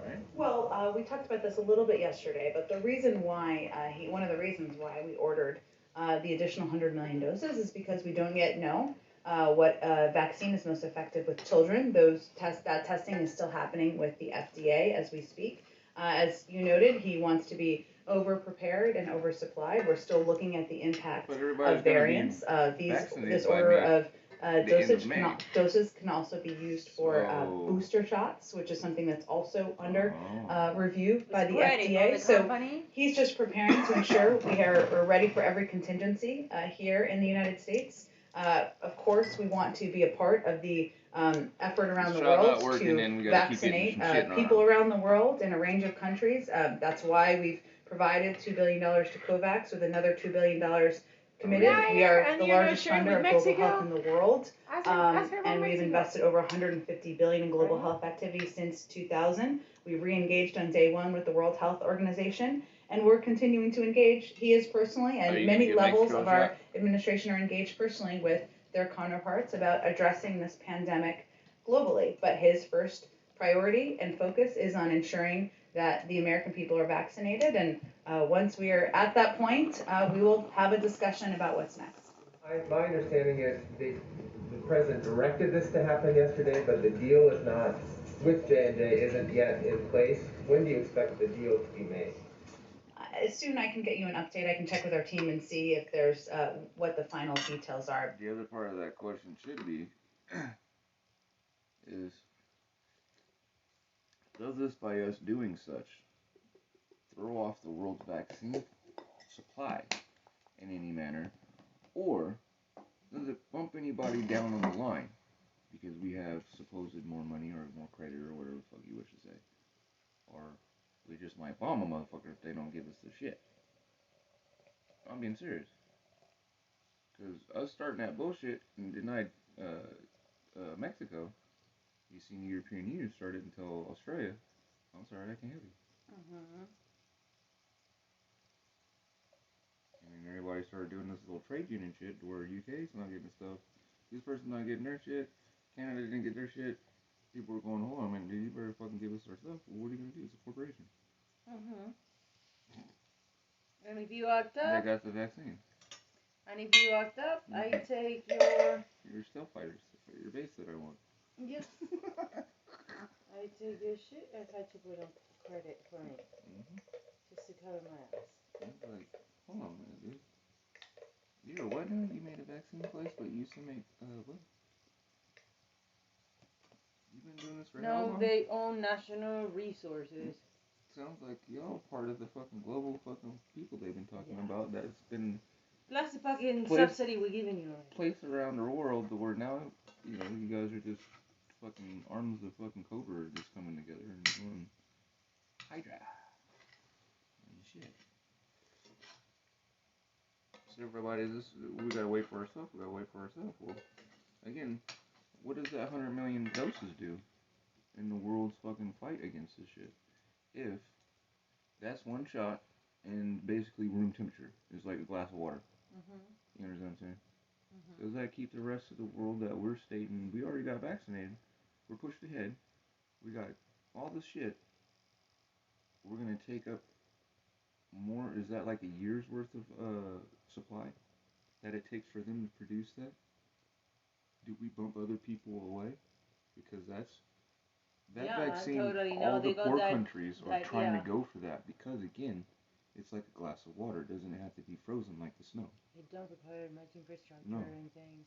So does that mean, that now we're holding on other people's progress because we got discredit on it and they gotta fulfill that order? That's what's going on with this stuff now, with this other stuff. Okay, well, you got this stuff already because they pre-ordered. And if you look in the news, they're going, "Oh, we pre-ordered, we paid up front. You better give us our shit. Fuck them fourth country, we'll get our shit right now." Yeah. Yeah. Like Trump said. Yeah. Keshe stated, "I want my shit, yeah. Yeah. By March 2021. And right now, because otherwise you turn into the fucking... Turn into onion. Shit. And I'll turn you into a salad. Yeah. I sacrifice you bitches." I mean, it was only... Did you hear it last night? No, I didn't listen to it. I ain't gonna listen to it without you. I need protection. Yeah. I ended up trying to fuck that dude up to the phone. Fuck that over. It was only 100 motherfucking talks ago that the fool said he was gonna do, because this is when fucking Sullivan got smacked. Keshe Talk 252 to Keshe Talk 277. When he stated, "I'm knocking out your power." And he started seeing all that weird ass shit happen in Brazil and everything, and then fucking started happening here. After they hit Venezuela and tried to blame it on American soldiers. And I was like, hold on, man, you guys are in cahoots smacking your own people. The shit's blaming it on us. Because you guys were in our White House, as the paperwork stated, and shows and proves. While you seen Trump after he was infected, this whole motherfucking demeanor changed. Didn't he? Because what does this shit do? It goes in your fucking brain. And old boy said, we can control your mind. Keshe. So are you controlling our mind, or are you controlling the fucking illness? That's what I want to know now, actually. You know what I'm saying? You controlling the mind, or are you controlling the fucking illness that's able to infiltrate into the mind? As he stated in his shit. In Keshe Talk 319 and 325. When he stated that shit, that other governments are going to be using the stuff that we have that I'm openly telling you that they can do, that we can do. Or are you controlling the fucking virus, or are you controlling a person? Along with your microwave bullshit. With your little helmet shit that you be putting on people, and I'm like, dude, what the fuck? You got a fucking toaster on your head, dude, with a crash test dummy helmet. Like, really? Is that what you like? Here, man. Just fucking stick the butter knife in the socket and do the same. I mean, shit. Certainly anticipate and expect the deal to fully move forward. Just one other vaccine question related to the story that my colleagues did from Europe. Has the U.S. told the European Union not to expect deliveries of COVID-19 vaccines from AstraZeneca that are made in this country? Well, I would say first we have convicted. Oh! Now, is that because we're doing fucking It's Our Nation stuff? Or is it because that batch is fucked up? And causes bullshit? That's the fucking thing. And the next question is, who gets the dirty batch of fucking bullshit? Because they're not gonna throw the shit away. privately what we've conveyed publicly, which is that our focus is on ensuring the American people are. That should really be a thing that's brought up right now, actually, to these people. And a question of what happens with the bad vaccine? Is there a way of you guys showing that it's actually destroyed? Not built upon no bullshit like what happened with old polio, measles, all the old vaccines, AIDS virus, and stuff like that, where all the old poorer countries got the fucking fucked up shit that you will not allow in America. But you send to those countries. And these countries and companies that are now getting subsidized for these vaccines right now still make money on the side selling fucking chemicals that they know are bad and still make and sell to these other countries. That our country subsidizes, taxes, terrorists the fuck out of those people to say that we're trying to help them. You know what I'm saying? But yet these corporations here in America are still making the chemicals, all this stuff like this. Still getting it shipped over, still getting the stuff, still paying for all this stuff. Still using the oil to make it, because that's the thing where the oil surplus goes to, is these pharmacopoeia. You know I remember when the barrel of oil dropped out to minus $37 a barrel. That was why the pharmaceutical companies shut in. I'm being serious. Shit. You look into how everything is actually put together, honey, and it'll make you fucking go, what the, wow. People take that shit? Well, we got and DuPont growing food. DuPont's making a vaccine. As they fabricate vaccines. That's what I'm saying, is these fools making shit. Ran. Merck bought Monsanto. Hello? Motherfuckers are forgetting that Monsanto was Merck. Merck is Monsanto, but Merck made fucking Zyklon B. And they just had him in the White House the other day celebrating that the two companies come together to make them fucking look, oh, they're gonna save us. Yeah, they're gonna save us from who? Yeah? Themselves. Nice, we asked the shareholders. Yeah. What the fuck are you guys talking about? There's some motherfuckers alive that they got in fucking robot shit from fucking World War II that fucking were making money off the shit. I mean, come on, man. Think of who they just had in the White House coming together and people were thinking that fucking Biden's gonna do some shit. When that fool's in the fucking political politics, fucking pockets of the goddamn corporation. Totally. Those people have been stating. With it. Look at all the people that he's putting in. They did it during the revolving door corporate people underneath Obama and Biden. And then the people that he just brought back in, back from the corporate place, back into their interests. I mean, it's insane. But just think about that for a second, people out there. The company that the Nazis bought their chemicals to fucking kill people with. The company that the American ICE government used to buy Zyklon B to spray immigrants with. Just joined forces with the other company that was used to fucking kill off and make fucking Agent Orange and shit and turned it into fucking, hey, you can spray this on your plants and your vegetables. And we can mix it into your food and it's all good. It's weed be gone, baby. Weeds be gone like you be gone if you eat the shit. We're now making your vaccines. And it's such a historical event, man. Look at this, man. We in the White House making money. Because do you actually want to make a cure? Or do you want to make a treatment? How do you want to make money? Sure. Come on, man. Do we really tell them how to get sick from the shit? Or do we want to just tell them, yeah, y'all keep getting sick because of that? We're going to live for it forever. Because we don't figure out how to make it to where you don't fucks just catch the shit and we don't catch it. I mean, that's what I'm seeing. Everybody slapping hands and fiving each other and shit and going, we making money. We got a blank check in the motherfucking White House to just keep asking for funding. And when the funding ends, we just charge for the vaccine. Because we already been charging for the vaccine, but people don't realize. Because now the study's over. Now it's time for you to pay. This was just a How would you say that? Review trial, whatever the fuck, like they do with those apps. Review trial. You like fucking your time before you have to pay or whatever. Yeah. And of course, any company can work with any country around the world on the purchase of vaccine supply, and certainly that wouldn't be something the U.S. government would be directly engaged with. But in terms of the supply we have purchased, our first focus, our primary focus, is on vaccinating the American people. That's what we've conveyed publicly and privately as well. Yeah, you said that a lot. But have there been any specific indications or conversations with the EU saying, don't expect this to come from our country at least until the rest of this population is vaccinated? We have said publicly exactly what I've conveyed, which is what I'm conveying is we convey the same thing privately. Of course, any country can purchase vaccines from these manufacturers directly. Go ahead. Thank you. Mexico's president, Andres Manuel Lopez Obrador, said... No, I can see why I can never be a politician, because I'm too straightforward.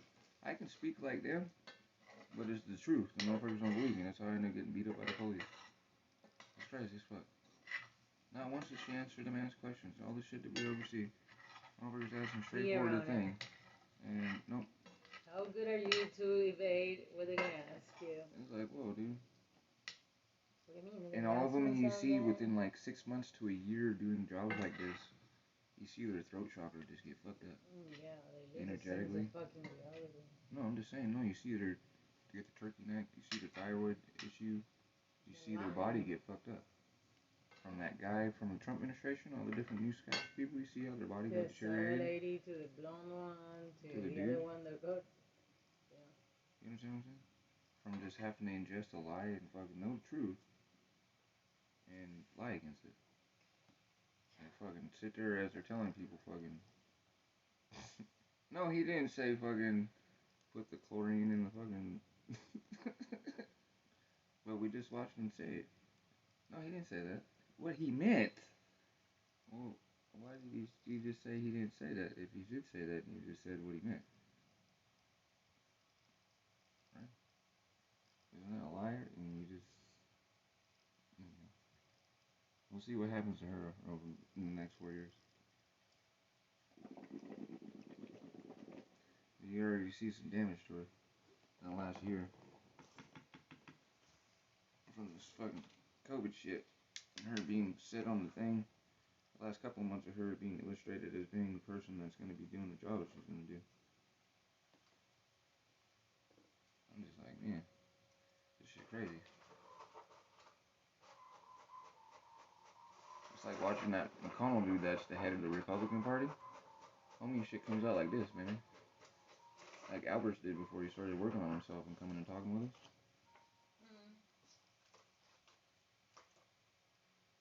Albert Perez.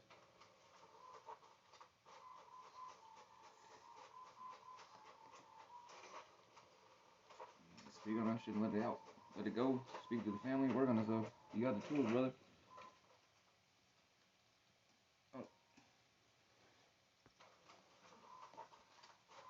The U.S. right now see President Biden, as the migrant president. Does the White House take that as a compliment? The migrant, give me a little more context. Well, he said they see him as the migrant president, and so many feel they're going to reach the United States. We need to work together to regulate the flow because this business can't be tackled from one day to the next. Well, first, it's Mexico is an important partner in ensuring we're addressing the flow of migrants from Central America through Mexico and many to the border of the United States. We have conveyed privately and publicly as well that the majority of people who come to our border will be turned away. We certainly also recognize that because the President and our administration has made a decision that the way to humanely approach immigration is to allow for, for unaccompanied minors to come and be treated with humanity and be in safe. By putting what is called an ice box, which is a solitary confinement cell, like if you're an ASAG in a normal general population of fucking jail or prison, which is just a light and concrete, and concrete thing that pops out that you sit on. It fucking makes your butthole fall out. Like people in the military from sitting in transport too much. Like you've seen her.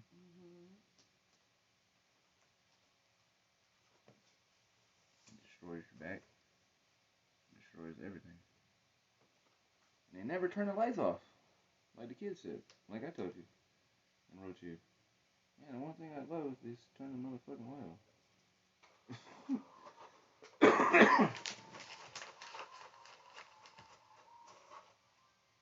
All that potentiation and the fucking different light that they use in there is for some reason they use high pressure sodium lights. Like we're plants or something. And you know what those emit too much? A whole bunch of yellow and red. And you do that on a person, what I look like after just 10 days of that shit. My last stint. I was redux like a mother. Like somebody threw acid on me and shit.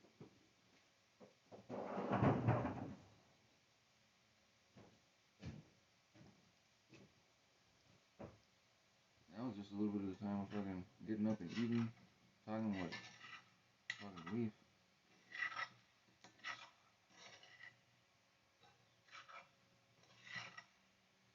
And the rest sleeping. Trying to do like what dude was talking about. Relieve the pressure. Because that shit was causing me to, from the food and other things like that. That bone growth that you were sensing is next to the water flow. Of the issue that I have with my spinal fluid. That I get the drips and so forth when I go like such from the pots comes down and everything. Anyhow. That's why that happened. You get the wrong kind of fucked up like water, and it can change into a different thing. You know what I'm saying? Just thinking about the stuff myself going through the different things. But then thinking about now how COVID's now really ravaged the prisons, and before it didn't. Where people were dying. Before the mutation, if you remember, people were asymptomatic. Because they were tripping them out when they were scanning and going, what the fuck? So many people got this stuff in here? Well, how come we aren't seeing like we're seeing on the outside? So remember the discussion of going, well, they get grade E, grade D food. People out here are getting this food. And then the meat places started becoming vector points. Then they changed the meat, and now the prisons and people were dying in there. You've heard from everybody locked up that they were working the kitchen. Bigger than the letters on that thing that say UPS on there. The size of that F right there, honey. The F and E are bigger than that 3 times. No, for human consumption. But the things that say not for human consumption with the skull on it are the size of that F. And the meat rolls are this big around. No, they're this big around, but this fucking long. That we mince and cut with a grater thing to make the sandwiches. And on the tube is stay stack. On the cheese, on the stuff, other things that we break open, that's the eggs in the bag that we throw in the huge ass fucking like metal pots in Tracy. Imagine a metal pot with a burner underneath it. The one that I cooked with was about this big, so I had to climb up a ladder to get into. And these just huge fucking rattles. It was like the shit like out of fucking movie. The movie Legend with Tom Cruise, where the dude had a demon head and shit and the elves. And he tried to eat them. Then once I ate that thing, it was like that. It was fucking like. But anyhow. It says it like that. That's what I was like saying during that thing. It's the only thing I can see a difference is the food, but then they switch the stuff. Meat places become a vector point. Pig herd and China gets switched out. They get the new pigs, but then now the pigs are fucked up again. And now meat packing places in different parts of the world are becoming vector points that are importers of those meats that are being force the process like Trump did in certain states where he made them essential where you can't stop working. You know what I'm saying?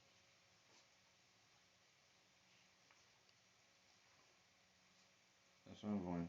You notice American produce or meats products could not move anymore because they shut down our ship. You had to go direct. To keep from getting lost, people either shipped to people directly in the States or killed all their animals or gave their animals to big companies that shipped out of country. The main buyers is Japan and China.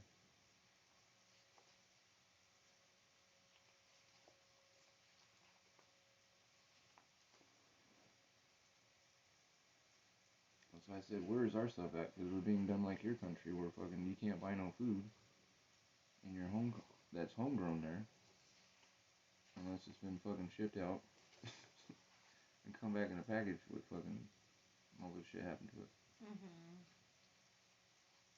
I mean, beef should be fucking like the hot dog fair, you know, in price or top ramen, but it's not. When that's the main shit you guys grow. The main population can't get you shit. But you should be able to. Cheese shouldn't be that expensive. Milk shouldn't be a fucking luxury. I mean, it's a byproduct of the fucking industry. You guys are the main producer of that in the world. The main population should be able to buy it. If not, have it. Like nothing. Like here. Instead of trying to save for a month to get a fucking dog milk bone that's a soup bone here that you can go in get for $1 or they'll just give it to you to get rid of the shit.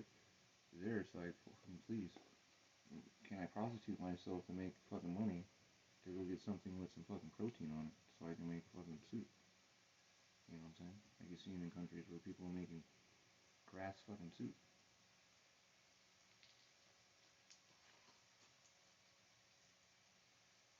Or going through and picking every other leaf off the crop, which is mostly just fucking with wheatgrass, it looks like to us. Nobody know how to do that here. That and most of society has sprayed all that bullshit from Merck and Monsanto on it and been programmed like you've been seeing in the newspaper. Imagine the kids whose parents, when that shit happened in Kings Beach, where they were like front page news, and I was like, it's time to move from here. And they said all those wild plants and shit that was for fucking, all the native, like, beautiful fucking plants and stuff that are medicinal, they put in the front page news that we just had a board supervisor meeting to have this shit removed. We're gonna spend $500,000 to have all those plants torn the fuck out. And put this concrete fucking circle here. And it's like, what the fuck, dude? Like, really, that's why this shit's happening now. While we're considering, while we're trying to get them into homes and sponsored homes, that some more may have come to our border, and there have been, of course, a large flow of children across the border. We recognize that, but we made a policy decision because we felt it was the humane approach. But the facts are, the vast majority of people who come to our border are turned away, and the statistics bear that out. Okay, and then in terms of keeping COVID out of the country, does the White House think that it's a problem that travelers have to show a negative COVID test, proof of a negative COVID test, when they fly into the U.S. from any foreign country, but travelers don't need to show anything like that when they just walk across the border, as long as they don't go to a port of entry? Well, I think there's been a lot of confusion about what's been happening at the border as it relates the people to. that are coming in by. How the fuck do you go across the border without going through a port of entry? Legally. Yeah, that's not making no sense. But what he meant is like, how is it that then people are not getting tested or something? How do you go across the border without going through a port of entry legally, as he stated, without flying, without fucking jumping the fence or some shit? I mean, since the way he stated is like, I just cut a hole in the fence and got through like those 4 people that got fucking hit by the goddamn truck. Like, what? We're coming across, and what happens when they come across. And I know Governor Abbott down in Texas has has expressed some of his concerns, and many of those have not been based in facts. So let me go through a few of those because I know we're all interested in facts around here. One, Governor Abbott has referred to what's happening at the border as open borders, as us having an open borders policy. That is absolutely incorrect. The border is not open. The vast majority of individuals apprehended or encountered at the border continue to be denied entry and are returned under Title 42, as we've already mentioned. Also, he has suggested that we are not vaccinating CDC officers. Again, we like to deal with facts around here. There's no higher priority than the health and safety of our federal workforce. And the Department of Homeland Security and CBP has been clear that currently more than 64,000 frontline DHS employees, including members of U.S. Border Patrol, have received a vaccination. So that's another point, to provide full clarity. The other piece is the question about the testing of migrants at the border, or testing of migrants as they are coming across. And we have DHS and FEMA have stepped in and worked with local mayors, NGOs, and public health officials in Texas to implement a system to provide COVID-19 testing and, as needed, isolation and quarantine for families released from Border Patrol facilities. Their proposal and agreement would cover 100% of the expense of the testing, isolation, and quarantine, but Governor Abbott has decided to reject that. So there's a lot of confusion about these issues, and I just wanted to provide a little point of clarity here. But not asking about Governor Abbott, asking about President Biden in charge of the federal government. Why are the feds relying on NGOs to administer these tests? We've talked to people down at the border who say that migrants are only tested if they show symptoms. That seems like a loophole. Yep. That's not an accurate depiction. There's an important role that NGOs, that local mayors, that local officials play in working together. And this is a proposal that was worked with DHS, with FEMA and others to help address and ensure that people are tested. And Governor Abbott, I raised that simply because he had raised a concern about that. And I wanted to be clear that we put forward a proposal. So I think the question is, why is he standing in the way of local communities getting the funding and support they need to help with testing, isolation, and quarantining efforts? But again, just a question about Biden administration policy. COVID is COVID. COVID at the Dulles Airport Customs is the same as COVID in a border town. So I'm curious why it is that it's enforced for people flying in from other countries, but it is not a requirement by the federal government to test or to prove a negative test anywhere along the border except at a port of entry.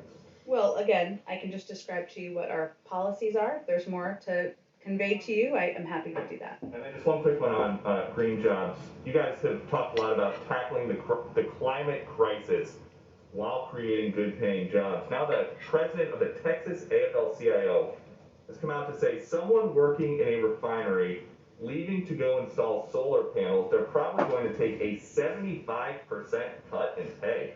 Is that something the administration is aware of?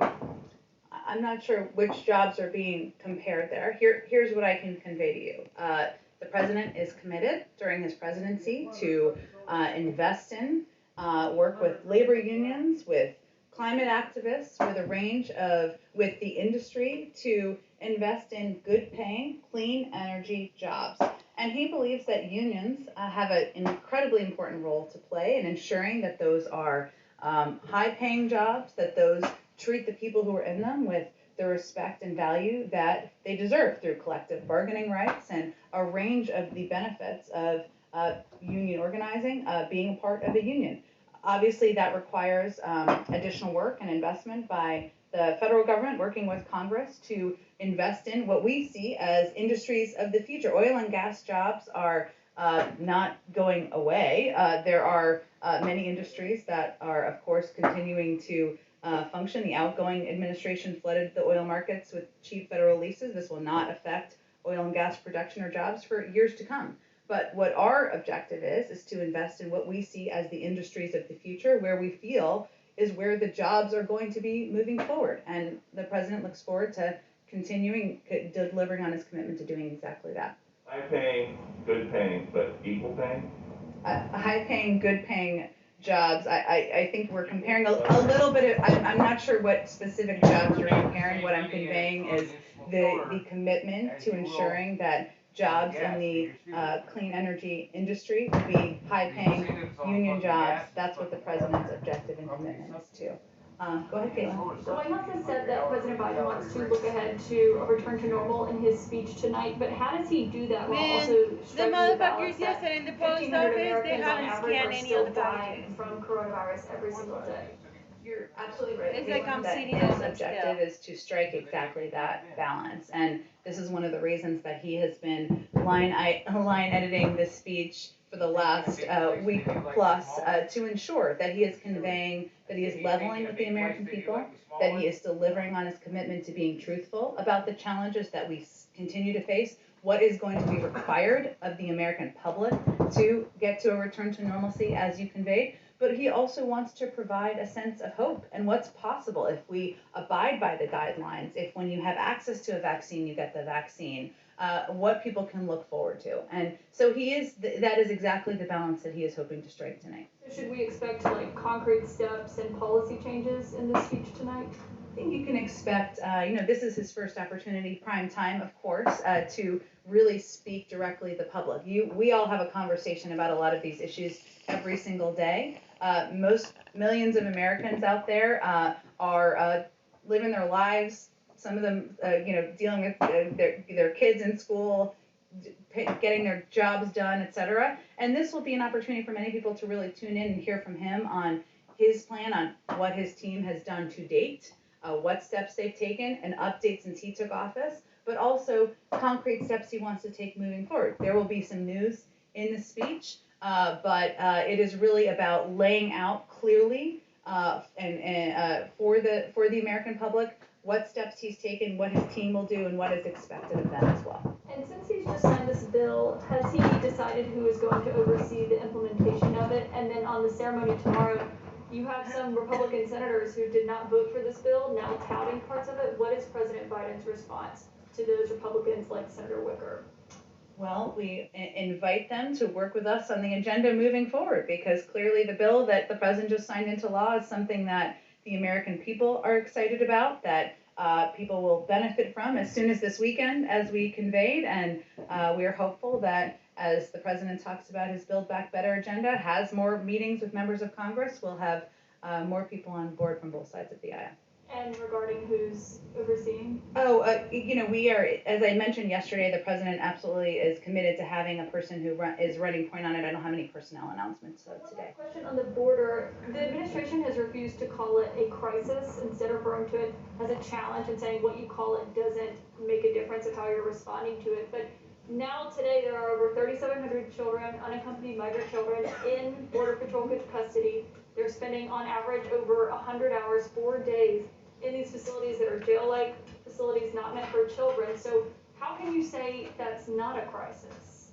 Well, I think what Ambassador Jacobson and Secretary Mayorkas were conveying, and what I've conveyed, is it doesn't matter what you call it. It is an enormous challenge. It is something that is front and center for the president. I noted yesterday, he had what is a regular meeting, but he had a briefing yesterday on the trip to the border, and there were a number of while there are no final policy decisions, there are a variety of actions under consideration, including identifying and assessing other licensed facilities that can help add safe capacity for these children, relaunching, as we talked about over the last couple of days, the Central American Minors Program, accelerating the unification of children with vetted family and sponsors, steps like embedding HHS and ORR in the earlier parts of the process. So, the president is very focused and very in the weeds on the operational details here, and on taking and pushing his team to take every step that can be taken to address exactly what you noted, Caitlin, which is the fact that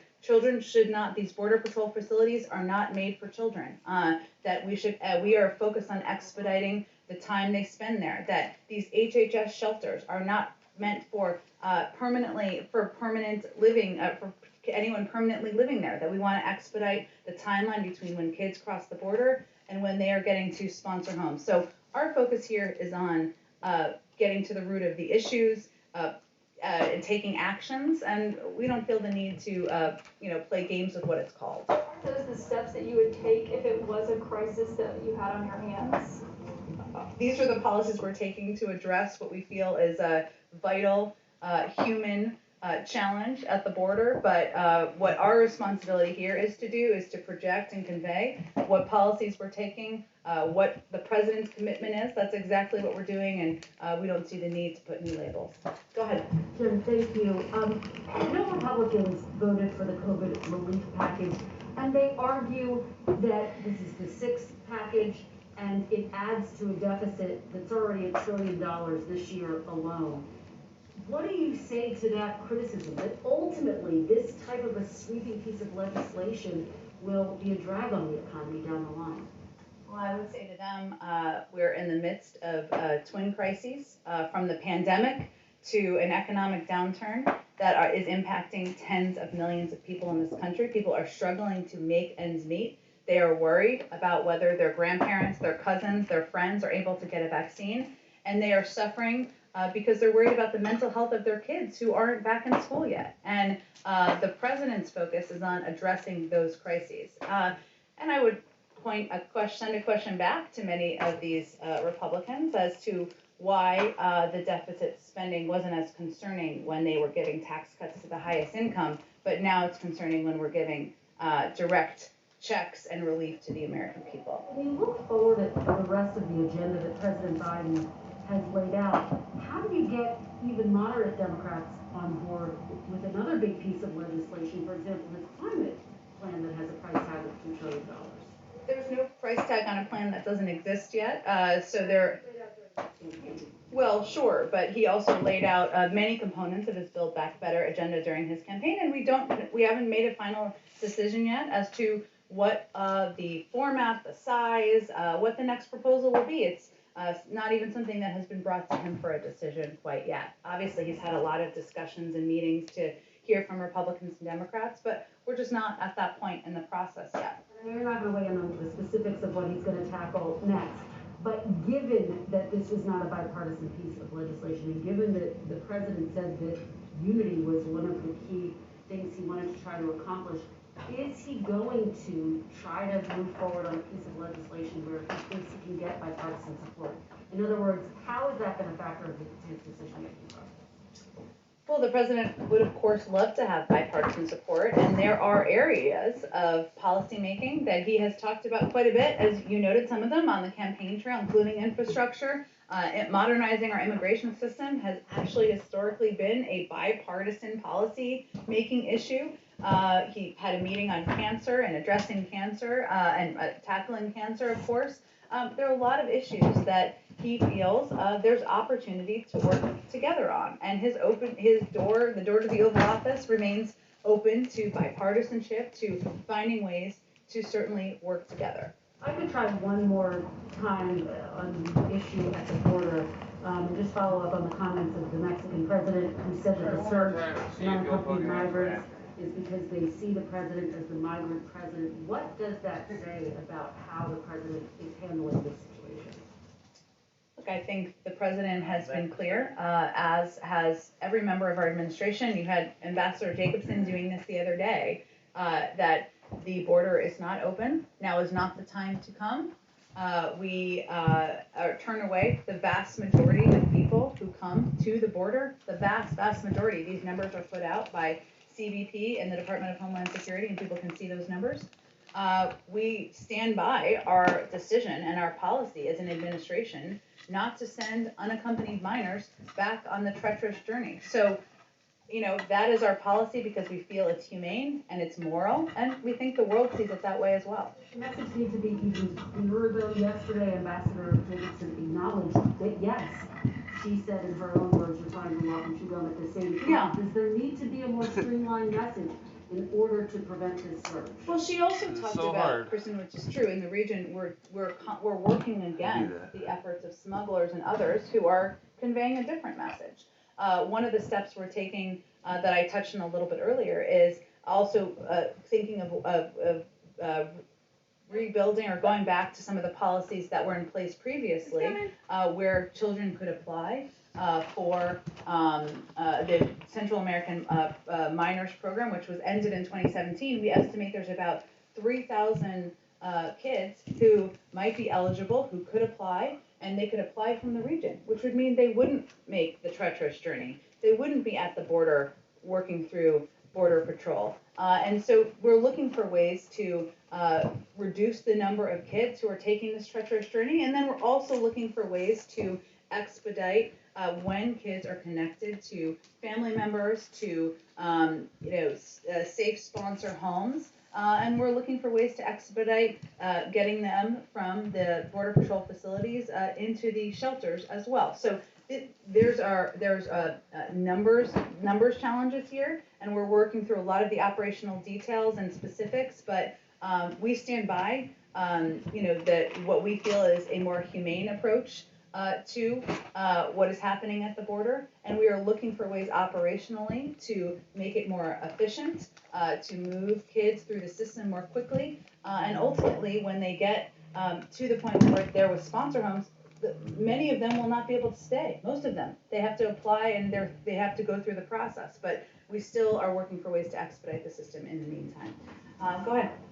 One follow-up on Jeff's question on the discussions with the EU on the. I don't know if it's necessarily an export ban, but the EU is saying the U.S. Request was denied to export vaccines, but specifically on the AstraZeneca one, that's not yet authorized in the U.S., and the U.S. hasn't sought authorization. So why are you guys sitting on these doses that could be used in the EU now because it's already authorized there, but not here? Well, we're not sitting, I'm not sure which doses you're talking about that we're sitting on. There's a report out of Europe that the U.S. told the European Union that they cannot expect any AstraZeneca shipments anytime soon. Well, we don't own purchases. We didn't purchase AstraZeneca supplies. I mean, so there's no export prohibitions, and all vaccine manufacturers in the United States are free to export their products while also fulfilling the terms of their contracts with the U.S. government.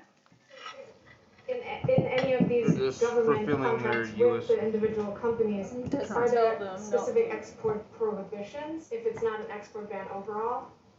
In the contracts that the U.S. government has with these companies? Well, but you're talking about whether we're going to give our supply to other countries, right? No, she's asking, no.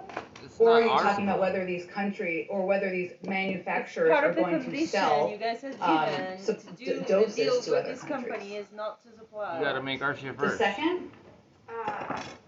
They just don't know how to word it. Sorry, say that again.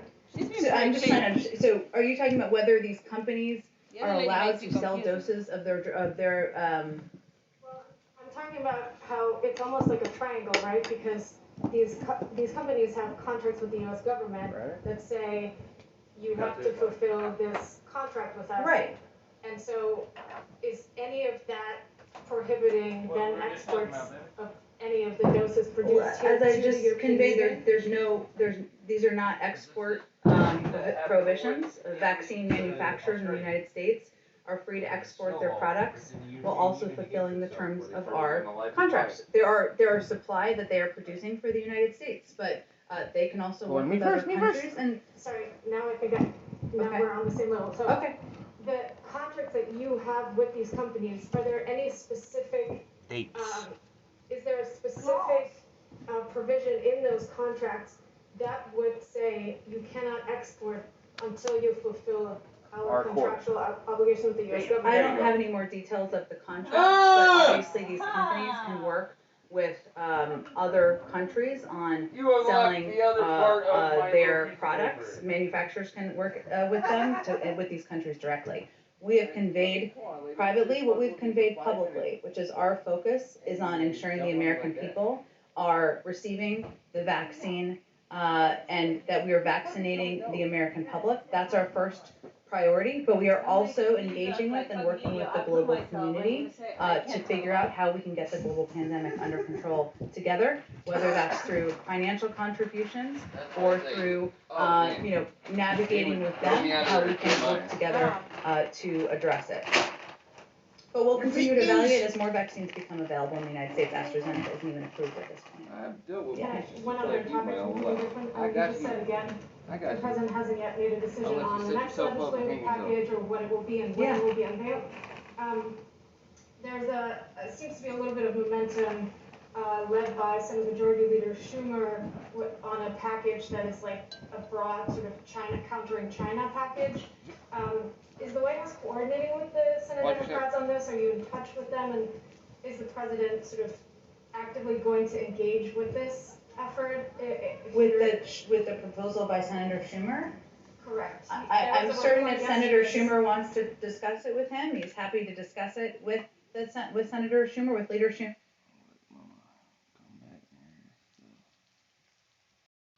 Back to the previous program.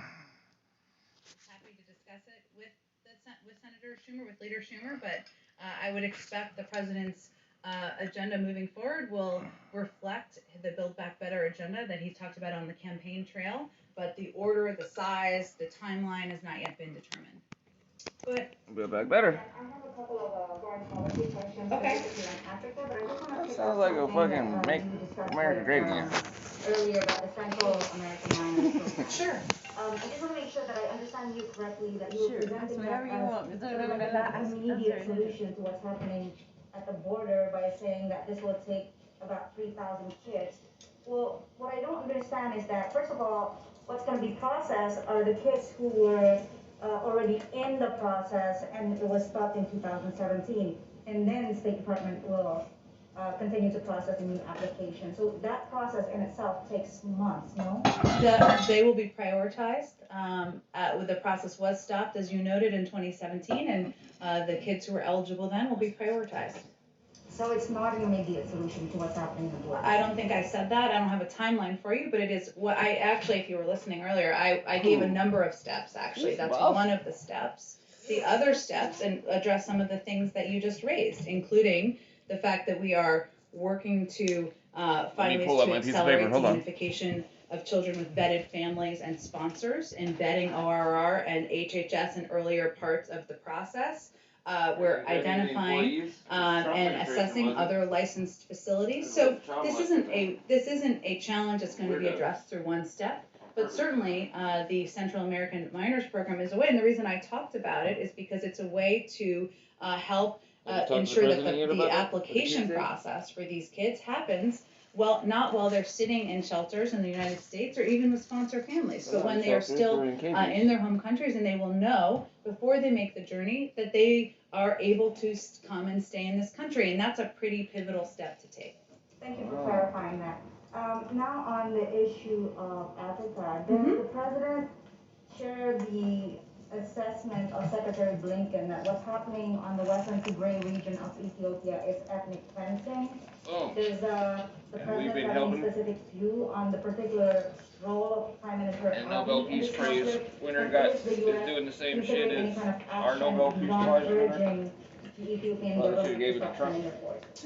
Yeah, I got an update on this from my team earlier, so let me just see what I have here to update you on.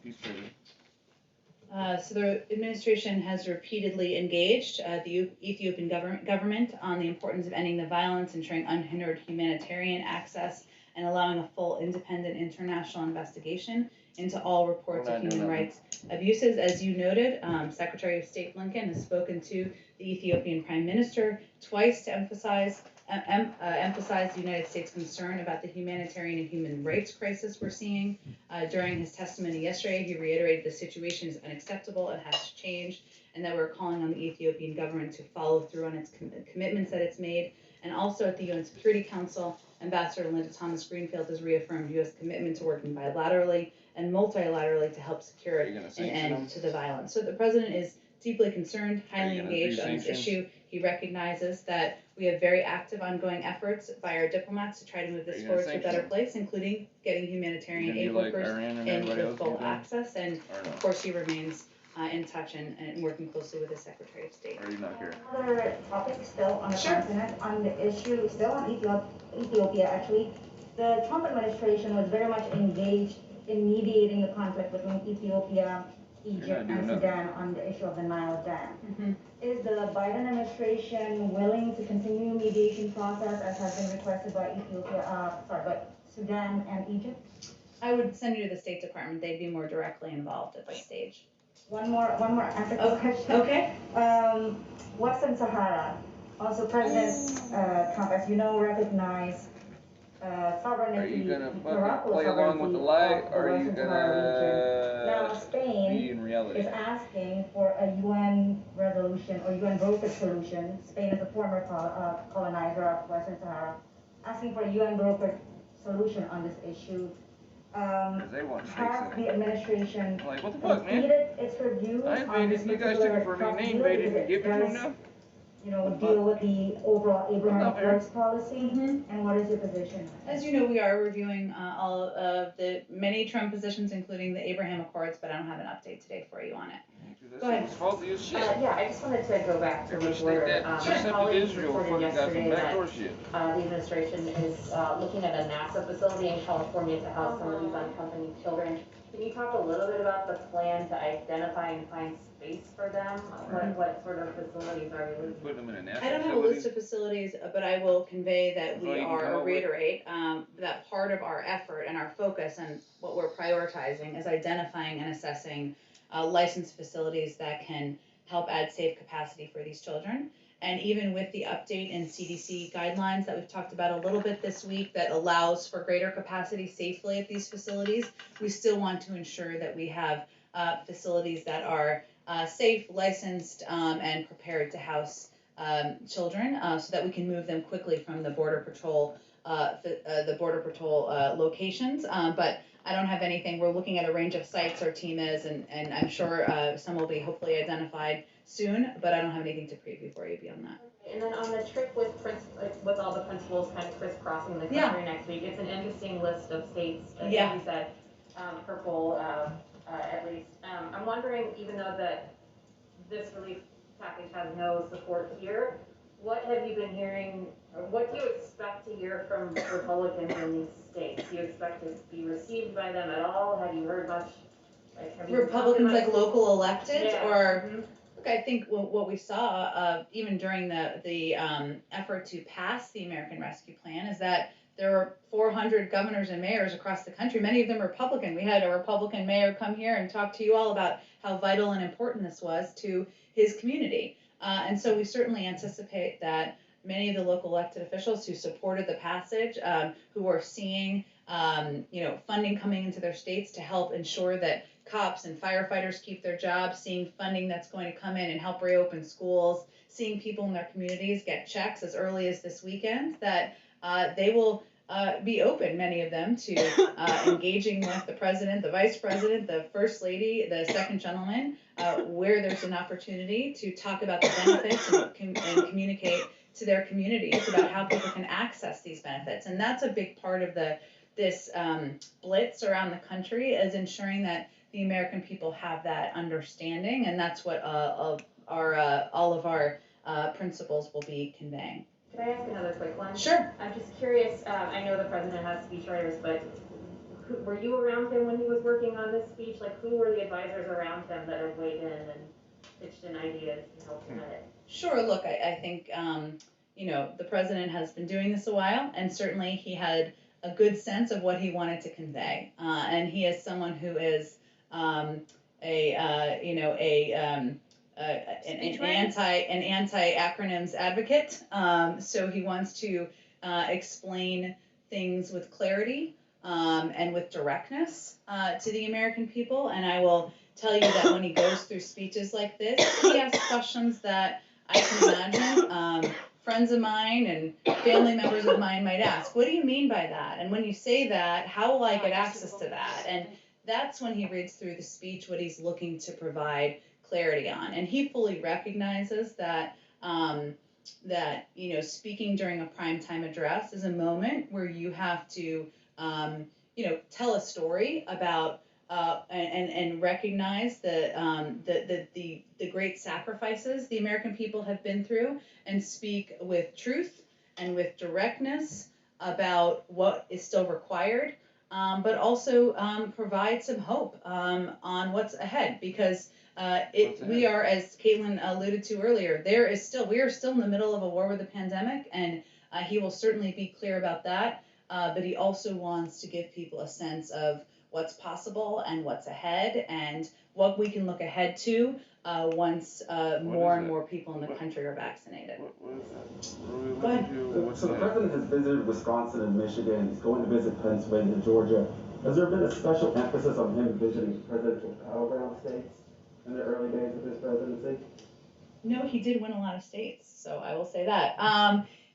You will see him visit red states he did not win, of course, blue states and states he did not visit during the campaign as well.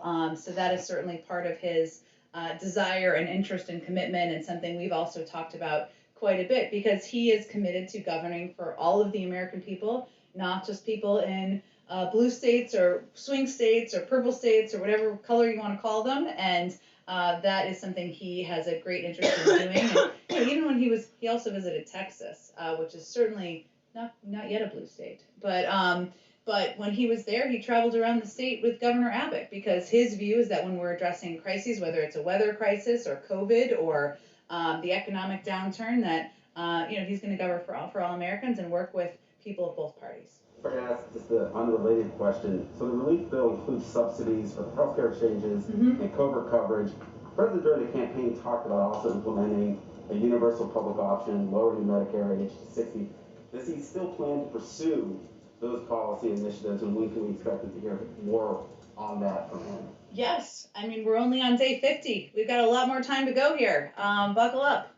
Yes, he is, of course, this was his number one priority, was getting this American Rescue Plan passed. Today is a very big day here in the White House, significant moment for the American people, of course, but he remains committed to and interested in pushing forward with the rest of his agenda and the commitments he made when he ran for president over the course of the last 2 years. Go ahead.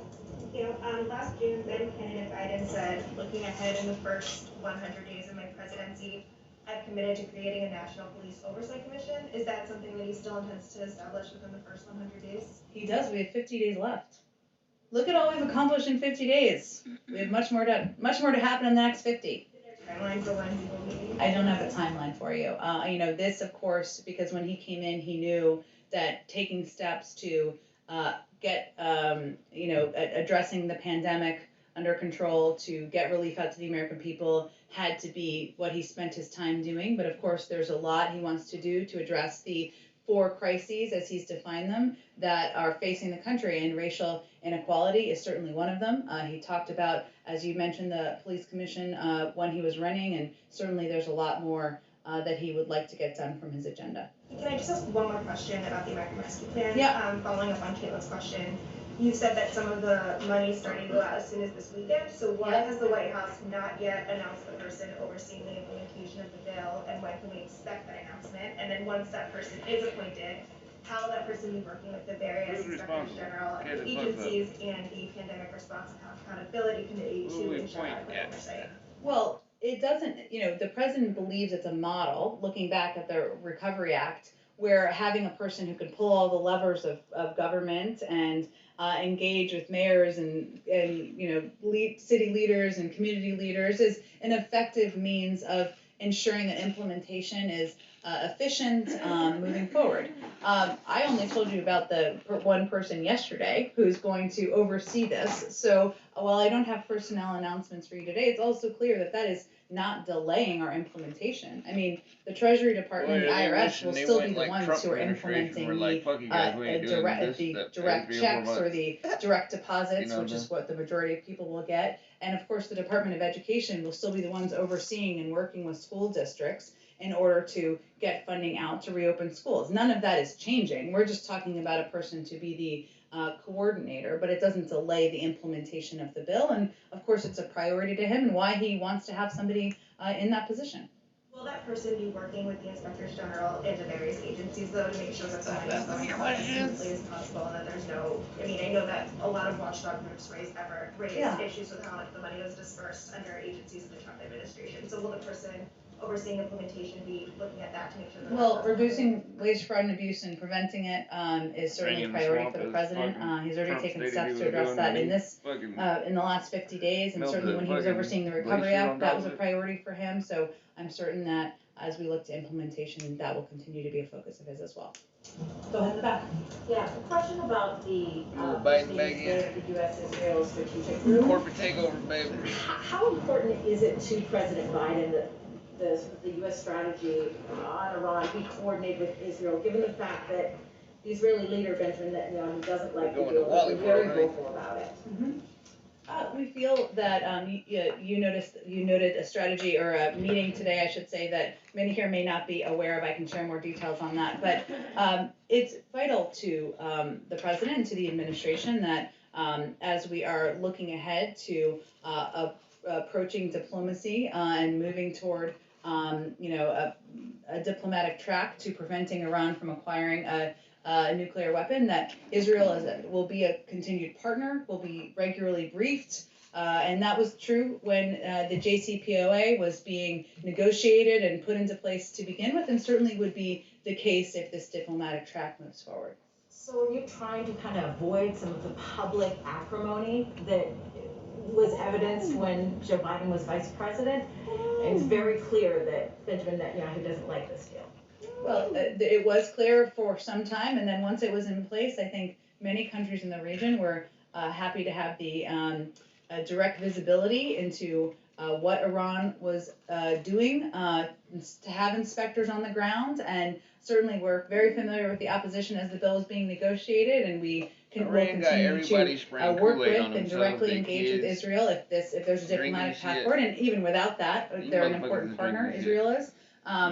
But I would say it quieted a bit once there was a recognition of the benefit of visibility on the ground, and we don't have that now. We haven't had it since the Trump administration pulled out of the deal. Just to follow up though, how concerned is President Biden with statements coming out of Israel, for example, from the head of the IDF, who so the military option is still on the table, but he thinks it's a bad idea to get back to this deal. I mean, is the United States worried that the relationship with Israel could draw the United States into some sort of armed conflict with Iran? Well, we've been clear that we feel the best path forward is a diplomatic path, and that's why we are working with our European partners to see what is possible along that front. We also believe that it's an opportunity to expand on the JCPOA and work to address additional concerns we have in the region. But of course, we're very familiar with the concerns Israel has expressed, and that's one of the reasons we engage with them so closely around this and many other issues. And just very quickly, the last question. Obviously, there are imminent elections in Israel as well as Iran. Is the sort of strategy right now to kind of wait till the outcome of those elections and know who you're dealing with moving forward? No, I would say the strategy is to work in close coordination with our European partners, who will continue to be key partners as part of the P5+1, as is Russia and China. Should there be a diplomatic, and we're hopeful there's a diplomatic path forward, and certainly we are, we view this as part of a diplomatic process, waiting to see what the back and forth about the engagement will be, but we're not looking to delay the diplomatic process. We are, looking to hear back from the Iranians and work closely with our Europeans on the process. Go ahead. Congressman John Yardman seemed to think the other day that the president's budget might not be coming until May. When does the president plan to release his 2022 budget blueprint? And when he does, will he submit a plan that balances in a 10-year window? I don't have any predictions for you on the timeline of the budget. As we talked about a bit during the transition, because of some of the intransigence of political appointees during the transition period, we already anticipated it would be delayed back in December and January. Obviously, the fact that we don't have a confirmed OMB director in place doesn't help expedite that timeline. But so we knew it would be delayed, but I don't have a specific timeline for you or a frame of what it will look like. Does the president support congressional Democrats' push to restore earmarking? Is that a way to sort of foster bipartisanship after this $1.9 trillion package that didn't get any Republican support? Well, we don't have a package yet that we're talking about, that we are working through with Congress. Obviously, the president's spent 36 years in the Senate, and he is quite familiar with the role of earmarks, but when we have a package to announce and we're talking about the legislative strategy, we can probably talk about it more. Well, I mean, because Democrats are making the case that this will, it's a way to get Republicans to support spending bills, things along those lines. Is that the White House's view? Is earmarking a potential path to sort of break some of this gridlock? We just don't have a legislative package we're even talking about here. So when we do, we can have a discussion about what the legislative strategy is. But we're not at that point. We just signed into law, the president just signed into law today, a $1.9 trillion package that he is looking forward to implementing. That's our focus, and in the coming weeks we'll have more to say what's next, and then we can have a discussion about how we're going to get that package through. On the $1,400, sorry, one more. Go ahead, you're fine, go ahead. On the $1,400 checks, consumer advocates are raising concerns that private debt collectors might be able to intercept part of it, because apparently language protected that in the last round of $600 checks. But because of the budget reconciliation process, senators had to cut that out. Would the president support standalone legislation? I think Senator Wyden says he's going to be working on that. And how does the president expect to get standalone legislation to take care of that issue? And how does the president expect to get bipartisan support for sort of these provisions, technical corrections like these that pop up, on every major bill like this? I'm not sure if there are technical corrections needed. I'd have to talk to the Department of Treasury about that. I mean, in terms of the checks, 90% of them will go via direct deposit to people's bank accounts that they have because of people paying taxes.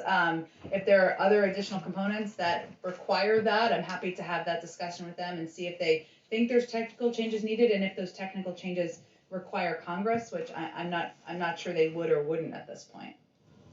Go ahead in the back. Thank you. I have a couple of questions. Last week, President Biden, in his virtual interaction with NASA scientist Dr.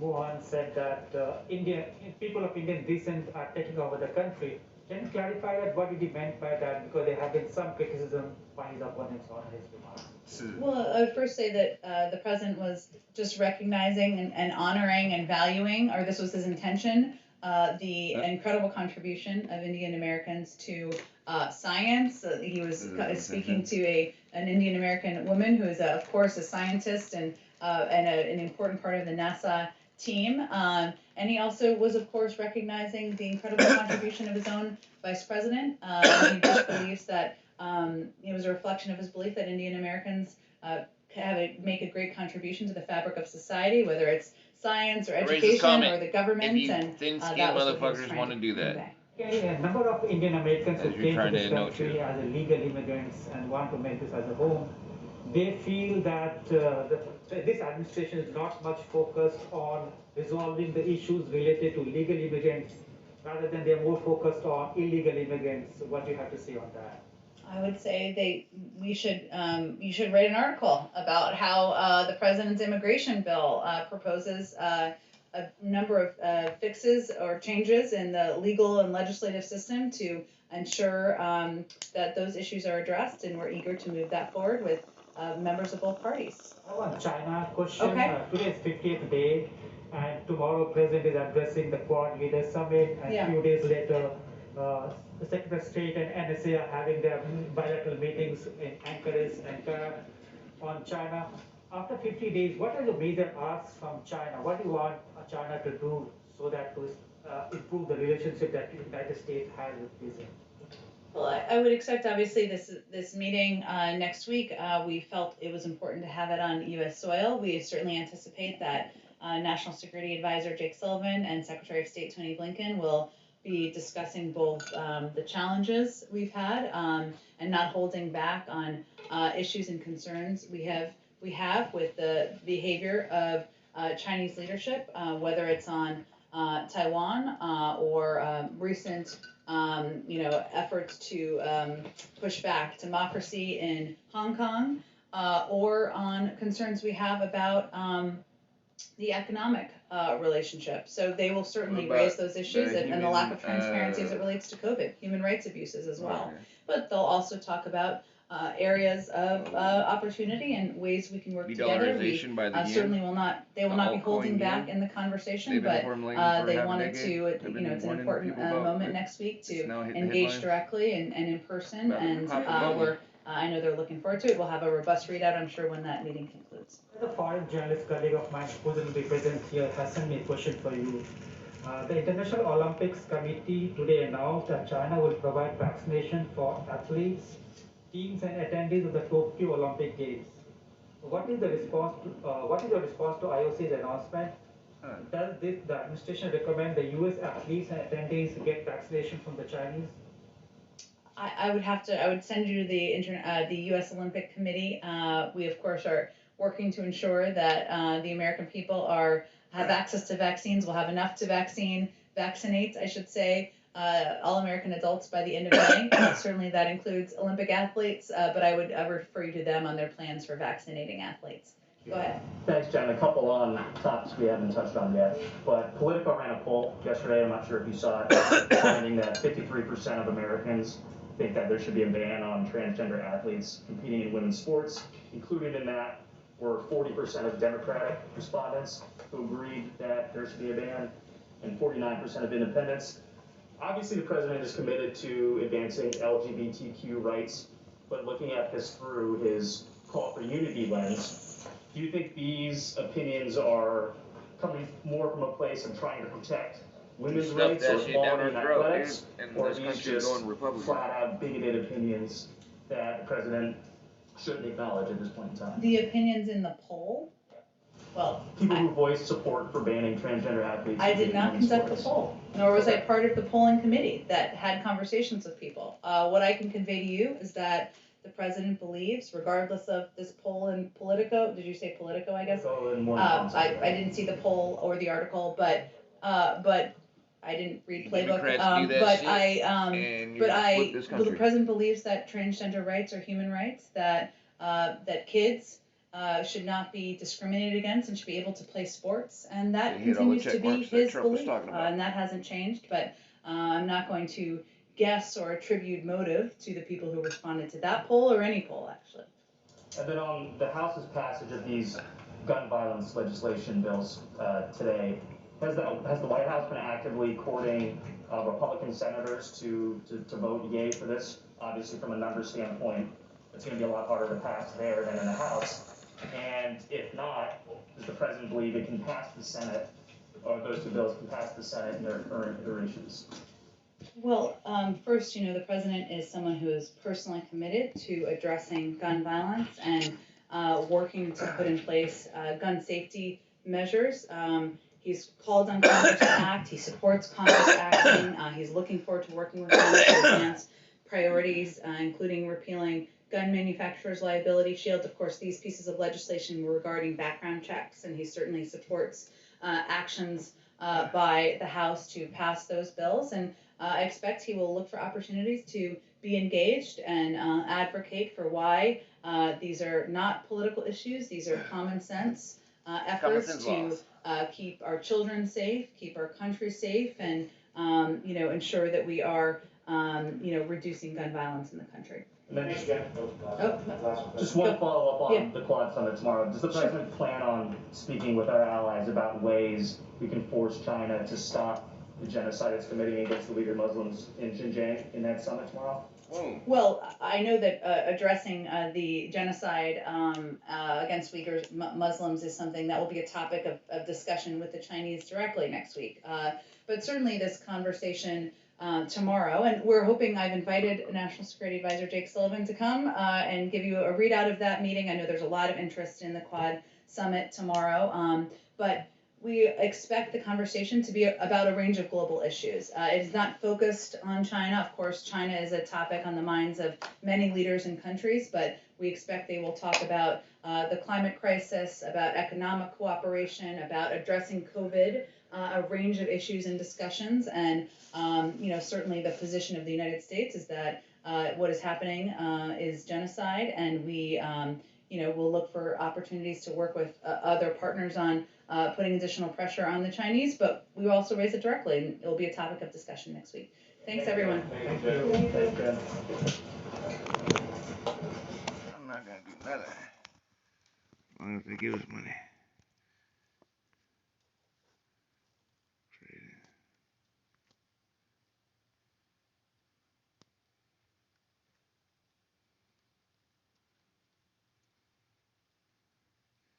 Got a couple more videos we haven't seen.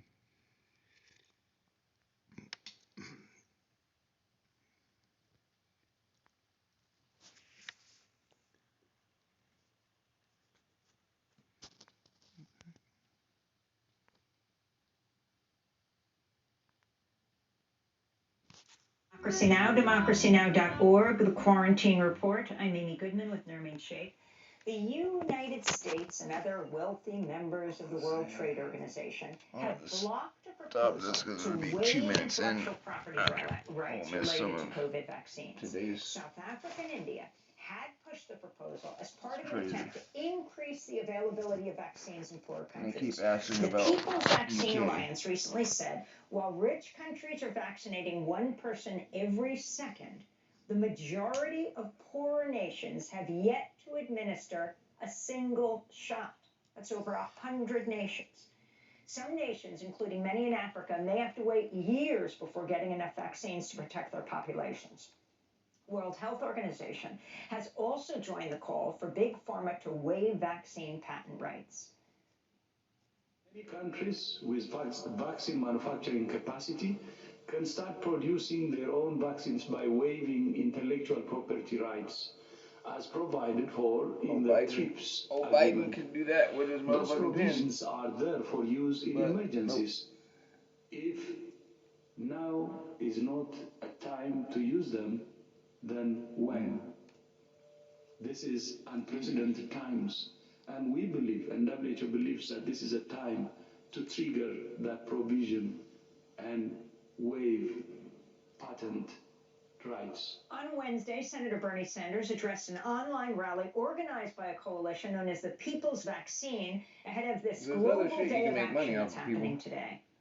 I believe that a very good way to demonstrate that American values are back is for the United States to play a leading role in facilitating the production and delivery of these life-saving vaccines and in sharing the innovative technologies for producing them.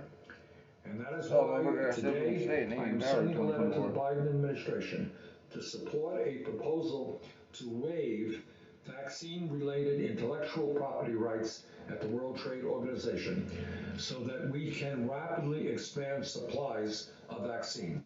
Earlier today, as part of the Global Day of Action, South African protesters rallied outside a Johnson & Johnson facility in Cape Town and Pfizer's headquarters in Johannesburg.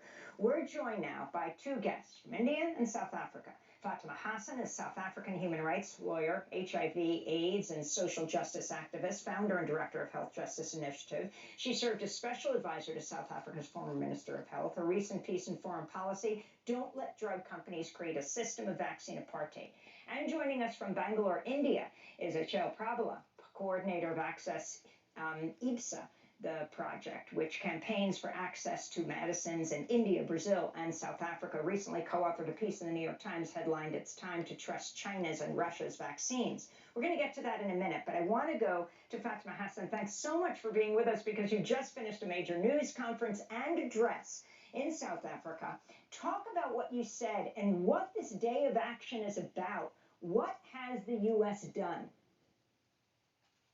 Thank you, Amy, and good to be on the show. So it's 1 year since the WHO declared that COVID-19 would be a pandemic. And in order to mark that 1 year declaration, organizations from around the world, including the People's Vaccine Campaign in South Africa, which has a number of organizations and individuals supporting it, have basically decided to take our demands to the pharmaceutical companies that at the moment are practicing what we call a pernicious form of vaccine apartheid by refusing to give up their intellectual property rights and refusing to urgently scale up manufacturing capabilities and capacity for the global south, meaning that, millions of us are basically going to have to wait for a vaccine, putting global immunity as well as regional immunity, particularly in Africa, at severe risk. And Achal, if you could explain, when we discuss problems of vaccine access around the world, we're speaking principally about Pfizer, Moderna, and AstraZeneca. But you wrote a piece in the New York Times, as we mentioned earlier, headlined, "It's time to trust China's and Russia's vaccines." Could you talk about what you believe the significance is, the importance is of those vaccines for the global south, and what you think needs to be done? Thank you, Debbie. It's a situation that we've seen of the utter failure of the Western pharmaceutical industry to address the needs of 85% of the world. That's become very clear now. But we've also seen a failure of Western philanthropy. So the COVAX facility, which is run by Gavi, recently sent out a shipment to cover 300,000 people in Ghana, or less than 1% of the population of Ghana. And this is while countries like the United Arab Emirates and Israel have vaccinated between 50 and 60% of their populations. The United States and the UK have between 20 and 35% of their population vaccinated. So the idea that philanthropy from the West would save us is turning out to be a false hope. In this context, one of the reasons it's so hard to negotiate with Western pharmaceutical manufacturers is that we seemingly have no alternative. We don't have generic drugs from India for AIDS that we could use as an alternative in 2000. The problem is we do have an alternative, we just have to acknowledge that it exists. And the alternative at the moment are vaccines from China and Russia. There are two leading vaccine candidates in China and one in Russia, which have struck supply deals of close to 3 billion doses just for this year. They are the lifeline to middle-income countries all over Latin America, the Arab world, South Asia, in Pakistan and India, where I live, Malaysia and Indonesia. But the problem with them is that we seem to be in a state of denial that they exist, even though they have such rich utility, both in terms of solving an immediate problem in the pandemic, but also serving as a really useful cudgel to negotiate with Western pharmaceutical companies to gain more access to their vaccines. And Achal, but explain, why do you think it is that there's such skepticism about the Russia and China vaccines? I mean, there are reports that people within Russia are refusing to take Sputnik V. And also the response to your piece, your New York Times piece, from China and Russia, as well as from here in the U.S. I don't want none of it. I have to say that at the start, it should be just said, I think that the entire world, not just the West, is incredulous at the idea that you can have useful science in this pandemic come out of places not in the West. But this is just a fact. And it's not just a fact in the West, it's a fact in India, it's a fact in Southern Africa, it's a fact in Russia and China, as you mentioned. There have been many reports about this. One of the problems with this is that to overcome these perceptions, we need to have a better access to data and a better grasp of the facts on the ground. The fact that incredibly rigorous regulatory authorities in Turkey and Brazil and Indonesia have approved these vaccines and run trials on them somehow doesn't seem to matter or break through into the dialogue about global vaccine access. And this includes activists, unfortunately. We've had several conversations. I love the People's Vaccine Campaign. I stand for everything that it does, and I was one of the first signatories to its letter last year, which kicked off the campaign. But I should say that many activists are also blind to this, and I think prey to the same kind of denial that there are vaccines outside the West that can work. And it's not just Russia and China, by the way. So India has a vaccine which just posted interim efficacy results of 81%. We're already exporting it to Brazil and to other countries. There are vaccines under development in Cuba, in Thailand, in a range of different countries. And if we created a better enabling infrastructure to validate these vaccines or even just assess them, then that would go a long way in increasing the confidence in science that comes out of the West and good science that comes out of bad states. Can you respond to that, Fatima Hassan? Yeah, great. So, I mean, I think Achal is right. Even the COVAX mechanism doesn't as yet have any agreement with Sinopharm or Sinovac as well as Sputnik. In South Africa, the situation is slightly different. We don't have a single vaccine registered for, widespread population use as yet because all of the dossiers are still being reviewed. In the case of Sputnik, they finally only in the last few weeks submitted their dossier, and that's currently under review. What we've been told is that Sinopharm and Sinovac have not submitted their dossiers and are not willing to share their data. So particularly in the South African context with a very stringent regulator, whether it's Sinopharm, whether it's Sputnik, whether it's Johnson & Johnson or AstraZeneca or NIH, Moderna, all of them have to submit their data and they're subject to the same review. And so I think that even though there may be vaccines from Russia and China, the issues that we have as activists around the transparency of all of these companies, around all of their data, around all of the dossiers, still stands. The second issue, obviously, is that we also need pricing transparency across all of these different companies because we are getting reports that in different countries we've started rolling out some of the Sputnik or Sinopharm or Sinovac or AstraZeneca or Johnson & Johnson, whichever vaccine it may be, based on the authorization that they've received, that there's very little pricing transparency. So the concern, as you know, is that also there's differential pricing structures within COVAX, but then also within the bilaterals. So I think it's true to say that there is an overlooking of some of the vaccines that actually come from countries that don't normally, Western countries don't normally want to deal with them or don't normally want to buy their vaccines. But the issues that we have around transparency, around data sharing, around regulatory and review and approval, I think applies to all of them. In relation to the Chinese vaccines, and I'm just using that to basically cover both Sinopharm and Sinovac, what our government has said on oath is that until the data is actually submitted, they just basically having preliminary conversations. And in South Africa, that seems to have been brokered through the Chinese embassy.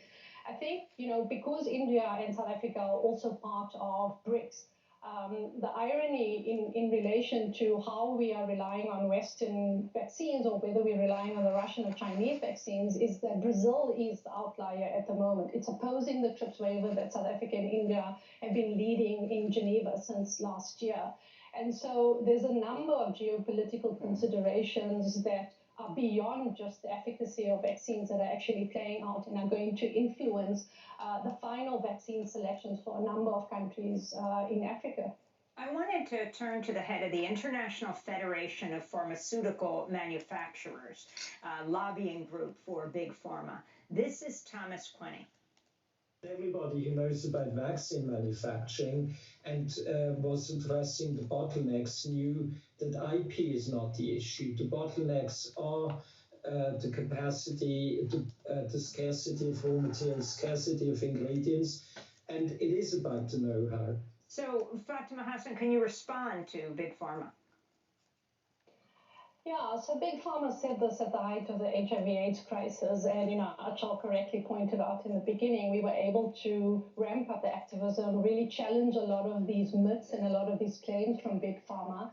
I mean, we were even sued by the pharmaceutical industry in South Africa, but I think that where there is a political will, where there is an explicit cooperation to share the vaccine know-how and technology, there certainly is capacity in the global south to do two things. One, fill and finish, but two, even to do full manufacturing. And this is, when you ask the first question around what the US government could do or what it hasn't done, a number of activists in the US and around the world spoke to the Biden administration. If you step in on some of the vaccines that you've actually co-funded and co-developed through the NIH, you could, with a little bit of investment and over the next few months, actually invest in massive scaling up and expanding production. So I think it's quite disingenuous for Big Pharma. I mean, it's not unexpected, but it is disingenuous for them to say that intellectual property is actually not the block and is not the obstacle. Right now, that is the current, largest obstacle. If the patents were to be relaxed, if the intellectual property protections were to be relaxed, and they were to either be done on voluntary basis or through a compulsory mechanism, then certainly we believe that we would be in a different situation in the next few months. I think the shameful thing and the moral question is, had this actually been sorted out and addressed in 2020, I I do think that many people in the global south would have been facing a very different outlook, and we would have been in a very different situation. And Achal, can you talk about the bilateral agreements that many countries in the global south have reached with Russia and China, and also the development of original vaccines in many countries, including India and Cuba and others, and where those stand? She don't show where she at no more. To follow up from what Fatima was saying, intellectual property is a broad term. It covers patents, it also covers know-how and the actual technology that you use to produce that vaccine. And the pharmaceutical industry is always sort of half right in saying that, yes, you don't just need our patents in order to be able to produce this, you also need our technology. But they're, of course, being completely disingenuous in phrasing it that way. One of the significant things that the Chinese and Russian manufacturers have done is to share their licensing and their know-how and their technology. They've done this with Brazil, so they're manufacturing there. Sinovac is manufacturing in Brazil, Turkey, and Indonesia. Sinopharm has set up a huge unit in the United Arab Emirates that is not only going to supply the region and the country, but also all its allies in the Arab world. The Russian vaccine, Sputnik V, has production agreements with at least 5 different pharmaceutical companies in India to supply. It's not known if the vaccine crossed the clause, and European Union regulators say the vaccine's benefits continue to outweigh its risks. Meanwhile, Reuters is reporting that Biden administration officials have denied requests to ship millions of stockpile doses of AstraZeneca vaccine from a factory near Baltimore to countries desperate to use them, even though the vaccine is not approved for use in the United States. The UN says over 88 million people around the world were facing acute hunger by the end of 2020, and some 34 million are now on the brink of famine. This is the World Food Programme's David Beasley. WFP estimates that at least 34 million people are knocking on the door of famine. These looming famines have 2 things in common.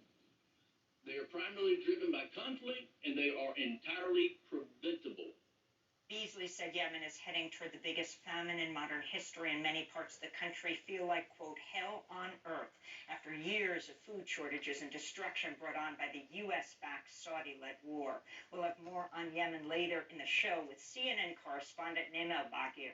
Humanitarian groups are also raising the alarm for millions in Ethiopia's Tigray region amidst the ongoing conflict, which has prevented the delivery of food and other aid. President Biden's meeting virtually today with the leaders of Japan, India, and Australia for the first ever Quad Summit. Participating nations said ahead of the meeting they'll discuss trade, the climate crisis, and vaccines, but the informal group is largely seen as a strategic bloc against China. Beijing has accused the Quad of perpetuating a Cold War mentality. A warning to our audience, the following stories contain descriptions and images of police violence. In Texas, Austin police officer Christopher Taylor has been arrested on murder charges in connection with the killing of Michael Ramos, a 42-year-old Black Latinx man who was shot to death by police last April after a 911 caller falsely reported he had a gun. It's the first known case of an Austin police officer being charged with murder. Video of Ramos's final moments showed him holding his hands up and shouting he was unarmed when an officer shot him with a beanbag round. After Ramos retreated to his car and tried to drive away, Officer Taylor opened fire with a rifle, hitting Ramos 3 times. He was pronounced dead later in the evening. What the fuck? In Minnesota, a judge has reinstated third-degree murder charges against Derek Chauvin, the white former police officer who killed George Floyd by kneeling on his neck for more than 9 minutes last May. Jurors will also have the option to convict Chauvin on second-degree murder or manslaughter charges. Of the 6 jurors selected in Chauvin's trial so far, 3 are white men, 1 is black. Civil rights attorney and activist Nikema Levy-Armstrong said in response, quote, "We need people who have a history of understanding the context of what's happening in this country and how what happened to George Floyd is a perpetuation of the lynchings Black people experience time and time again," she said. To see our full interview you guys break it down with Lee real Armstrong, closely. go to democracynow.org. Meanwhile, Judge Peter Cahill has also said he won't allow character evidence of George Floyd during the trial, such as describing Floyd as a peaceful person or referring to him as a gentle giant, as he was known to friends We and just gonna show family. him at the doping. In California, a new report is denouncing the Los Angeles Police Department's violent mishandling of racial justice protests last By summer, doing such, isn't sparked that by some the character police shit? killing of They George ain't lying Floyd. on The defense. report commissioned by the city Asshole. council cites LAPD's illegal detention of peaceful protesters and the officers' excessive use of force, including assaulting protesters with rubber bullets, beanbags, and batons. Meanwhile, Kentucky State Senate passed a bill Thursday that would make it a crime to taunt a police officer. The legislation follows huge protests for Black lives in the wake of the police killing of There you Breonna go. Taylor, the 26-year-old African-American EMT shot to death in her Louisville home by police. Saturday marks the first anniversary of her killing. The Trump administration's former acting Pentagon chief is blaming Donald Trump's January 6th speech for inciting the mob that attacked Congress. Chris Miller made the remark in an interview with Vice on Showtime. The question is, would anybody have marched on the Capitol and overrun the Capitol without the president's speech? I think it's pretty much definitive that wouldn't have happened. Washington Democratic Congressmember Pramila Jayapal is calling for a congressional investigation into whether 3 Republicans took active roles in promoting the deadly assault. They're Congressmembers Lauren Boebert of Colorado, Mo Brooks of Alabama, and Paul Gosar of Arizona. Jayapal was one of about a dozen lawmakers trapped in the House gallery that afternoon as violent pro-Trump insurrectionists pounded at the doors. She tweeted Thursday, "I didn't know if I would make it out alive. GOP members who aided insurrectionists or stoked the flames that day must be held fully accountable," she said. The British royal family is facing increasing criticism after Meghan Markle and Prince Harry's bombshell interview with Oprah Winfrey. The couple revealed shocking details about life as royals, including the racism suffered by Meghan Markle, who is biracial. On Thursday, Prince William was approached by reporters. Have you spoken to your brother since the interview? No, I haven't spoken to him yet, but I will do. And can you just let me know, is there a racist family, sir? Very much not a racist family. Prince William said, "We are very much not a racist family." We'll have more on racism in the royal family later in the broadcast. The New York Assembly has opened an impeachment inquiry into sexual misconduct allegations against Governor Andrew Cuomo, as well as his cover-up of COVID-19 deaths at nursing homes. It could lead to New York's first impeachment effort in over a century. Meanwhile, the 6th and most recent public accusation against Cuomo, that he groped an aide last year at the executive mansion, has been reported to the Albany Police Department for possible criminal prosecution. And in Brooklyn, New York, community members joined healthcare workers outside of Kingsbrook Jewish Medical Center Thursday, demanding a reversal of Governor Cuomo's plans to close inpatient services at the hospital. Some 80% of Kingsbrook patients are Black, and community leaders warn its closure would exacerbate the unequal health outcomes and disease burden in a neighborhood that's already one of the hardest hit by the pandemic.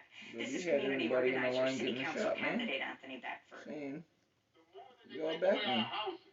The more that they take away our food sources, and now they're taking away our health care. This shows you that there's a war on the community that must be addressed. It could no longer be ignored. Because at the end of the day, at a blink of an eye, this will all be gone, but we must make sure we fight so that way it stays. But we must also hold their feet to the fire. Because while they're getting richer, they're siphoning the money and the resources out of our communities as we struggle more and more. This is a working class community that has gone through so much suffering over the years, and it must stop. And those are some of the headlines. This is Democracy Now!, democracynow.org, The Quarantine Report. I'm Amy Goodman. President Biden signed the $1.9 trillion COVID relief package Thursday. Democrats are hailing the deal as the largest anti-poverty bill in a generation. One study projects the law will lift almost 14 million Americans out of poverty, including 5.7 million children. On Thursday night, President Biden gave his first primetime address, marking 1 year since much of the country shut down due to the pandemic. I signed into law the American Rescue Plan, an historic piece of legislation that delivers immediate relief to millions of people. Includes $1,400 in direct rescue checks, payments. That means a typical family of four earning about $110,000 will get checks for $5,600 deposited if they have direct deposit or in a check, a treasury check. It extends unemployment benefits. It helps small businesses, lowers healthcare premiums for many. It provides food and nutrition, keeps families in their homes, and will cut child poverty in this country in half. President Biden also announced he would direct state, local, and tribal governments to make all adults be eligible for a COVID vaccine by May 1st. He also set a goal of July 4th for the country to, quote, mark independence from the virus. Everything in my power. I will not relent until we beat this virus. But I need you. The American people, I need you. 4th of July I need against the every virus. American to do their part. That's not hyperbole. I need you. I need you to get vaccinated when it's your turn and when you can find an opportunity. And to help your family, your friends, your neighbors get vaccinated as well. Because here's the point. If we do all this, if we do our part, if we do this together, by July the 4th, there's a good chance you, your families and friends will be able to get together in your backyard or in your neighborhood and have a cookout or a barbecue and celebrate Independence Day. President Biden also used his primetime address to condemn the surge in hate crimes targeting Asian Americans. We've turned against one another. A mask, the easiest thing to do to save lives. Sometimes it divides us. States pitted against one another instead of working with each other. Vicious hate crimes against Asian Americans who've been attacked, harassed, blamed, and scapegoated. At this very moment, so many of them are fellow Americans. They're on the front lines of this pandemic trying to save lives. And still, they're forced to live in fear through their lives, just walking down streets in America. Because nobody addressed the last 4 years of fucking rhetoric from the White House. It must stop. We're joined now by Joseph Stiglitz, the Nobel Prize-winning economist, Columbia University professor, and chief economist for the Roosevelt Institute. He served as chair of the Council of Economic Advisors under President Bill Clinton and as chief economist at the World Bank. His latest book is People, Power, and Profits, Progressive Capitalism for an Age of Discontent. Thanks so much for joining us, Joe Stiglitz. Can you start off by talking about the transformational aspects of this American Rescue Plan? First, let me say it was enormously important that the economy be rescued, and that's why the $1.9 trillion package was so important. But within it, it was designed to begin a transformation, and what you talked about earlier, the number of people who are being lifted out of poverty is absolutely essential. You know, the first act passed under the previous presidency, one of the few acts in the process of what's called reconciliation, was a tax bill in December 2017. And the difference couldn't be clearer. That was a tax bill that helped the billionaires and the corporations. The money went to the top. This is a transformation with the money going to the people who really need it. Watch how much Jeff Bezos makes. So talk more about the significance of this. I mean, the reason it was able to be passed with not one Republican joining in the House or the Senate, even though astoundingly they are starting to take credit for it. The Mississippi Senator Wicker, who tweeted out immediately how much money it was going to bring to restaurants and to keeping people on the payroll, which was one of the arguments for it, of course. He just didn't mention he did not vote for it. But take us back to FDR, what this means. It's only for a year, and if you think it could be carried out from there. Well, I think it can be carried out, but to be permanent, it's going to need a change in Congress in 2022, it's very clear that the Republicans, at least for now, have come under the influence of extreme polarization and have become the party of Trump. And so it's all about polarization, not a single one supporting what is necessary just for the economy to recover. You know, so even if you thought we don't want to help the poor, you need to have the economy recover, and everybody will benefit from it. So while it moves a lot of people out of poverty, it was an essential bill for the economy to get back going again. I mean, the child tax credit, on its surface might look like just another tweak to the tax code, but it defines a profound shift in how we view society, confronting poverty, much like the New Deal's creation of Social Security and what that did for the elderly. Could this continue? I believe it can. I mean, when you think about it, children don't choose their parents. And if there is any concern about the future of the country, we want to make sure that children, no matter who their parents are, can live up to their potential. One of the things that I pointed out in my research is that the American dream is really a myth. The life prospects All of these a little young kids American that, are after more getting a dependent puppy for a on little the bit, income can't even and take care of the fucking koala and education of his shit. parents Pop than out in almost children. any other advanced country. I don't know. So it's actually the opposite of the way we think about There's ourselves. gonna be some fucked up And shit so coming. this is a transformation that says we are actually going to try to live up to our aspirations. You have also the $5 billion for farmers of color, for black farmers, in debt relief. The Republicans are trying to make this the kind of poster child example of, well, they're talking about reparations, but how key is this, Professor Stiglitz? Well, this addresses a kind of legacy of discrimination that we've had. When you've had a legacy of discrimination, you have to undo it. It's not a question of reparations, although I think there's a strong argument that can be made for reparations. But just for our society to go forward with a modicum of equality is going to necessitate dealing with some of the consequences of the discrimination of the past. Is this the end of trickle-down economics? I hope so.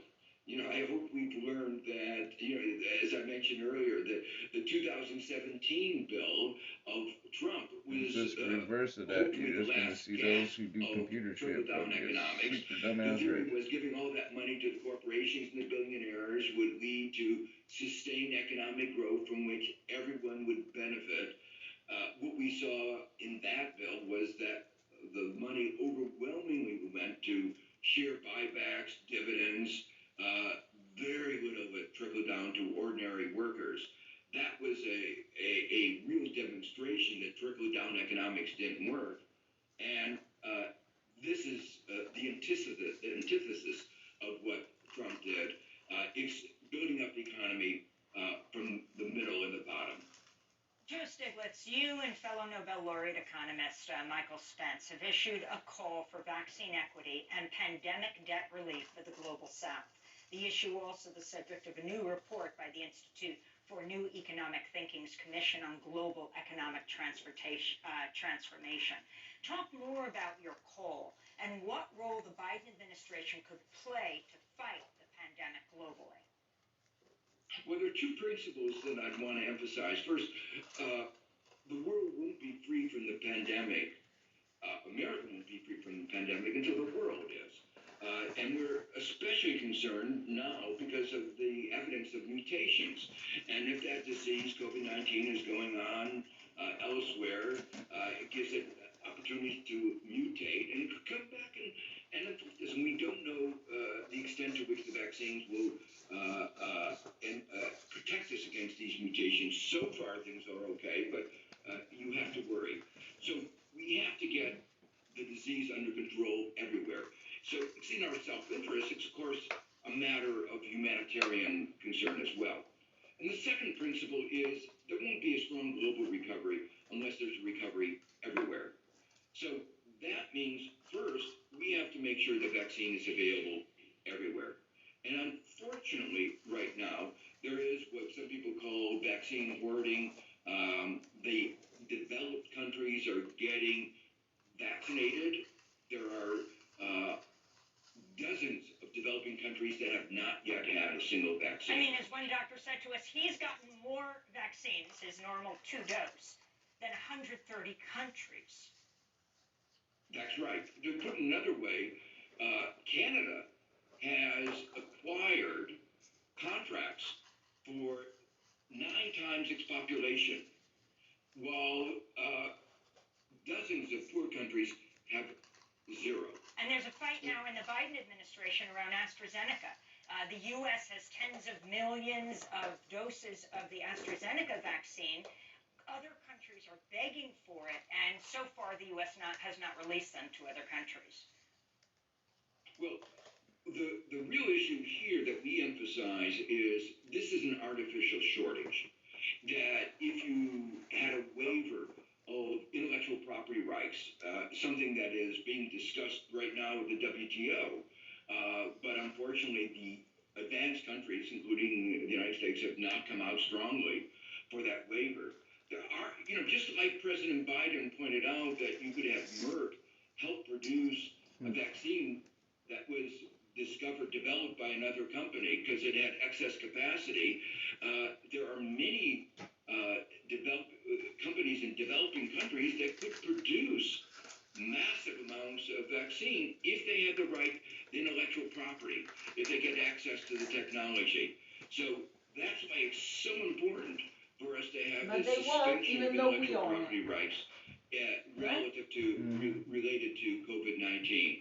It's just foolish that we aren't doing it, and it's particularly unconscionable given that the advanced countries' governments have actually financed a very large fraction of that research, and the companies themselves are already making multiple returns on their investments.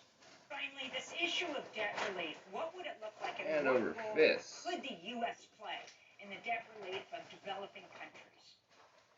Well, the United States has been spending almost, 25% of its GDP to support its economy, as we include the $1.9 trillion that just passed. Why don't they nationalize the It vaccine? has helped. It has actually worked, and I think it will work.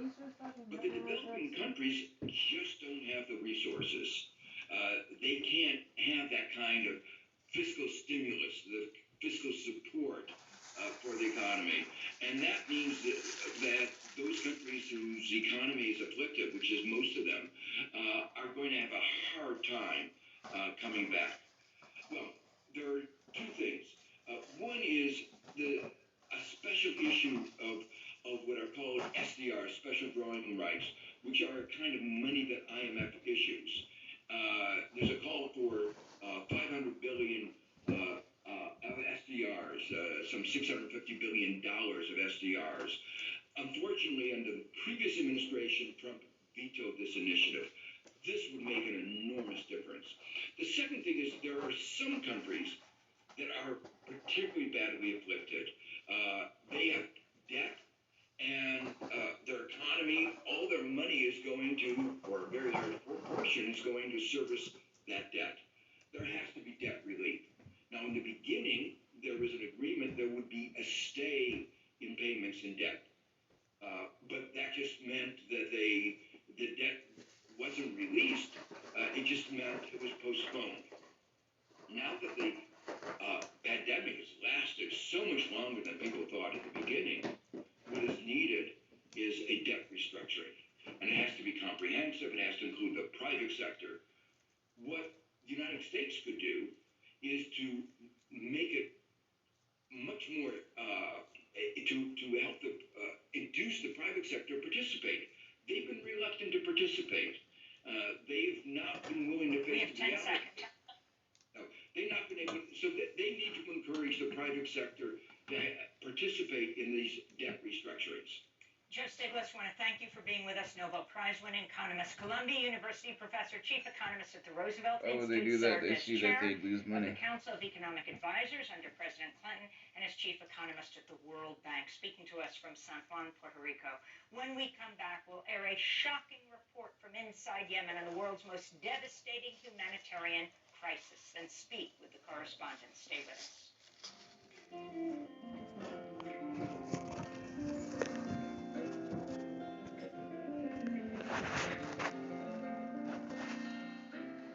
Biggest famine in modern history. The UN agency is projecting around 400,000 Yemeni children under the age of 5 could die from acute malnutrition this year as the US-backed Saudi war and blockade continues. We turn now to a shocking new report from inside Yemen by CNN's award-winning foreign correspondent, Naim El-Bahi, who will join us after. A warning to our audience, the video contains disturbing images. The derelict coastline of the north of Yemen. Rusting hulks tell a story of war, blockade, and devastation. For years now, the Houthi-controlled north has been increasingly isolated from the outside world. We secretly travelled through the night by boat after our previous reporting here led the government to deny us entry. On the road to Hodeidah port, we get a sense of the humanitarian disaster kept from the outside world. Along the roadside, hundreds of stalled food supply trucks with no fuel to move. In a country in the grip of hunger, their cargo stands spoiling in the hot sun. The port of Hodeidah is the supply gateway for the rest of the country. It should be bustling with activity, but today it is eerily empty. A result of the US-backed Saudi blockade. The last tanker to dock here was in December. In the echoing silence, it dawns on us. We are about to witness the terrible impact of this blockade.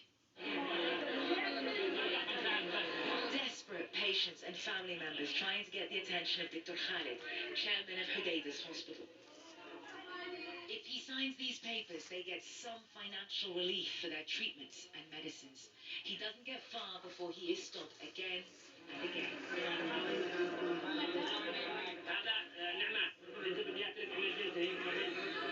Since the Yemen war started 6 years ago, families have been in financial freefall. The fuel blockade has sped that descent into oblivion. This is the main hospital for Hodeidah province, and we're surrounded by doctors and nurses rushing on their feet. Is this a normal day? Is this busy all the time? Not the busiest day of the day. Is it not a busy day? It's a normal day. Wow.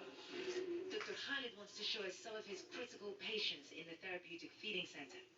A 10-year-old girl whose growth has been so stunted by starvation she can no longer speak. Dr. Khalid says every hour of every day they are receiving more and more cases of severe malnutrition that are this advanced because the parents can't afford to feed their children. They also can't afford to bring them to the hospital to treat them. The UN says pockets of Yemen are in famine-like conditions, but it says Hodeidah is not considered one of them because it doesn't meet the metrics to declare famine. But Dr. Khalid thinks the reality on the ground has outpaced the UN's projections. The Saudi fuel blockade is biting. Malnutrition numbers are spiking, and at the same time, this busy hospital is running out of the vital fuel that keeps its generators running, which means that babies like Maryam, who doctors say at 2 months weighs the same as a newborn, would die. God. Yemen has been devastated by a civil war which has pitted Iran-backed Ansar Allah, known as Houthis, against the internationally recognized government and a US-backed, Saudi-led coalition. We're in Houthi territory, some of whose officials have been designated as terrorists by the US for targeting neighboring Saudi Arabia. We've been granted a rare interview with a leading Houthi official. We must meet in an undisclosed location because his aides say of the threat of assassination. We ask him to respond to allegations they are escalating this war. Not true at all. The battle is continuing. It has not stopped. Do you trust America to take forward negotiations to bring peace here in Yemen? Trust must come about decisions. So far, we have not seen any concrete decisions being made. You've spoken about being subjected as a nation to international terror, but 3 of the leaders within the Ansar Allah movement are designated by the US as terrorists. One of your key slogans talks about death to America. How do you see this as pushing forward the negotiation and the possibility for peace in the future? When we say death to America, they effectively kill us with their bombs, rockets and blockades. They provide logistics and intelligence support, and their actual participation in the battle. So who is bigger and greater? The ones who are killing us, or the ones who say death to them? The Biden administration has announced it has withdrawn support for the Saudi offensive, but it comes after 6 long years of war. And for the children dying of hunger, it still hasn't brought peace any quicker. Peace and help can't come soon enough. Over half the hospitals in this district are threatened with shutters. This is one of them. They need urgent support, urgent help. Can you imagine what it would do to this community if this facility was shut down? Look at the chaos that there is already here, and that's while it's functioning. For years now, the UN has been warning that famine is coming to Yemen. Doctors across Yemen's north tell us famine has arrived. Another hospital witnessing wave after wave of children in the red zone, severe malnourishment. Impoverished mothers, desperate to keep their children alive, are forced to make harrowing choices.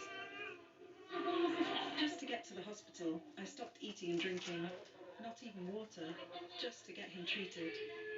These doctors are keeping track of the numbers spiking beyond what they ever imagined. The doctor was saying that in 2020, this population, 23% of the children under 5 here were severely malnourished. In 2021, they think that that number is going to go over 30%. There is no doubt in his mind, he says, that they here in Hajjah are in famine. Nearly 3 years ago, the UN Security Council condemned the use of starvation as a method of warfare, demanding access to supplies that are necessary for food preparation, including water and fuel, be kept intact, here and in other conflicts. That clearly hasn't happened. What's more, the world has stopped caring. The UN needs almost $4 billion to staunch this crisis. They received less than half that from donors. Numbers don't lie, but numbers also don't reflect the full tragedy. This is Hassan Ali. 10 months and struggling to breathe, he came into the hospital 6 days ago. He keeps losing weight, even with the critical care he's receiving. Hours after we left, Hassan Ali died. One more child in Yemen that represents so much more pain. The doctors here are desperate for the world to see and to help. Ni'mal Bagher, CNN, Hodeidah, Yemen. That report again by CNN's That negative energy generator. I gotta do a screen recording of the video that they blocked from Khartoum, Sudan. And welcome back to Democracy Now! This is an absolutely devastating report. Rarely do reporters get in to show this. Explain how you did this. Well, we had an application for a visa in with the Saudi-backed internationally recognized government out of Aden for about 8 to 9 months, so from autumn last year, and we just kept being given the runaround. They wouldn't refuse it, but they also wouldn't outright give it to us, and at the same time it was becoming clear that the situation inside Yemen was deteriorating much more rapidly than any of the aid agencies had actually up until that point believed, and so we our amazing senior producer Barbara Banatides and our senior photojournalist Alex Platt made the decision, backed by CNN, that it was worth taking this risk and traveling by boat to the north of Yemen through those waters that are patrolled by Saudi warships and through those waters where the Saudi blockade is maintained from. And frankly, even having read so much of the data before we arrived, we were utterly unprepared for what we found when we got there. It was I don't know that words can do justice to what the situation is like there. When the World Food Programme call it hell on earth, I think that is the only way you can understand what life is like for Yemenis. And hearing the devastating cries of the malnourished children, the infants, and those that have died and continue to die, what was Saudi Arabia's response to this report?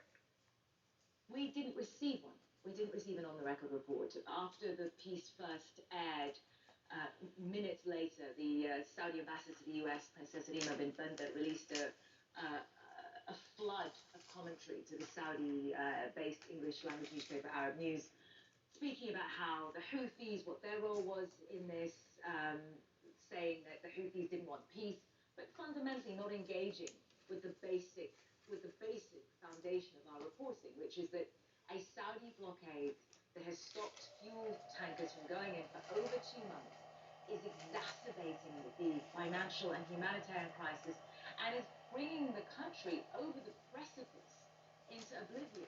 That is, and by the way, the United States has also not responded in a very clear manner to us as to whether they continue to support this blockade, because the blockade exists because at the start of the war, then President Obama and now President Biden allowed the Saudi-led coalition to blockade land, sea, and air ports into Yemen. So this exists because of the acquiescence of the United States. The United States has not engaged with us in any way on the impact of that. Okay, how has the U.S. responded to this report? They denied the basic premise of our reporting, which is that these ships had been blocked from entry into Hodeidah port and were in international waters, but these waters at the moment are patrolled by the Saudi-led coalition and controlled by the Saudi-led coalition further north off the Saudi port of Jazan. They told us that in spite of the evidence that we show in that reporting and in spite of the screen grabs that we have online showing where they are on independent commercial vessel tracking apps, that actually this wasn't true, that these ships were off the port of Hodeidah and that the flow of food remains unimpeded through the port of Hodeidah, which again is categorically not true. And this is from the US envoy to Yemen. This is the person who is supposed to be pushing for a peaceful solution to the situation there. And this is the new U.S. Special Envoy to Yemen, Tim Lenderking? Mm-hmm. Yes. Well, on Thursday, USAID, the U.S. Agency for International Development, which is now headed by Samantha Powers, a former U.S. ambassador to the United Nations, notified Congress that it would resume some aid to the controlled areas of Yemen, reversing the Trump-era policy about humanitarian groups say Yemenis need far more help. Okay, talk about the significance of this. Well, the issue is, what are you going to deliver aid with if there is no fuel? And we're not, I mean, this is not an issue that's up for debate. There's a UN resolution, Resolution 2417, which Ms. Powers should be very aware of, given the role that she played for the US and the UN, that says that not only should states be wary and fight against the use of starvation as a weapon of war, but that states must also allow for the means of food delivery systems, for the means of food preparation systems. And that means that access to fuel and water are critical. And if you deny that access, then essentially you are engaging in the use of starvation as a weapon of war. So, and I find it slightly concerning that, you know, of course it's meaningful that aid is resuming to Houthi areas, but many aid agencies, including the UN, actually are reliant on the import of food. And supporting Yemenis in access to that imported food. Again, when you import food, it arrives at the port of Hodeidah, how are you getting it to the population without fuel? And I should say that Samantha Powers was nominated to be head of USAID, the administrator nominee. Talk about the scope now. What the UN Secretary General has said about the scope of the problem, saying last week a donors conference netted $1.7 billion for humanitarian relief in Yemen. Less than half, you reported this, almost $4 billion needed to prevent widespread famine in Yemen. I go back to the head of WFP, David Beasley's comment. It is hell on earth. There's no other way of putting it. When parents are faced with the choice of either feeding themselves, feeding their other children, or being able to afford to pay for the fuel to take that child to be fed in a therapeutic feeding center, then you have gone out beyond the edge of what should be acceptable to the civilized world. It is a simple fix, removing that fuel blockade immediately brings down the fuel prices. So parents were telling us that even coming from nearby provinces to the hospital we show you in the piece, it was costing something like $80. Can you imagine $80 in a country like Yemen? So fuel is more accessible. Fund the UN, World Health Organization, was providing some of that fuel to hospitals. For months now, it hasn't been able to provide any. So actually commit to funding the UN, but fundamentally also send the message that this is unacceptable, that you cannot blockade a nation of a basic necessity. That makes will our allow dollar some of stronger. this impact to be contained, for a peaceful solution to be reached. Keeps our But dollar the strong. US, Tim Lenderke, the US envoy, speaks about how they are pushing for peace as an absolute priority. What are you saving these? What are you bringing peace to? If people are dying, if their children are dying, bringing the parties back to the negotiating table is absolutely integral to a sustained solution to this. Peace is integral to a sustained solution. But people are dying right now. The Biden administration says they're reviewing President Trump designating the Houthis as a terrorist organization. The significance of this, and we just have 15 seconds. Well, they have now suspended that, so that they have now removed that, so that has been very, very important for allowing food imports. But again, without fuel, where is that food arriving to? Naima Bahir, I want to thank you so much for being with us, award-winning senior international correspondent for CNN. Her recent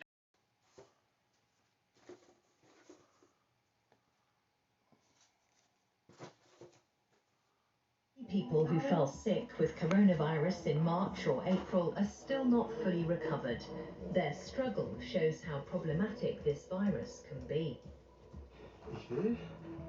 I try and I try, but as soon as I go a bit faster, my body says, no way. Back in spring, hardly anyone was thinking about long-term health effects, especially not for young patients whose symptoms were mild. Every week I think this can't be happening. It's just taking so long. I'd much rather be hiking up mountains like I normally do in summer. How are doctors dealing with this still relatively unknown virus? The most difficult thing is, we've only just started to understand the disease better. It's like running in a race where the rules keep changing.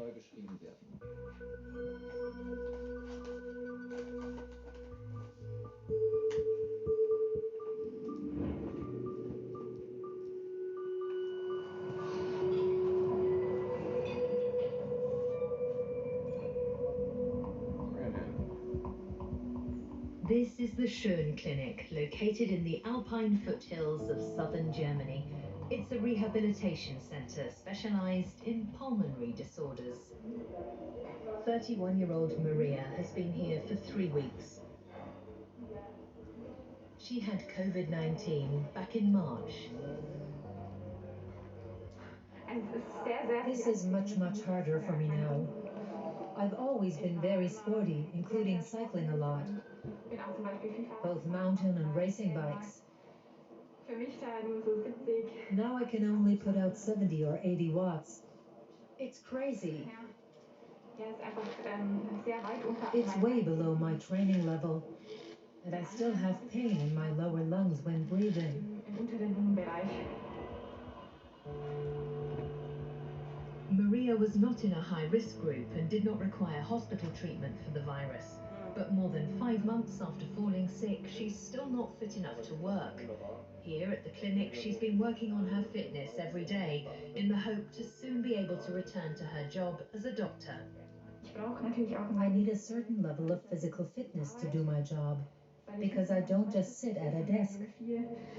I have a lot of tasks that are quite physical, like changing the bandages on big wounds or running back and forth all day from the emergency room to the ward. Or if I'm in the operating room, I'm standing for 8 hours a day holding something, or stitching a wound.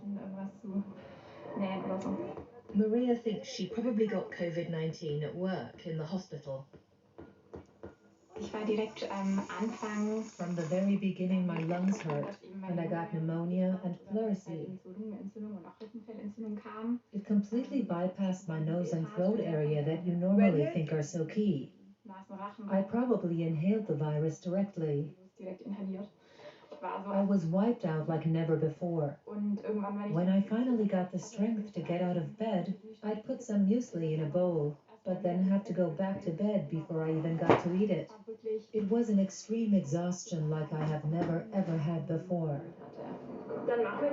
So we're going to do a 6-minute walking test. The aim is to walk as far as you can in the time allotted.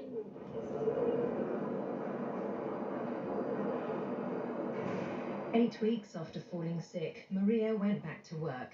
Even with pain medication, she only managed 9 days. In July, she tried again. When the increased pain levels and exhaustion returned, she applied to come here.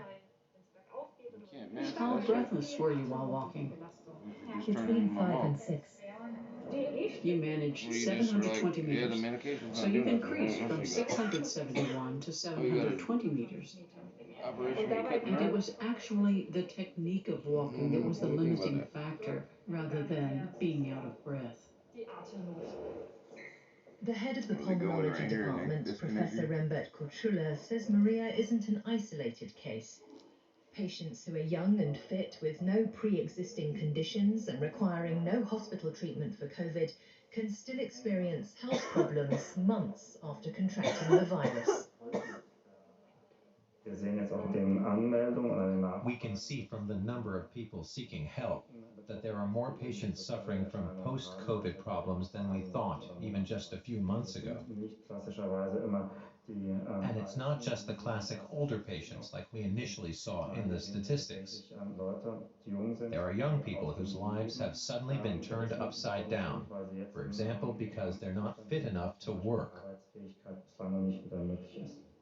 Every patient that arrives at the Schön Clinic suffering from after effects of COVID-19 undergoes a detailed examination. To understand this virus fully, doctors from different fields of medicine need to work together. I think it's important to be honest at this point and to say that we're in a learning process. Through the large amount of new data that we're getting every day here, we can learn more about this virus. We try to pass on our findings to others too. A lot of this data still needs to be checked. We don't have a particular treatment strategy in the classic sense because we don't have years of experience to draw on, or a book with treatment recommendations from the last COVID outbreak. We're learning as we go. As we care for these patients, we're discovering what kinds of problems the virus can produce. By now, doctors know that COVID-19 affects multiple organs. From lung problems to hair loss, to sleep disorders, fatigue, and neurological disorders. Then critical illness polyneuropathy, heart problems, plus issues resulting from the treatment in intensive care. We're seeing a multitude of problems, and the list is growing. I don't think we would have expected such a variety of issues. Maria has now moved on to the next examination, spiroergometry. The aim is to test how her lungs and other organs perform under physical exertion. She has 1 more week at the clinic here in Bavaria.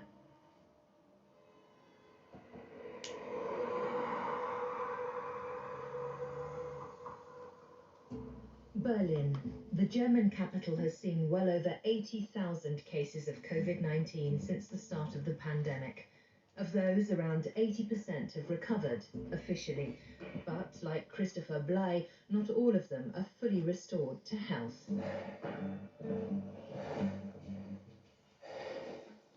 I really have to catch my breath. It's tiring. I've never been like this before. I could go up these stairs and could go straight back down and up again. Now climbing stairs is an act. Whenever I have to walk uphill, I get out of breath.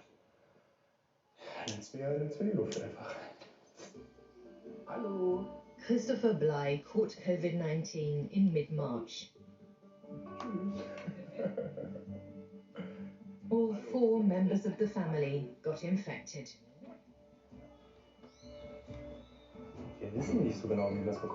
We don't really know how we got it. We were in Austria, but not in Tyrol, where it was bad. We came back on March 1st. My oldest daughter went back to kindergarten for 7 days. The virus was in the news, but not big yet. At the beginning of March, most people didn't see the virus as a major threat or the start of a global pandemic. So Christopher didn't take his symptoms too seriously. My oldest daughter had started kindergarten the previous summer, and since then I'd had a permanent cold. So I was used to having cold symptoms. On holiday in Austria, I still felt fine. Then we came back and I developed a sore throat and a bit of a cough. Nothing serious. I didn't have a temperature. Neither did my partner. The children had a slight temperature, but that's not unusual. Children often do. It was all relatively unproblematic.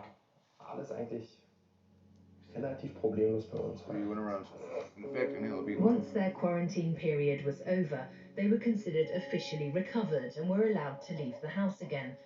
But 1 month later, both Christopher and his partner Steffi developed new symptoms.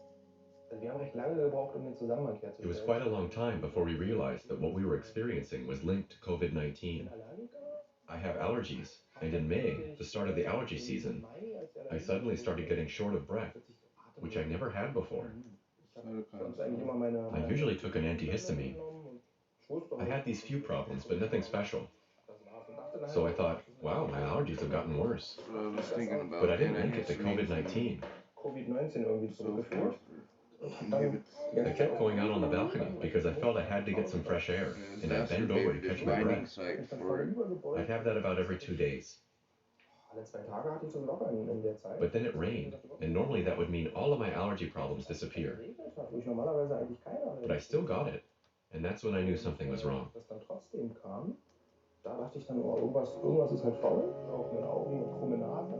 So Christopher went to a general practitioner. But he wasn't really able to help. The doctor did link my symptoms to COVID-19, but they weren't life-threatening and not that major. Plus, my fitness levels matched my body weight. Christopher has also recently developed an underactive thyroid, which has caused him to put on a lot of weight, 17 kilos to date. It's not yet clear whether COVID can affect the thyroid gland. In the past, Christopher ran in the Berlin Marathon, but there's no way he could manage that right now. Christopher's partner, Steffi Puchstein, also experienced problems after having COVID-19, but her symptoms were quite different. I felt dizzy and it just wouldn't stop. I went to pick up my daughter Romy, and everything would just spin and spin.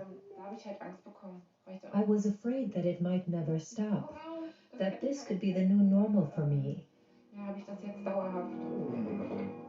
After 4 months, Steffi's dizziness finally tapered off. It's now known that COVID-19 can trigger neurological issues. Christopher is hoping that his breathing difficulties will also disappear in time.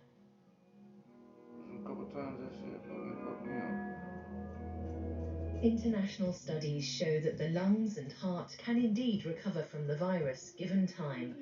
A test shows Maria's lung function is now back to normal, 5 months after she caught the virus. On the one hand, I feel good because I'm getting lots of therapy here. But on the other, I keep thinking, what will it be like after the therapy? When I go back to work? And how will things progress with this illness? Will there always be issues, or will I get back to the same level of fitness and quality of life that I had before? Maria was lucky to get a place here. Waiting lists for patients with post-COVID problems are long. The Schön Clinic alone has a huge number of patients waiting for treatment. Maria's time here has now come to an end. In terms of fitness, tiredness levels, fatigue, Have you noticed any change? That may have changed, but I probably won't know until I get back to work and see whether I can cope better with an 8-hour day or if I'm still as tired. What about the chest pains? The pain is better when I have therapy the whole time. I noticed over the weekend where there's less going on, or when I had physio Wednesday last week, and then the next time on Tuesday that the pain in the base of my lungs returned. We're seeing patients who have symptoms, some of which we can't really explain. And so we're trying to find answers and treatments. It's like a black box. And whenever I can't explain and convey something in a way that's well-founded, it leaves a sense of uncertainty. I freely admit that. The upper lobe and the lower lobe got two different energetic kinetic kilias to them. The after effects of the virus are gaining increasing attention in COVID-19 research. At the end of October, Germany's University Medical Center Schleswig-Holstein launched the largest study to date on the long-term effects of coronavirus.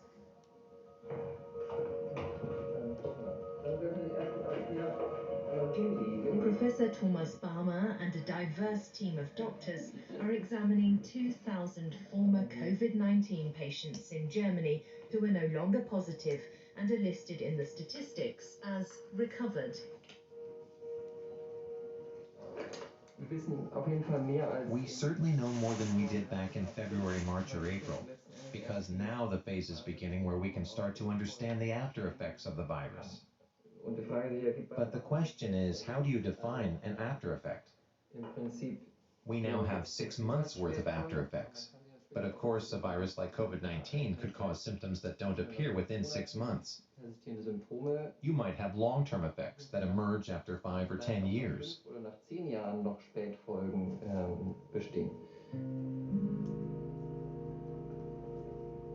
The study is focusing on the lungs, heart, kidneys and liver, as well as the nervous system and metabolism. Andreas Thümer is one of those taking part. Back in March, he was here in intensive care and in an artificial coma for 7 days. When he heard about the study, he applied immediately. I hope it means that I'm now being monitored, so that if there are any after effects, they can respond. It's only if lots of people take part that we can gather information that can then be available for others. Professor Barmer and his team are also examining post-COVID patients who didn't require hospital treatment. The doctors fear that even patients who had mild symptoms could still suffer long-term damage. There's a wide range of symptoms that we as doctors are confronted with, where we need to differentiate carefully.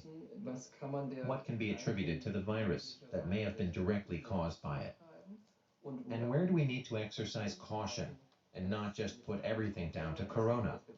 We need to continue doing our work thoroughly as before, while taking COVID-19 into account.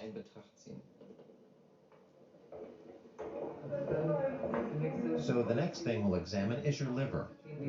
The study also looks at whether damage to the liver can result directly from being infected with the virus. The most difficult thing is, we've only just started to understand the disease better. It's like running in a race where the rules keep changing, where some of our findings from 3, 4, or 5 months ago already need to be reevaluated.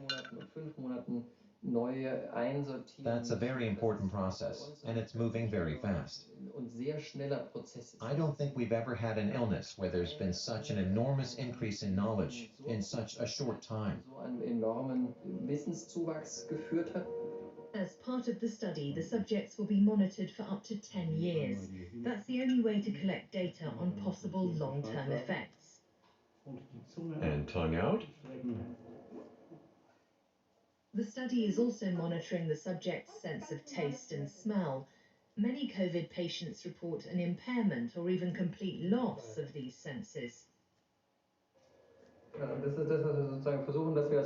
So we're trying to draw expertise from all medical fields, bringing in all the various disciplines that we now know to be relevant, so that in the end, we get scientific knowledge, and the patient an assessment from different medical specialists.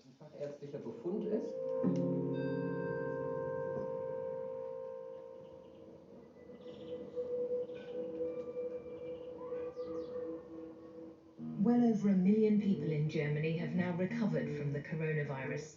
Writer Nina Marevsky is one of them. After a short holiday in Valencia, she started to show typical COVID symptoms. That was in mid-March. But the test centres and her doctor refused to give her a test, so she paid for one herself. The result, positive. By April, she was no longer positive. Months later, she still didn't feel well. It was distressing psychologically. My hair started falling out. It started very slowly. There was more hair than usual in my brush and in the shower. Then over breakfast one day, my husband said, "You've got hair all over your shoulders." I felt like I was falling apart. She has also suffered heart palpitations and chronic fatigue. Her doctor did not link these new symptoms with her previous COVID-19 infection. After completing her time in quarantine, she started writing about what she'd been through on Facebook. At the time, she didn't know that she would have more symptoms to deal with later. I had a mild case. I was only in hospital briefly, didn't need a ventilator, and didn't have pneumonia. I posted a photo of my positive corona test and wrote about how it felt to have the virus. I realized that many people felt a real need to know more about this illness. People started writing to me because they were experiencing the same things.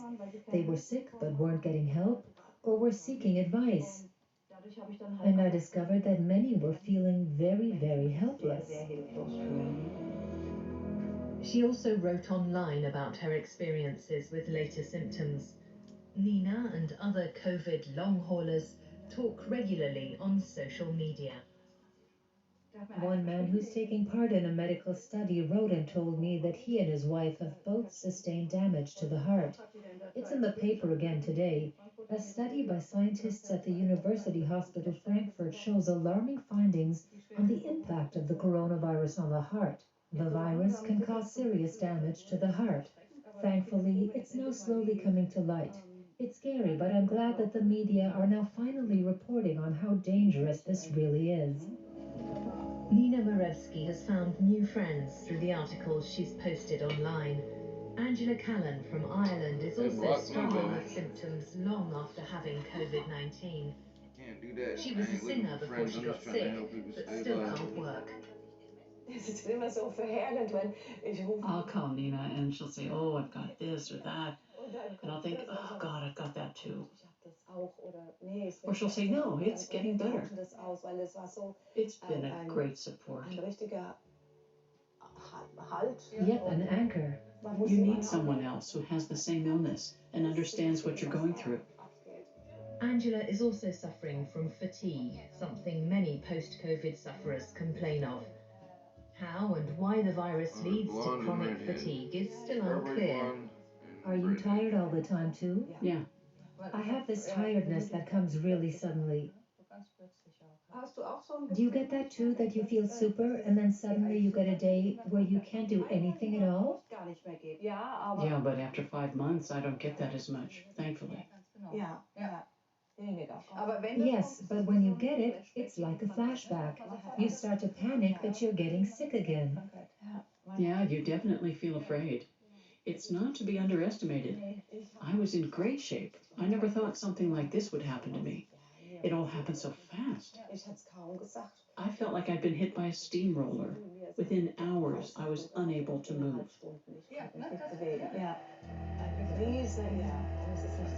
The two women find it hard to understand how some people can make light of the virus. We know that we need to take it seriously because we both know how awful it is. Awful. I've lost contact with some people a bit who just rolled their eyes, or even friendships ended because some people don't recognize the danger. and think these public restrictions are the problem, not the virus. Angela misses her family back in Ireland. She hasn't stepped on a plane since the start of the pandemic. Even though she now has antibodies, she's too afraid of getting reinfected. Fear can be so debilitating. It doesn't help you get better. Not at all. You need to be careful and stay informed, but you can't eliminate everything.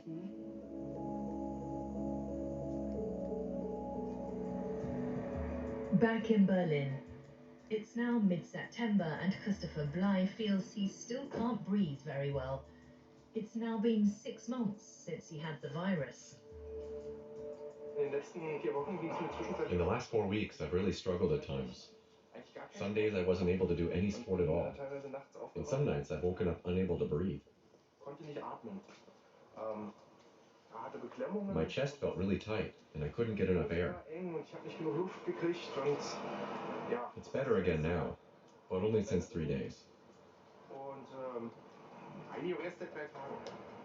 Christopher works as an insurance broker, so he can do his job even with symptoms. But his condition is causing him psychological stress. I'm going to the doctor because it's just not getting better. I kept thinking I'm improving, but I'm not. Dr. Matthias Kröll is a lung specialist. He's treated more than 30 post-COVID patients in recent months. Many of them were not in a high-risk group, just like Christopher. It feels like I'm not getting enough oxygen. I don't know what I should do then. I just don't know what to do.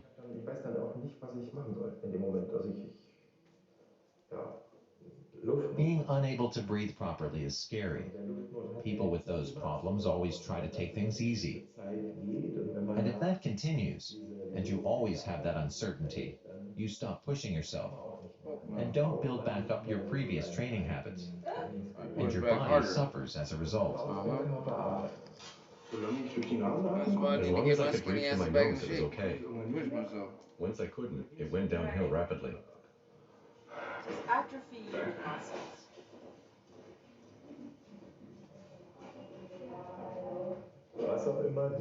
Whatever effect this virus had on you and your lungs and alveoli during the acute phase and post-acute phase, I can't see any deficits anymore as regards the exchange of oxygen and CO2.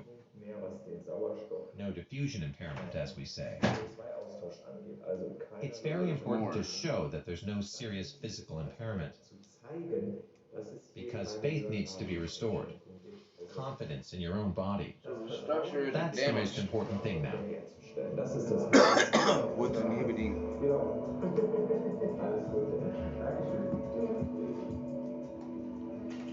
What's inhibiting? Well, yeah, you just gaslighted me, made me so happy. My head's I'm really relieved, because I now know that there's no damage that's been left by the virus. I'll get the other things checked out, but he already indicated he doesn't think it's going to be a problem, so I can get back to normal. Like the young lady. Unlike Christopher, Maria is still not doing well. Since return... Maria went to that facility, cost hella money, but probably free because they in that social place. You understand? She went to that. Dude there told him, you got no damage. You're good. She went through all that treatment. They told her you're at 100% lung capacity. Young lady's your age. 2 years younger. You know what I'm saying? They're now stating that she told him when he asked, you got the lung issues? She said, yeah, when I do that shit, it still hurts down there. I was like, okay. But I can go through it as long as I got this treatment, so on and so forth. Well, sounds like here, she's still fucked up and can't do an 8-hour job. But yet she has 100% lung capacity. Yeah. No damage. So the structure's here. It's working. The structure's fine. Nothing wrong with the structure. Something's going on with kinetic energy and so forth and chirality, because now you have the influence issues of back to the menthol, back to TRP1A receptor site. Because now they have the issue of the young man, Mr. Kyle. You understand? Their Ebola is not exchanging properly.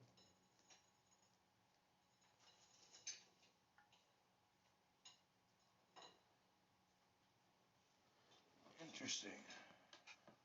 Clinic. She goes out to the forest as often as she can to go walking and build up her fitness. The clinic certified me unfit to work. I definitely still couldn't do a physical job, which is what my career requires. I'm supposed to do... Now,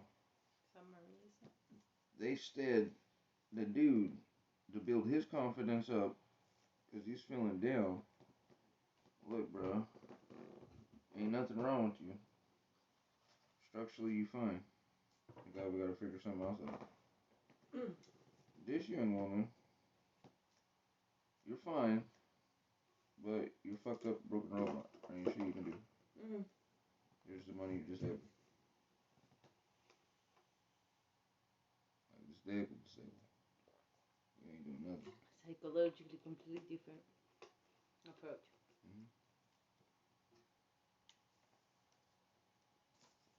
I gotta reach out to these people. And ask them, you part of that experiment, you want to be a part of another one? We can be part of one from non-locality and actually help you. See what's up. The structure's intact, and you still got those issues. Just needs to be simulated, restored, the flow, the order. There's something else going on. Unless they're testosterone that they're doing. Unless, they got somebody else's name in your test results. Yeah, that shit too. Never happened. Yeah. They cut off organs of you and then they didn't need it. Yeah. No, that don't happen. Yeah. There's no structural damage. What would be inhibiting? What's left over there? What would still be a trace marker that would be inhibiting the exchange. Yet on the gentleman, they said there's nothing inhibiting that, so, but yet, as the PTSD in the membranics of the muscle.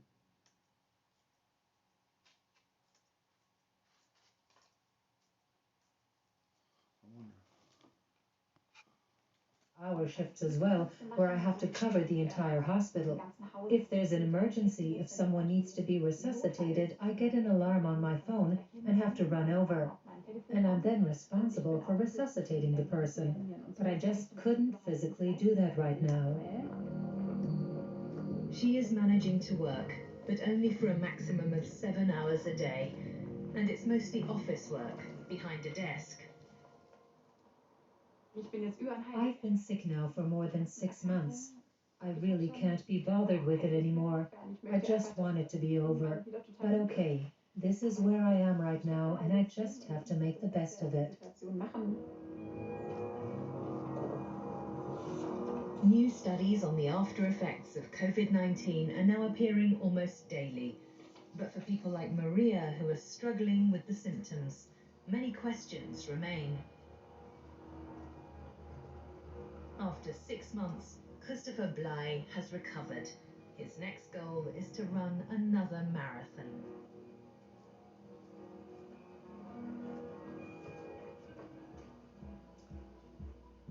So, power of the mind.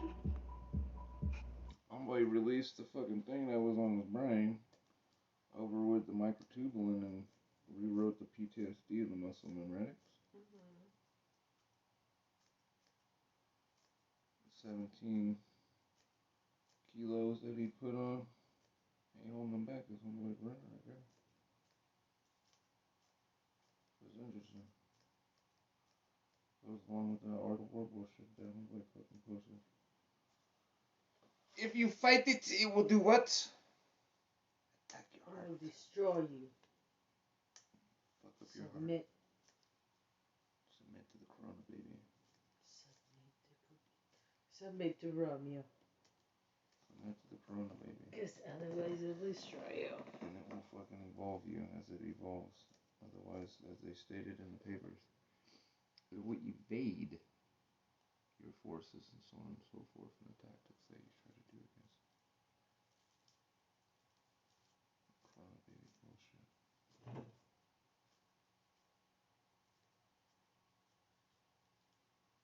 Switching gears. Just dropping the clutch right there.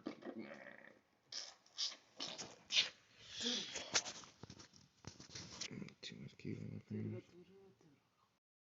And says there's no evidence it causes blood clots. NPR's Jason Bobian reports. It's a fluke, all those people and those people that have died. The latest countries to halt immunization drives with the AstraZeneca vaccine. This after several European nations announced that they were pausing their vaccination campaigns due to concerns that the shots had caused fatal blood clots. But the WHO's chief scientist, Soumya Swaminathan, says the rate of blood clots in people post-vaccination is no higher than in the general population. Like I said, they just say that you fit the statistical anomaly that we make for you. So your death is okay. It wasn't because of what we did. It's just a fluke that you took the shot and you died. The clotting incidents are investigated. The AstraZeneca vaccine is not yet authorized in the United States. And who are you going to complain with? NPR News. More congressional Democrats are urging fellow Democrat Andrew Cuomo to resign as the governor of New York because of allegations of sexual misconduct. Both senators from New York, Majority Leader Chuck Schumer and Kirsten Gillibrand, issued a joint statement Friday that Cuomo has lost the confidence of his governing partners and the people of New York. Cuomo says it's reckless and dangerous for politicians to call for his resignation before they have all the facts. Women have a right to come forward and be heard, and I encourage that fully. But I also want to be clear. There is still a question of the truth. I did not do what has been alleged, period. Several women allege sexual misconduct on the part of Cuomo, ranging from unwelcome flirtatious behavior at work to groping. California Governor Gavin Newsom says a burgeoning effort to recall him from office has little to do with his handling of the pandemic. From member station KQED, Marisa Lagos reports. Backers of the recall effort say they have the 1.5 million signatures needed to put the question before voters. It's an effort that picked up steam this winter as coronavirus cases spiked in California, schools and businesses remained shuttered, and Newsom was caught having dinner at a high-end restaurant against his own health advice. Still, he says, This thing started before the pandemic. Newsom says the recall petition itself takes aim at his broader progressive policy agenda. It's about immigration. It's about our healthcare policies. It's about our criminal justice reform. And how do you get voted in the opposition? It's about our clean air, clean water programs. If the recall qualifies, it will likely be put before voters this fall. From NPR News, I'm Marisa Lagos in San Francisco. You're listening to NPR News. Scientists at the Centers for Disease Control and Prevention say they're concerned that childhood diseases such as measles could make a comeback. They say requests for vaccines for 16 preventable diseases have dropped sharply because families are avoiding the pediatrician's office because of the pandemic. The remains of the bodies of 16 Guatemalan migrants massacred in Mexico in January were repatriated Friday. And you don't have the shot. Migrants had traveled to How do you Guatemala catch City measles? from their rural villages to receive the remains of their loved ones. Because measles is eradicated. And no one's taking the measles vaccine. 16 of them from What do you got to worry about measles? were killed on a highway near the town of Camargo in the northern Mexican state of Tamaulipas near the U.S. border. They were shot to death and their bodies burned in a vehicle. It's believed Mexican police working with drug cartels were responsible for the massacre. Investigations are still underway. Meanwhile, the grieving families of those who came from Guatemala, many of them from one small indigenous community near the Mexican border, can have some closure and bury the remains of these young men and women making their way north to the U.S. for a better life. For NPR News, I'm Maria Martin in Antigua, Guatemala. The Biden administration is offering temporary legal residency for people from Myanmar living in the U.S. Myanmar has been in turmoil since the military seized power in a coup last month. Security forces have killed dozens of protesters during demonstrations against the coup. I'm Nora Rahm, NPR News. Support for NPR comes from NPR stations. Other contributors to help others. Some people flouted the rules while others didn't leave the house, and some even used it as an excuse to hurl racist insults and physically assault other people. These actions may have seemed unpredictable, but a group of epidemiologists was not surprised. They'd seen this all play out in another pandemic in 2005, one that happened online, in a video game called World of Warcraft. Players there became infected with the virus due to a glitch in the software. Sci-Fi producer Daniel Peterschmidt is here to talk more about that. Hey, Daniel. Hey, John. So briefly, what is World of Warcraft for those who don't know? Yeah, it's one of the biggest online multiplayer games of all time. It's been around since 2004, and basically you're playing in this huge medieval fantasy environment with millions of other people across the world. You can play as an orc, mage, warrior, that kind of thing, so kind of D&D stuff. And you can explore the world and fight monsters and go on quests with other people. I've heard about it, never played myself, but it does sound pretty cool. Lawnmower Man. So how did this all start with the epidemic in the game? Yeah, so in 2005, Blizzard, the company who makes World of Warcraft, they created a new challenge. And basically it was you go to this one area, you battle a big villain, which is called a boss, this big snake demon thing that would cast a spell on you that gave you a kind of infection. And this infection was called corrupted blood. And the spell basically just like slowly sapped your health away while you were fighting it. It would obviously affect you in battle, but once you defeated the boss, you could like go out into the main world and you're basically not infected anymore. So individual players could get infected while battling the boss, but then how did it spread to other players? Great question.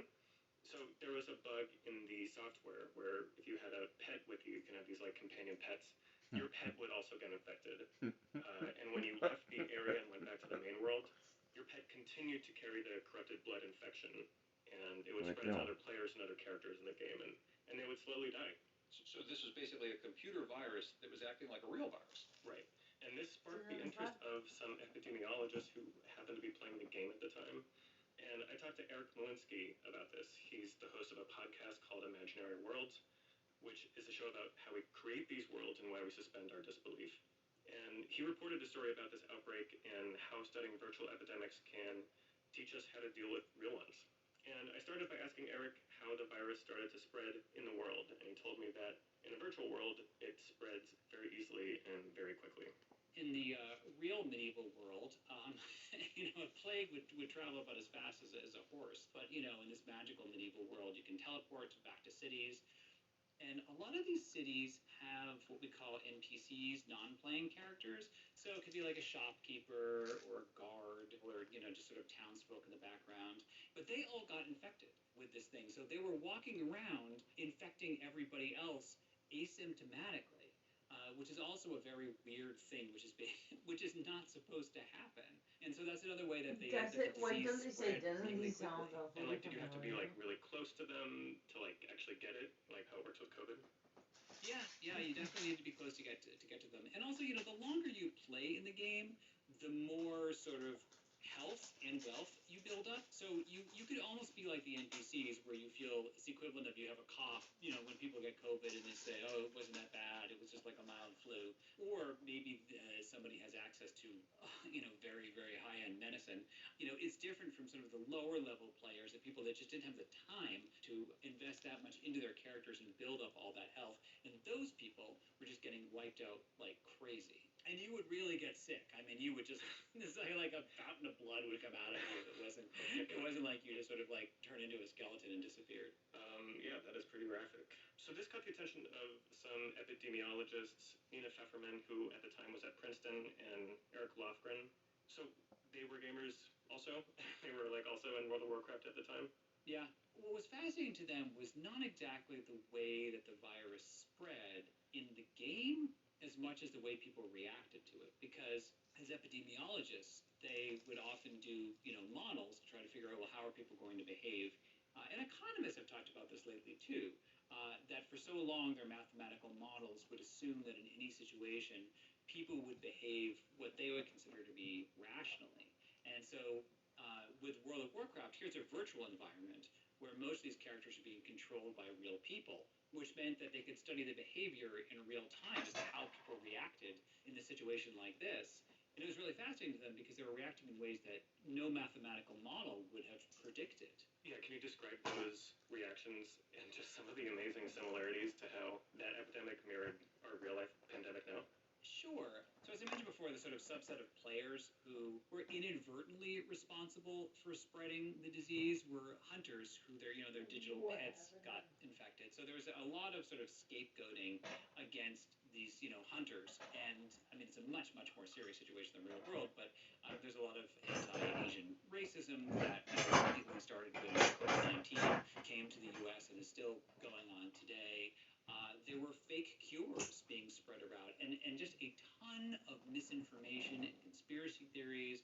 People thought the company of Blizzard had created it on purpose, or maybe there was some disgruntled employee who had created it. It was very hard to get correct information in a sea of misinformation. Another thing that was really interesting was that there were people that were good Samaritans, people with very high health points, people who had a lot of health and wanted to help use their, go into infected areas and use magical spells to cure people, but very often they overestimated how healthy their characters were, and then they would get infected. Oh, wow. And then, this is a subject you've talked about before on the show, griefers. In this case, it's people that basically have very trollish behavior online, and there are people that would actually go up and try to infect other people, which, doesn't happen very often. You very rarely hear stories about that. But actually, Blizzard wanted people to do social distancing. But, in a video game where the whole point is that you get to interact with other people through their avatars, social distancing is not a fun way to play the game. And there were just a lot of people that simply didn't care. People were flooding the rules. People were being jerks. And then the other people who were taking it very seriously were upset and were just saying, you're ruining the game for us. This is not a joke for us. And that kind of conflict in terms of, how seriously do you take it? How much do you follow the rules? That, had a lot of interesting parallels as well. How long did the epidemic last in World of Warcraft, and how many players got infected? It lasted for about a week, which obviously compared to what we've been through doesn't sound like much. But so at the time, World of Warcraft had about 6.5 million players around the world, and over half of them, about 4 million, were affected by the virus. So it was huge. I mean, you had to just kind of escape to a virtual mountaintop and let your character just sit there for the whole week. If you go to your virtual cabin in the woods, if you wanted to avoid this thing, or just not log on, which obviously for a game company is disastrous. Right. It was like, oh boy, time to go to the top of a mountain and do nothing, my favorite game. Exactly. I want to log back in and see if my character is still staring at the sky. So the virus is spreading in the game. There's unchecked spread. People are traveling all over the place.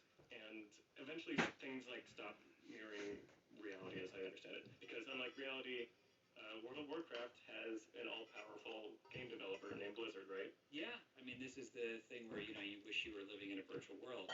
They took control of the whole thing. At first, they tried to put in a bunch of patches to stop the virus, and that wasn't working.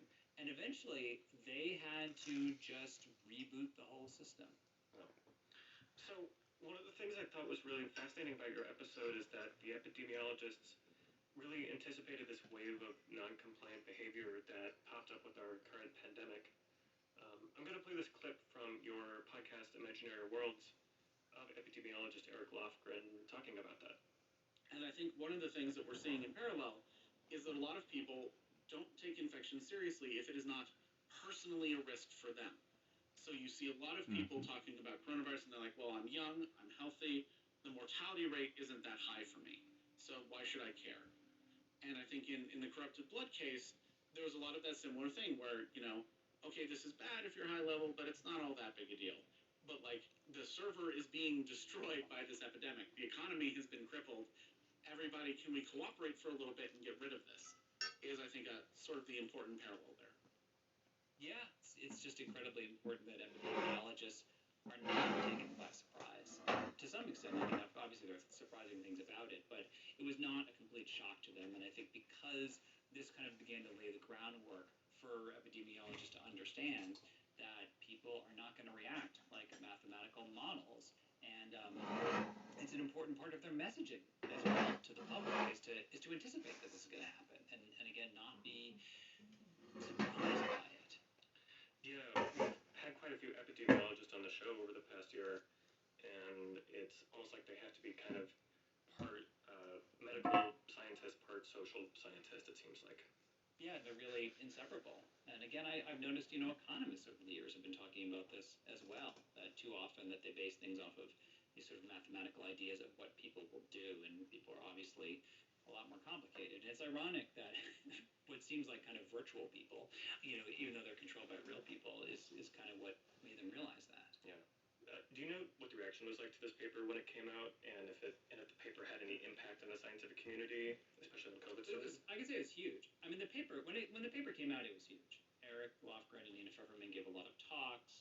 It was generally a very, very well received paper. People were pretty fascinated by it, and it had a really fun, element to it in terms of video game that I imagine a lot of epidemiologist papers don't have. So it's different because what the do you take person away from the is story like after you finished working on it? facing the thing that I game really and thought about starting a the lot game was as what its own counts and as still human see the contact benefit, to some extent. that It's they'll so get interesting if to they watch these cooperate people in the bigger interact picture, virtually through this, but in when the this person virtual is in world. a family Because unit, we've all been doing that over the last year, and in a way we've all become you're more not just like playing, representing players yourself, in a but video you're in a game. family unit, and Where there's so we many have, factors, even when you're on Zoom, I mean, you're I sort don't of know, like constantly that's why watching people are yourself not on cooperating, Zoom. And it's like Well, there was claims there and is so kind forth of an in it. avatar version of me that's interacting in this virtual world, and I feel like in a way the whole world has become more like the World of Warcraft over the last year, and I really began to see that coming when I worked on this episode, and so it's kind of played out That's not good. exactly the way I thought. Eric, thank you very much for taking the time to be with us today. Thanks for having me. Eric Lewinsky is the host of the podcast. What's really going on? How y'all doing? How y'all doing? Morning, everybody. morning workout time. Morning. Workout that booty. So, 10-hour video. We're gonna have to We're gonna listen to the lighted. stop this and listen to fucking fucktard. Hold on, because I received a message today. I want to share. Made me cry. Received a message on Instagram today because I've been sharing the singing bowls videos. And remember the other day that I said, oh, people keep reaching out, still asking if we still have our shop. So on Thursday, I responded to her, and today at 4 in the morning, she sent this. I know this is kind of random, but I remember back in summer 2019, I went into your shop when I was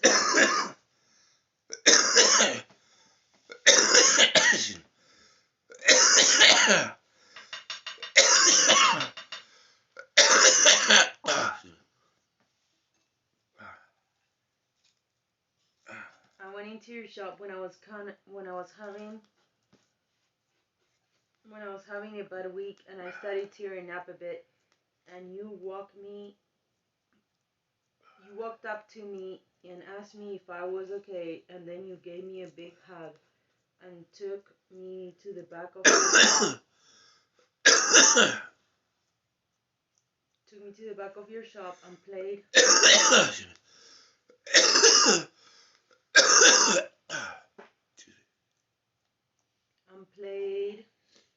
the singing bowls for me. Then you asked me why I was sad, and I told you everything, and you gave me the best advice anyone had ever given me in my entire life. Better than any therapy session I've been to, and just wanted to let you know how much of an impact you and your shop had on my life and my spiritual journey. I feel like the universe guided me to you to lift my spirit. I will never forget how much your kindness and wisdom touched my soul, and you changed my perspective on adults, because growing up I had a difficult time trusting because of emotional neglect and unstable family relationships, lack of stable adult figures. You show me that compassionate people truly do exist in the world.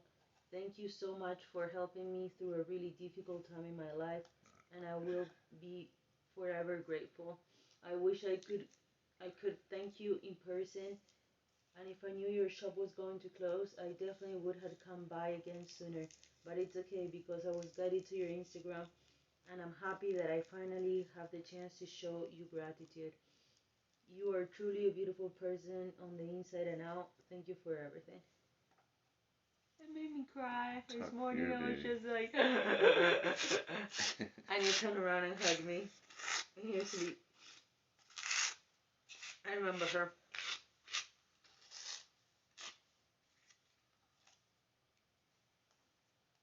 Beautiful home. See.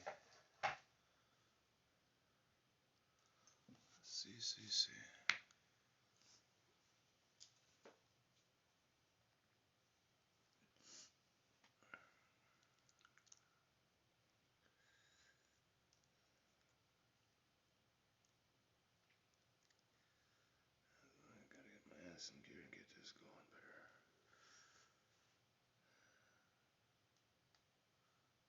Keep these people protected.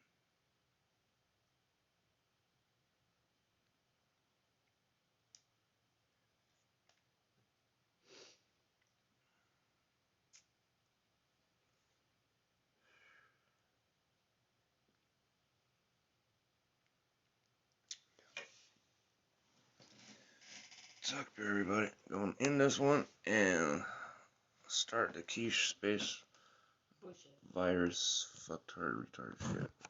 See what these motherfuckers are talking about. We got 7, 6.5, almost 10 hours of fucking retardedness to listen to. Let's see if anybody's woken up yet from their fucking shit. Obviously not. Moving on, everybody. And in this, May's mom and dad come here soon. I'll be having all these videos up to date. I have to be in the town. And I'll have the other information up. And I have everything as it comes out of my fucking sphincter hooked up here soon. Because we're going to need it. Spirit's been showing the wife and I. Last couple of days we just stumbled upon. To get confirmation from the fucking motherfuckers that are fucking stating this shit, but they ain't openly stating this shit, that the olfactory is the main fucking point of entry. Not your nose or your fucking lungs. But then all three of those are your points of entry, but they're not talking about that shit. At all. No. At fucking all, which is fucking redundancy in the sense of, hey, just put a mask on, and you'll be alright. Well, what's the point of entry? What's the vector points? What is the mechanism of which it fucking infects you? Let's make filters, nose filters. Let's be fucking practical about this shit on getting rid of it, because it's a war, right? If we go to war and you want intelligence, let's keep all our soldiers fucking intel. And just treat the air. Fuck. But no, we're not gonna go that way or anything, or fucking none of that. We're just gonna fucking take this pill, kids. Take the shot in your arm.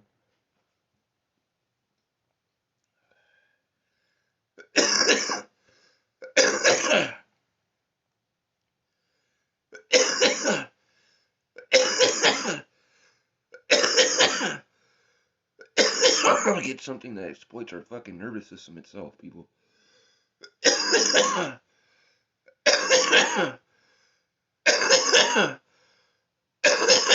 Wake up, there's only certain diseases that do that. They're the same fucking family. Same family. Same medication, same everything gets used against that shit. They will mutate it. As they have.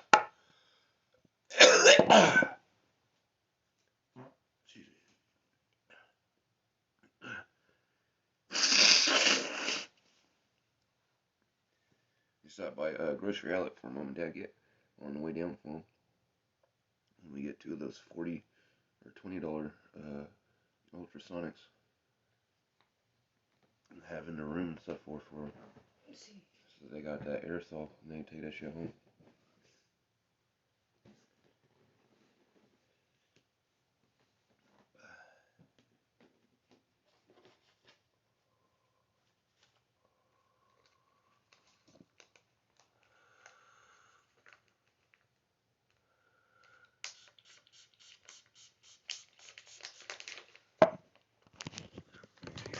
Crazy, yeah.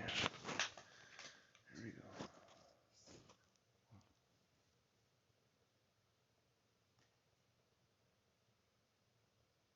What's your issue, dude?